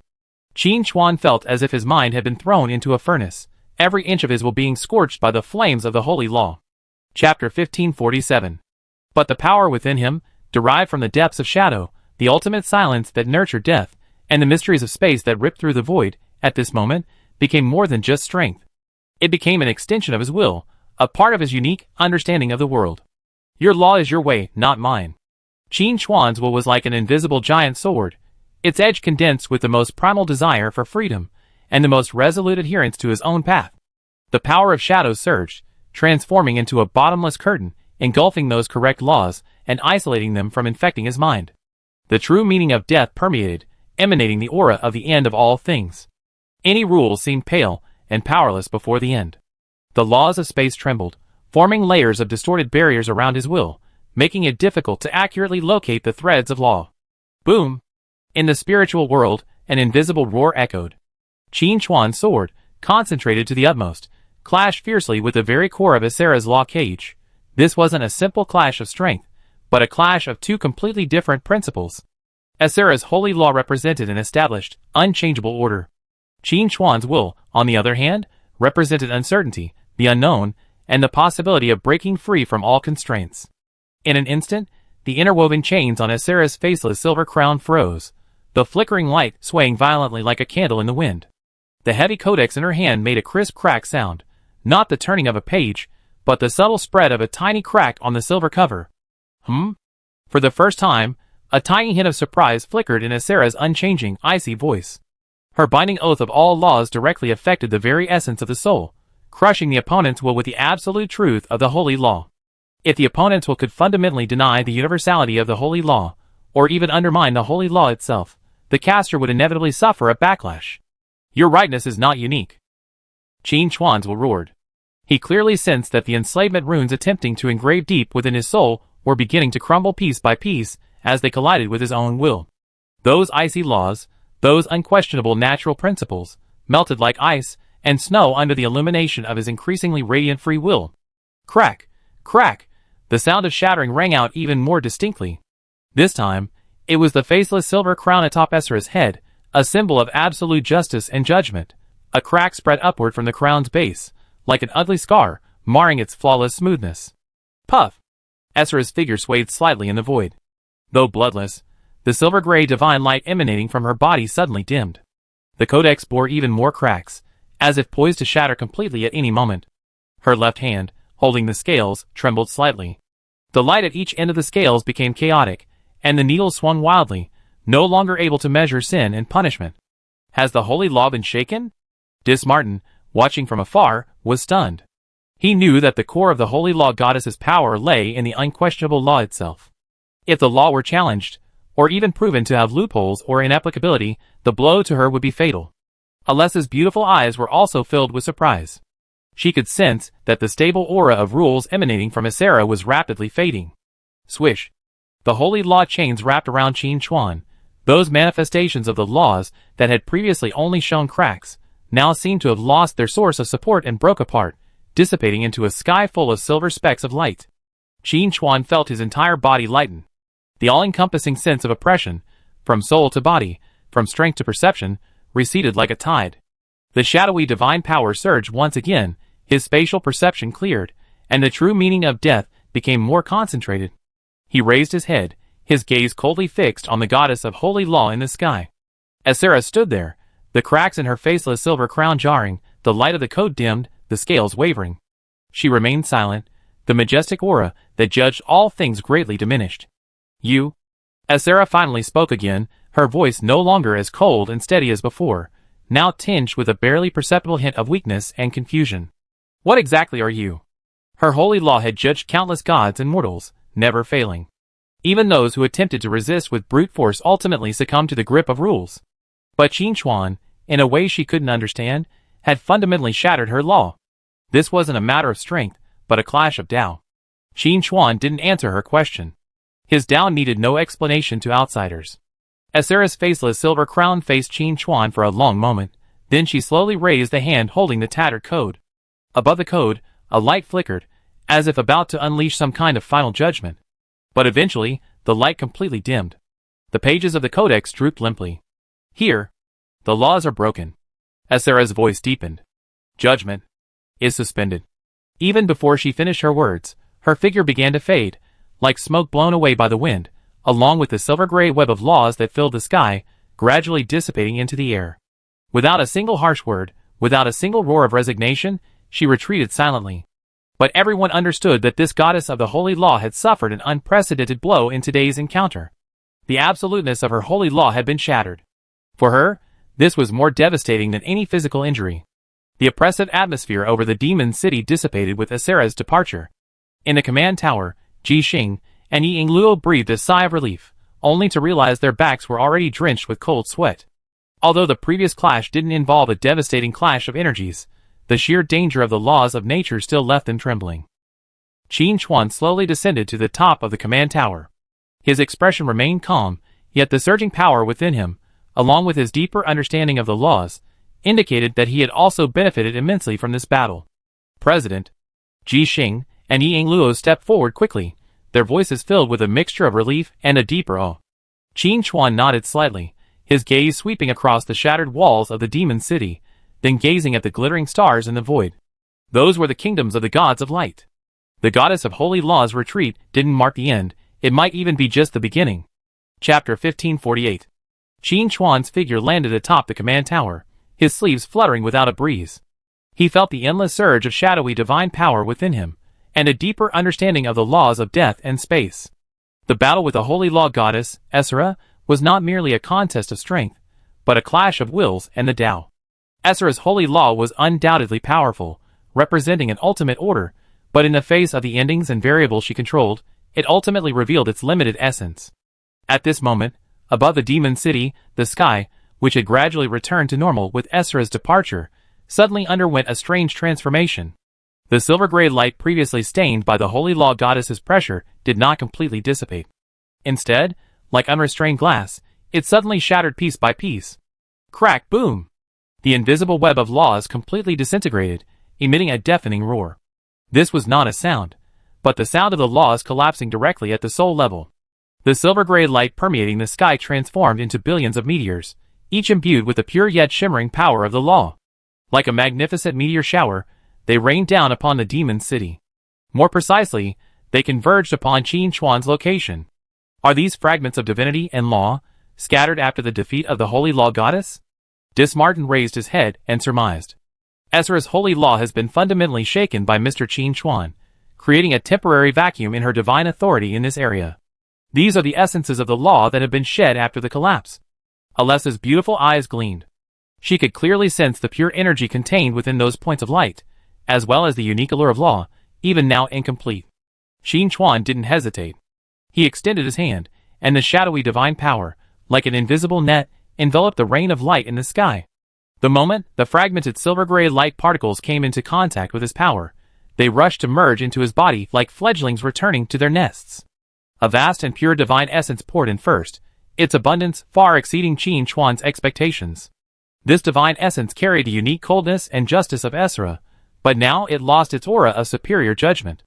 It transformed into the purest energy, rapidly replenishing the energy consumed by the fierce battle and further tempering his soul and body.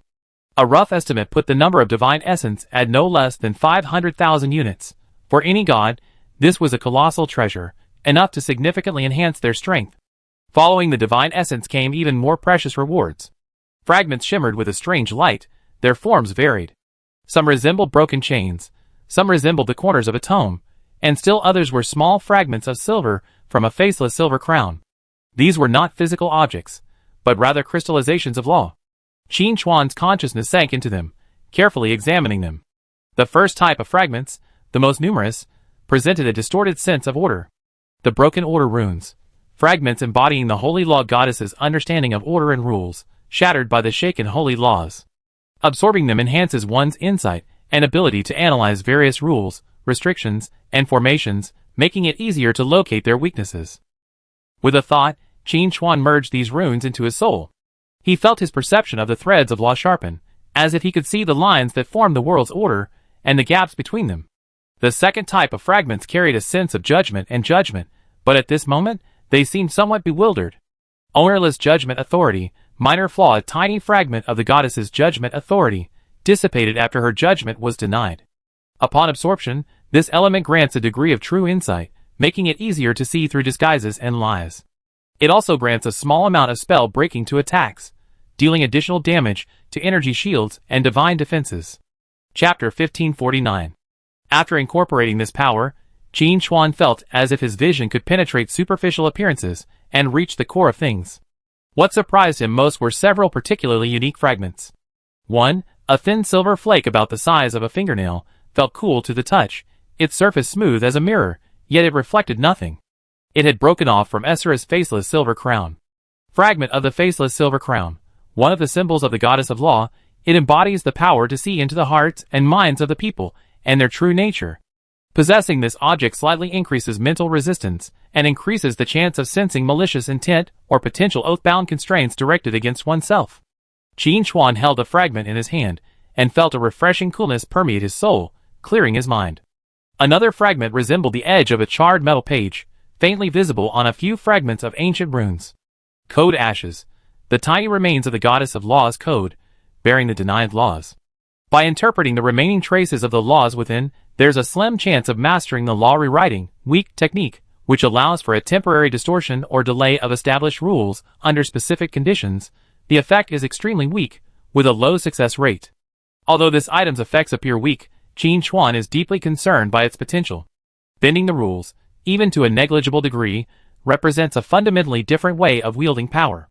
Good boy, you severely wounded the holy goddess of law, Dismartin said with a mixture of emotion and excitement.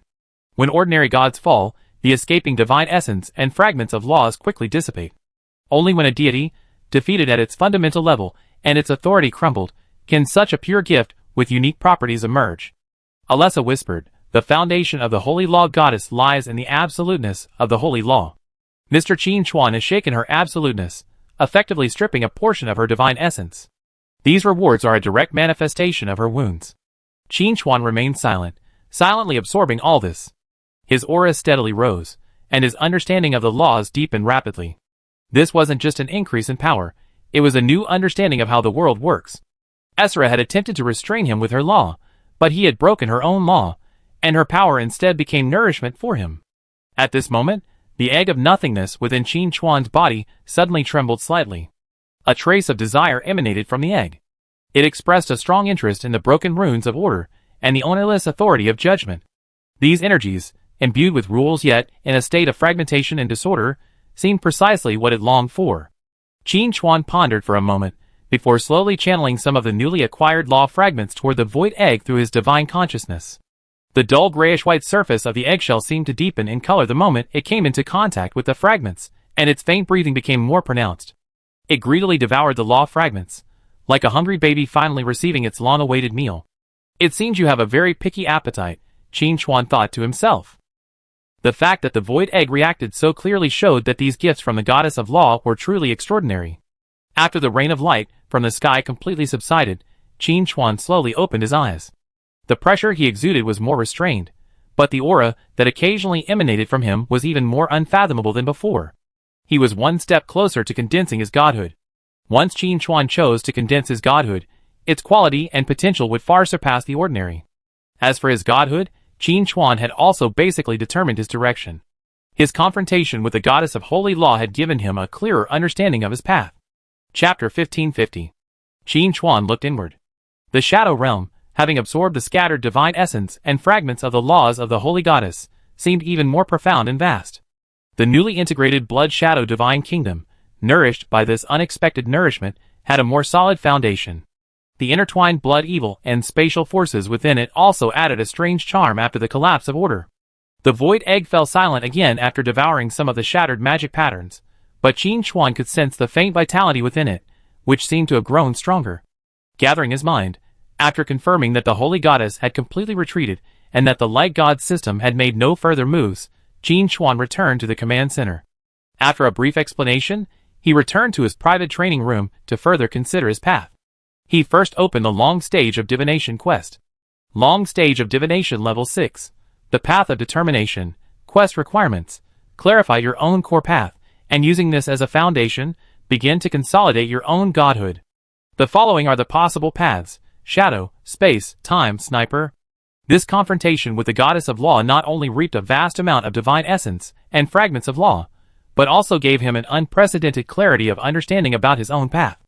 As for his oath of all laws, attempting to format his will with absolutely correct laws, was countered by his pure self-will. This made him deeply realize that will itself is a force capable of shaking the laws. And the ultimate manifestation of his will is the original shooting gift granted by the sniper god, which transcends conventional logic. Shadow is the cornerstone of his power. Choosing Shadow is stable and powerful, perfectly supporting the vast majority of his current abilities. Space grants him ultimate mobility and cunning attack angles. Darkest Hour and Time-Space Rupture are both powerful weapons.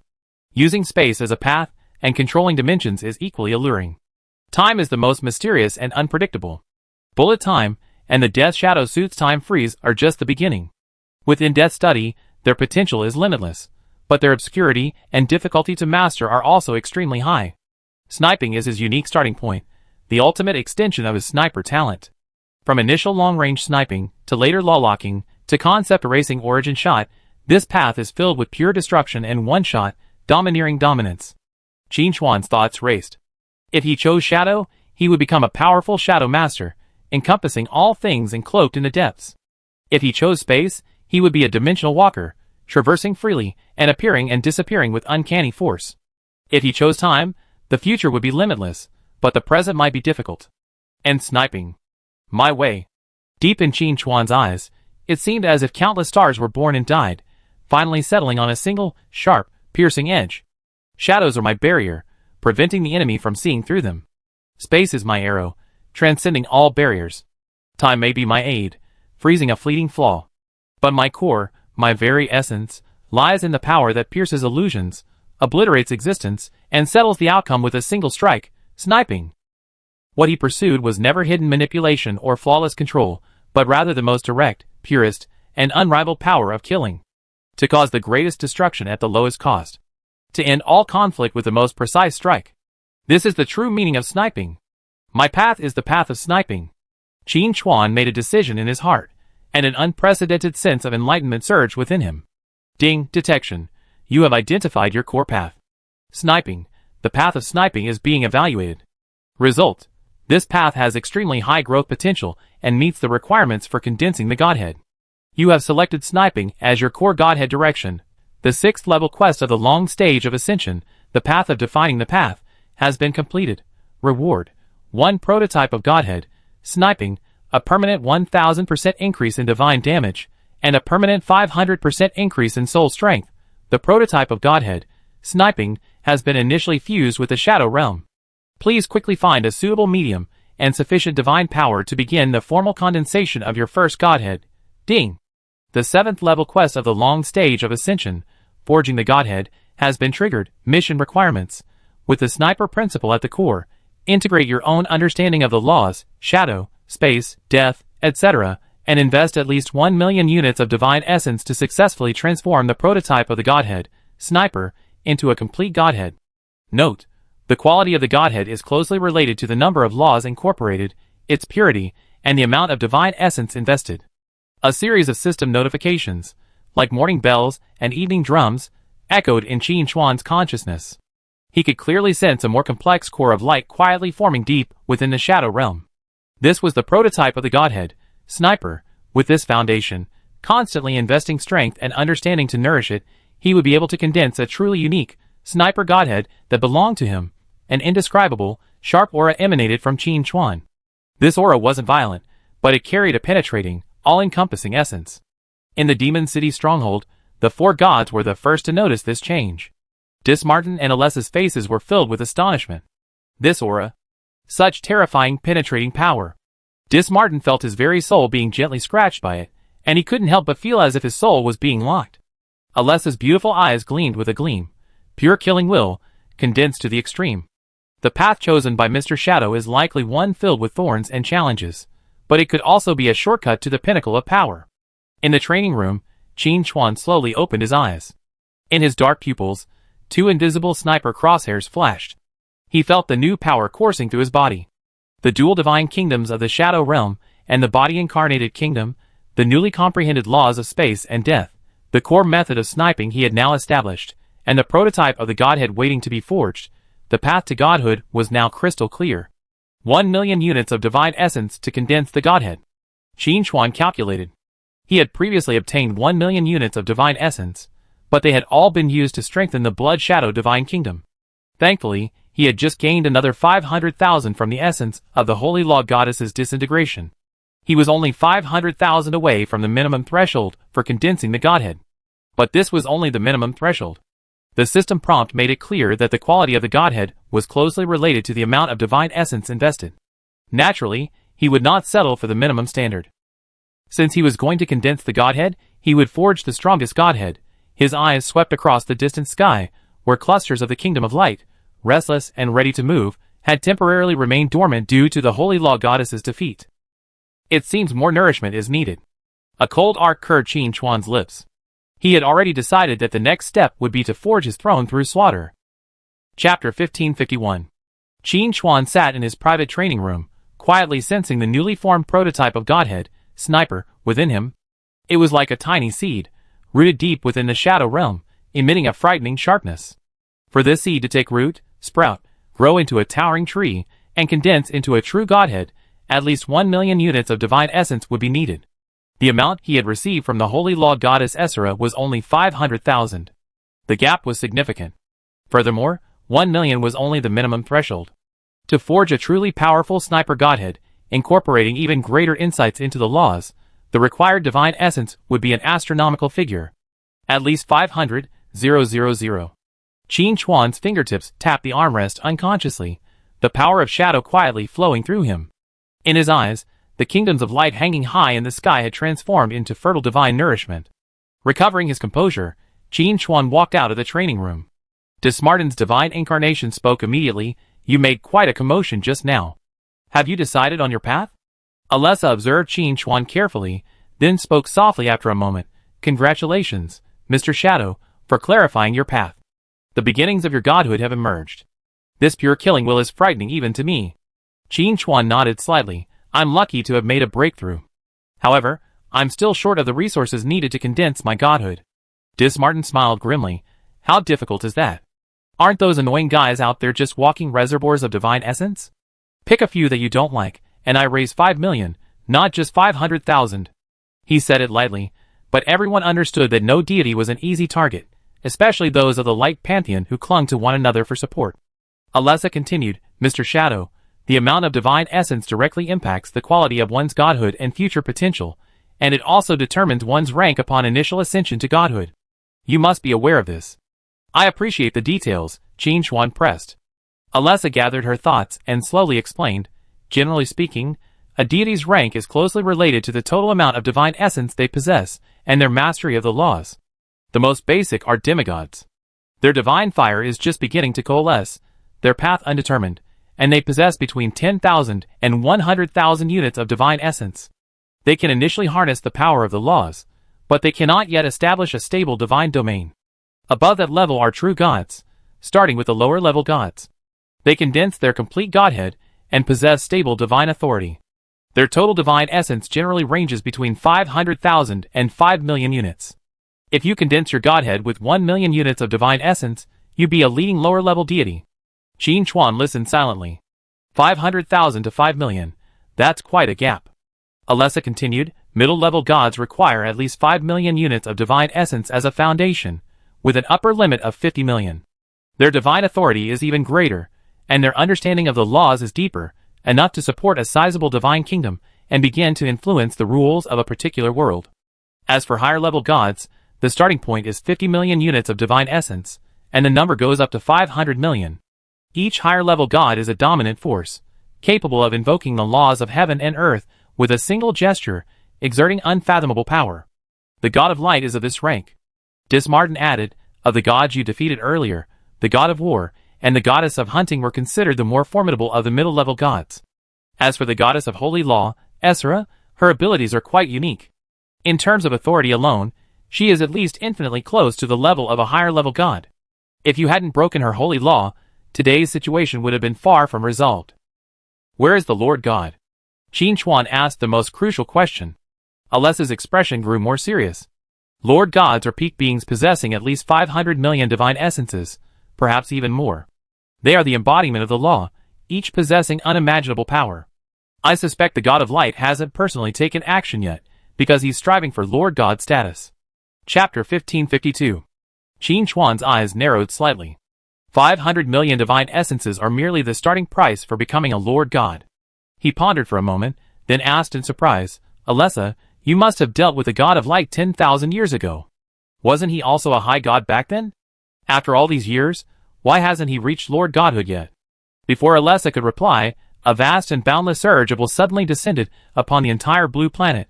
The voice of Apocalypse clearly reached every player's mind. Global announcement. Since a pioneer has already completed the 6th stage of the long steps to divinity, the path of determination, and successfully condensed the prototype of godhood, the Apocalypse system has determined that the player community has the basic conditions to reach the realm of the gods. Starting immediately, the path of divinity is officially open to all players. All players who have reached level 100 and completed specific prerequisite tasks can accumulate divine essence, ignite the divine fire, condense godhood, and embark on the immortal long steps to divinity. Divine essence can be obtained by slaying divine creatures, gathering power of faith, exploring the site of divine remains, etc. Basic deity ranks. Demigod requires 10,000 to 10,000 units of divine essence. Lower deity requires 50,000 to 500,000 units of divine essence. Middle deity requires 500,000 to 5 million units of divine essence. Upper deity requires 5 million to 5 million units of divine essence. Major deity requires at least 5 million units of divine essence. For detailed rules, please visit your personal dashboard. Warning: the path to godhood is treacherous. Once the godhood is shattered, the soul will suffer severe damage. Choose carefully. After the announcement, a brief silence fell throughout the command tower. Dismartin whistled. Goodness. Apocalypse has muddied the waters. The path to godhood is fully open? This is going to be a blast. Alessa frowned slightly. Previously, Apocalypse divided all living beings into player groups, even gods like us. Now that this announcement has been issued, it's foreseeable that divine essence will become the core resource sought after by all players. The competition will be fierce. Mr. Shadow, although you're ahead, the pressure will increase dramatically. Qin Chuan's expression was calm. Apocalypse's actions were both unexpected and reasonable. Opening the path to godhood will undoubtedly make the world even more chaotic and unpredictable. Pioneer? He certainly is. But this path is never short of pursuers and challengers. Divine essence. Qin Chuan muttered to himself. Before, it was a personal need. Now, it was a strategic resource the entire player community would crave. Qin Chuan looked up at the sky. The Kingdom of Light cluster, soaring high above, seemed to stir faintly at the announcement. Far from feeling any pressure, Qin Chuan's lips curled up in a cold smile. His sniper method required a grand slaughter to forge his throne. The frenzy of godhood sweeping across the Apocalypse world was the perfect whetstone. Apocalypse's global announcement, like a boulder dropped into a tranquil lake, sent ripples through the entire Blue Star world. After their initial shock and bewilderment, countless players were quickly captivated by the promise of immortality envisioned by the path to godhood, their ambitions growing uncontrollably. The Kingdom of Light cluster, looming high above the demon city, froze for a moment due to this sudden change. Then, the oppressive feeling gave way to a deeper scrutiny.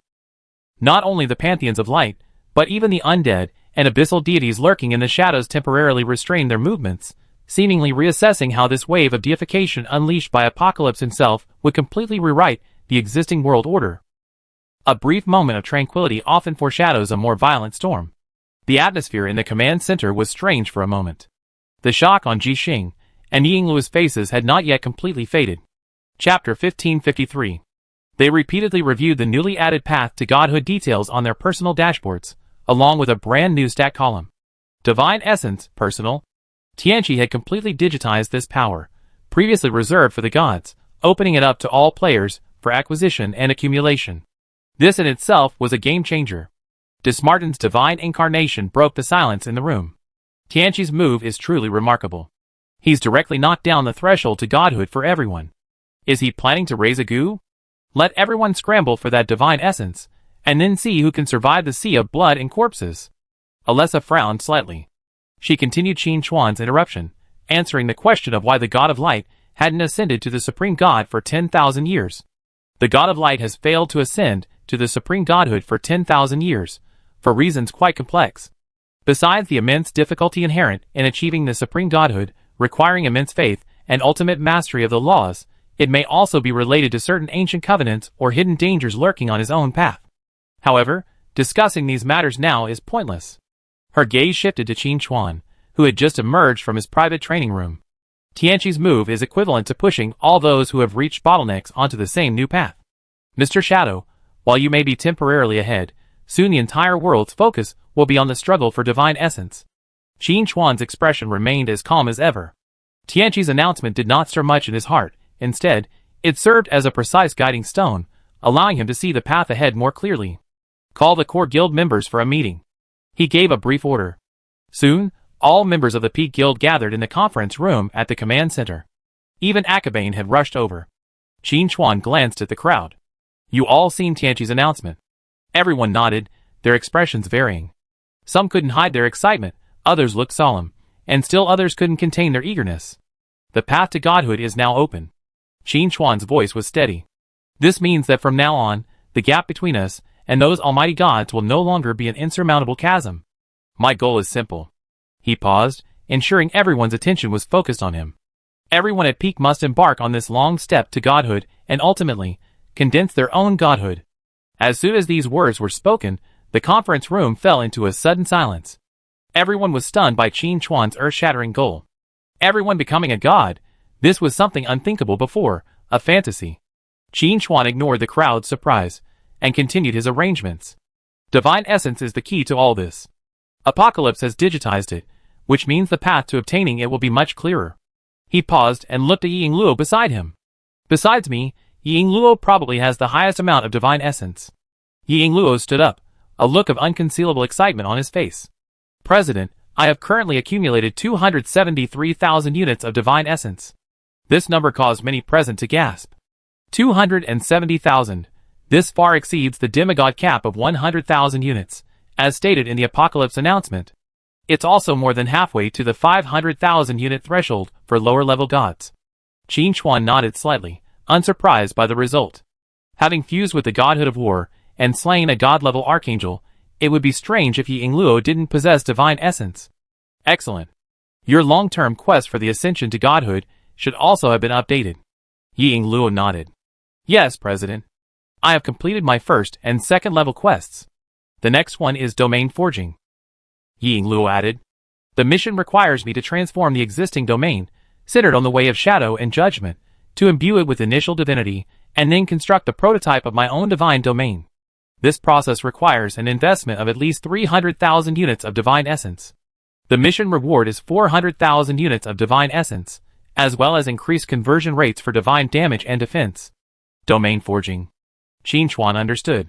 It seems that once the core direction of each person's path to godhood is determined, subsequent missions will be differentiated based on their chosen path and characteristics.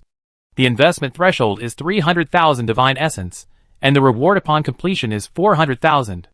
Qin Chuan looked at Ying Luo and the others. This means that as long as the mission is successfully completed, the divine essence shortfall will be quickly filled, and there may even be a surplus. Ying Luo, complete this mission as soon as possible. Yes, President. Ying Luo said firmly. Qin Chuan looked at Ji Xing again.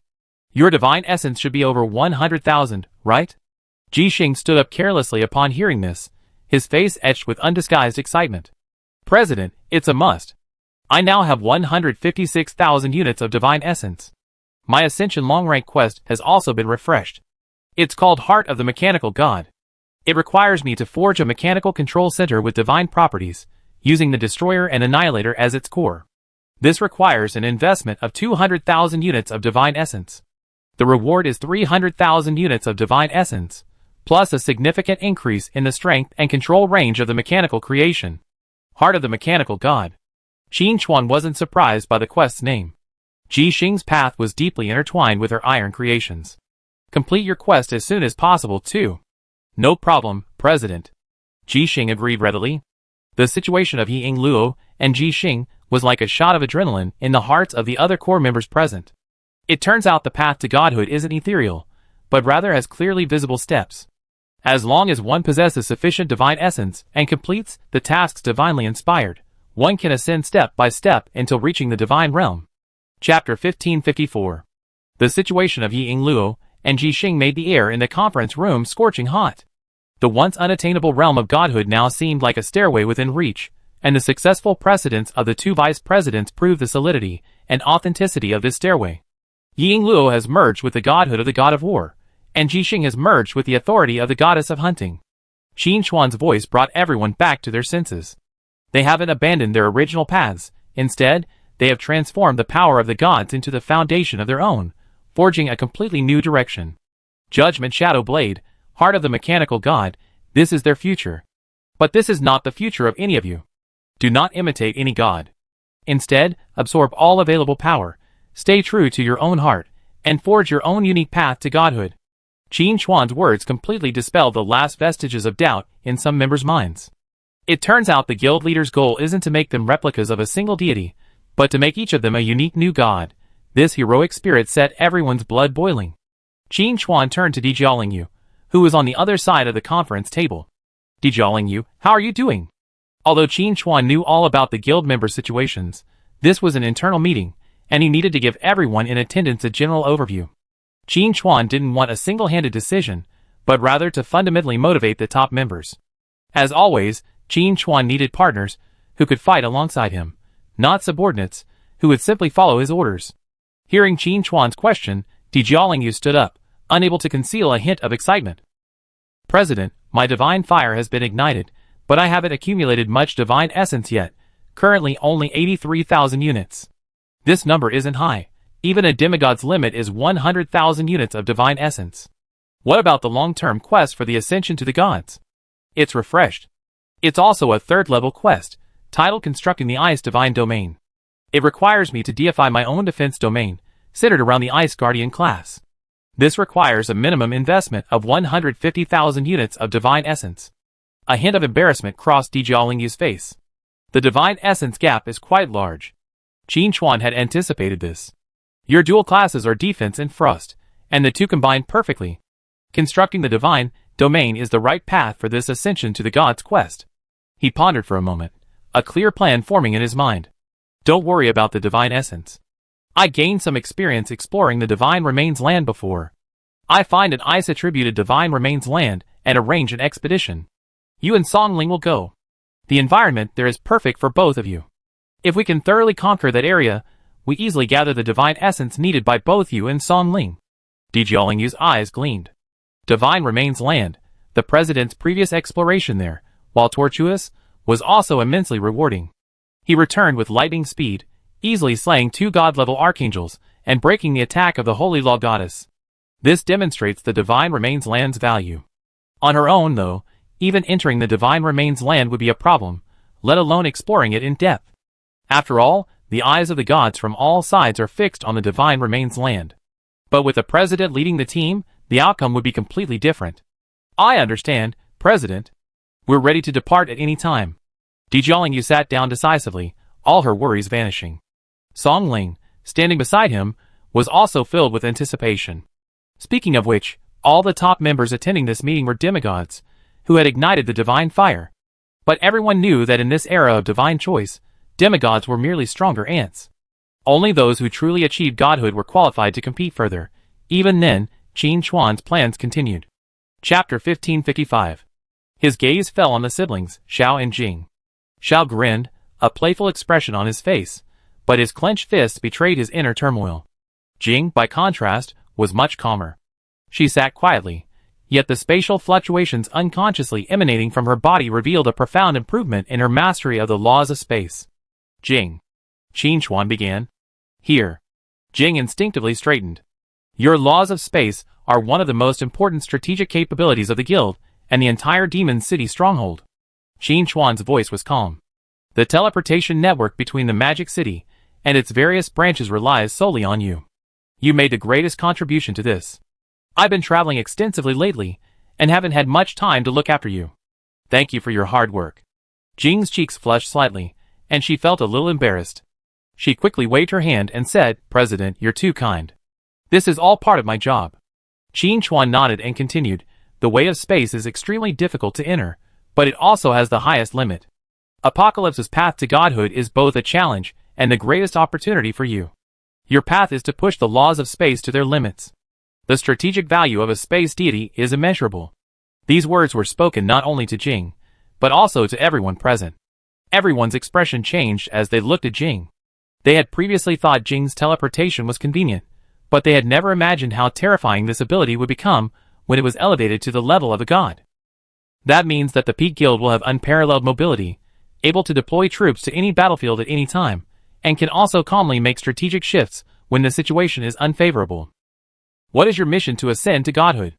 It's spatial coordinate anchoring, Jing replied quietly. It requires me to successfully establish permanent spatial beacons in at least 3 different fragments or demiplanes of the divine kingdom. This requires a large amount of spatial divine materials and 200,000 units of divine essence. I currently only have a little over 70,000 units of divine essence. This mission is extremely difficult. Infiltrating a fragment of the divine kingdom is inherently risky, and establishing permanent beacons within it is even more challenging. I personally lead you to complete this mission, Qin Chuan agreed. As for the spatial divine materials, I find a way. Your current task is to continue to improve your understanding of the laws of space and be fully prepared. Yes, President. Jing nodded vigorously. His initial trepidation and anxiety, under Qin Chuan's guidance, transformed into endless motivation. As for Xiao, Qin Chuan pondered for a moment, then said, You and Jing are siblings. Her spatial power is your best protection. A top-tier assassin who appears and disappears with uncanny swiftness, able to freely traverse the divine realm, would be the nightmare of all gods. Xiao seemed lost in thought. His original plan was to become a top-tier assassin like the guild leader, a master assassin capable of striking with a single strike and escaping thousands of miles away. But now, it seemed that his true role should be to cooperate with Jing, focusing on attack while leaving the retreat to Jing. Thinking of this, Xiao nodded solemnly. President, I understand. At this point, the core members of the Pinnacle had a clear blueprint for their path to godhood. Yiying Luo and Ji Xing were pioneers, who had already begun. Yu and Song Ling, the 2 ice demigods, only needed to find a suitable site for their divine remains to further their advancement. Xiao and Jing, the siblings, also had clear goals and plans for implementation. Although the others hadn't been mentioned yet, Qin Chuan had already made plans. Inside the conference room, everyone's gaze followed Qin Chuan's. As the blueprints for each core member's ascension to godhood were clearly outlined, a mixture of enthusiasm and trepidation permeated the air. This was no longer a vague slogan, but an action plan with detailed steps and clear goals. Qin Chuan's gaze finally landed on Su Chongqing. Chapter 1556. This boy, with a rugged exterior and a pure heart, was now nervously clenching his fists. Su Chongqing. Here. Guild Master. Su Chongqing practically leaped to his feet, his voice booming. Qin Chuan's voice slowed down a bit. How far a team can go depends not only on its sharpest spear, but also on its strongest shield and most reliable backup. In the future, your Paladin of Light class will guarantee the continued combat capability of the entire guild and even the entire Demon City stronghold. A support deity who can bless an entire army, purify divine punishment, and even reverse life and death is as valuable as any primary combat deity. These words made many reconsider the honest nurse around them. They had all enjoyed Su Chongqing's insane buffs and healing abilities, but they had never imagined what would happen when such abilities were amplified to the level of a deity. Many people subconsciously believe that gods are only capable of fighting alone, at best summoning the divine creatures of the divine realm. Now that Qin Chuan has proposed teamwork at the divine level, the top members suddenly realized that Su Chongqing's support abilities, even at the divine level, are not to be underestimated. "What's your situation?" Qin Chuan asked. Su Chongqing scratched his head and reported somewhat sheepishly, "President, after I ignited the divine fire, I accumulated 50,000 units of divine essence. The long-stage divinity quest, called Heart of the Holy Healing, has also been released. The quest requires me to find a site of divine remains contaminated by the power of an evil god, thoroughly purify it, and invest 150,000 units of divine essence to forge my own Heart of the Holy Healing. The quest reward is 200,000 divine essence, and a special ability called Divine Grace Domain. Purify the polluted land of divine remains. This mission is steeped in the style of the Paladins of Light, but it's also incredibly difficult. The land of divine remains is already fraught with danger, and furthermore, contaminated by the evil god, it's bound to be haunted by terrifying entities. Purify the land of divine remains contaminated by the evil god." Qin Chuan repeated the core of the mission, tapping his finger lightly on the table. "This mission isn't just yours, it's mine too." Su Chongqing was stunned. Qin Chuan continued, "The land contaminated by the evil god is inhabited by twisted, negatively divine creatures, perhaps even the remnants of fallen deities. It's also the perfect hunting ground for me." His sniper method centered on pure destruction and obliteration. Purification was Su Chongqing's path. And before that, clearing was Qin Chuan's specialty. "I will lead the team. After the battle, you will use the power of your holy light to thoroughly purify the land, and complete the forging of your holy healing heart." "I understand, Guild Master." Su Chongqing pounded his chest, a dull thud. "I guarantee the mission. I won't hold you back." Determination filled his honest face. For him, fighting alongside the Guild Master was the greatest honor. Qin Chuan's arrangements were methodical. The Guild's future divine path blueprint was pieced together piece by piece in his hands. His gaze swept over the others. Water God, a swordsman in the snow. The two whose names were called stood straight, yet their spirit of daring could not be concealed. Qin Chuan said, "Water God, when Shenglong Imperial City merged into the Shadow Realm, you also achieved your class change to Dark Tide Lord. Now that you have ignited the divine fire, what is your mission to ascend to godhood?" The Water God stood up immediately upon hearing his name being called. "President, I don't have much divine essence, just over 30,000. My ascension quest is called Heart of the Abyss. The quest description states that deep within the endless sea lies a sunken site of divine remains. It's the site of the death of a sea deity, forever shrouded in its resentment and twisted water elements. The quest requires me to infiltrate there, and use my own dark tide power to purify and assimilate it. This requires an investment of 100,000 units of divine essence." The Water God spoke with a beaming expression.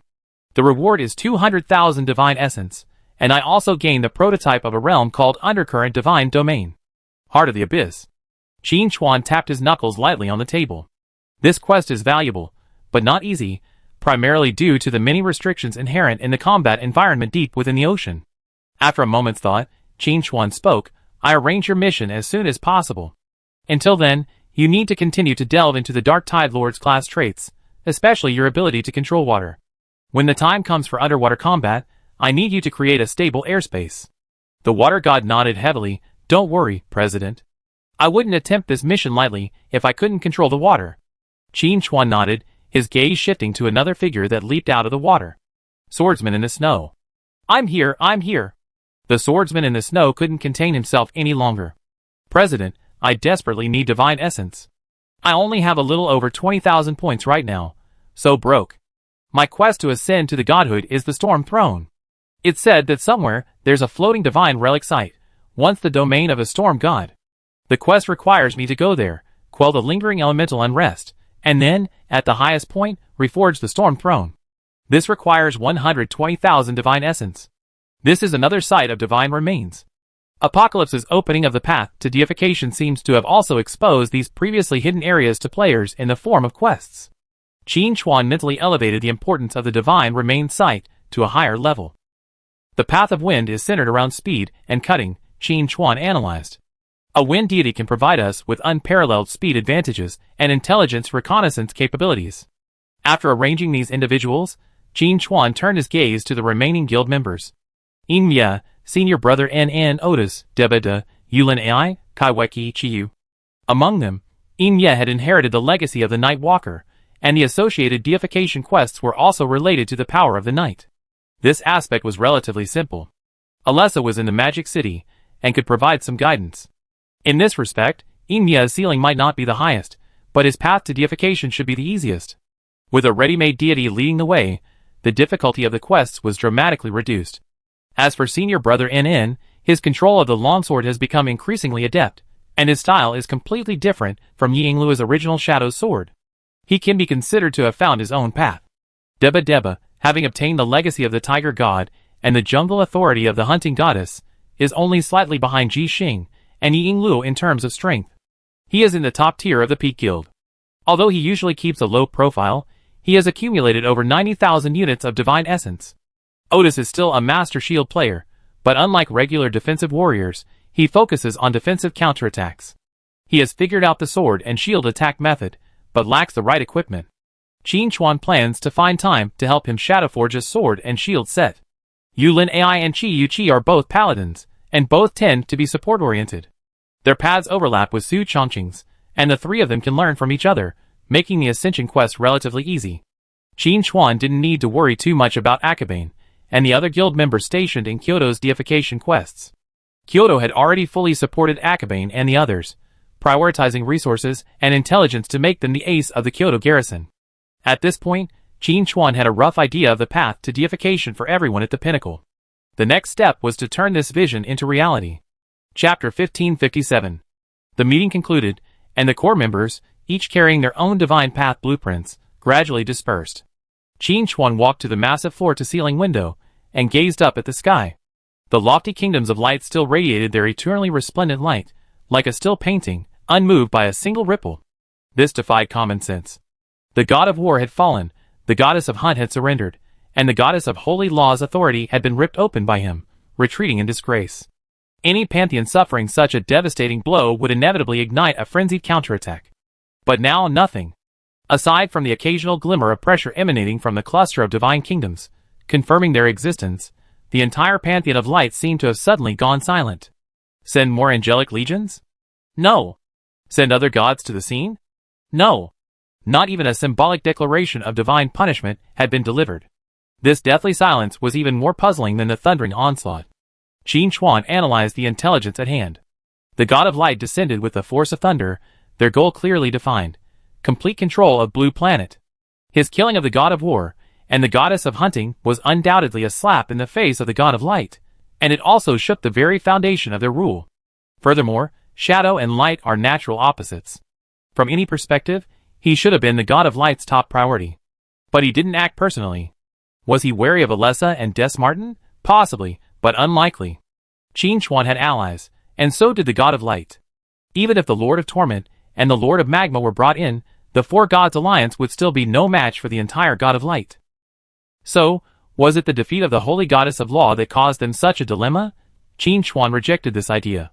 The Holy Goddess of Law, Essera, retreated too quickly.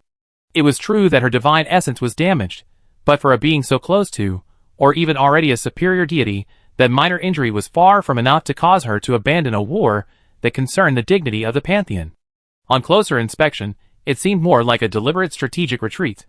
A seemingly catastrophic defeat in exchange for temporary peace. So, what was the God of Light waiting for? Qin Chuan's thoughts raced. Alessa had mentioned that the God of Light's failure to ascend to the Supreme God for 10,000 years might be due to some ancient covenant or hidden dangers in his own path. Could it be that he was in the critical period of his breakthrough, with no time for other things?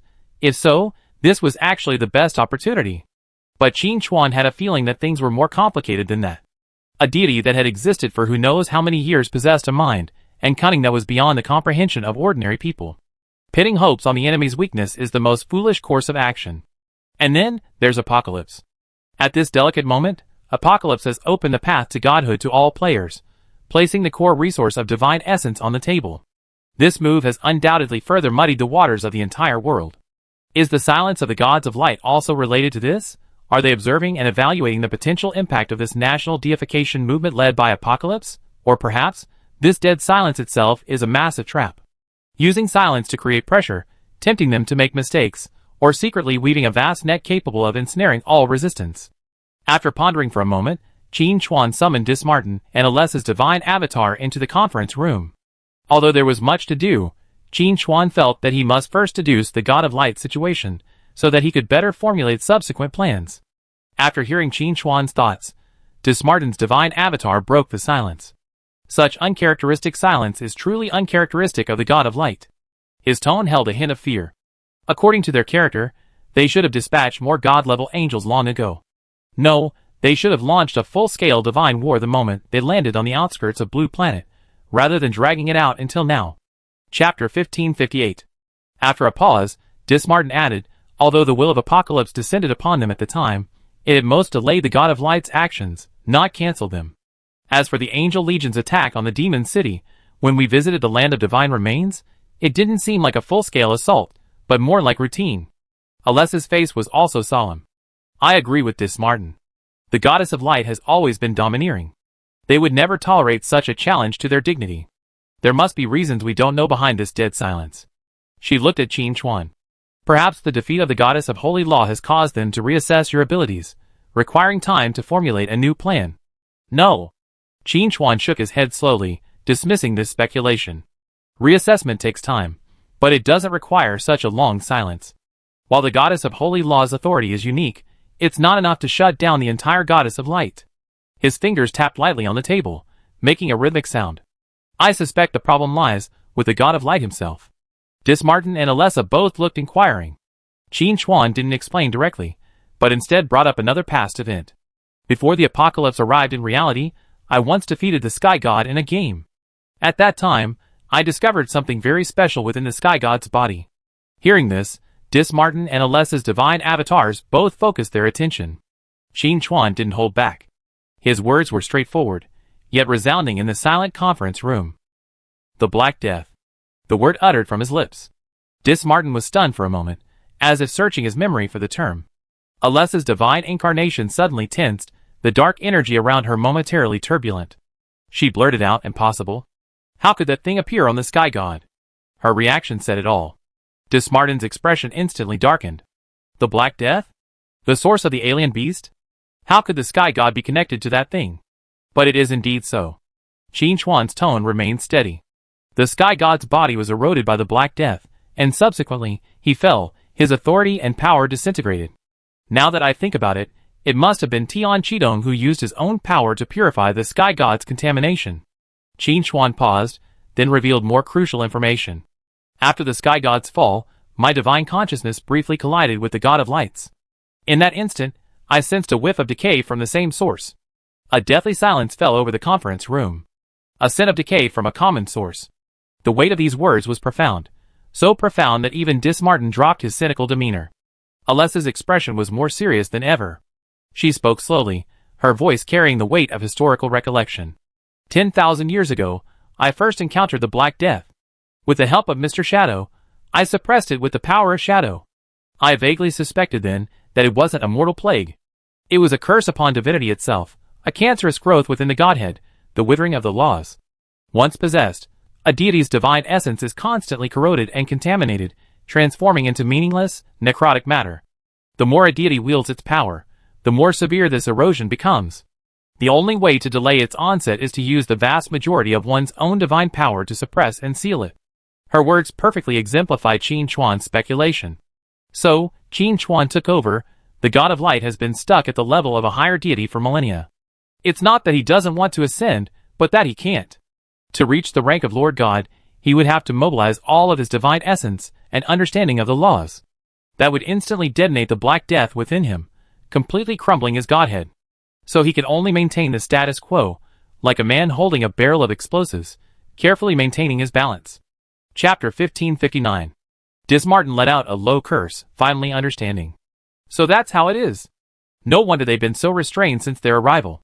No wonder the god of war and the goddess of hunting have fallen, the goddess of holy law has been repelled, and yet the god of light hasn't said a word. It's not that he doesn't want to move, it's that he simply doesn't dare. An all-out divine war would be enough to force him to suppress the thing within him, and he'd die instantly. This astonishing truth made all the previous absurdities perfectly plausible. After eliminating all impossibilities, even the most implausible option remains the only truth. The god of light isn't biding his time, nor is he setting a trap. He's saving himself. He descended upon Blue Planet not only to transform it into a hunting ground, harvesting faith and law, but also to find a way to cure or suppress the Black Death and the Apocalypse system, opening the path to godhood and transforming divine essence into a resource for all to compete for, is equally a disaster for the god of light. This means the intensity of fighting on Blue Star will intensify, and conflict will be ubiquitous. He desired a stable environment, slowly constructing his plans, but Apocalypse has ignited everyone's ambitions, turning the world into a powder keg. The holy goddess's retreat was probably deliberate, Qin Chuan added, adding the final piece of the puzzle. They need a reason to temporarily cease fire and reassess the situation. My appearance has given them just that. A crushing defeat will legitimately allow them to enter a period of strategic silence, allowing them to cope with the new uncertainties brought about by Apocalypse. Alessa let out a long sigh, the tense incarnation of divine power finally relaxing. Mr. Shadow, if what you say is true, then we're facing a terminally ill higher god. The previous fear faded from her words, replaced by a strange emotion. A healthy higher god is a formidable foe. But a higher god with a fatal vulnerability, afraid to attack with all his might, is like a tiger trapped in chains. So, our current situation is much better than we imagined? Dismartin's tone once again tinged with a sinister smile. No, Qin Chuan denied his optimism. On the contrary, our situation may be even more dangerous. Qin Chuan walked to the floor-to-ceiling window and gazed at the sky once more. At this moment, the dazzling kingdom of light no longer seemed to him a symbol of majesty and holiness. It looked more like a massive, magnificent abscess, but one already rotting within. A desperate patient will do anything mad to survive. The god of light doesn't dare act now, because he hasn't found a way to suppress the condition, or rather, hasn't found enough medicine. And we, and all the beings on Blue Star who are about to embark on the path to godhood, are, in our own eyes, the future new gods. Qin Chuan's voice turned cold. But in his eyes, we are merely walking divine herbs. Once he finds a way to steal our divine essence without exorbitant costs, his fangs will be sharper than ever. Dismartin's divine incarnation let out a deep, twisted laugh. A walking herb? I like that term. Since the god of light is ill, what are we waiting for? Strike him while he's weak. Go straight to his door, and dig out his godhead to burn for fuel. A severely wounded higher god is undoubtedly the most tempting prey in the world. Alessa's face was tense, and she didn't agree. She knew it wouldn't be that simple. Qin Chuan turned and calmly gazed at Dismartin. And then what? Qin Chuan asked. After killing the god of light, facing the frenzied counterattack of the dozens of remaining gods in the entire pantheon? Qin Chuan walked to the floor-to-ceiling window and pointed toward the sky. Right now, we can observe over 20 kingdoms of light with our naked eyes. That doesn't even count those hidden in the interstices of space or lurking in other forms. Even if I use my essence to instantly kill a god with a single strike, how many can I kill? After I kill one, what about the second and third? Will the remaining 30-odd gods be lined up waiting for me to slay? Qin Chuan's words were emotionless, yet they spoke volumes about the difficulty of the battle. A large number of ants can kill an elephant. What's more, these aren't ants, but genuine gods. Once the divine war begins in full force, there's no turning back. Qin Chuan's voice echoed in the empty conference room. A higher god cornered in a corner, what do you think he'd do? He dragged us all down with him. Alessa spoke at this moment, her voice tinged with an unwavering solemnity. Mr. Shadow is right. The collapse of a higher deity's divine power would create a vacuum of laws, and a storm of energy powerful enough to rip reality apart. That's a price we can't afford. Furthermore, the god of light has been ruling for millennia. His kingdom must hold hidden cards we can't even imagine. Proactively attacking his kingdom is the most unwise option. Dismartin's divine incarnation fell silent. He understood that starting a battle was easy, but ending it peacefully wasn't something he could just stop at will. Dismartin pondered for a moment and said, but we can't just do nothing. That's right. Qin Chuan agreed. We won't attack, but we can do other things. He withdrew his gaze from the sky and looked around at the two deities' incarnations. We must race against time. The God of Light requires vast quantities of divine essence to suppress, or even cure his illness. Therefore, he will undoubtedly do everything in his power to plunder divine essence from Blue Star. And we too need divine essence to complete our path to godhood. Qin Chuan's thoughts became incredibly clear. So, the key issue ahead is only one. That is the struggle for the Divine Remains lands. The Divine Remains lands are the legacy of fallen gods and are the richest concentrations of divine essence. They will become the main battlefields for the fiercest struggle between us and the God of Light. Qin Chuan's tone was firm. We must conquer those Divine Remains lands as quickly as possible and transform all the divine essence into our own strength. We must possess the power to directly challenge, or even crush, the entire God of Light before the God of Light finds a solution. Only then will the initiative truly return to our hands. Chapter 1560. The atmosphere in the conference room remained tense. The divine incarnations of Dismartin and Alessa were clearly still digesting the truth about the Black Death, a revelation that could overturn the entire war situation. However, Qin Chuan's desire to seize the initiative clarified the two gods' strategic direction. Seizing the site of the divine remains is a good idea. Dismartin's divine incarnation was the first to speak out. He wasn't one for passive defense, he would proactively attack whenever there was an opportunity. If there wasn't an opportunity, he would create one through deception. Instead of waiting for that sickly creature to reap our losses, why not dig up its roots first? Alessa considered this more profoundly. The struggle for the land of divine remains will inevitably trigger a counterattack from the God of Light. Even if the God of Light himself remains motionless, the other gods under his command will not sit idly by. The intensity of the battle will be greater than we imagine. After a pause, Alessa added, there are also the gods of the undead and the abyss. Their previous siege of the land of divine remains was thwarted by Mr. Shadow, but that doesn't mean they will give up. Indeed, Qin Chuan acknowledged, then changed the subject and said proudly, but so what? The war has already begun, from the moment they arrived. All we have done is choose a battlefield that is most advantageous to us. Alessa, Dismartin, I have a favor to ask of you. Before the full-scale war begins, please help me guide the younger members of the guild. They haven't progressed far enough on the path to godhood, and your experience is perfect for guiding them. Dismartin nodded. It's a small matter. Alessa naturally wouldn't object. As the two avatars of divine power dissipated, Qin Chuan was left alone in the empty conference room. Qin Chuan stood quietly, sorting out his thoughts. The hidden danger of the God of Light is a trump card that can be exploited, but it's also a double-edged sword. He has gained a chance to breathe and develop, but it could also force out a reckless madman. The initiative must be firmly in one's own hands. An initiative comes from absolute strength. The Divine Remains land is a shortcut to rapidly improve strength, the fuel tank for godhood he planned for the top core members. After a moment of thought, Qin Chuan withdrew his thoughts and issued a brief command over the communication channel. Ji Xing, Tijialing Yu, come to the conference room. A moment later, the conference room door opened.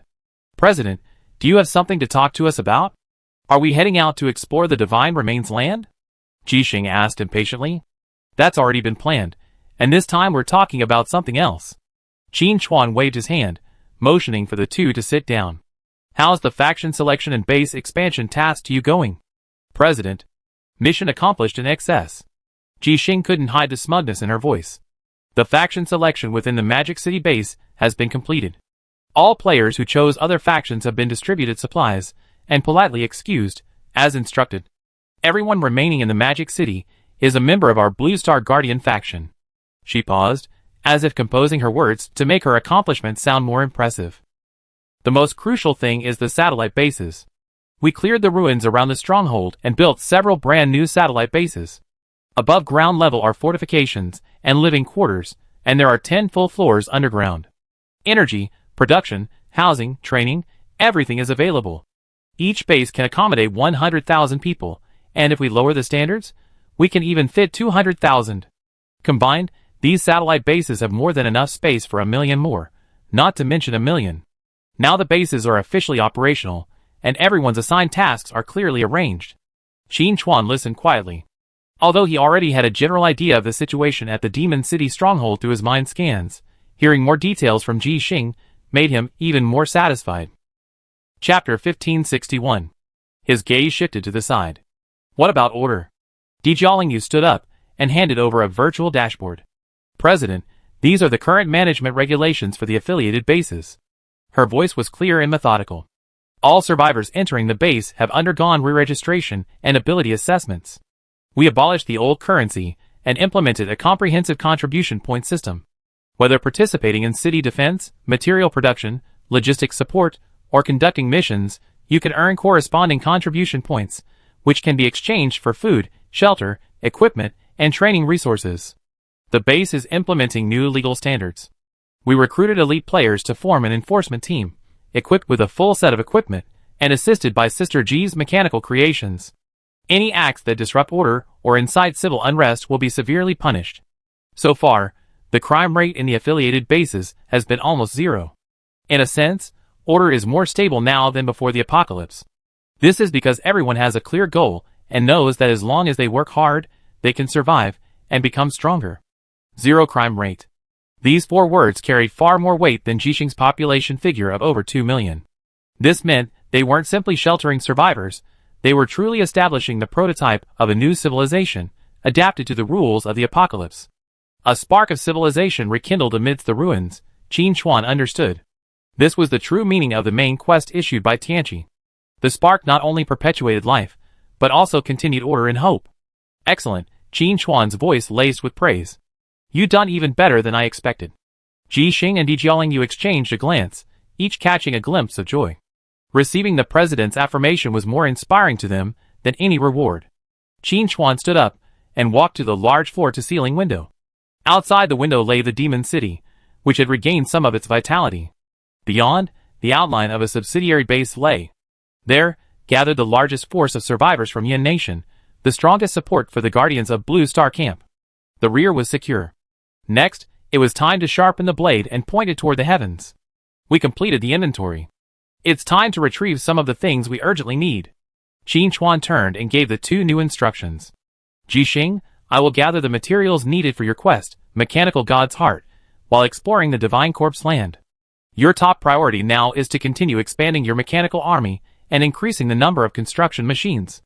We must replicate the success of the Demon City elsewhere, ensuring a stable rear for our allies. Dijiaolingyu, you and Song Ling prepare.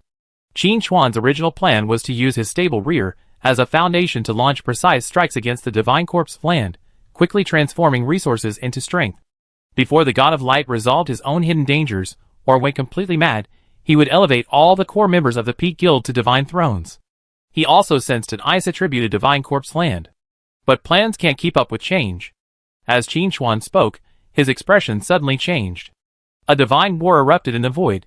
In the conference room, Jixing and Dijiaolingyu felt the temperature around them plummet, and an invisible malevolent aura emanated from Qin Chuan. President? Jixing subconsciously took a half step back. Qin Chuan didn't respond. His perception had already penetrated the barriers of reality, venturing into the endless void. There, a divine war erupted. 2 distinct divine powers clashed frantically, stirring the turbulence of space. One was silver gray, carrying the cold, rigid force of order, like a dragnet of countless laws, attempting to bring everything under its judgment.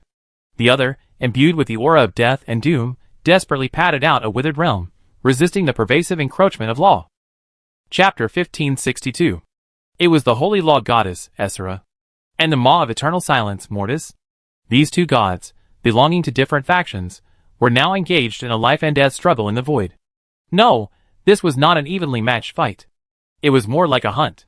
Although Essera's condition was far from peak, the faceless silver crown atop her head still cracked, and the codex in her hand dimmed. The law and order she represented naturally restrained Mortis's chaotic death and end. Though the silver chains constructed of the holy law were far less solid than those used against Qin Chuan, they still entwined themselves precisely around Mortis's skeletal body. With every tightening of the chains, the death power within Mortis's body dissipated, and his body cracked under the weight. The bone horn in Mortis's hand flickered. He attempted to blow it several times, but each time, Essera, with her ever faster power of law, interrupted his spells. The divine power clashed within him, slowing his movements. Clearly, after being severely wounded by Qin Chuan, the undead deity's power had plummeted. And Essera, the goddess of law who had also suffered greatly at Qin Chuan's hands, now acted as a ruthless hunter, seeking to transform Mortis's remaining divinity and law into nourishment to repair her own damaged holy law. Qin Chuan instantly understood everything. So, The god of light's harvest had already begun. Not in the open and all-out war, but in this more insidious and efficient predation. He had his deities hunt down the weak of other factions, using war to sustain war. At this moment, two incarnations of divine power coalesced beside Qin Chuan. Hey, the judgment bitch gnawing on her bones, what a show! Dismartin's gloating voice echoed, his incarnation watching the battle in the void with great interest. Alessa's face, however, was extremely solemn. They begun. The god of light can't wait any longer. Esra wants to use Mortis's law of ending to repair the crack in her holy law. If she succeeds, not only will her power be restored, but she might even become even more formidable due to consuming the opposing law. Dismartin's laughter faded slightly, realizing the seriousness of the situation. So we can't just stand here and watch. We have to find an opportunity to take action. Should we kill Esra, Mortis, or both? Alessa looked at Qin Chuan, awaiting his decision. Qin Chuan's face remained expressionless as he gazed at the divine war in the void. He spoke slowly. Mortis, the eternal throat, is a lost dog who escaped from my grasp. His godhood, his laws, and everything in between are my trophies. I didn't have the time to completely eliminate him before, but I didn't expect Esra to be unable to resist. After a pause, Qin Chuan's tone took on a hint of mockery. She's worthy of snatching my prey? The moment the words fell, Qin Chuan's figure vanished from the spot. Ji Xing and Di Jiaolingyu felt a flash of light before their eyes, and then a wave of space-shattering vibration spread across the room. Outside the conference room window, a dark rift flashed by. Dismartin and Alessa exchanged glances, each sensing the understanding within the other's divine incarnation. I just love his unreasonable ways, Dismartin chuckled, his avatar following closely behind, merging into the void. Alessa said nothing, only to vanish from the spot as a swirling of dark night energy enveloped her.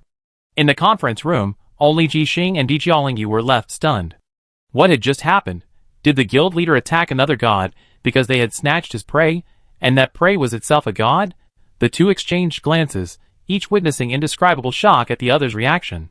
This was the true leader of a top-tier guild. Domineering, powerful, and treating even gods as if they were his prey. Ji Xing swallowed and muttered to himself, I think I understand why our president was able to drive the goddess of the holy law away. Di Jiaolingyu took a deep breath, forcibly suppressing the turmoil in her heart. She said to Ji Xing, we can't intervene in the president's battle yet, but his previous orders were for us to prepare. Let's go and gather the men.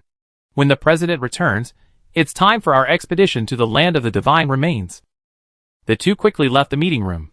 The entire Demon City stronghold, a massive war machine, once again began to churn at high speed. And now, on the void battlefield, Esra's offensive intensified. She had woven a vast web of law, about to completely envelop Mortis. Submit judgment, undead. Your very existence is a blasphemy against order. Your death will become the cornerstone of the restoration of the holy law. This is your honor. Esra's cold voice echoed in the void. Bullshit! Mortis roared in despair. His massive, skeletal body struggled violently, his deathly power flaring furiously as he tried to break free from the chains. But it was all in vain. Just as the web of law was about to close, a profound slash, seemingly capable of devouring all light and law, slashed without warning from the intervening space, precisely striking the web of law at its weakest point. Crack! With a crisp, shattering sound, the web of law, nearly complete, shattered. Esra and Mortis paused simultaneously. Esra's faceless silver crown swung sharply in the direction of the incoming slash, and a familiar aura tingled through her soul. It's you? Esra's divine power surged with deep hatred. As he spoke, Qin Chuan's figure slowly emerged from the ripped space. His left hand held the darkest hour, his right the night of no light. Dark shadows flowed around him, accompanied by the true meaning of death. Just standing there, the two gods felt immense pressure on their souls. Chapter 1563. In the void, Qin Chuan's appearance was like a splash of thick ink on a still painting. Mortis, about to be drawn into the web of law, froze in place, his massive, skeletal body frozen. He felt the familiar aura of shadow and death, threatening to tear his soul apart. But this time, the aura didn't lock onto him. Instead, it severed the deadly shackles that bound him. The power of the holy law goddess Esra surged wildly. Beneath her faceless silver crown, a deep tremor trembled as she stared intently at the uninvited guest. You again. Her voice was no longer the cold and arrogant one she had used when judging the undead.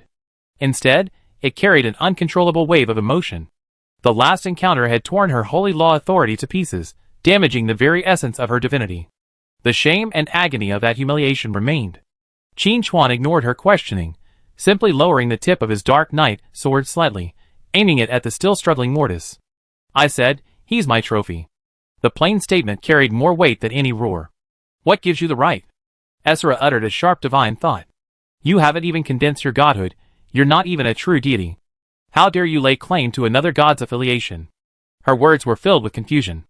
As the deity of law and judgment, her understanding of the rules far surpassed that of ordinary gods. Igniting the divine fire was merely stepping onto the long steps to godhood. Only by condensing one's own laws and divine essence into a unique godhood could one truly enter the realm of the gods and possess an immortal essence. Qin Chuan before him, his divine essence as vast as the ocean, yet showed no sign of condensing his godhood. But his previous strike had easily severed the web of law she had woven with her damaged divine power. This kind of power shouldn't belong to someone who hasn't yet attained godhood. This violated the fundamental rules she knew. Qin Chuan responded with another dark moment of raising his left hand. No need for extra words, action was the answer. Esra's divine body suddenly tensed. She felt an aura even more dangerous than before locking onto her. No, this couldn't go on. This man's very existence was a huge variable. The source of his power must be immediately analyzed. A brilliant silver light suddenly blazed from the cracks in the faceless silver crown above Esra's head. The codex in her hand moved without a breeze, its pages rustling. Ancient runes composed of pure law floated out from it, forming an illusory scale before her. Deduction of the holy law. One end of the scale pointed at Qin Chuan. On the other side, empty space slowly began to sink, energized by the runes, as if bearing a vast concept beyond mortal comprehension. Esra attempted to use the power of her authority to forcibly analyze Qin Chuan's essence and glimpse the secret of his strength. This was one of her core abilities. As the goddess of the holy law, everything was governed by rules, and anything that was a rule could be analyzed. However, as the scales attempted to weigh Qin Chuan's existence, the law runes that formed the scales began to flicker violently, emitting a wail of strained weight. Crack, crack. A subtle cracking sound echoed, and cracks began to appear on the beams of the scales. Esra's divine power fluctuated once again. How could it be possible? Her deductions of the holy law could even decipher the laws of higher gods. So why did it seem to crumble before a pre-god? Just as Esra was about to abruptly interrupt her deductions, something abruptly changed. The illusory scales jolted violently, the empty end no longer sinking, but instead, lifted by an irresistible force, and at the end pointing towards Qin Chuan, two distinct yet perfectly intertwined phantom realms flashed by. Chapter 1564. 1. Endless shadows and darkness, a deep, dead silence. The Shadow Realm, a sublimation of the Shadow Realm.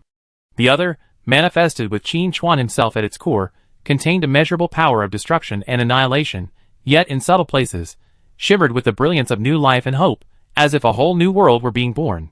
That was the embodiment of the seeds of the kingdom of God fused within one's own being, a dual kingdom of God. When these two phantoms entered Esra's perception, she felt as if struck by a bolt of lightning from the core of the world. Her entire divine body froze. The kingdom of God is an extension of divine power, the embodiment of law. Possessing a kingdom of God vastly increases a deity's combat power within its domain. This is common sense. But a single being possessing two kingdoms of God simultaneously? This is no longer common sense, it is myth, a taboo, a monstrosity capable of subverting existing understandings of the gods. Esra understood instantly. She finally understood why Qin Chuan possessed such terrifying power despite not having condensed his godhood. The amplification of the dual divine kingdoms wasn't simply a matter of 1+1. It was a resonance and multiplication at the level of laws. An ordinary deity's kingdom, depending on how well it was managed, could increase its combat power several times. And a dual divine kingdom, that was at least 20 times. Perhaps even more. The man before her, even before he had fully mastered this power, was already able to rival her, even suppressing her severely injured self. Once, he completely controlled the dual divine kingdoms. Then, not to mention her, even the god of light himself would likely be no match. A thought that made even Esra shudder emerged uncontrollably. By then, this man will be unstoppable. The holy law goddess made her immediate judgment. Qin Chuan must die. He must be annihilated here, at all costs, before he fully matures. Mortis's divinity? That meager supply of self-repair has become insignificant in the face of this threat, one that could shake the very foundations of the entire pantheon of light. Esra's focus shifted instantly. The codex in her hand shone brightly, no longer an attack, but a dimensional, divine transmission. Silver law runes exploded, transforming into an invisible stream of information, issuing a most urgent call to the clusters of divine kingdoms deep within the void. Coordinates XXX, YYY, the source of the anomaly has been discovered. Threat level, extinction. The target possesses the embryonic form of a dual divine kingdom. Its potential is immeasurable. All gods receiving this message, abandon your current missions immediately and assemble at these coordinates. Repeat.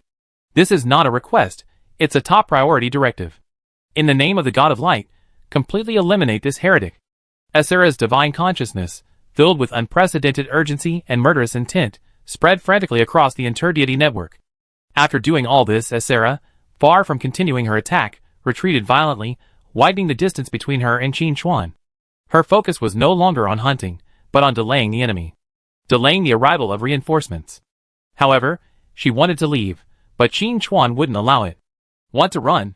Qin Chuan's voice was soft, but it carried clearly into Essera's perception. You seem to have misunderstood something. I'm not here just to take my prey. Qin Chuan's figure faded from his original position. The next moment, he appeared in Essera's retreating path, blocking all her escape routes. To hunt you too. Essera stopped retreating. Beneath her faceless silver crown, the fluctuations of divine power became calm and resolute. There's no escape. This man is locked onto her soul, and no matter how far she retreats into the void, she can't escape. Since that's the case, then let's fight. Use all means, regardless of the cost, to nip this threat in the bud. You are very confident. Essera's voice returned to its usual calmness, but the murderous intent within caused the surrounding space to begin to condense into silver ice crystals of law. Chapter 1565. Confidence is the privilege of the strong. Qin Chuan's answer was even simpler and more direct. Then, let me show you what a true God, true order, looks like. Essera raised the codex in her hand, and an unprecedented light erupted from her divine body. Boom! The void was torn apart. Not just a rift, but with Essera at its center, the entire canvas of reality was violently torn apart by an invisible giant hand, revealing a completely different world behind. A silver city-state, so magnificent that words cannot describe it, forced its way into the real plane from the torn dimension. It was not a city built of stone or metal. The city walls were composed of billions of intertwined runes of order. The pillars were the tangled chains of law that pierced heaven and earth. Suspended in the center of the city was an immense scale of judgment. Every slight swing of its scales made the surrounding laws of space groan under the weight. Kingdom of God, the holy court of sin, this is Essera's foundation, the source of all her power, and her last resort. Summoning the kingdom of God directly to the battlefield would undoubtedly instantly soar the god's combat power to its peak, but it was also a gamble. As long as the kingdom of God survives, the gods have the possibility of resurrection. But if the kingdom of God is destroyed in the real plane, the gods will completely lose the foundation of their immortality and face true death. With the advent of the kingdom of God, a vast and unparalleled divine power of order swept across the battlefield. In the distance, Mortis was overwhelmed by this force, his massive skeletal body instantly covered with spiderweb-like cracks. He let out a terrified roar, desperately burning away the remaining death power, and fled in panic into the depths of the void. Essera had no time to care for this small trophy. Her entire attention was focused on Qin Chuan.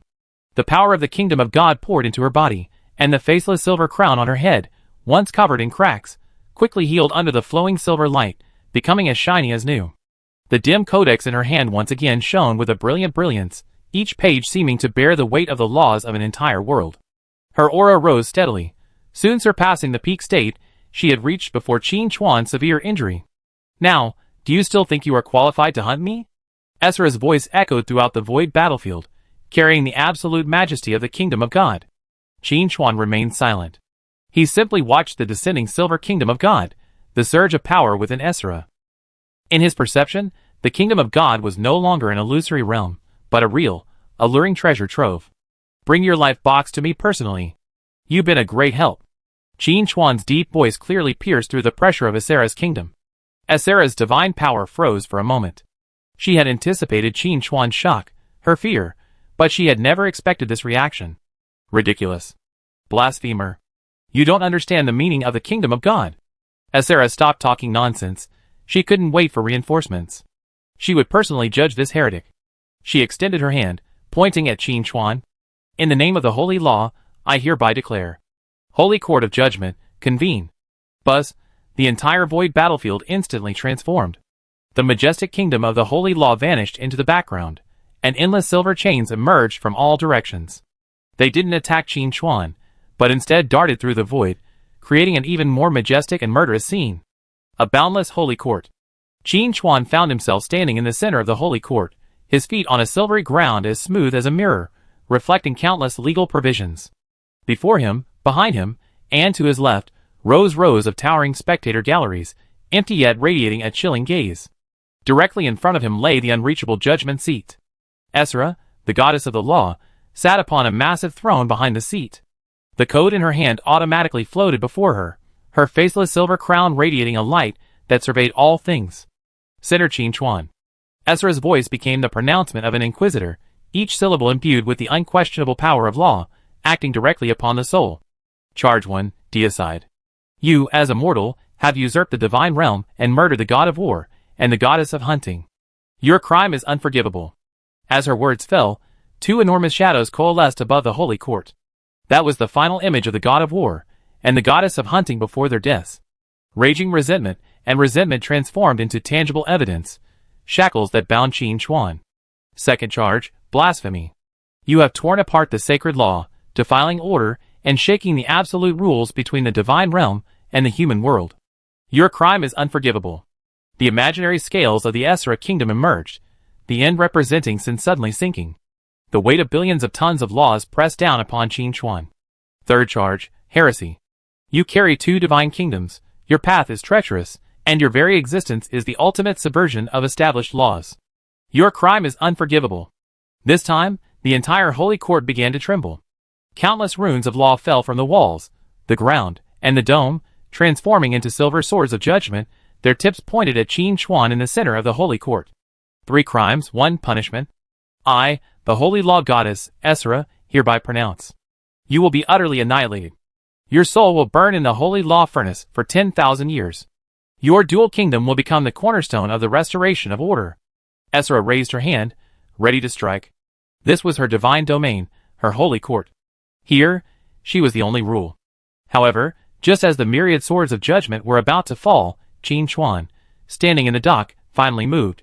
He simply raised his head slightly, surveyed the awe-inspiring holy court, and chuckled. Your holy court? Judge me? Esra, you still don't understand one thing. He slowly raised his right hand.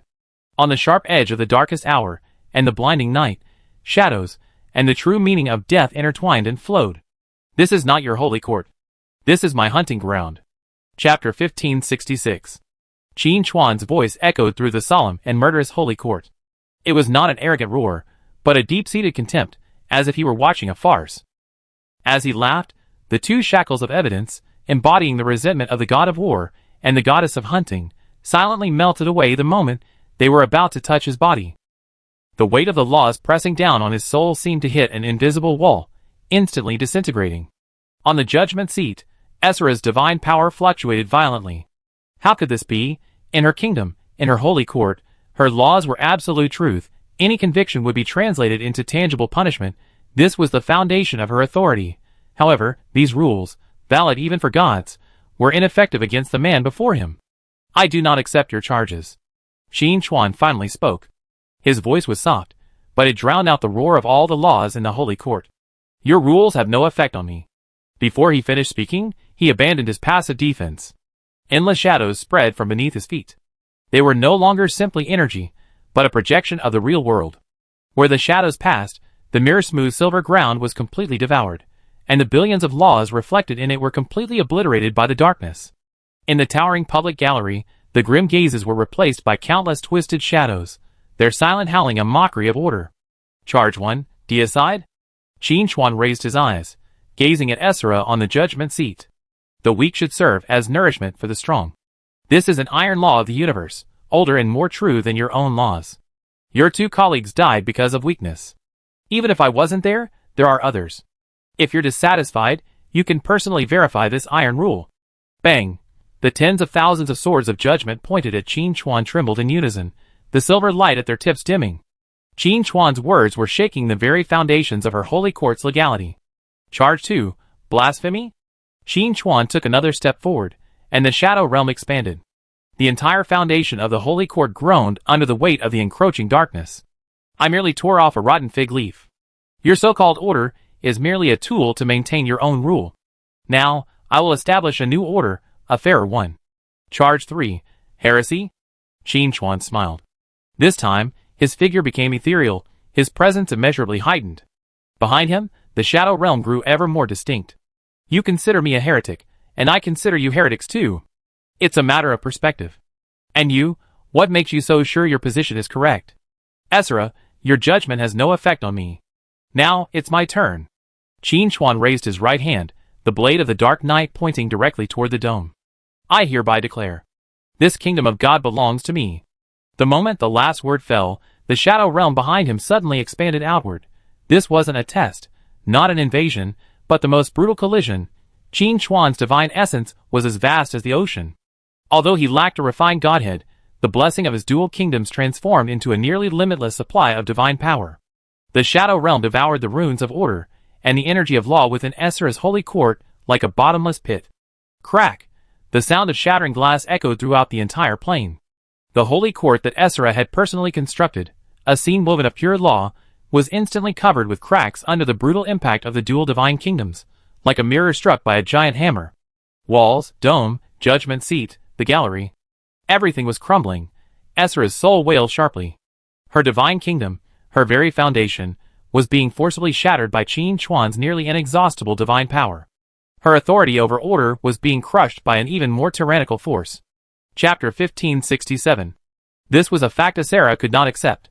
The divine figure seated on the throne suddenly rose to its feet, the codex in her hand erupting with unprecedented brilliance. She mobilized the entire divine power of the holy court of judgment without regard for the cost. The massive scale suspended in the center of the divine kingdom descended with a roar, lying between Qin Chuan and Esra. Order is eternal. The holy law will ultimately determine everything. Esra's divine thoughts morphed into a roar, and she placed her hand on the central fulcrum of the scale. The final judgment, the law returns to zero. Buzz! Both ends of the scale simultaneously emanated a silver light that annihilated everything, closing in on Qin Chuan at the center. This wasn't a physical crushing force, but an erasure of laws. Wherever the scale passed, space, time, energy, and even concepts themselves would be reset to their most primitive state of nothingness. This was her ultimate weapon, the ultimate killing move she would only unleash when judging a higher deity. She must completely eliminate this grave threat before reinforcements arrive.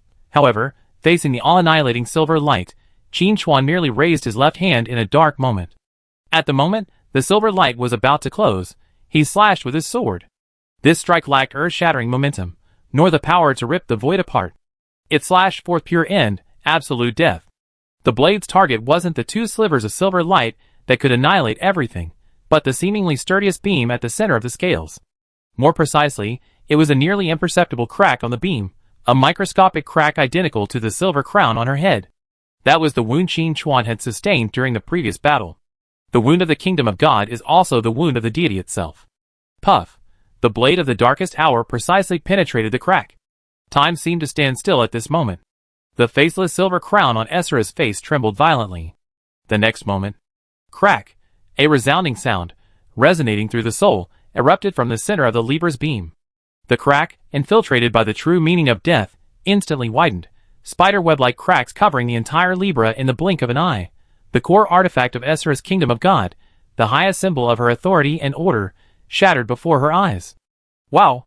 Esra's divine body shook violently, and a stream of silver divine essence gushed out uncontrollably from her body, immediately being completely consumed by the surrounding shadow realm.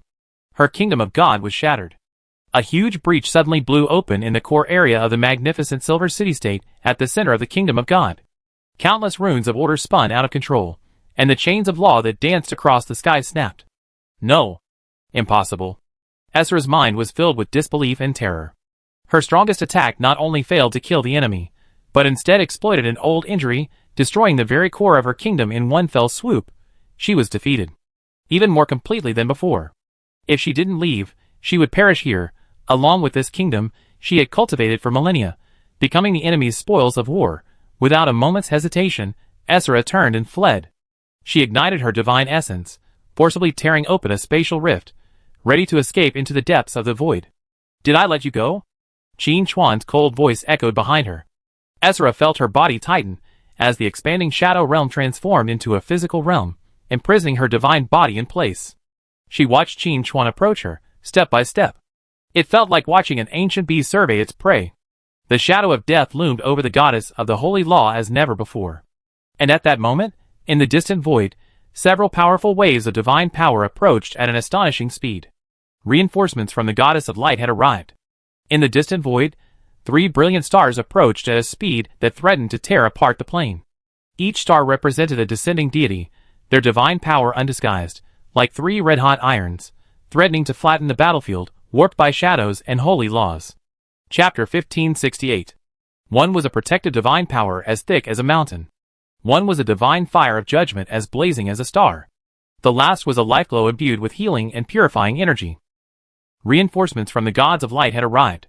However, just as they were about to reach the battlefield and encircle Qin Chuan, 2 figures suddenly blocked their path. "Where are you going in such a hurry, 3? Dismartin's voice echoed through the void, his form flickering between reality and illusion. His deceptive divine power distorted the space ahead, distorting the 3 gods' advance. Appearing with him was Alessa, the Lady of Night. She spoke without further ado, simply unfolding her own realm of night. Endless night instantly engulfed the 3 gods of light, stripping them of their perception of the outside world, leaving only pure darkness and coldness. God of night and deception. Are you going to make enemies of the entire pantheon of light?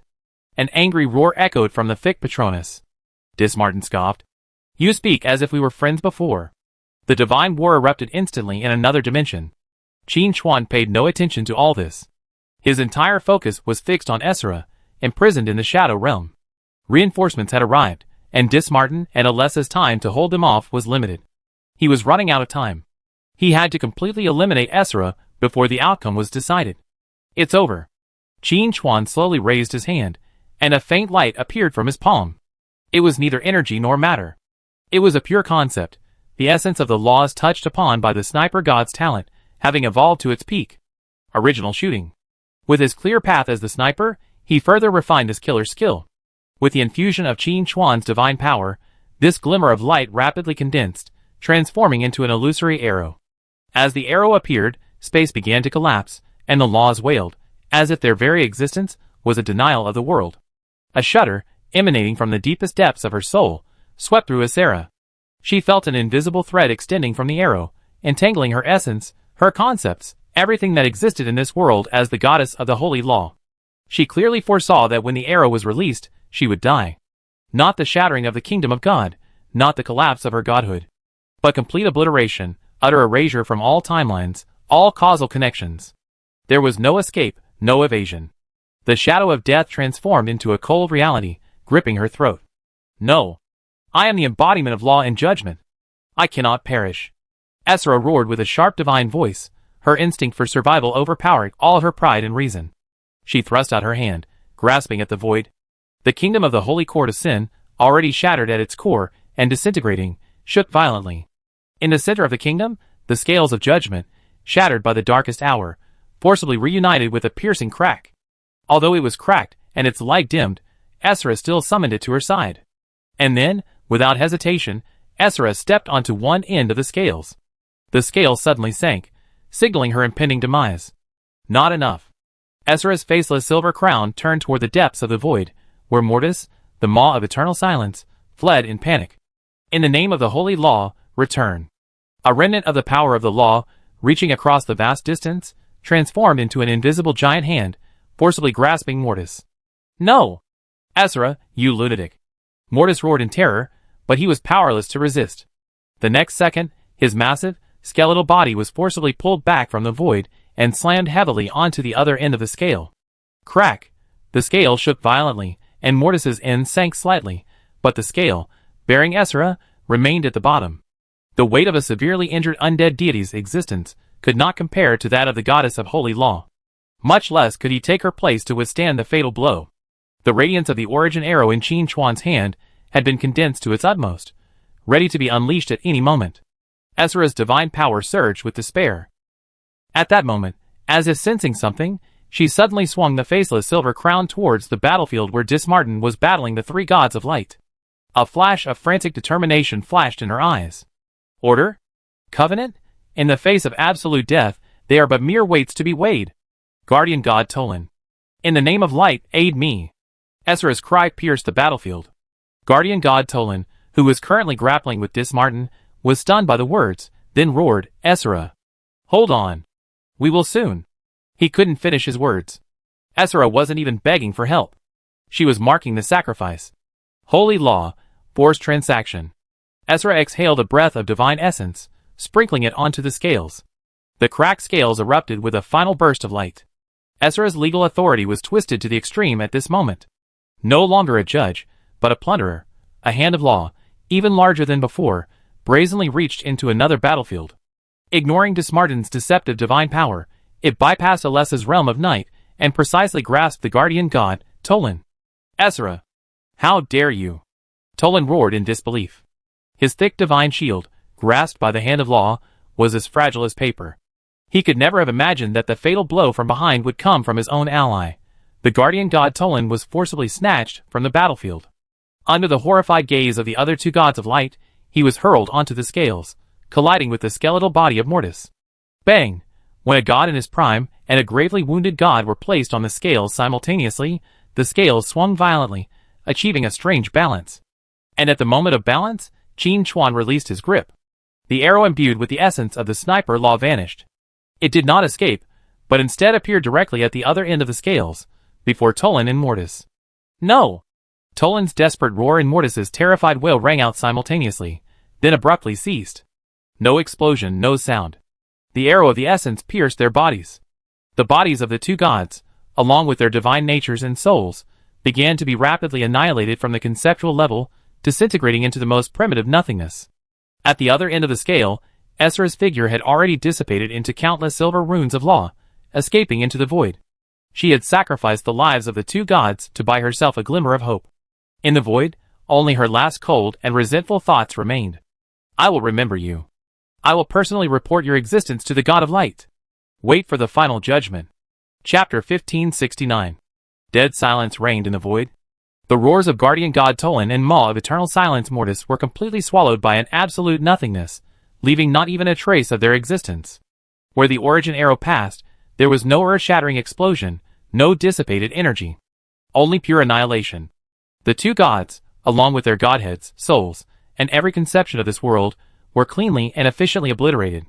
Ezra's resentful thoughts still echoed in the void, but her true form had long since vanished without a trace. Qin Chuan stood still, the shadow realm behind him slowly receding like a tide. He did not pursue. The forced dimensional travel gained by burning his origin and sacrificing two gods of the same rank was no longer within his reach. Besides, the Holy Law Goddess's teammate's sacrifice, infinite power move did bring a small surprise. A god who worshipped order as his faith, yet faced death with even more imperfection than the most chaotic demon. Qin Chuan retracted the artifacts, darkest hour and blind night, his heart unperturbed. If they ran, then they ran. A true hunter never worried about their prey disappearing forever. Moreover, the aftermath before them was the true feast. On another battlefield, Dismartin and Alessa had long since ceased their attacks. The two surviving gods of light, one of the judgment sequence and the other of the healing sequence, were now completely frozen in place. The expressions on their faces shifted from shock to absurdity to bone-deep fear. Their comrade, the guardian deity Tolan, had been treated as a disposable commodity by their ally, the goddess of holy law, and sacrificed without hesitation to that terrifying man. This scene not only crushed their fighting spirit, but also completely crushed their ridiculous faith. Ha ha, ha ha ha. The incarnation of the god of deception, Dismartin, erupted in a shrill, unabashed laughter, barely concealing its mockery. What a touching camaraderie! Is this how the light goddess treats its own? Today, I truly been enlightened. The divine power of the two light gods rippled in a chaotic turmoil, filled with anger, humiliation, and an uncontrollable tremor. They looked at Qin Chuan. The tremor was instantly magnified countless times. This was the man. It was he who had forced the almighty goddess of the holy law into the desperate situation of betraying her covenant and abandoning the kingdom of God. How could this battle be fought? Retreat! The god of judgment let out a low roar mingled with fear, his body exploding into a ball of blazing divine fire. Without looking back, he tore through the void, desperately fleeing towards the coordinates of the kingdom of God. The healing deity also dared not pause for a moment. Enveloped by the holy light of life, using every possible means to escape the battlefield that had torn him apart. Alessa's night domain surged only slightly before allowing them to depart. Don't pursue a desperate enemy. Dismartin also stopped teasing, and in a flash, he and Alessa appeared beside Qin Chuan. What a pity, that bitch who loves to play tricks on the rules escaped. Dismartin curled his lips, his tone filled with regret. Her kingdom has collapsed, her essence severely damaged. Even if she escapes to the realm of light, she won't recover without thousands of years of slumber. Alessa's voice was as cold as ever. Now, the god of light should know what kind of being he has provoked. As she spoke, a series of cold system notifications echoed in Qin Chuan's mind. Ding! You have successfully killed Guardian God Tolan at peak state. Ding! You successfully killed Maw of Eternal Silence, Mortis, critically injured. Rewards being calculated. Congratulations. You received Divine Essence X1, 350,000 units. Congratulations. You received Protection Law Fragments X3. Congratulations. You received Death Law Fragment X1. It's been detected that your total Divine Essence has exceeded 1 million units, meeting the minimum requirement for condensing Godhead. Do you want to begin concentrating? Chapter 1570. 1,350,000 units of Divine Essence. A faint smile finally curved Qin Chuan's lips. Adding the gains from defeating Asera, the Divine Essence he held had accumulated to an astronomical figure of 1,850,000. This wealth was enough to drive any god mad. As for the system's prompt regarding the condensation of godhood, Qin Chuan's will remained unchanged, and he simply chose no. 1 million was merely the threshold for condensing godhood. Concentrating at this level would only yield the lowest level of godhood. His goal was not to become a Tolan who could be sacrificed at any moment. At least 3 million. Qin Chuan's will was cold and resolute. He would use 3 times the ordinary arsenal to forge an unprecedented supreme godhood. His gaze swept across the void. The magnificent divine kingdom known as the Holy Court of Sin was slowly crumbling. Countless runes of order and chains of law emanated, transforming into the purest, ownerless divine power. This was the lifelong accumulation of a powerful deity. It was supreme nourishment. Qin Chuan's mind moved, and the shadow realm, which had just condensed, expanded again, transforming into a vast maw devouring the heavens and earth, greedily swallowing up the remains of the divine kingdom. Each wisp of order's divine power solidified the shadow realm and perfected its laws. However, at this moment, Qin Chuan, Dismartin, and Alessa simultaneously raised their heads, gazing in different directions into the void. In the distant darkness, obscure and greedy divine thoughts were rapidly converging. There was an undead monarch, emanating the aura of decay and plague. There were abyssal lords, filled with a lust for chaos and destruction. There were even ancient evils lurking in the shadow planes, reveling in the pursuit of death. 2 gods fell, and a powerful god fled, severely wounded. The inextricable aura of divinity and death here, like the sweetest scent of blood in the night, attracted sharks from all directions. They came to share the scraps. They treated this place like a dining table where a bloody feast had just concluded. Tsk, a bunch of wild dogs who can't even figure out the situation. Dismartin's divine power rippled with undisguised disgust. They seem to have misunderstood something, Alessa added calmly. Qin Chuan remained silent. He simply quietly sensed the greedy auras that surrounded him from all sides. He sensed their cautious probing, their mutual vigilance, yet their unwillingness to relinquish the ugly pie before them. These latecomers seemed to treat him like someone weakened after a brutal victory. They thought they were here to take advantage. Qin Chuan slowly raised his hand, and the shadow realm behind him expanded even more recklessly. His will was like an icy wind, lightly sweeping over every prying divine thought. A faint divine thought echoed simultaneously in the minds of all the uninvited guests. Who told you the banquet was over? I just cleared away the appetizers. You are the real main course. Qin Chuan's voice was soft, but like an echo from the void itself, it clearly penetrated every newly arrived divine thought lurking in the dimensional rifts. These words caused all the greedy auras to stagnate. He had been discovered. And the other party's posture was nothing like that of a victor, gasping for breath after a brutal divine battle. In the void, shadows twisted violently. 3 gods, each with a distinct form and emanating an evil aura from a different dimension, finally emerged from behind their veil of concealment. Leading them was a king draped in shreds of night, his figure seemingly composed of pure, absolute darkness. It was none other than Astaroth, Lord of the Underworld. Chapter 1571. Beside him, a mountain of flesh and blood, formed from billions of writhing corpses, spewed forth a plague and stench powerful enough to melt entire plains. It was Nogros, the father of plague maws. Last of all, a formless mawed shadow, devouring even the faintest light and heat in the void wherever it passed, Ergonos, the light-devouring maw. These three were the most powerful and daring of the vultures drawn here by the sin of blood. What an astonishing feat! Astaroth, the lord of the underworld, spoke, his voice like two pieces of obsidian rubbing against each other. You fought 1 against 3, forced back the goddess of law, and even directly annihilated the guardian god and the maw of eternal silence. Your bravery is commendable. His words sounded like praise, yet the malice they held within them was as thick as the abyss. Beside him, Nogros grumbled dully. A dense mass of murky eyes, atop a body composed of billions of decaying corpses, opened, greedily gazing at the ownerless fragments of divine power and laws at the center of the battlefield. It was the feast left behind by the 2 fallen gods. You are indeed powerful. Astaroth's divine sense swept across the completely obliterated void, continuing his analysis. But an attack that traces back to its origin, directly wiping out an existence conceptually. The cost must be immense, right? Perhaps even that's your ultimate weapon, a last resort, usable only once in your lifetime. His judgment was based on an ironclad rule recognized by all gods. Any god who wields that level of authority inevitably pays an unimaginable price. Divine power is depleted, the source damaged, the soul dimmed.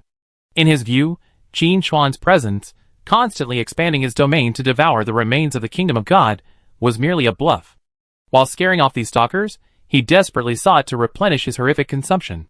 This was a once-in-a-lifetime opportunity, a chance to reap the rewards, seize all the spoils, and even hunt down a future giant. Astaroth's divine consciousness instantly communicated with the other 2 evil gods. Kill him. Everything on him, including the 2 prototypes of the kingdom of God, we will divide equally. The rotting body of Nogros, the father of Plague Maw, gave a teeth-grinding sound of bones grinding together, signaling his agreement.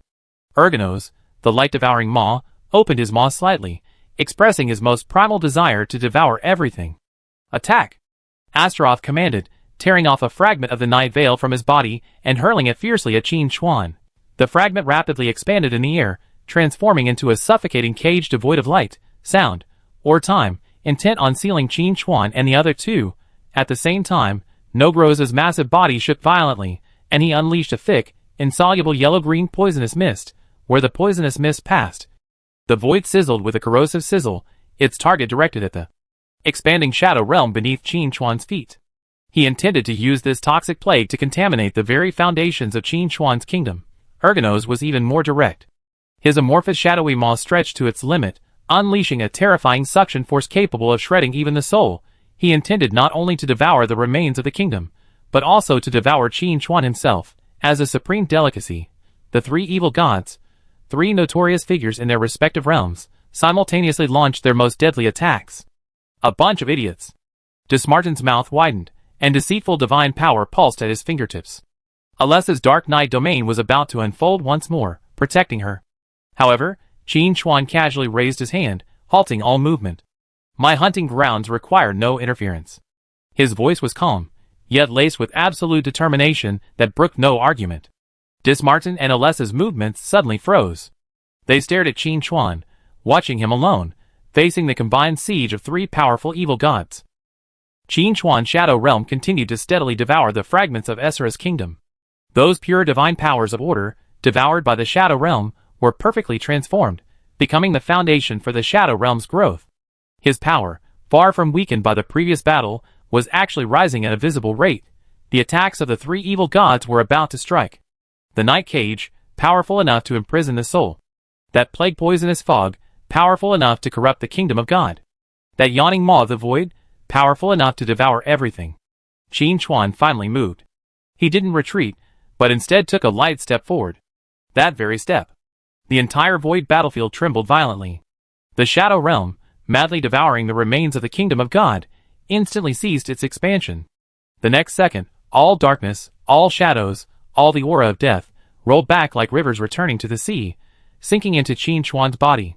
He transformed into an absolute black hole, inscrutable, incomprehensible. A singularity, the ultimate point, where all power converged into a single point. Judge me? Qin Chuan's gaze fell on Astaroth, the lord of the underworld, charging in the front. Are you worthy? The moment the words fell, he raised his right hand, pointed it in Astaroth's direction, and clenched it. Boom! There was no explosion of energy, no roar of law. It was the very space surrounding Astaroth, along with the shadowy divine power that formed his divine body, so proud of him, that was being forcibly squeezed inward by a darkness more fundamental, purer, and more supreme. No! Astaroth uttered a horrified thought. He found himself unable to move. The shadows he controlled, allowing him to freely traverse dimensions, had now become the strongest prison, locking him in place. An irresistible will commanded his own power, squeezing him into a point. His divine body wailed, his god had crumbled. Terror, unprecedented terror, completely overwhelmed the Lord of Hell.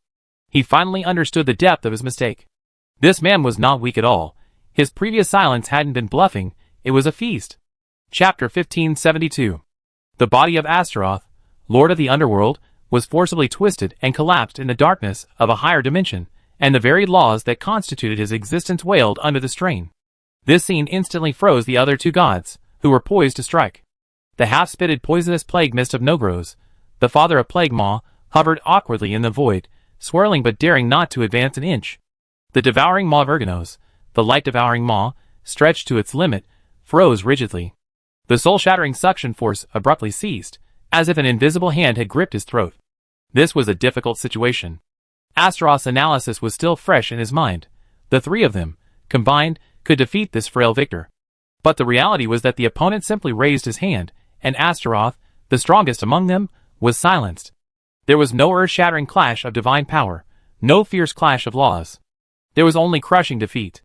This man wasn't weak at all.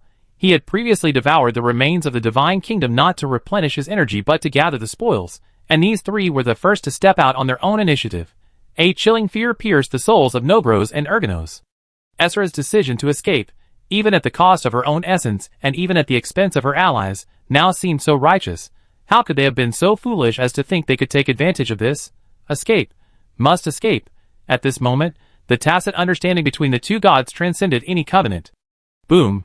The vast mountain of corpses of Nogros, the Plague Father, suddenly shrank inward, then exploded with a loud bang.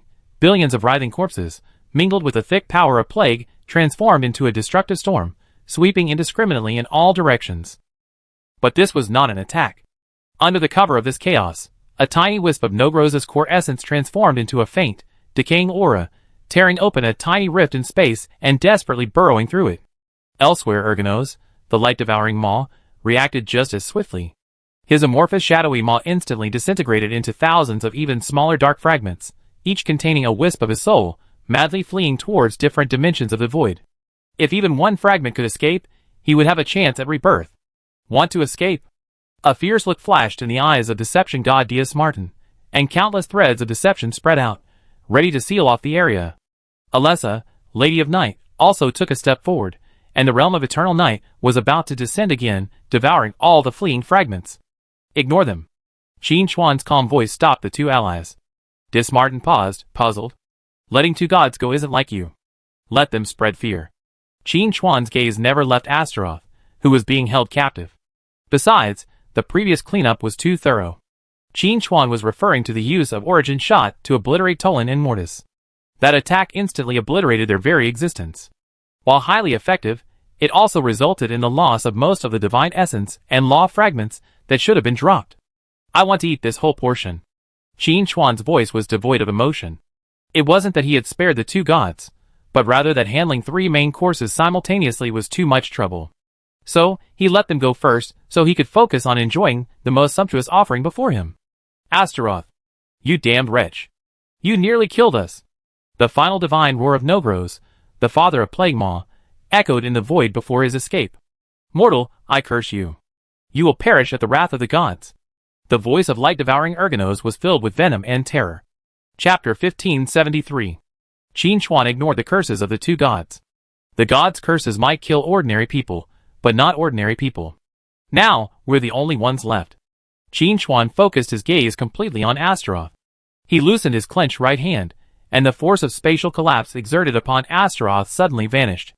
But before the Underworld Lord could even breathe, a massive hand composed of pure shadow, and the true meaning of death strangled his soul. You, what the hell are you?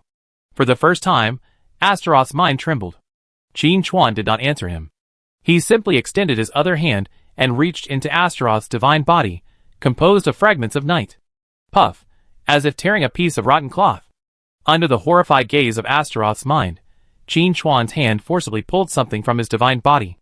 It was a pulsating crystal, condensed from pure dark law, entwined with the vengeful spirits of ancient tyrants.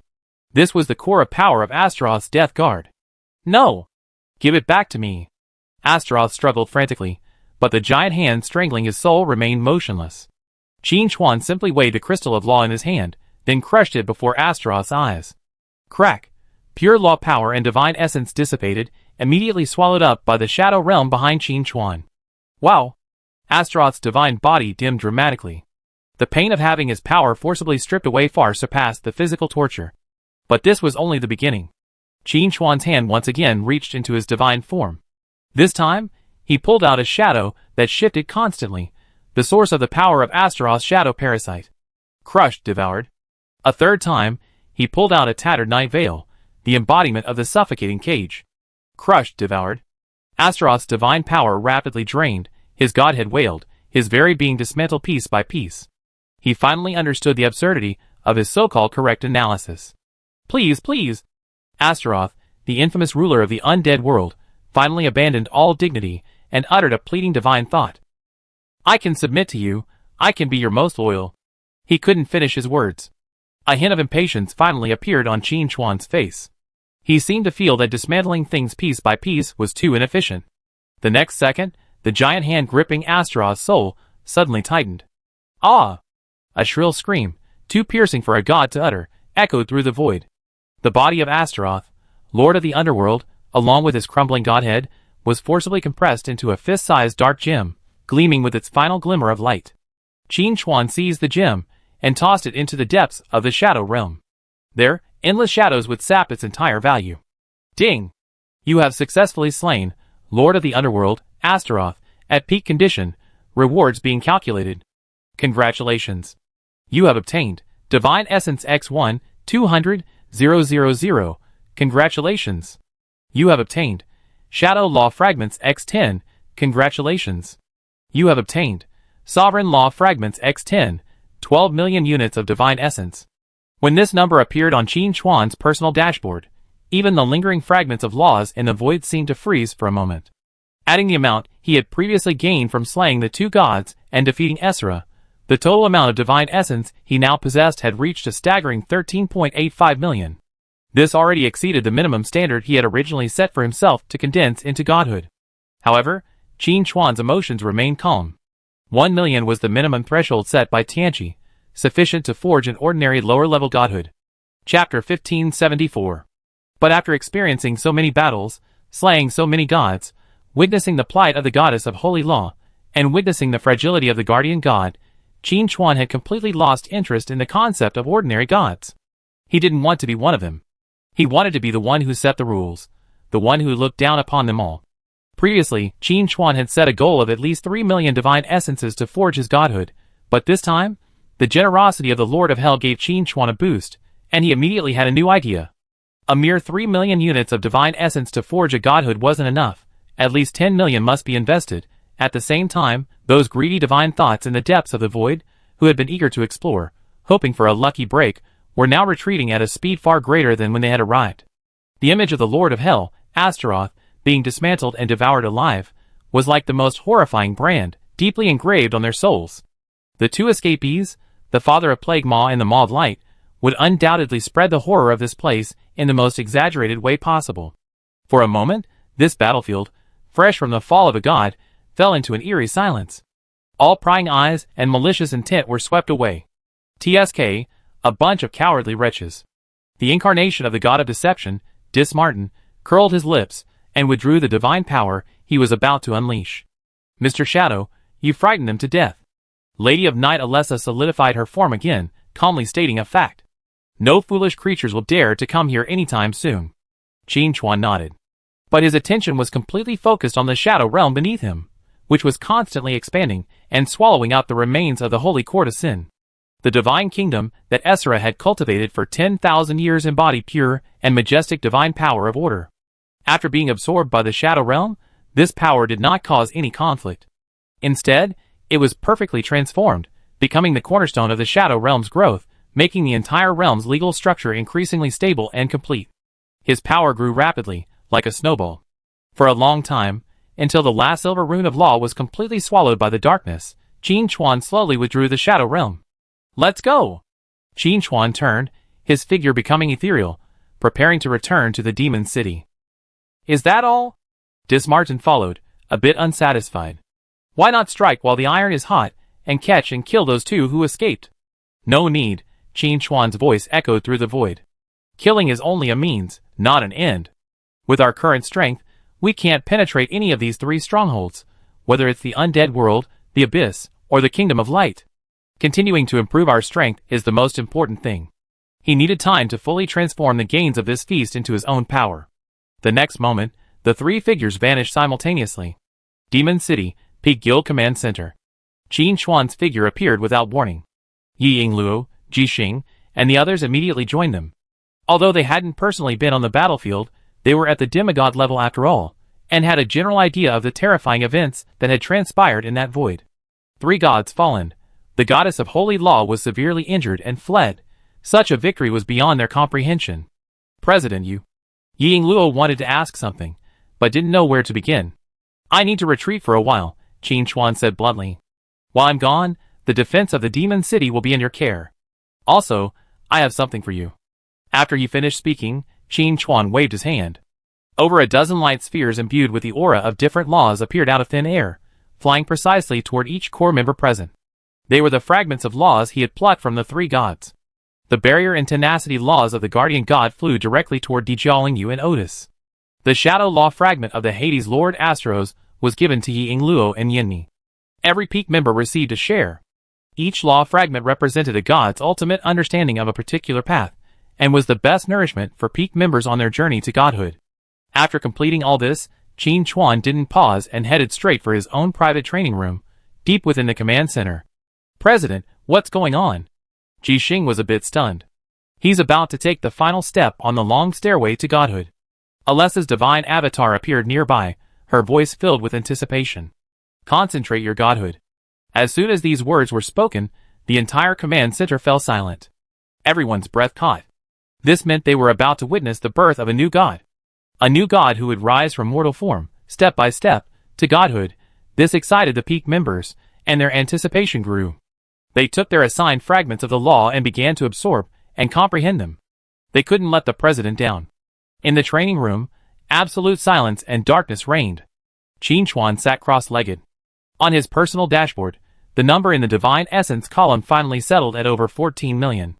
It has been detected that your total Divine Essence has exceeded 1 million units, meeting the minimum standard for condensing Godhead. "Do you want to begin condensing?" The system prompt popped up again. Qin Chuan's mind scanned the message and chose yes. But the next second, he issued a new command. "Invest all Divine Essence." Warning: investing Divine Essence beyond the standard will significantly increase the difficulty and risk of condensing, and may trigger unpredictable changes in the laws. "Do you confirm?" "Confirm." Qin Chuan's will was cold and resolute. He was absolutely confident that he could condense Godhead with 1 million, or even 3 million, but even then, his Divine Essence ceiling would not be high enough to truly meet Qin Chuan's requirements. He would use all his existing resources to strive for an absolutely powerful start. So what if there are risks? The greater the risk, the higher the reward. If one chooses the safe path out of fear of risk, then he or she will not go far in the subsequent divine war. Boom! With Qin Chuan's confirmation, the darkness within the training room seemed to ignite. The vast amount of Divine Essence, enough to drive any lesser god mad, boiled over at this moment. No longer simply energy, it transformed into the primordial foundation of the world, centered around Qin Chuan's will, and began to frantically compress and reorganize. An unprecedented condensation of divine power officially began. Chapter 1575. Inside the private training room, absolute darkness and deathly silence were shattered by a raging torrent. Over 14 million units of divine essence, guided by Qin Chuan's will, transformed into a boiling golden ocean, washing over the prototype of the Godhead suspended in the core of the Shadow Realm. That prototype, a mere glimmer of light, now bore a terrifying energy enough to implode several lower-level gods. The golden ocean surged frantically, and the prototype of the Godhead expanded at a speed visible to the naked eye. Complex and sharp patterns of laws began to emerge upon it. However, just as Qin Chuan was about to pour all of his divine essence into it in one go, a strong sense of stagnation emanated from the prototype of the Godhead. It was like a container that had been filled to capacity, unable to hold any more. Warning! The prototype of the Godhead has reached its current limit of divine essence, upper limit, 10 million units. The amount of divine essence you have chosen to invest has reached 10 times the standard for condensation. This is the current limit. Warning! Investing 10 times the divine essence will increase the difficulty of condensing the law structure by over 100 times, and the risk of collapse. During the process of forging the Godhead, the probability of law conflicts, energy backflows, and soul backlash will increase to 99%. Do you want to continue? If you give up, the divine essence you have invested will be rejected. 10 million divine essence units. This is the current limit. Qin Chuan's resolve remained unwavering. He temporarily sealed the remaining 4 million divine essence units at the other end of the shadow realm. A 99% failure rate? A hint of coldness escaped the corners of his lips. If he couldn't even manage this small risk, how could he forge the supreme throne, or face the almighty God of light? Continue.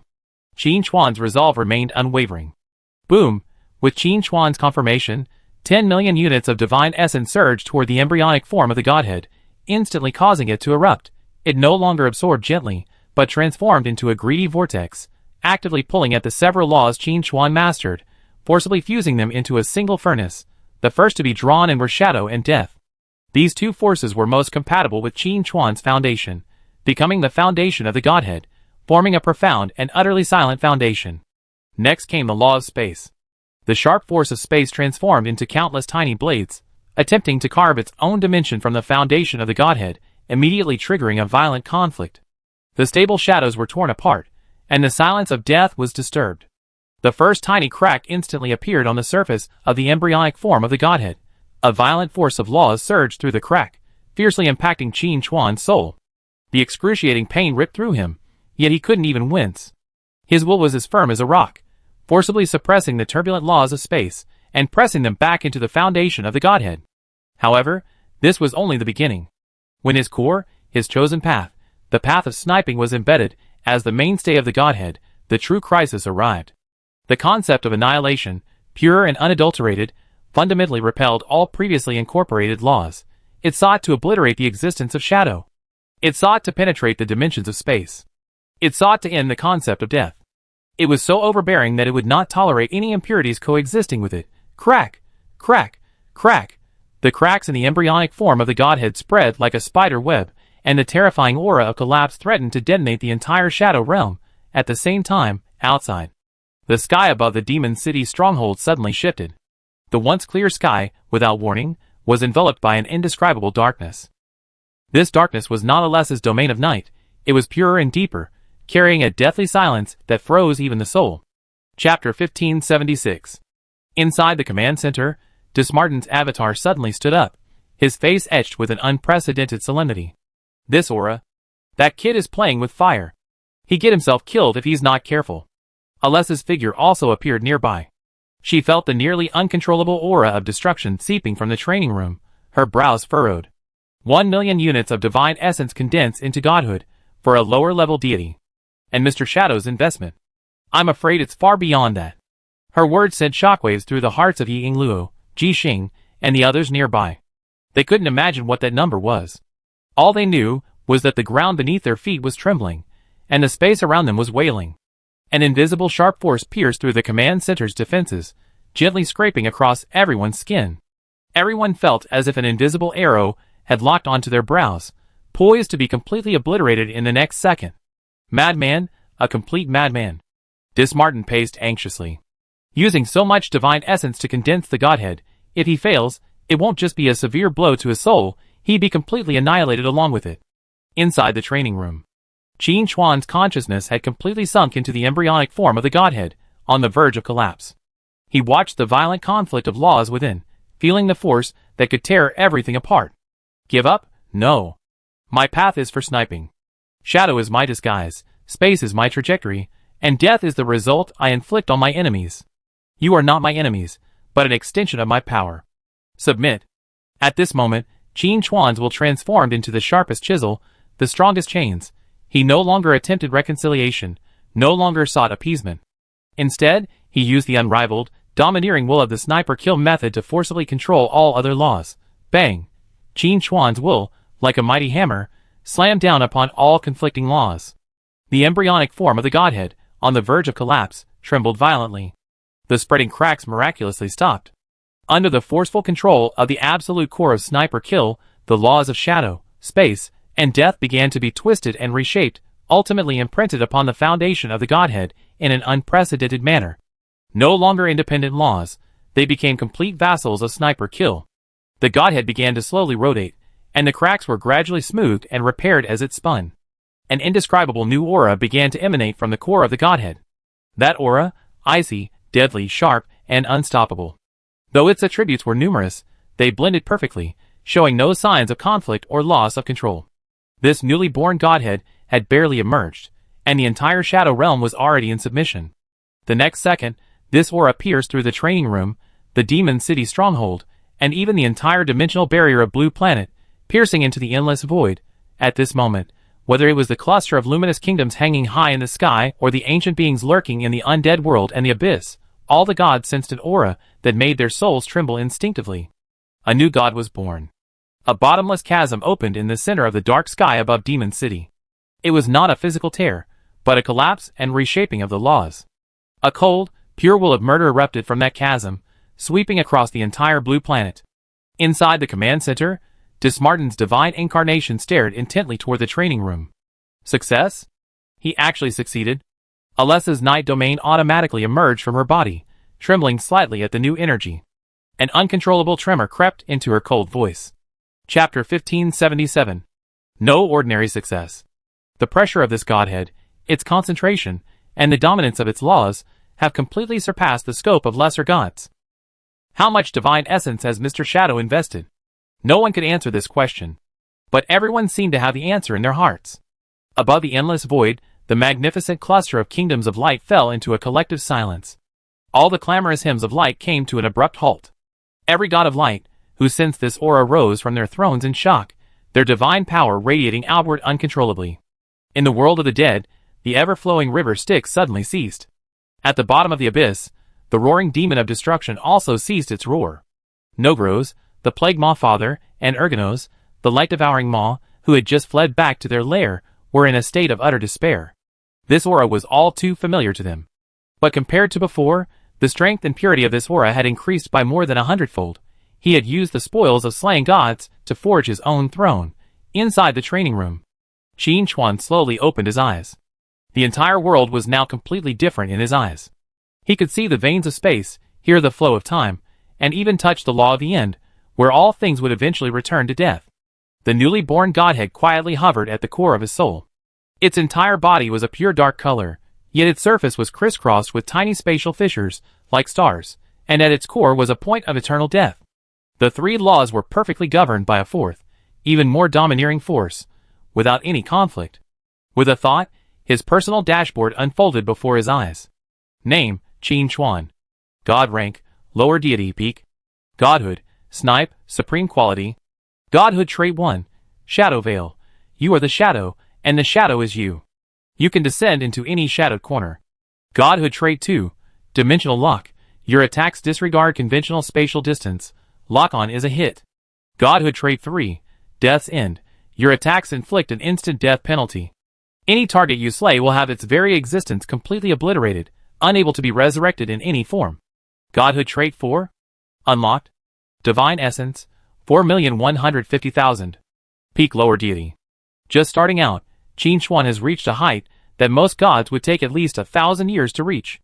The divinehood known as Sniper was even labeled supreme quality by the Apocalypse system, signifying its potential far surpassing that of ordinary divine stats. As he pondered, a magnificent wave of energy instantly swept across the entire Blue Planet. Global announcement. Congratulations to player Qin Chuan for successfully condensing the supreme quality godhood and achieving godhood, becoming the first player promoted god in the Blue Star world.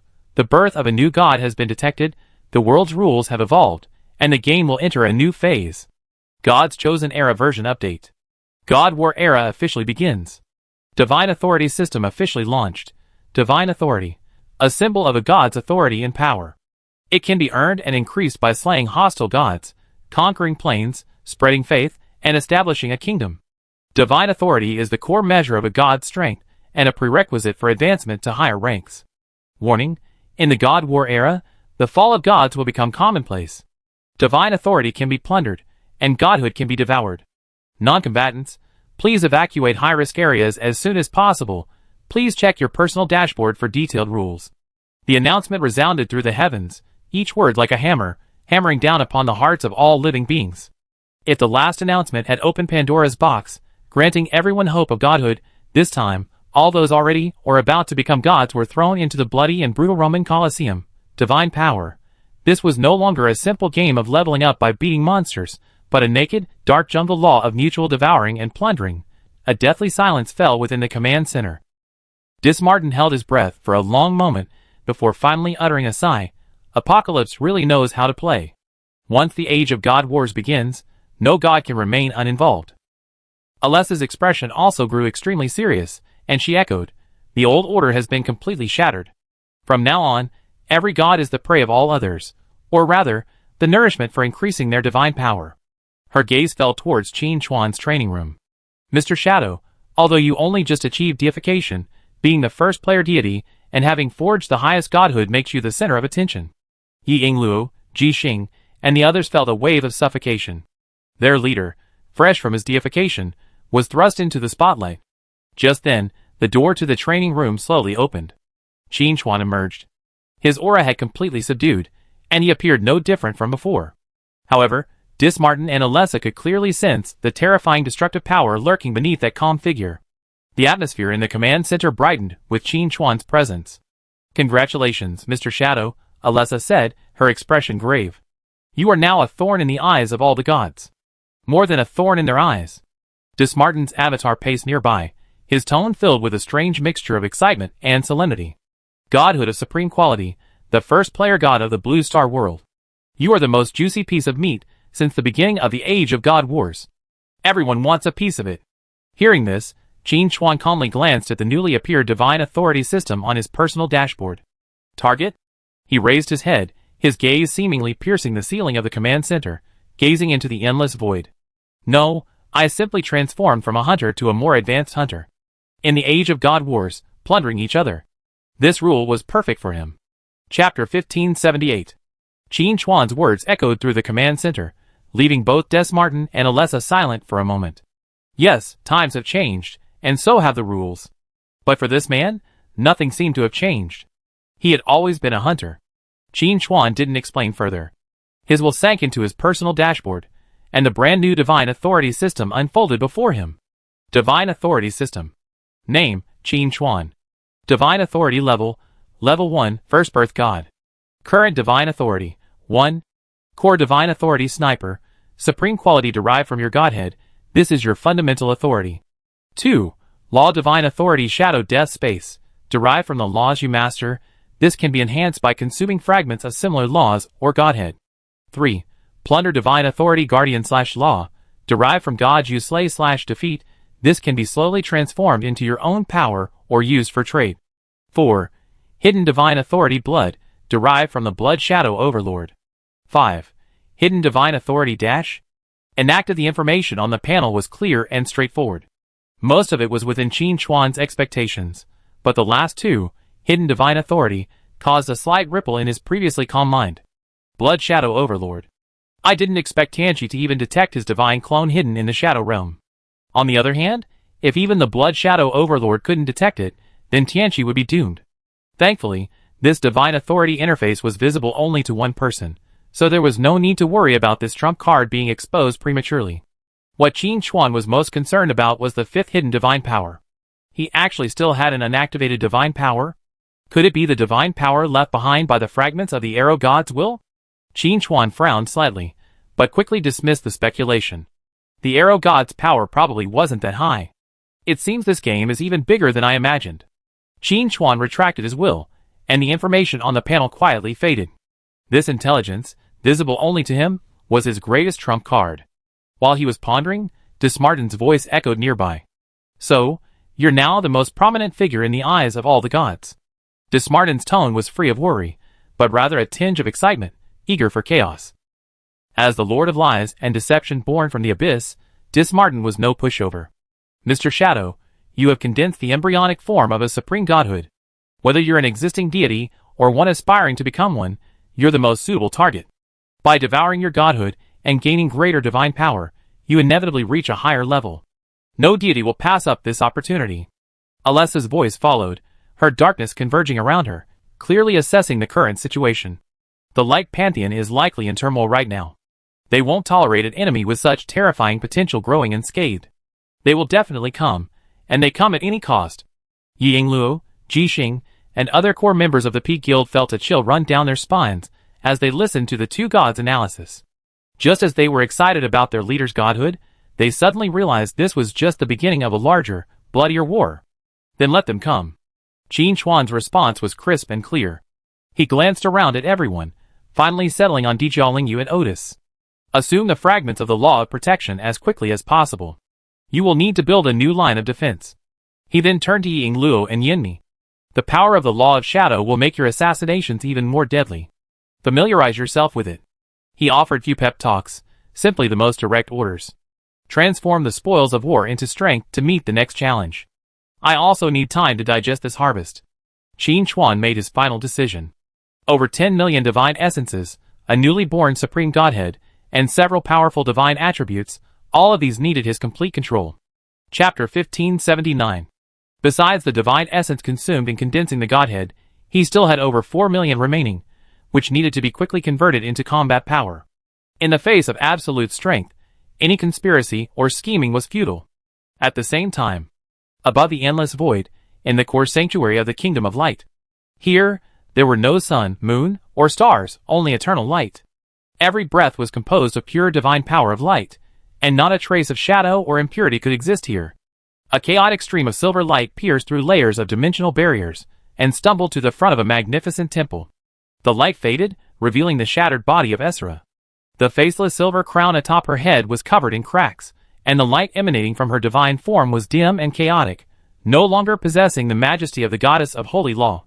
As soon as she stood still, a will, devoid of all emotion, descended from the innermost recesses of the temple. Esra. The voice seemed like light itself, majestic and unquestionable. Esra's divine body trembled, and she prostrated herself towards the depths of the temple. Great God of Light, your kingdom has collapsed. The God of Light interrupted her, stating a fact. Your authority has been weakened. Your allies have fallen. Each word was like a hammer of holy light, hammering down upon Esra's soul. It was because of that heretic.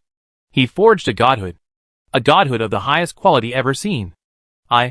Esra tried to defend herself, her mind filled with resentment and unwillingness. I know. The God of Light's voice remained calm. I also know that you sacrificed the guardian god Tolan in exchange for his life, a chance to escape. The light within the temple suddenly grew 100-fold brighter. Esra's soul, illuminated by this light, screamed in agony. She felt her own laws, her own divinity, even her own thoughts, all exposed before this pure light. In the name of order, you have broken order. In the name of law, you have trampled upon the covenant. The God of Light's voice finally etched a hint of emotion. It was not anger, but deep disappointment. Esra, your light is no longer pure. Your very existence is a stain on order. Esra's head jerked upward, and for the first time, the divine consciousness beneath the faceless silver crown was filled with terror. No! I am merely trying to preserve my strength. A beam of light, utterly pure, descended from the temple's dome, completely enveloping her with precision. In the pillar of light, all of Esra's struggles and excuses vanished silently. Her shattered body, along with her damaged godhead, slowly melted away in the light, disintegrating into the most primordial source of light. I accept your sins. Your power will be used to forge a sharper sword to judge true heretics. The pillar of light dissipated. The holy goddess of law was no longer visible, as if she had never existed. The pillar of light within the temple dissipated, and Esra's presence was completely erased from the world. It was like erasing a pencil mark with an eraser, completely and thoroughly, leaving no trace. This sudden void in the law transformed into a silent shockwave, instantly sweeping across the endless void. Demon City, Command Center. Just as Qin Chuan had restrained the pressure of his newly born godhead, the wave of energy emanating from the deepest depths of the Kingdom of Light swept over him. Martin was about to say something when the cynical expression on his face froze.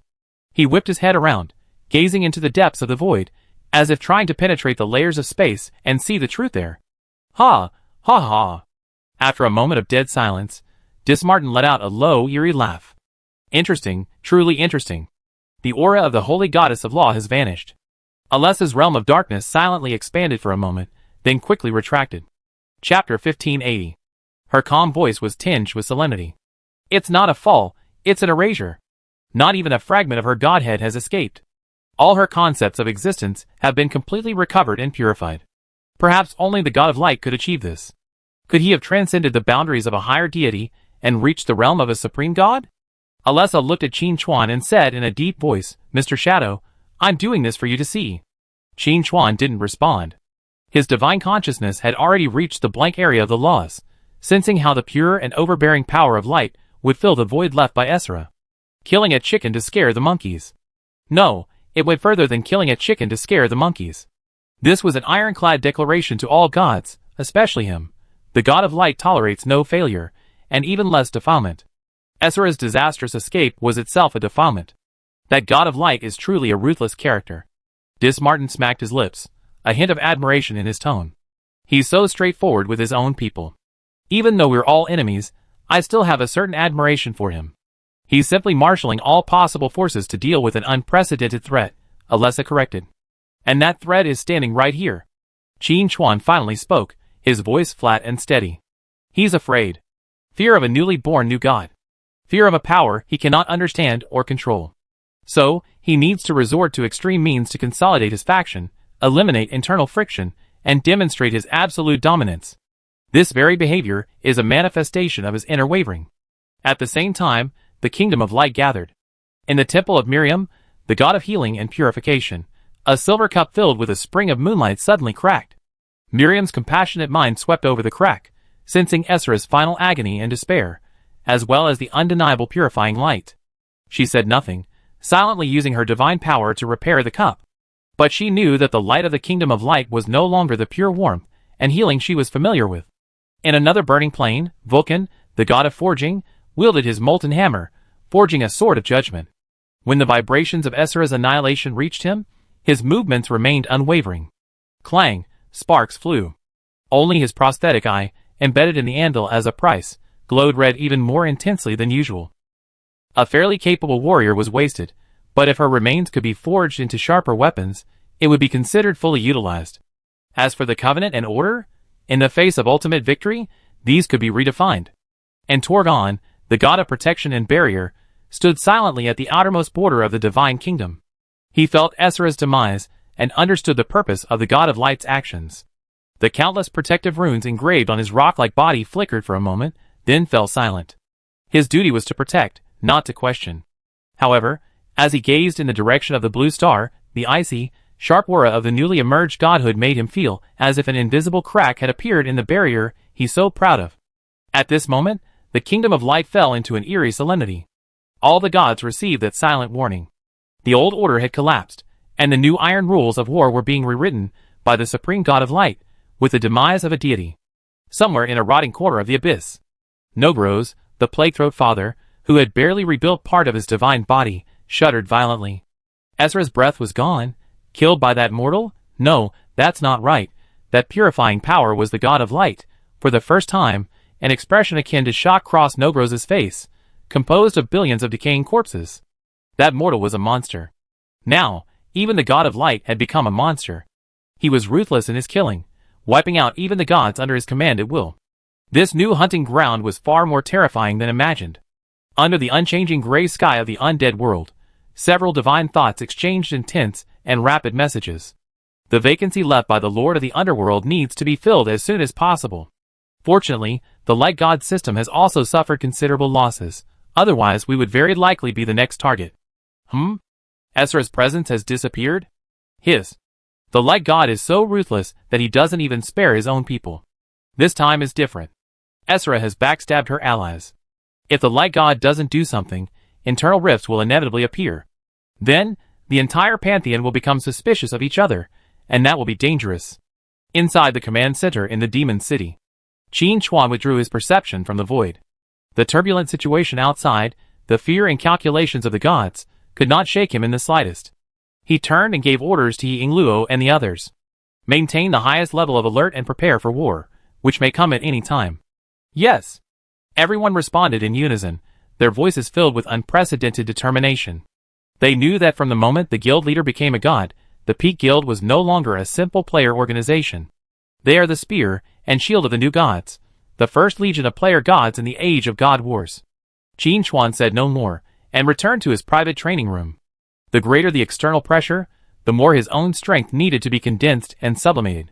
He sat cross-legged, his consciousness sinking into the core of his soul. The supreme godhead known as Sniper slowly rotated, each rotation creating a deeper synchronicity with the entire shadow realm. And on his personal dashboard, the divine essence, amounting to over 4 million, lay quietly. This wasn't enough to elevate him to a mid-level god. But in the age of god wars, divine essence served more than just a purpose. Chapter 1581. Inside the training room, Qin Chuan withdrew his consciousness from the outside world. The demise of the holy law goddess Esra did not stir much ripples in his soul. The god of light's demonstration seemed more like a slightly comical performance. Declaring strength by wiping out one's own people is inherently weak. A true hunter quietly polishes his weapon.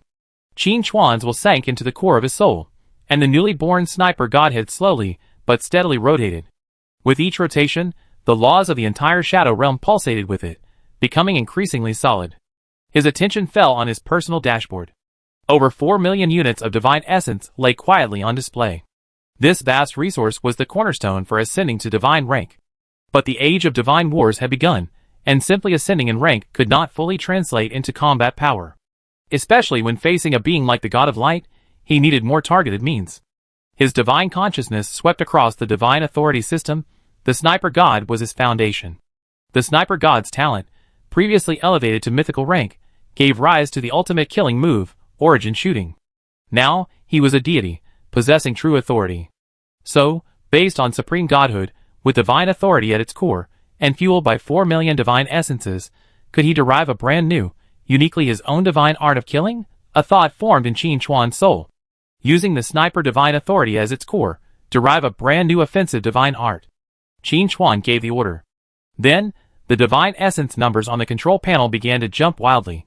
Detecting divine will commands, beginning to link with core divine authority. Deduction target, new offensive divine art. Deduction direction locked, conceptual strike, authority interference. Constructing the law model. Model construction will consume 1 million units of divine essence. Are you sure? Yes. Without hesitation. Boom, 1 million units of divine essence instantly ignited, transforming into countless streams of purest law data, pouring into the sniper godhead. The godhead's rotation speed suddenly accelerated, frantically extracting the 3 subsidiary laws of shadow, space, and death, reconstructing and arranging them around the core concept of sniper. Qin Chuan's consciousness seemed to have entered a virtual workshop composed of billions of data. He saw Esra's law of divine authority being disintegrated by the power of light. He saw the barrier divine authority of the guardian god Tolan crumble under his attack. Divine authority. This is the source of the god's power, the lever they use to manipulate the laws of the world. Then, if only this lever could be severed, the gods themselves would be nothing to fear. His will, transformed into the most precise scalpel, began to slice and reconstruct this ocean of data. He extracted the core logic of original shooting, tracing its origins, captured the dominant distance-blinding nature of causal lock, and infinitely magnified the concept of law penetration. He wasn't creating, but rather dismantling, purifying, and then reassembling. He forged all the sharpest qualities into a single arrow. An arrow specifically designed to hunt divine power. The law model has been constructed. The divine art is solidifying. The solidification process will continue to consume divine essence, an estimated 3 million units. This process is irreversible. Do you want to continue? Continue. The numbers on the panel plummeted again. The vast amount of divine essence became a glue and catalyst, gradually forging the illusory law model into a real and tangible existence. In Qin Chuan's soul core, next to the sniper godhead, a faint light was gathering. It began as a mere speck, yet it emanated a sense of detachment that made even Qin Chuan's heart palpitate. It was as if its very existence was destined for plunder and destruction. A long time passed. When the last unit of divine essence was consumed, the dim light finally took full shape. It transformed into a pitch-black arrow, devoid of any runes or brilliance, floating silently, echoing the sniper godhead. Chapter 1582. Divine Art Deduction Successful. Congratulations, you have successfully created your first unique divine art. Unique divine art. Arrow of deprivation of divine authority. Type: conceptual/authority interference divine art. Cost: 10% divine power, locks onto the target deity's core divine authority. Effect: after firing, this arrow will ignore all defenses and directly attack the target's divine authority. Judgment 1. If the target's divine authority is weaker than your core divine authority, there's a high probability it will be directly stripped away and temporarily sealed within the arrow. The duration of this sealing depends on the difference in divine power between the two. Judgment 2. If the target's divine authority is similar in strength to yours, the target's divine authority will be temporarily ineffective or significantly weakened. Judgment 3. If the target's divine authority is significantly stronger than yours, this arrow will still cause irreversible damage to it. Cooldown: 72 hours. Note: divine authority is also my prey. Looking at the brand new divine spell on the panel, Qin Chuan's calm soul finally rippled with satisfaction. Vermilion divine essences were exchanged for this arrow. This arrow, which neither harms the divine body nor destroys the divine soul, was born solely to hunt divine authority. The God of Light demonstrated his authority by wiping out Esra. Qin Chuan, on the other hand, had forged a weapon capable of directly stripping him of this authority. He slowly stood up, and the door to the training room slid open silently. Outside, Dismartin and Alessa's avatars simultaneously cast their gazes. They both sensed that, while Qin Chuan's aura hadn't grown stronger, the underlying threat had heightened significantly. "Mr. Shadow, you." Alessa's expression shifted slightly. Qin Chuan smiled and said, "I developed a new skill." Then, Qin Chuan changed the subject. "It's been quite consuming concentrating my divine essence to develop skills. I almost depleted my divine essence. It's time to get some more." Hearing this, Dismartin was excited and asked quickly, "Who are you going to kill this time?" Qin Chuan glanced at Dismartin helplessly, the meaning in his eyes clear. "Do you think fighting and killing is fun?" Dismartin chuckled, his eagerness to see the world in chaos subsided. "No, I won't kill the god this time." Qin Chuan's voice was flat. The God of Light's annihilation of Esra wasn't just a demonstration, it was a declaration. It was a declaration that he had temporarily suppressed all internal problems, and perhaps even integrated Esra's power. The Kingdom of Light is now a red-hot iron plate, and whoever touches it will suffer. Alessa nodded slightly, the realm of night looming behind her, clearly agreeing with Qin Chuan's assessment. Rashly provoking a war between gods plays right into his hands. He's eager for us to charge in and, with a well-prepared war, completely establish his unshakable position. Qin Chuan's words calmed Dismartin slightly. Indeed, although Esra had betrayed her allies and suffered severe damage, her foundation was there. Given enough time and resources, she could easily have regrouped. But the God of Light simply wiped her out. The Kingdom of Light might now be laying a net, waiting for Qin Chuan to fall into it. Dismartin's eagerness to see the world in chaos cooled considerably after Qin Chuan's calm analysis. He curled his lips, having to admit that Qin Chuan had a point. The God of Light, a being who had lived for countless millennia, was clearly laying a trap, waiting for the enemy to fall headfirst into it. "So what should we do?" Dismartin's avatar circled twice. "We can't just sit there and wait, can we? That's too boring. Prey isn't just about living prey." Qin Chuan's response stunned both Dismartin and Alessa. He turned and brought up a newly drawn world map on the command center's tactical screen. On that vast map, in addition to the areas occupied by the major pantheons, there were also numerous uncharted territories marked in gray or crimson. Chapter 1583. My target is here. Qin Chuan's finger pointed at a gray area. The land of divine remains.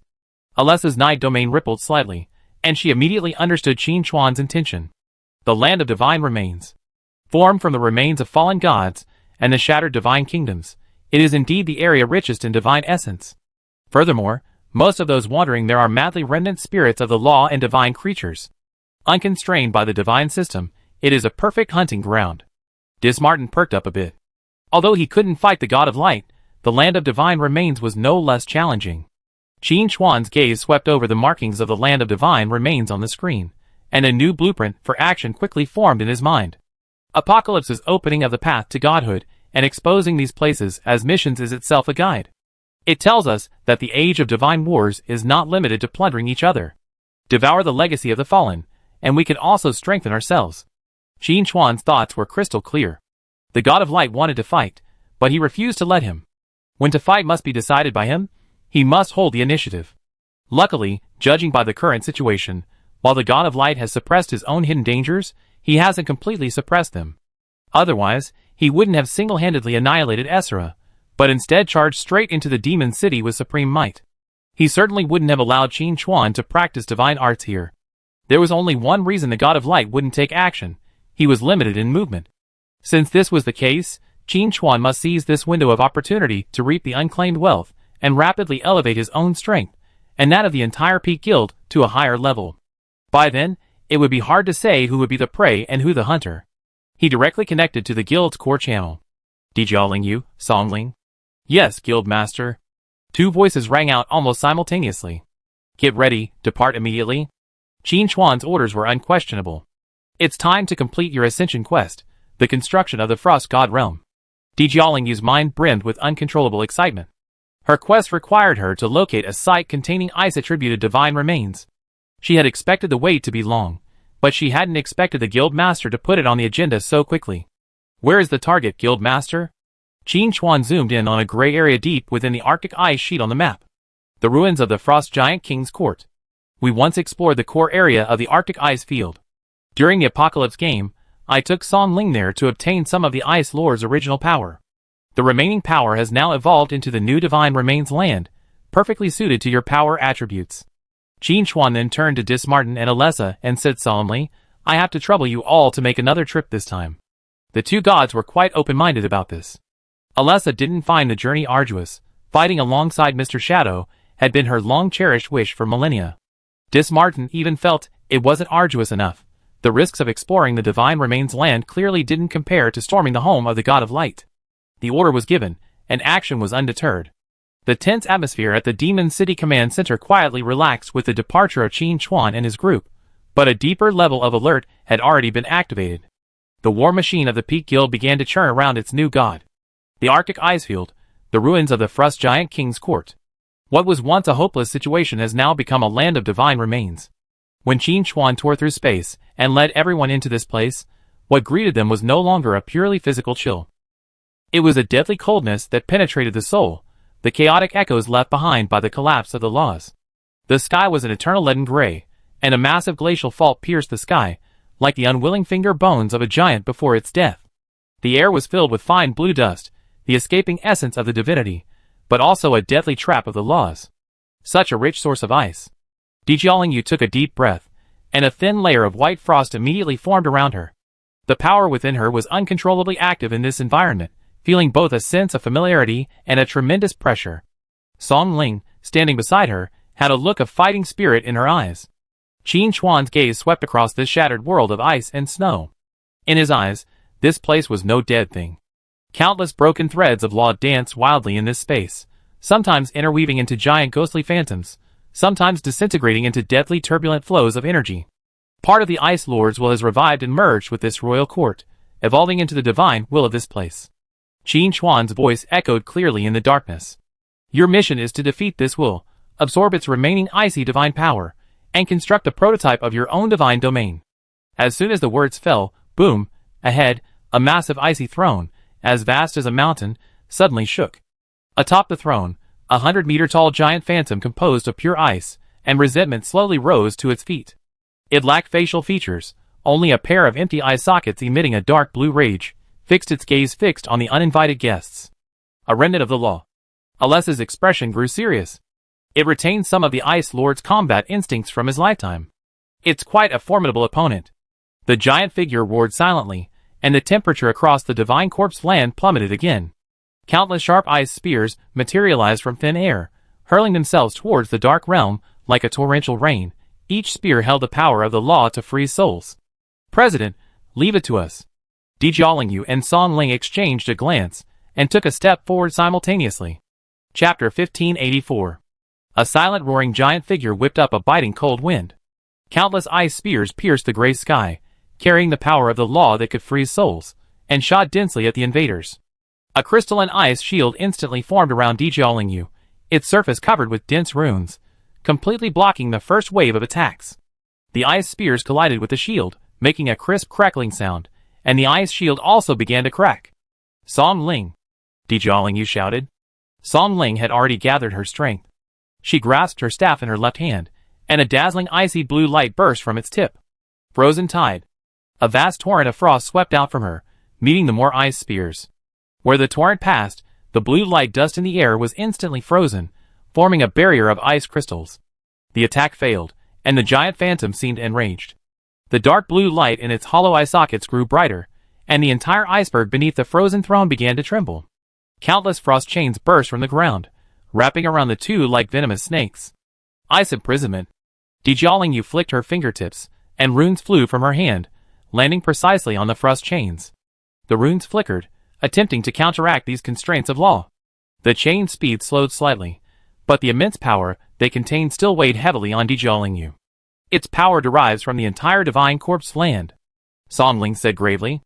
Then, with a wave of his staff, several sharp ice blades whizzed out, slashing at the entwining chains.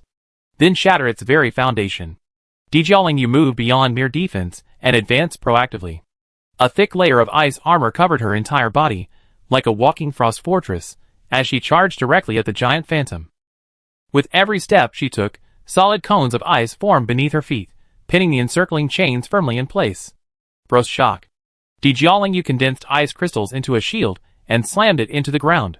An invisible frost shockwave spread, shattering the frost chains within a radius of dozens of meters.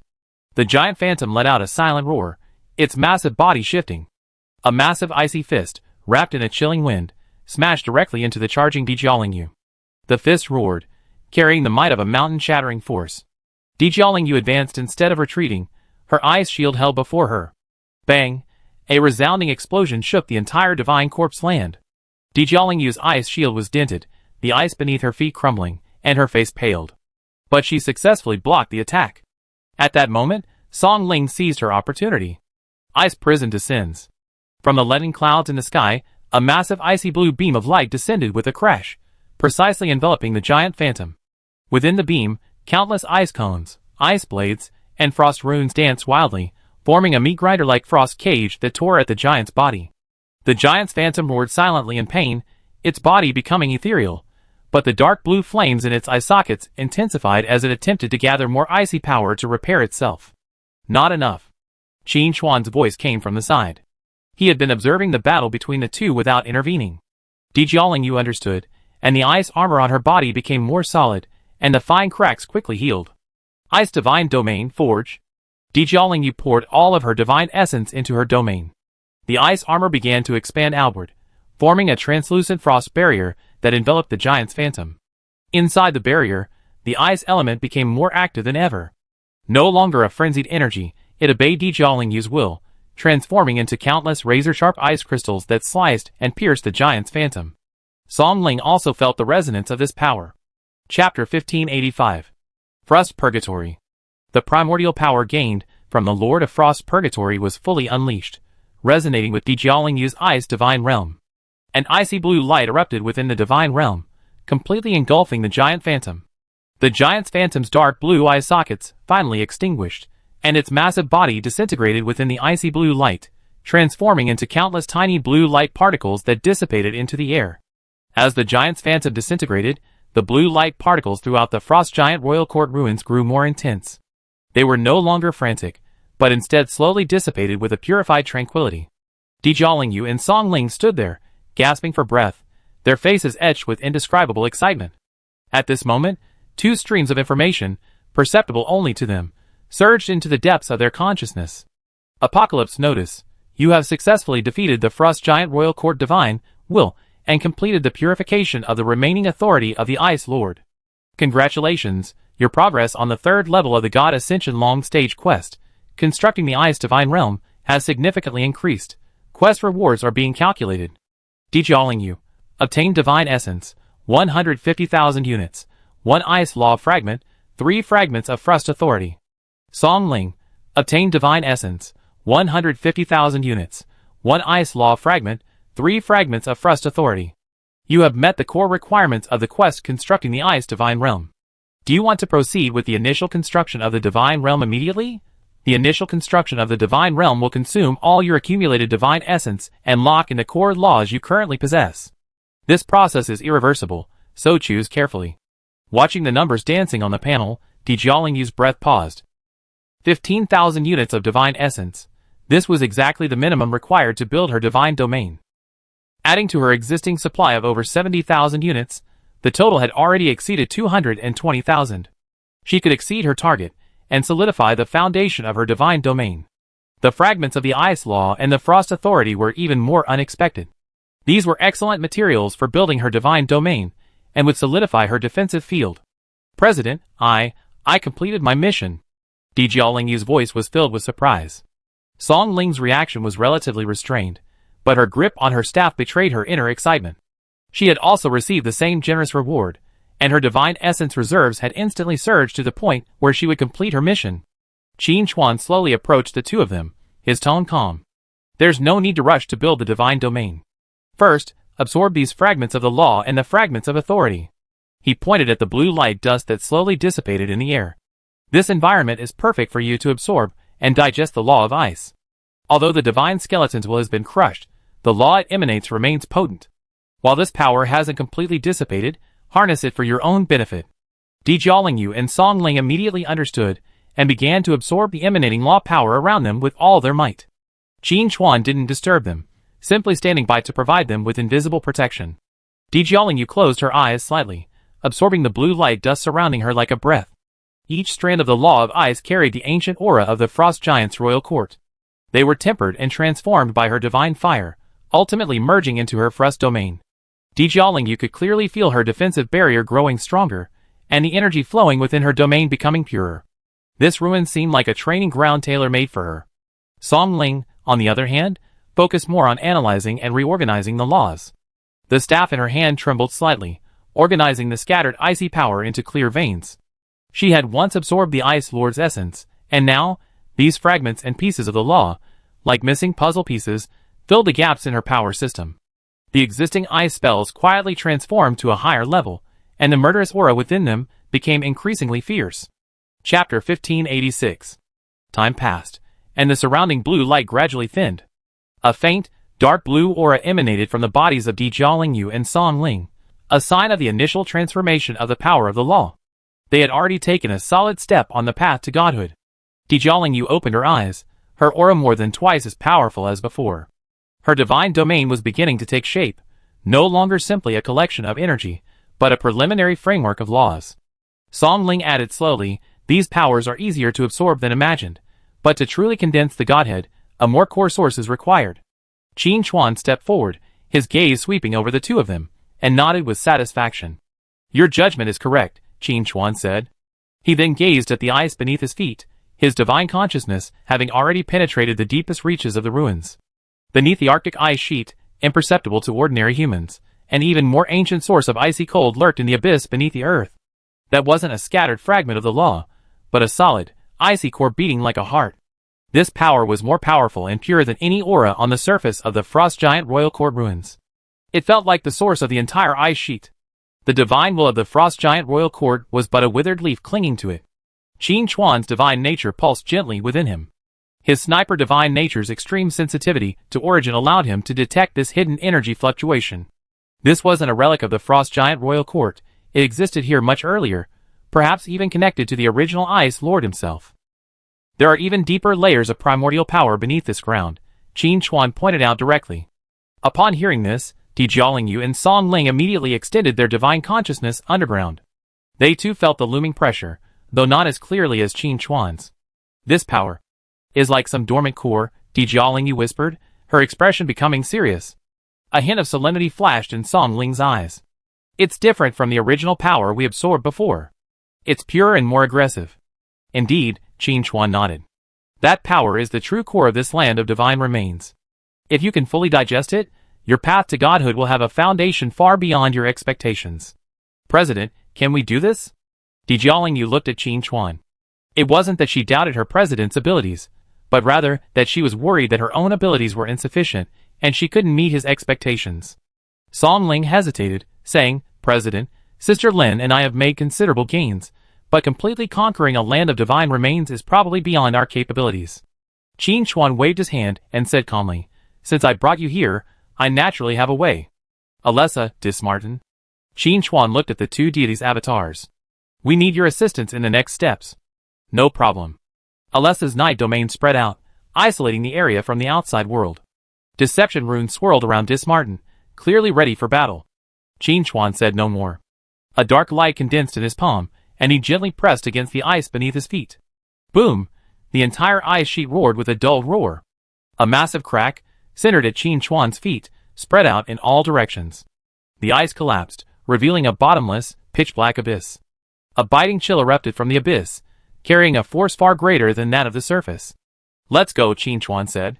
He leaped into the abyss first, his figure enveloped in a dim light as he descended steadily. Dijiaolingyu and Song Ling followed closely behind, their bodies also radiating an icy blue aura, shielding them from the oncoming cold. Deception runes flowed around Dismartin's incarnation, while Alessa deployed a realm of darkness, enveloping the group. The group fell at an extremely rapid speed, and the surrounding cold grew increasingly intense, even condensing into solid ice crystals. Soon, they descended into a vast underground space. This was no longer a crack in the iceberg, but an underground palace constructed of pure ice crystals. In the center of the palace, a massive crystal hovered, its radiant chill causing the very air to solidify into ice crystals. This chill seemed to freeze time and rob all life of its power. "Is this the origin of the Divine Corpse land?" Dijiaolingyu's voice trembled slightly, not from the cold, but from awe of this ancient power. Her frost domain seemed insignificant against the cold light emanating from the crystal.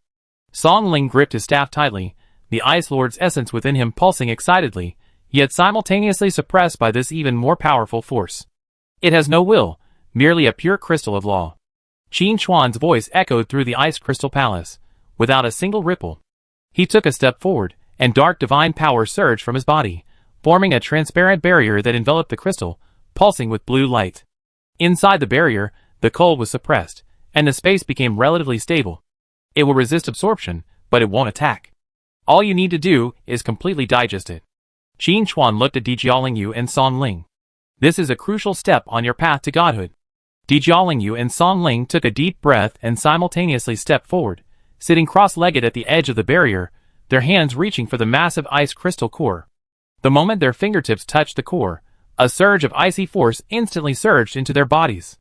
This power was pure and violent. It was not a fragment of the previous law, but the complete, undiluted essence.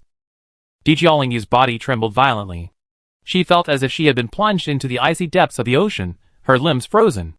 The divine fire within her body threatened to extinguish, but she gritted her teeth and exerted all her might to activate her domain, forcing the influx of icy essence into it.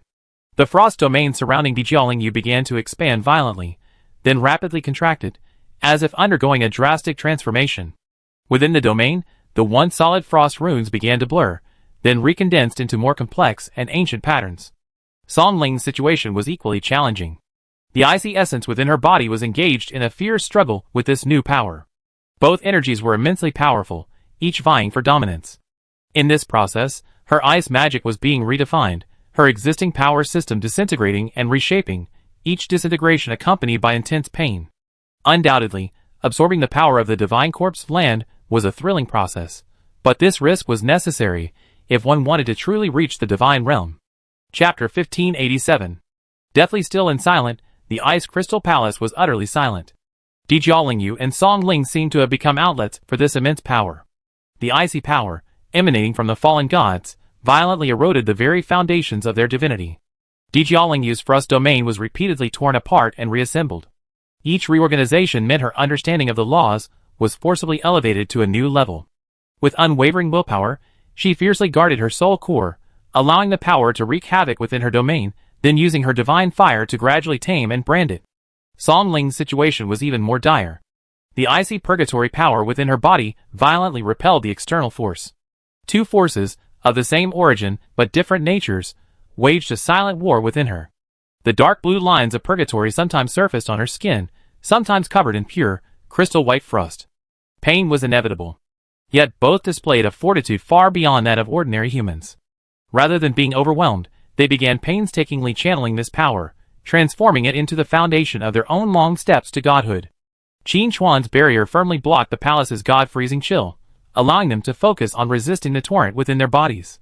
Dismartin watched idly, feeling somewhat bored.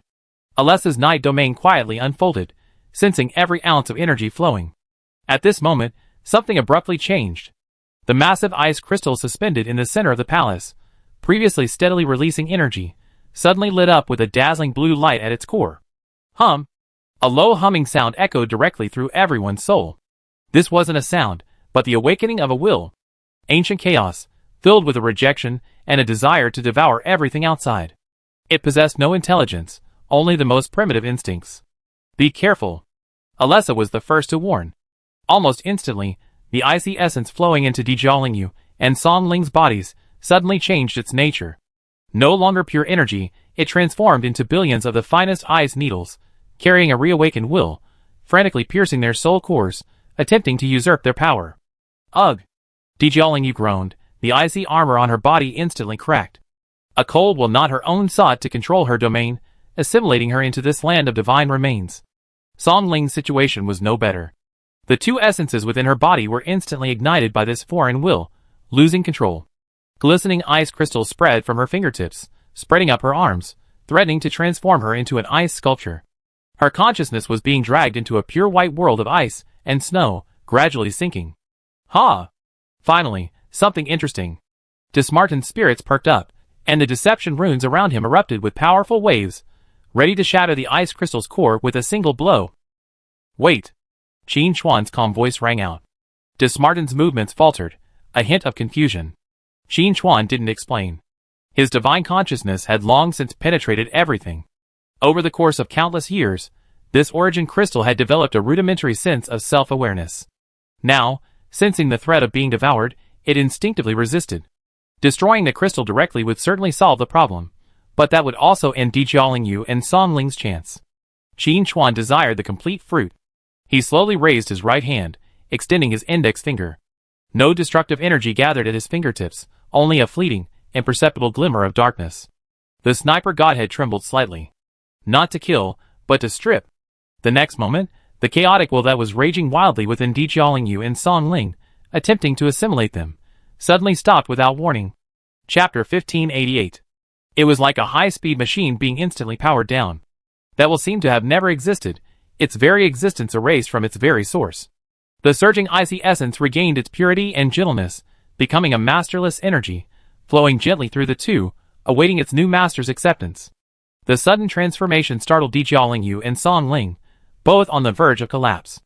The terrifying pressure that had been enough to crush their souls vanished without a trace. They immediately realized that the president had taken action. Not daring to waste this once-in-a-lifetime opportunity, they immediately gathered their minds and focused their divine fire, frantically devouring this incredibly pure energy. Dismartin watched in astonishment. He didn't even see what Qin Chuan had done. There was no burst of energy, no collision of laws. Just a wave of his hand, and that primal will, so thorny even to him, vanished. This method was far more terrifying than direct destruction. Dismartin couldn't help but say, although you're currently only a lower-level deity, I feel even a mid-level deity wouldn't last more than 2 seconds in front of you. If I gave you a little more time, even the god of light would have to kneel and sing conquer. Hearing this, Qin Chuan smiled and said, Old Ma, you're quite knowledgeable. You even know about conquer. Dismartin waved his hand modestly. With a deity's computational power, mastering new knowledge is a matter of a moment. The two chatted casually, seemingly at ease. Elsewhere, as Dijiaolingyu and Song Ling absorbed all their energy, the massive ice crystal core began to shrink at a visible speed, its light gradually dimming. Their auras rose at a terrifying rate. After absorbing the entire essence, they began to evolve towards a true divine realm. Within this realm, the frost runes were no longer simply energy constructs, but had become true imprints of law, indestructible. A long time later, when the last trace of the icy essence was completely absorbed, the enormous crystal crumbled into dust and dissipated into the air. Dijiaolingyu and Song Ling opened their eyes simultaneously. Two powerful, new auras surged into the sky, shaking the underground palace. With Qin Chuan's help, their long steps to divinehood soared to the heavens. Though they had yet to condense their godhood, the prototype of their divine realm had been completed, and their foundation was solid. They were considered outstanding among the demigods, who had ignited the divine fire. Thank you, President. The two stood up and bowed to Qin Chuan, their voices filled with gratitude. Qin Chuan waved his hand. Consolidate your strength while I deal with the remaining energy here. Although most of the power had been absorbed by Dijiaolingyu and Song Ling, some of the Divine Corpse land's original energy still remained. If all of it were absorbed, it would be a significant gain. Qin Chuan signaled the two to consolidate their strength, and he himself headed towards the empty space left after the ice crystal core dissipated. There still remained pure energy, the essence accumulated over eons of the Divine Corpse land. His divine consciousness reached out, ready to absorb all of this ownerless wealth. The shadowy divine power transformed into an invisible net, enveloping the scattered blue light dust. The process was smooth, the energy offered no resistance, being rapidly pulled and compressed, merging into Qin Chuan's soul. The reserves of divine essence were slowly recovering. However, just as Qin Chuan's divine consciousness reached the very core of this space, about to extract the last wisp of original energy, he paused. His divine consciousness touched something. It wasn't energy, nor was it a physical entity. It was more like a brand, a shackle buried deep within the depths of time and law. His act of absorbing the essence inadvertently wiped away the dust from the lock. Chapter 1589. Draining the last wisp of energy was like turning the key in this lock. Buzz. The entire underground ice crystal palace, no, rather, the entire Arctic ice sheet, was plunged into absolute silence at this moment. It wasn't the cessation of sound, but a conceptual stillness. The energy flowing in the air solidified. Alessa spread out across the surrounding darkness, and the surging shadows seemed to be instantly frozen into black crystals, motionless. The deception runes swirling around Dismartin froze in midair, their light losing all vitality. Even time and space became sticky and sluggish at this moment. A coldness beyond the limits of physics directly impacted the soul. It was the ultimate coldness, the heat death of all things. The newly soaring power of Dijiaolingyu and Song Ling paled like a candle before this aura. They couldn't even mobilize their own frost domains, for the very laws that constituted them were frozen. In the center of the palace, in the empty void, tiny specks of frost gathered. They didn't drift away, but instead gathered together, outlining a vague human figure. The outline gradually became clearer, transforming into a figure draped in a frost-white robe, its face blurred. He emanated no pressure, simply standing there silently, yet his very presence brought the entire world to a standstill. Who opened the ice tomb? A voice echoed through everyone's souls, emotionless, like the first crack of a 1,000-year-old glacier. Dismartin's face changed. He found his deceptive divine power suppressed so tightly that even the operation of the rune sluggishly slowed. Where did this thing come from? Dismartin's tone was tinged with confusion. Alessa's divine avatar tensed. She could sense that the being before her was at least a top-tier mid-level deity, perhaps even approaching the realm of the highest. Dijiaolingling and Song Ling couldn't even move. Their nascent divine realms couldn't even maintain the most basic functions in the presence of this being. The figure's gaze fell on Dijiaolingyu and Song Ling. So, the prisoner's power has been divided. His voice remained flat, unrecognizable. You awaken me. At this moment, Qin Chuan stepped forward, blocking Dijiaolingyu and Song Ling. Shadow divine power flowed through him, counteracting the conceptual freeze. The sniper godhead spun rapidly, analyzing the unknown being before it. Unknown deity detected. Authorization being analyzed. Analysis completed. Frost silence Lord you are. Title, Guardian of the Ice Tomb. Authority, wields eternal frost and deep sleep, capable of plunging all things into absolute stillness at the level of laws. Ability, releases frost oblivion, freezing the target's memories and self-awareness. Setting, an ancient, neutral deity whose duty is to guard ancient objects sealed by eternal frost, itself a part of the seal. In Qin Chuan's mind, clear information about this deity emerged. He instantly understood. The so-called divine essence absorbed by Dijiaolingyu and Song Ling was actually the prisoner guarded by this deity. They just demolished someone else's prison and divided up the prisoners. I did it. Qin Chuan's voice broke the frozen silence. We came here only to gain power, not to disturb your slumber. The blurred face of Frost Lord Wu turned towards Qin Chuan. You are very special. Your power doesn't belong to any lineage in this time and space, and you carry an aura of detachment. You are very dangerous. Wu's words made Qin Chuan's heart tremble, as if his secret had been exposed. This made him even more cautious. The meaning behind this unheard-of deity is far more than what meets the eye. The biggest question is, where did this deity come from? Had it always been sleeping in this land of divine bones, or had it arrived from somewhere else? And if there were unknown deities here, why hadn't he encountered them when he explored the land of divine bones before, So many mysteries flashed through Qin Chuan's mind. I have no intention of becoming your enemy. Qin Chuan calmed himself and said calmly, we have taken the power here, and we can compensate you. Compensate? For the first time, a wave of emotion appeared in Wu's voice, as if he were chewing on an unfamiliar word. My duty is to guard. Now that the prisoner is gone, guarding is meaningless. My slumber has thus ended. He ignored Qin Chuan's suggestion, and looked again at Jiaolingyu and Song Ling. You have inherited the power of the prisoner, and also its cause and effect. From today on, you are the new ice tomb. As he finished speaking, 2 imperceptible frost-white marks were imprinted deep within the souls of Jiaolingyu and Song Ling. The mark was harmless, it simply marked them. Deep within the souls of Jiaolingyu and Song Ling, the frosty mark was clearly imprinted, emanating an eternal, unchanging chill. The joy they had just felt from their surge in power was instantly extinguished by this chill, replaced by an indescribable sense of shock and panic. Becoming a new ice tomb?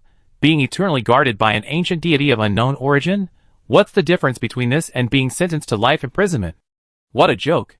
Dismartin's incarnation was the first to lose his composure.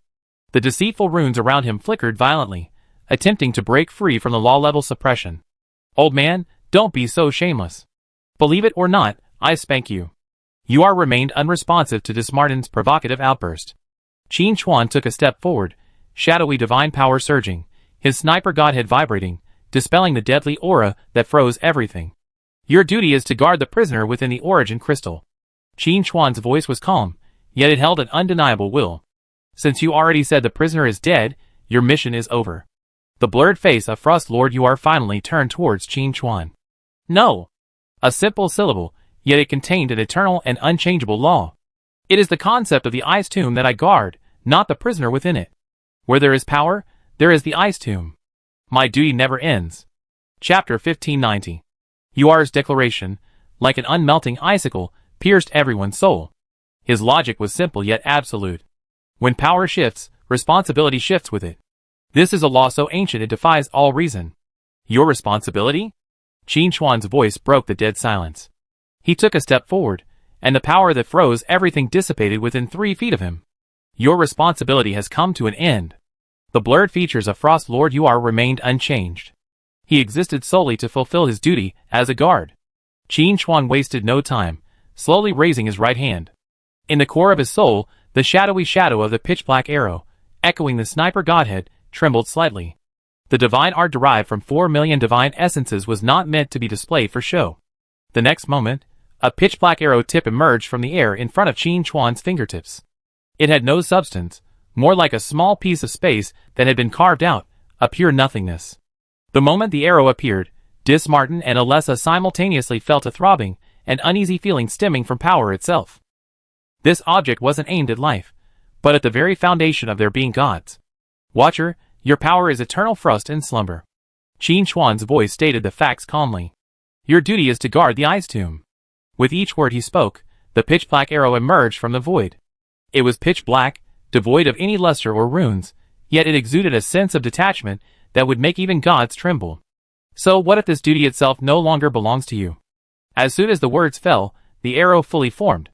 Divine art, arrow of deprivation of divine authority.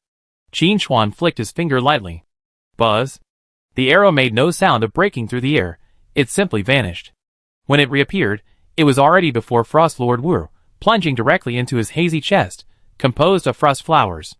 There was no explosion, no energy surge, not even a ripple. But Wu's form began to tremble violently.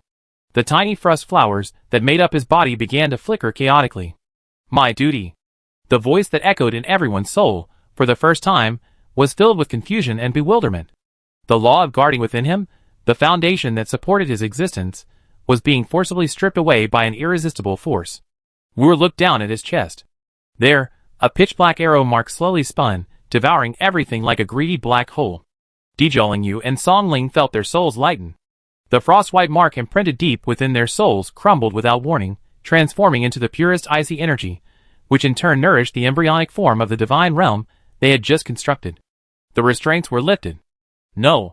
Yuar's voice faltered. The meaning of his existence was being drained away. He was no longer the keeper of the ice tomb. So what was his existence then? The moment this thought arose, Wu's form began to fade. Finally, the blurry face turned toward Qin Chuan, as if about to ask something, but no sound emanated. A moment later, Ur, the Lord of Frost and Silence, this ancient deity of unknown origin, vanished completely into thin air. And along with it, the ultimate cold he brought vanished. The underground ice crystal palace returned to its original silence. A single, pitch-black arrow hovered silently in midair. Inside the arrow, a ball of frosty white light, emanating an aura of eternal stillness, was sealed, the very core of Ur's authority. Judgment success. The target divine power, eternal frozen guardian, whose strength is lower than your core divine power, has been successfully stripped and temporarily sealed. Qin Chuan waved his hand, and the arrow transformed into a streak of black light, plunging into his body. After completing this, he turned and looked at the stunned crowd. Chapter 1591. Wow! Dismartin's deception runes resumed their flow, and he circled Qin Chuan twice, his tone exaggerated. Boy, that's far more ruthless than just smashing him to pieces. You stripped him of his very existence, taking away the very reason for his existence. You're truly worthy of me. Where did you learn that trick? Alessa's night domain returned to normal, a complex expression in her dark pupils. She could sense that Qin Chuan's rank hadn't changed, but his threat had risen to a level she couldn't even fathom. That arrow had made her feel mortal danger. Jialing Yu and Song Ling recovered from their shock. They quickly stepped forward and bowed deeply to Qin Chuan once again. Thank you, President. Qin Chuan had not only empowered them, but also freed them from a terrifying shackle that would haunt them for the rest of their lives. It's a simple matter. Qin Chuan's response remained concise. Although he instantly defeated Ur, Qin Chuan felt no relief. A huge question lingered in his mind. He looked at Alessa and Dismartin. Have you heard of this god before? Dismartin shook his head, his expression growing serious. No. I lived for so long, and I known and heard of at least 8,000 gods. I dealt with the pantheon of light, the evil gods of the abyss, the lords of the undead, and even those solitary neutral gods. But this Lord of Frost and Silence, I'm certain, is definitely not from our pantheon. Alessa said gravely. His appearance was strange. It wasn't a descent, it was more like an awakening. It's like he's always been here, just asleep. Qin Chuan's divine sense swept across the entire Arctic ice sheet, detecting nothing unusual. But Alessa's words awakened him. He didn't descend with you. This wasn't a question, but a statement. Every deity's arrival leaves a mark on the world's laws, but yours didn't. It was as if he had appeared out of thin air. But the problem was, Qin Chuan had been to the Arctic ice sheet before, fighting fierce battles with the orcs, and even engaging in a battle with the church. Adding to his memories from his past life, he had never heard of a frost lord lying beneath his surface. Interesting. Dismartin smacked his lips. Could it be Apocalypse's doing? Alessa added, the Lord of Frost and Silence calls himself the Guardian, and regards the core of this divine remains land as a prisoner. So, there's most likely someone above him issuing orders. A being at least at the peak of the mid-level deity is merely a guard. How terrifying must the power behind him be? The world map reappeared in Qin Chuan's mind. Besides the known Pantheon territories and divine remains land, how many guardians like you are hidden in those vast, unknown regions? Or how many ice tombs are hidden? This world is far more complex and dangerous than he meets the eye. Perhaps, Apocalypse's choice of Blue Star wasn't accidental. Or rather, it wasn't Apocalypse who chose Blue Star, but Blue Star that summoned Apocalypse. Just as Qin Chuan pondered this, a majestic voice resounded through the sky. Apocalypse has issued another announcement. Apocalypse's announcement came without warning, resonating directly within the deepest consciousness of every living being. Supplemental global information announcement. The fog of ignorance that enveloped the world is dissipating.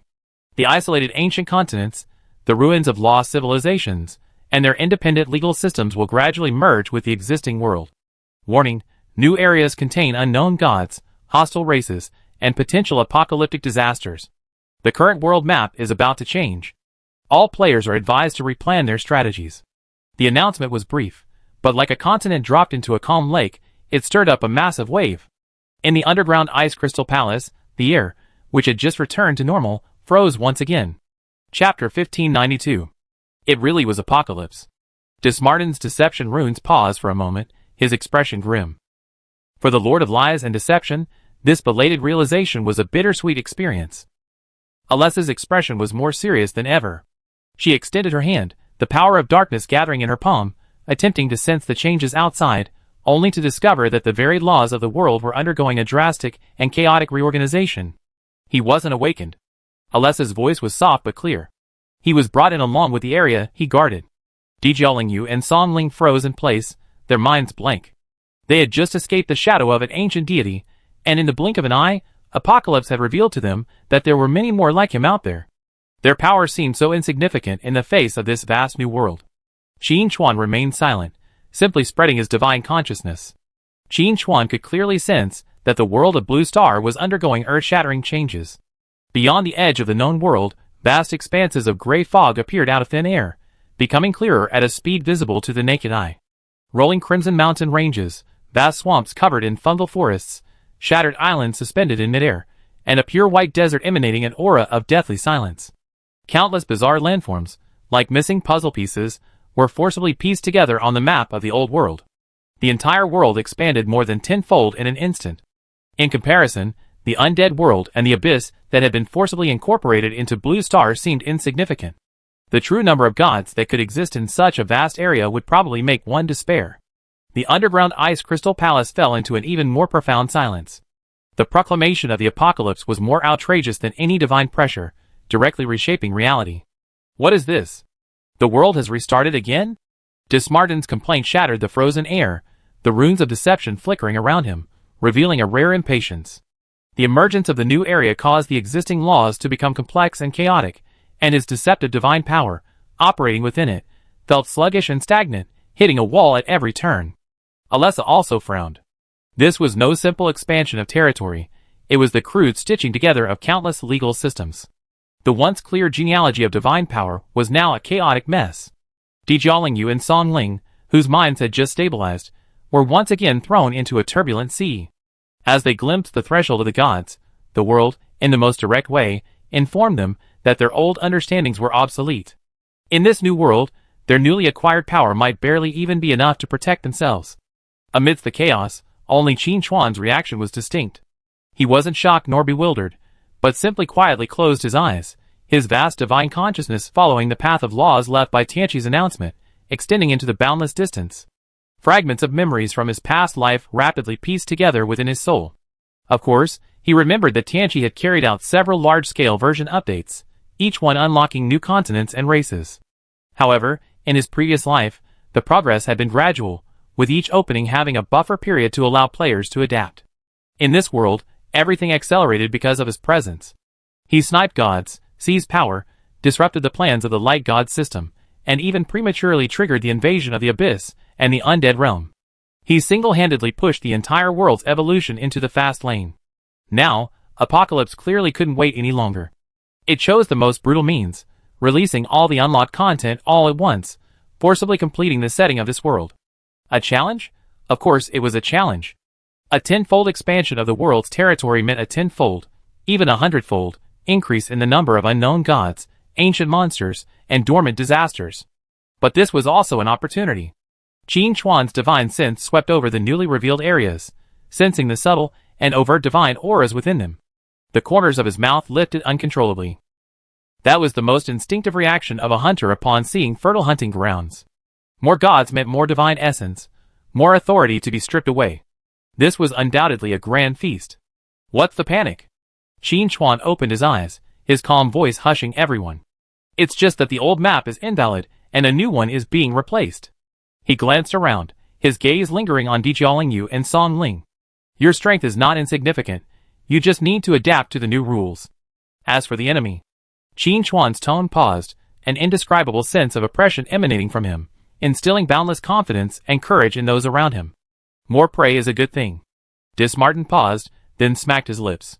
You have a really good attitude, kid. Even as he spoke, his flickering runes of deception strangely stabilized. Qin Chuan's words seemed to possess a strange magic, capable of pulling even the most chaotic situations back to the simplest logic of hunting. Alessa also looked at Qin Chuan. This man always managed to find the most direct and effective breakthrough point in the fog. Mr. Shadow, what should we do now? Alessa asked proactively. Go home. Qin Chuan's answer was crisp and clear. The apocalypse announcement is for all players. There's probably some chaos in the Magic City, so we need to go back and take charge. Let's go up and see what has become of the Arctic ice field. The group returned to the surface of the Arctic ice field. The scene before them made everyone's breath catch. The sky was no longer pure blue. The western horizon was shrouded in a strange crimson, as if a blood-red sun was rising there. In the distance to the east, a vast dark green fungal forest stretched out, the tallest strains rising like mountains into the sky. The ocean to the north had completely vanished, replaced by a boundless white desert of bones and yellow sand. The entire landscape had been forcibly twisted and spliced together, filled with a bizarre sense of fragmentation. Qin Chuan withdrew his gaze, and used Darkest Hour to open a spatial passage. He had to confirm what kind of new neighbors had been assigned to the Demon City stronghold. Chapter 1593. The spatial passage opened in the Darkest Hour, twisted, and took shape before everyone. The other side was no longer the bizarre patchwork of the Arctic ice sheet. Qin Chuan took the lead, followed closely by the others. However, the moment they landed, everyone stopped moving. This was the outskirts of the Demon City stronghold, and the coordinates were accurate. But the scene before them was utterly unfamiliar. The abandoned urban area that once surrounded the stronghold had completely vanished, replaced by a rolling, ochre-colored hills stretching as far as the eye could see.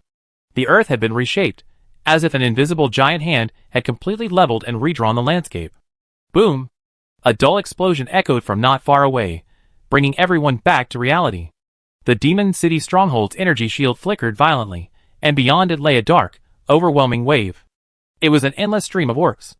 Warriors with wolf heads and human bodies, minotaur giants over 3 meters tall, heavily armored linemen warriors, and massive war mammoths. They converged into an unstoppable torrent, madly assaulting the stronghold's defenses. Is Apocalypse bringing the entire orc tribe to our doorstep? Dismartin's tone was filled with disbelief. Alessa channeled her divine sense, sensing the laws of this new land. The new area has just appeared, causing great chaos in the laws here. The power of the gods will be limited to a certain extent. Fortunately, this restriction is a two-way street. While we have an impact, the gods on the orc tribe side are also suffering. Dijiaolingyu and Songling, who had returned together, looked down at the battlefield below. The newly surged power surged within them, and a desire to fight arose spontaneously. They watched as members of the Peak Guild fought bloody battles on the stronghold's defenses. Ji Xing's destroyer mech unleashed full fire, its shoulder-mounted missile pods spewing tongues of flame, blasting swathes of orcs into charcoal. Another Annihilator mech, with its massive alloy blade, repeatedly cleaved through the war mammoths that charged the shield. Yingluo's figure flickered in and out of view of the densest concentration of orcs. Each flash of his judgment shadow blade could slay dozens of orc soldiers, but the enemies around him swarmed ever more, seemingly endlessly. Though the entire defense line held strong, it began to strain under the orc army's reckless onslaught. Qin Chuan's divine consciousness crossed the hills, passed through the black orc wave, and reached the rear of the vast army. There, a sprawling camp constructed of massive animal bones and hides stretched out in a continuous line. In the center of the camp, within the largest tents, waves of brutal and primal divine power were undisguisedly released. They were like bonfires in the darkness, brimming with aggression. Not just one, but several. The enemy isn't limited to these small fry. Qin Chuan withdrew his divine consciousness, his voice calm. Dismartin immediately understood, his deception runes flickering a few times, sensing the presence of a distant force. Ha, I knew it. The Beast Tribe headquarters is charging at us, so how could those beast gods not show up? His tone sounded even more excited. I've been battling the undead, and the gods of light lately. It's been a while since I fought the beast gods, and I'm itching to do anything. Alessa's divine incarnation was more measured, warning, don't be careless. The beast god faction is currently intact. Aside from the tiger god, whom Mr. Shadow had slain, no other gods have fallen. Meanwhile, the other pantheons, whether undead, abyssal, or light, have suffered considerable damage. Dijiaolingyu and Songling also felt the distant pressure. That was the majesty of a true god, causing the rudiments of the divine realm they had just constructed to tremble uneasily. They absorbed the essence of the divine skeleton, ascending to heaven in one leap, but they had only just secured their ticket to a new world. Chapter 1594. At the actual poker table, countless powerful players had already taken their seats. President Wei, Dijiaolingyu began, wanting to ask what to do. Qin Chuan interrupted her. You two go find Ji Xing and Yi Yingluo and help them defend the stronghold. This is your first battle, and these orcs are perfect for familiarizing you with your new powers. Don't worry about exhaustion or losing control, just unleash your full power. Dijiaolingling and Songling exchanged a glance, each seeing the determination in the other's eyes. Without hesitation, they bowed to Qin Chuan. Yes, President. Before she finished her words, Two icy blue streaks of light descended from the sky, slamming directly into the area where the orcs were most concentrated. Boom! A terrifying icy aura erupted instantly. For the first time, Tijialing Yu's frost domain fully unfolded in actual combat. The ground froze rapidly around her, freezing countless orcs into ice sculptures before being shattered by the subsequent impact. Song Ling held his staff high, chanting an ancient spell. A purgatory of pure ice crystals rose from the ground, and countless razor-sharp ice cones rained down from the sky, transforming a vast area into a death zone. The two's presence instantly tore a huge gap in the Orcish offensive, greatly easing the pressure on the front lines. Qin Chuan looked at the divine avatars of Dismartin and Alessa and said quickly, "You two, hold off on attacking. Reunite with the Lord of Torment and the Lord of Magma and remain vigilant. This time, the Beastmen are attacking the Demon City stronghold. Other factions won't stand idly by and might even intervene." Dismartin nodded. "I'm fine, but if Hai and I don't take action, you be facing those beast gods alone. Be careful." Alessa added, "Mr. Shadow, how about I go with you?" Qin Chuan waved his hand. "No problem, I know what I'm doing. Just do as I say." Seeing this, Dismartin and Alessa said no more. Their divine incarnations transformed into two streams of light and flew back to their main bodies. Having arranged everything, Qin Chuan's figure slowly faded from the spot, eventually vanishing. He didn't alert anyone, nor did he even tear through space. The shadow power allowed him to merge with the shadows of the area, silently passing through the roaring orc army and across the blood-soaked battlefield. Behind the orc army, endless camps constructed from giant beast bones and rough hides stretched out. In the largest golden tent in the center, the air distorted with the surge of divine power. A complete dragon hide lay spread across the ground, and several figures of various shapes sat around a brazier burning with pale flames. "Gron, are you sure you want to do this? Apocalypse has brought us to this haunted place, and the situation is unclear. It wouldn't be wise to start a fight with the indigenous forces right away. And haven't you detected Dismartin's presence? His presence means this stronghold belongs to the human who killed the tiger god. The one who spoke was a deity with a wolf's head and a human body. His fur was silver white, and his eyes gleamed with cunning.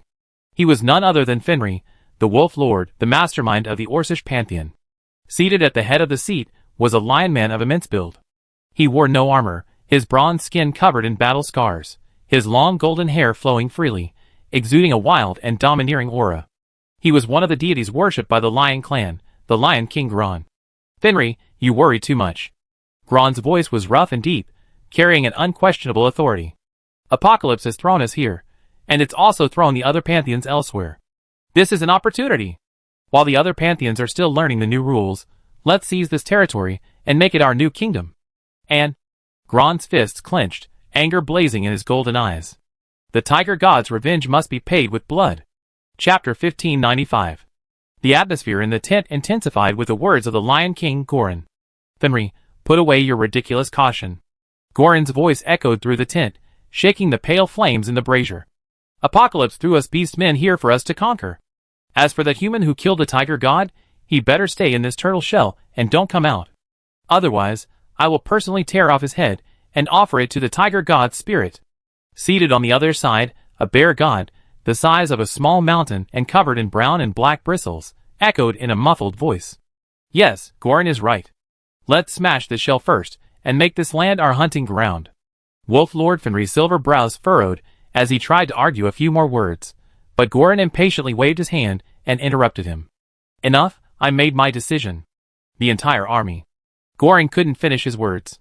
A voice, calm, almost indifferent, echoed without warning within the tent, reaching every beast god's ears clearly. "You wish to avenge the tiger god?" The tent fell into a momentary silence. The divine power of the three beast gods suddenly erupted, searching for the source of the voice.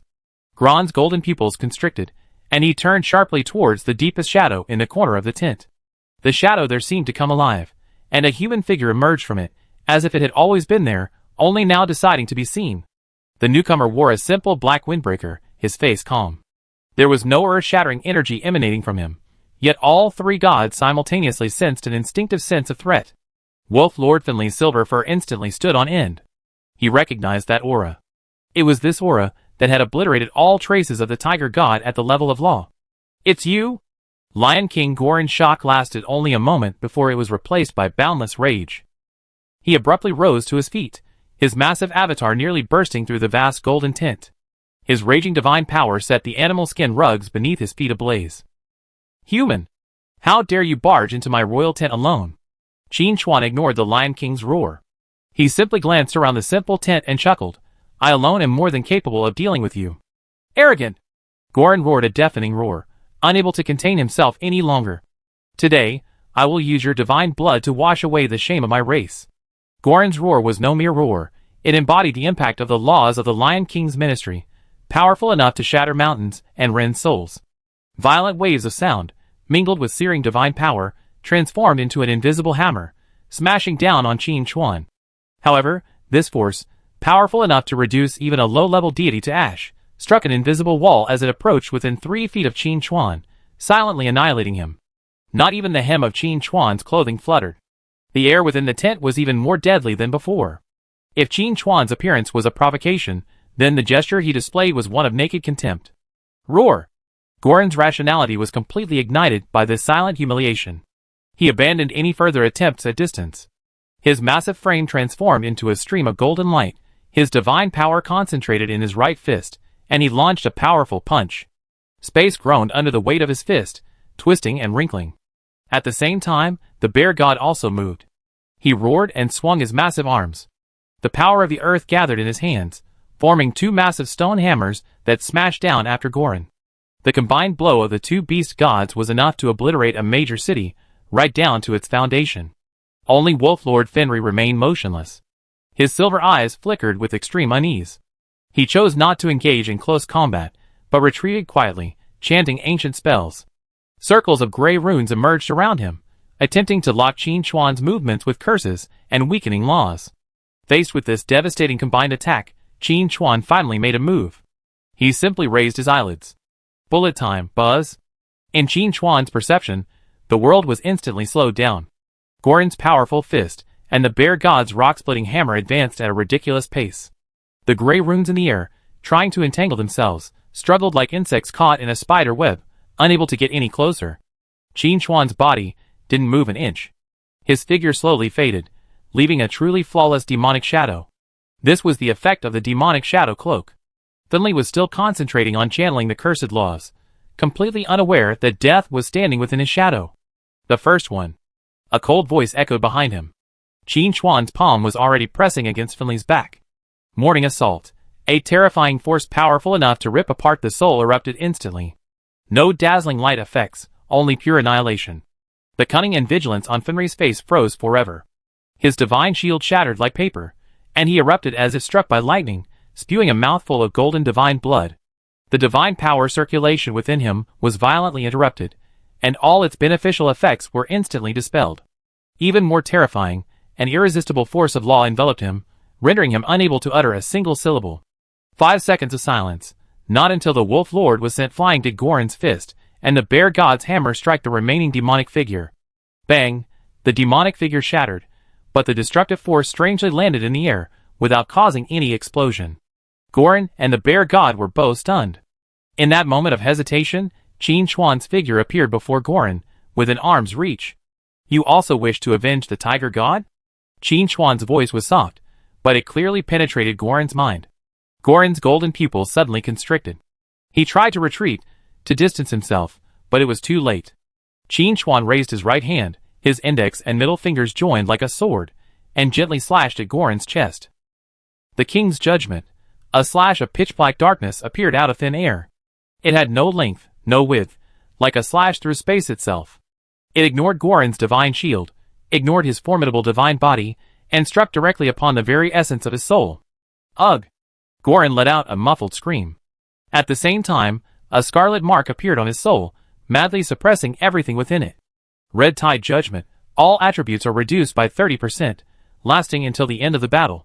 The simultaneous onslaught of excruciating pain and weakness caused the arrogant Lion King to instantly wither, his golden fur losing its luster. The bear god finally reacted, roaring in anger. He abandoned his attack on Qin Chuan and turned to rescue Gorin. But Qin Chuan simply stepped aside, easily dodging the bear god's massive form. Unable to recoup his momentum, the bear god crashed headfirst into the golden tent's pillar, shattering the massive leg bone. The entire process took less than a fraction of a second, Yet the situation inside the tent had been completely transformed. Qin Chuan remained standing in the center, spotless. The Wolf Lord Fenrir collapsed on the ground, his divine power sealed, speechless, his eyes filled with endless fear. The Lion King Gorin half knelt on the ground, his body covered in cracks, his aura utterly weakened. He gazed at Qin Chuan with the expression of a monster. The bear god, having just emerged from the rubble, looked bewildered, completely confused as to what had happened. Qin Chuan glanced around, his gaze finally landing on the severely injured Gorin. Now, do you still want revenge? Chapter 1596. Lion King Gorin's chest heaved violently, golden divine blood oozing from the corners of his mouth, staining the dragon hide beneath him even more mottled. He raised his head, his golden eyes burning with rage fixed on Qin Chuan, every word uttered as if squeezed from between his teeth. I want you dead. The arrogant beast god never knew the meaning of surrender. Even with his soul torn apart and all attributes suppressed, Gorin's fighting spirit was pushed to its limit. He unleashed his remaining divine power, transforming into the shadow of a roaring golden lion, completely enveloping him. This was the embodiment of his divine power, a final desperate struggle. Roar! Elsewhere, the bear god, having risen from the ruins of the tent, finally grasped the situation. Seeing the gravely injured Gorin and the collapsed Fenrir, his simple mind remained confined to a single thought: shred the enemy before him. Die! The bear god roared, abandoning his heavy rock hammer. A khaki glow emanated from his massive paw, and as his divine power gathered, he lunged towards Qin Chuan. The earth crumbled beneath his feet. Faced with the dying counterattacks of the two beast gods, Qin Chuan didn't even move. He simply raised his hand again. Buzz! Bullet time activated again. In the viscous, sluggish world, the bear god's massive form surged forward with a comical gesture, the strong wind it stirred slowing and gentle. Qin Chuan's figure vanished from the spot. Shadow strike. The next moment, he appeared behind the bear god, his position perfectly aligned with the bear god's massive shadow. Under the effects of his dagger mastery, the two weapons he dual-wielded became invisible, reduced to two extremely dark shadows. Puff! Puff! Puff! Puff! Puff! A series of indistinguishable slashing sounds rang out densely. In the infinitely stretched sense of time, Qin Chuan moved at high speed around the huge body of the bear god, and each flash left a deep wound on the vital point. Once. Twice. 10 times. When the 10th shadow attack hit, a dark death mark suddenly lit up at the heart of the bear god. This is the holy domain feature of shadow attack. Using shadow attack 10 times on the same target will trigger the death mark, causing 2000% attack power damage. Boom! There was no energy explosion, no shock wave. The moment the death mark lit up, the huge body of the bear god suddenly stiffened. His soul, body, and even existence itself were instantly wiped out by this pure concept of death. The huge body disintegrated from the inside out, turning into ashes all over the sky, without even a drop of divine blood left. The effect of bullet time has not yet ended. Qin Chuan's figure reappeared in the center of the tent, as if he had never moved. The desperate golden lion phantom of the Lion King Gorin had just rushed in front of him. Gorin's pupils dilated to the limit.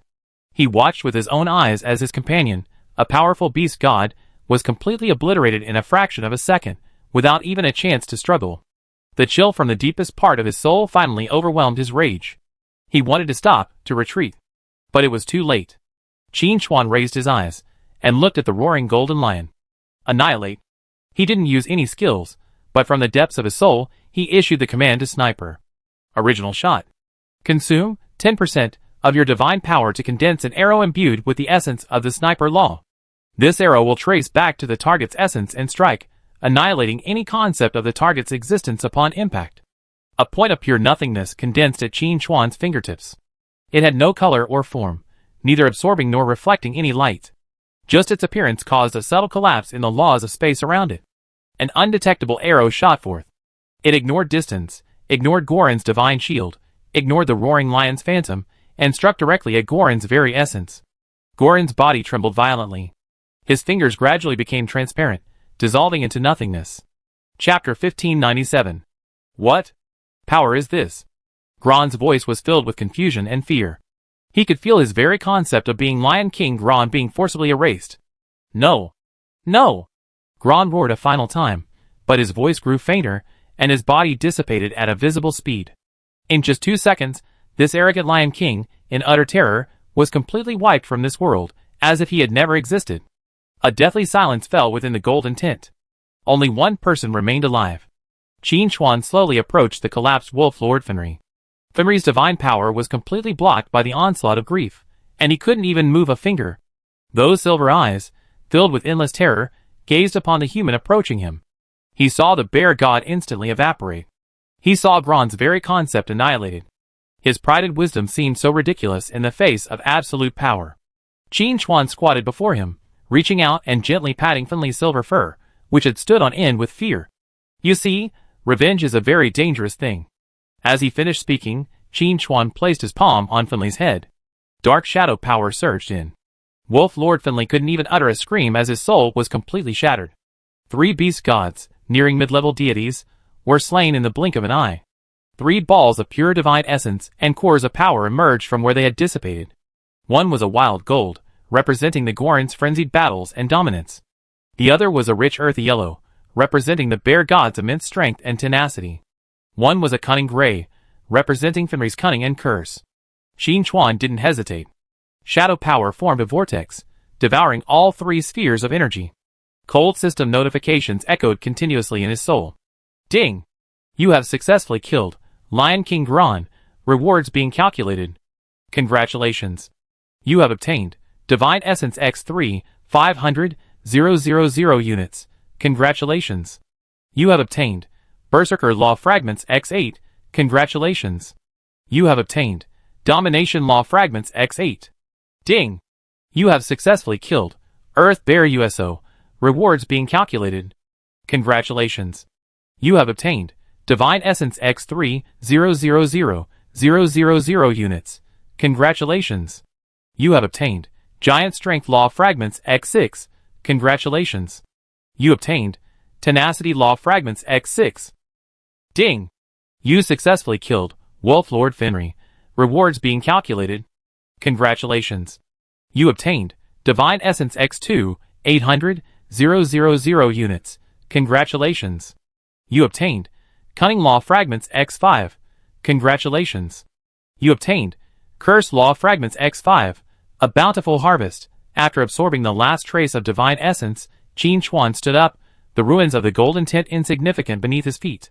Almost at the same time, everyone fighting bloody battles on the distant defense lines of the demon city stronghold sensed a shift. The overwhelming pressure of divine power that weighed on everyone's heart vanished without warning. It didn't weaken, it evaporated into thin air. It was as if 3 giant pillars supporting the sky had been instantly withdrawn, and the momentum of the entire orc army collapsed. The wave of orcs, frantically assaulting the energy shield, froze for a moment. The werewolf warriors, their bloodshot eyes fixed on nothing but slaughter, paused in bewilderment, looking upward in the direction of their camp and uttering bewildered growls. The massive minotaur swung axe, its axe pausing in midair. The fervor on its face faded, replaced by a fear rooted in animal instinct. Their faith had been severed. The gods were gone. This rupture at the soul level was more deadly than any battlefield rout. The vast orc army descended into unprecedented chaos and turmoil. What's going on? Jixing's destroyer mech ceased its barrage of fire. Its massive electronic eyes scanned the battlefield, capturing the visible chaos of the orc army. Have they stopped their attack? Yingluo's figure appeared on the mech's shoulder, the judgment shadow blade still dripping with orc blood. Chapter 1598. He also felt the sudden disappearance of that pressure. On the other side of the battlefield, Dijiaolingyu and Song Ling had just combined their frost powers to clear a large area and were preparing for the next, even more ferocious onslaught. But the expected onslaught never arrived. It's the guild master's presence. Song Ling muttered to herself.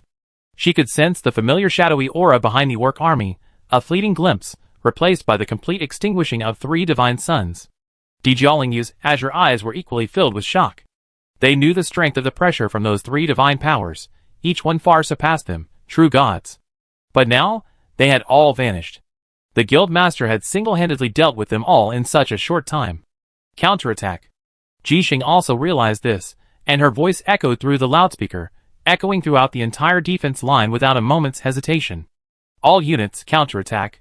She didn't know how the guild leader had defeated the 3 gods, but that didn't matter. She had to seize this once-in-a-lifetime opportunity. Boom! The energy shield of the demon city stronghold switched from defense to attack mode. Thick beams of energy swept out, slashing through the chaotic orc army, carving tunnels of death. The Annihilator mech's missile launchers activated again.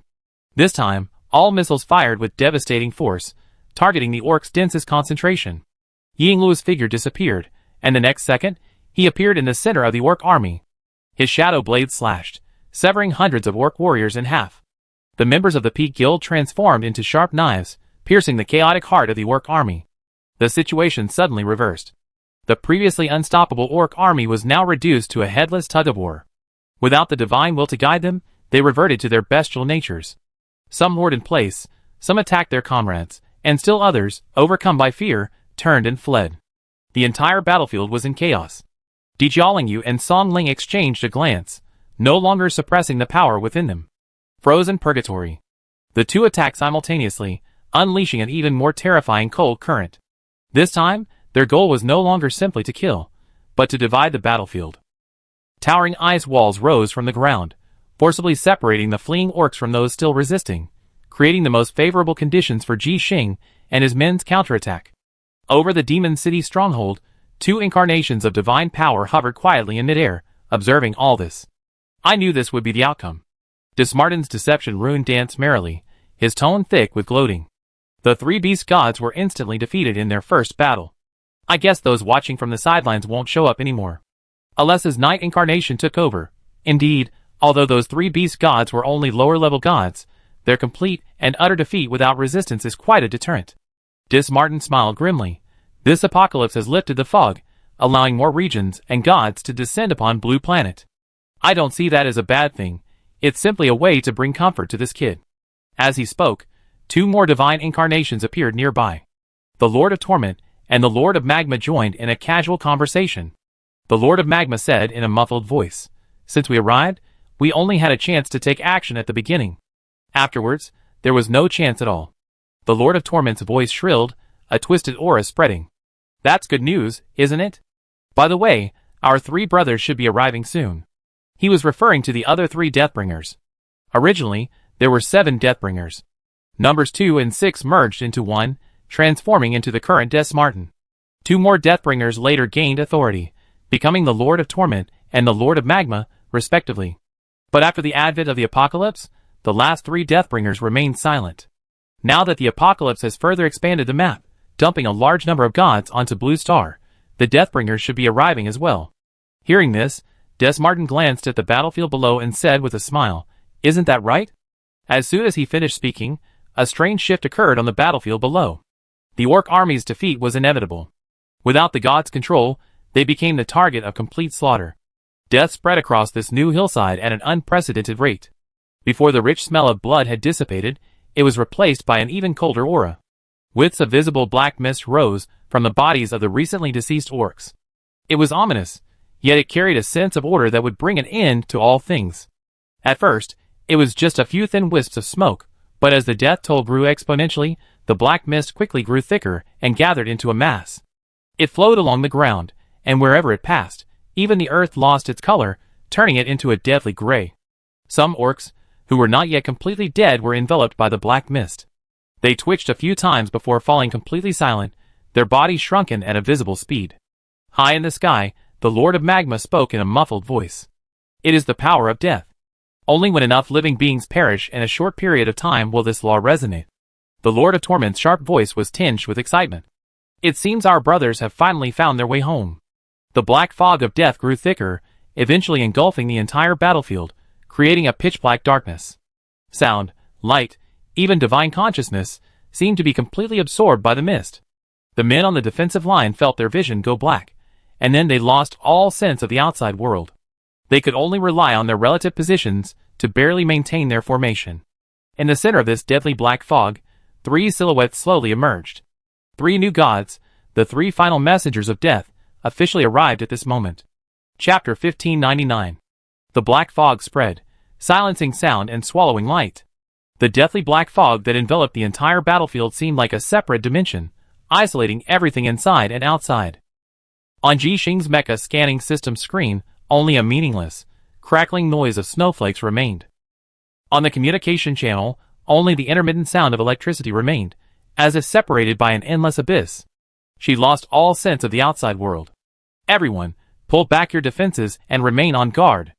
Ji Xing's voice, still calm, came through the encrypted channel. This was the only decision she could make at the moment. But her palms were already sweating. The battlefield, which not long ago had been filled with the wails of dying orcs, was now plunged into an absolute, soul-freezing silence. It was as if this wasn't a battlefield, but a vast tomb. No, it was even more terrifying than a tomb. The tomb held the dead, but here death itself. In the center of this deadly realm, 3 figures draped in pitch-black robes stood silently. Their silhouettes resembled humans, but beneath their robes, there was no substance. There lay a deep, abyssal void, a pure nothingness that devoured all light and hope. They were the masters of this realm of death. They were the source of this black fog. High in the sky, the avatars of 4 gods, including Desmartin, gazed down upon the ever-expanding darkness that could devour even divine thoughts. It's their aura, no doubt. The Lord of Magma's voice carried a rare sense of emotion, a long-lost reunion. The power of death has finally fully manifested on Blue Star. Alessa's tone was even calmer, her eyes, made of night, staring unblinkingly into the depths of the fog. At that moment, the eternal darkness shifted.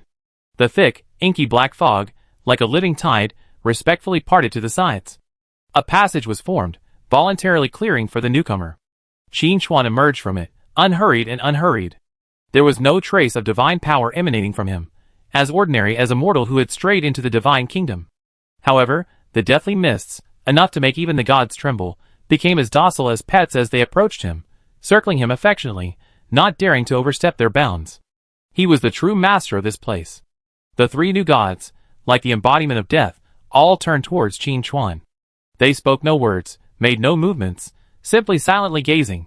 Then, a deep, ancient voice, as if emanating from the very source of time, echoed from beneath the black robes of the 3 death messengers, resonating not through the air but directly at the soul level. Obey the ancient covenant. Death, at the command of the shadow. The 3 death messengers slowly knelt on one knee, offering Qin Chuan their supreme loyalty, born by the power of death.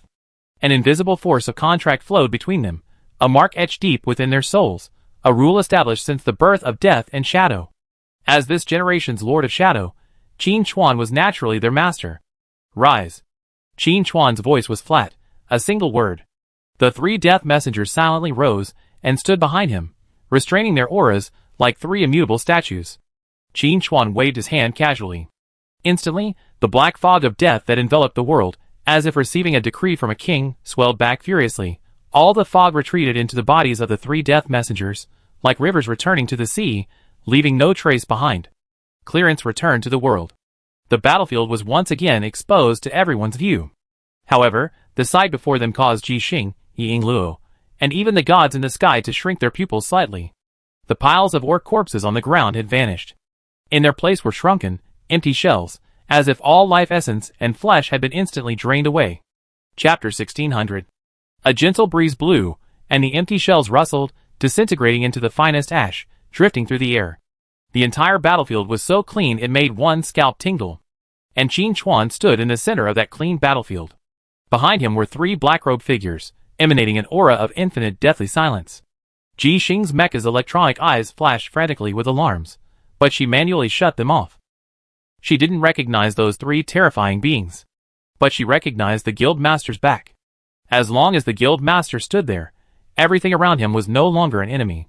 If it were an enemy, they would have been reduced to ash like those orcs. From the sky, 4 streams of light roared down. Desmartin, Alessa, the Lord of Torment, and the Lord of Magma, the incarnations of 4 gods, appeared before Qin Chuan. Hey, I was thinking you 3 are finally here. Desmartin's rune of deception flickered as he circled around his 3 new brothers, tooting in a frivolous tone of wonder. We already slain several gods, and you're so late. Have you been sleeping in some corner? The Lord of Torment let out a sharp, piercing laugh, a twisted aura swirling around him.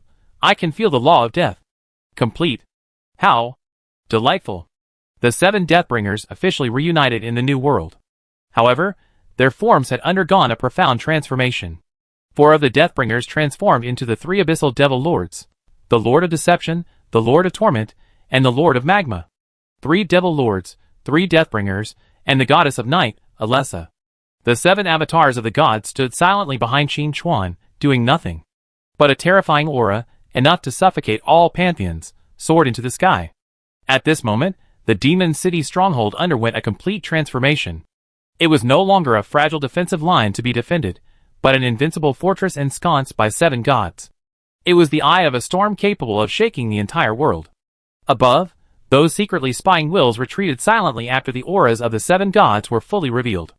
They retreated decisively and completely, leaving no trace, as if they had never been there. Dismarden's deception rune flickered, and he snorted disdainfully. A bunch of cowardly rats. The battlefield below could no longer be called a battlefield. The orc army, deprived of the gods' leadership, completely collapsed under the counterattack of the Peak Guild. The slaughter had become a one-sided purge. Qin Chuan didn't even glance at the ground. "I leave this to you." His voice reached Ji Xing and Ying Luo clearly. He didn't need to worry about the finishing touches. Qin Chuan turned, and the 7 deities behind him followed him, transforming into 8 streams of light and instantly vanishing from their original location, returning to the command center in the Demon City stronghold. Inside the command center, the massive sand table still displayed the remnants of the previous tactical layout. The atmosphere, however, was completely different. Qin Chuan sat in the main seat, with the 7 deities' avatars flanking him. The space was slightly distorted by their very presence. Dismarden was the first to break the silence, leaning back in his chair, runes of deception drifting lazily around him. "This time, Apocalypse has truly gifted us a great gift. They've thrown the orc base right in our faces, and sent you 3 back along with them." He looked at the 3 silent messengers of death. The Lord of Magma spoke in a muffled voice, the air around his avatar scorching. "Those 3 idiots, Gron, deserve their deaths. They dared to challenge the Lord of Shadows. The orcs truly have brains over brawn." The Lord of Torment laughed sharply, his distorted shadow causing the surrounding light to become unstable. "More than foolish, they're practically throwing their divinity and authority away.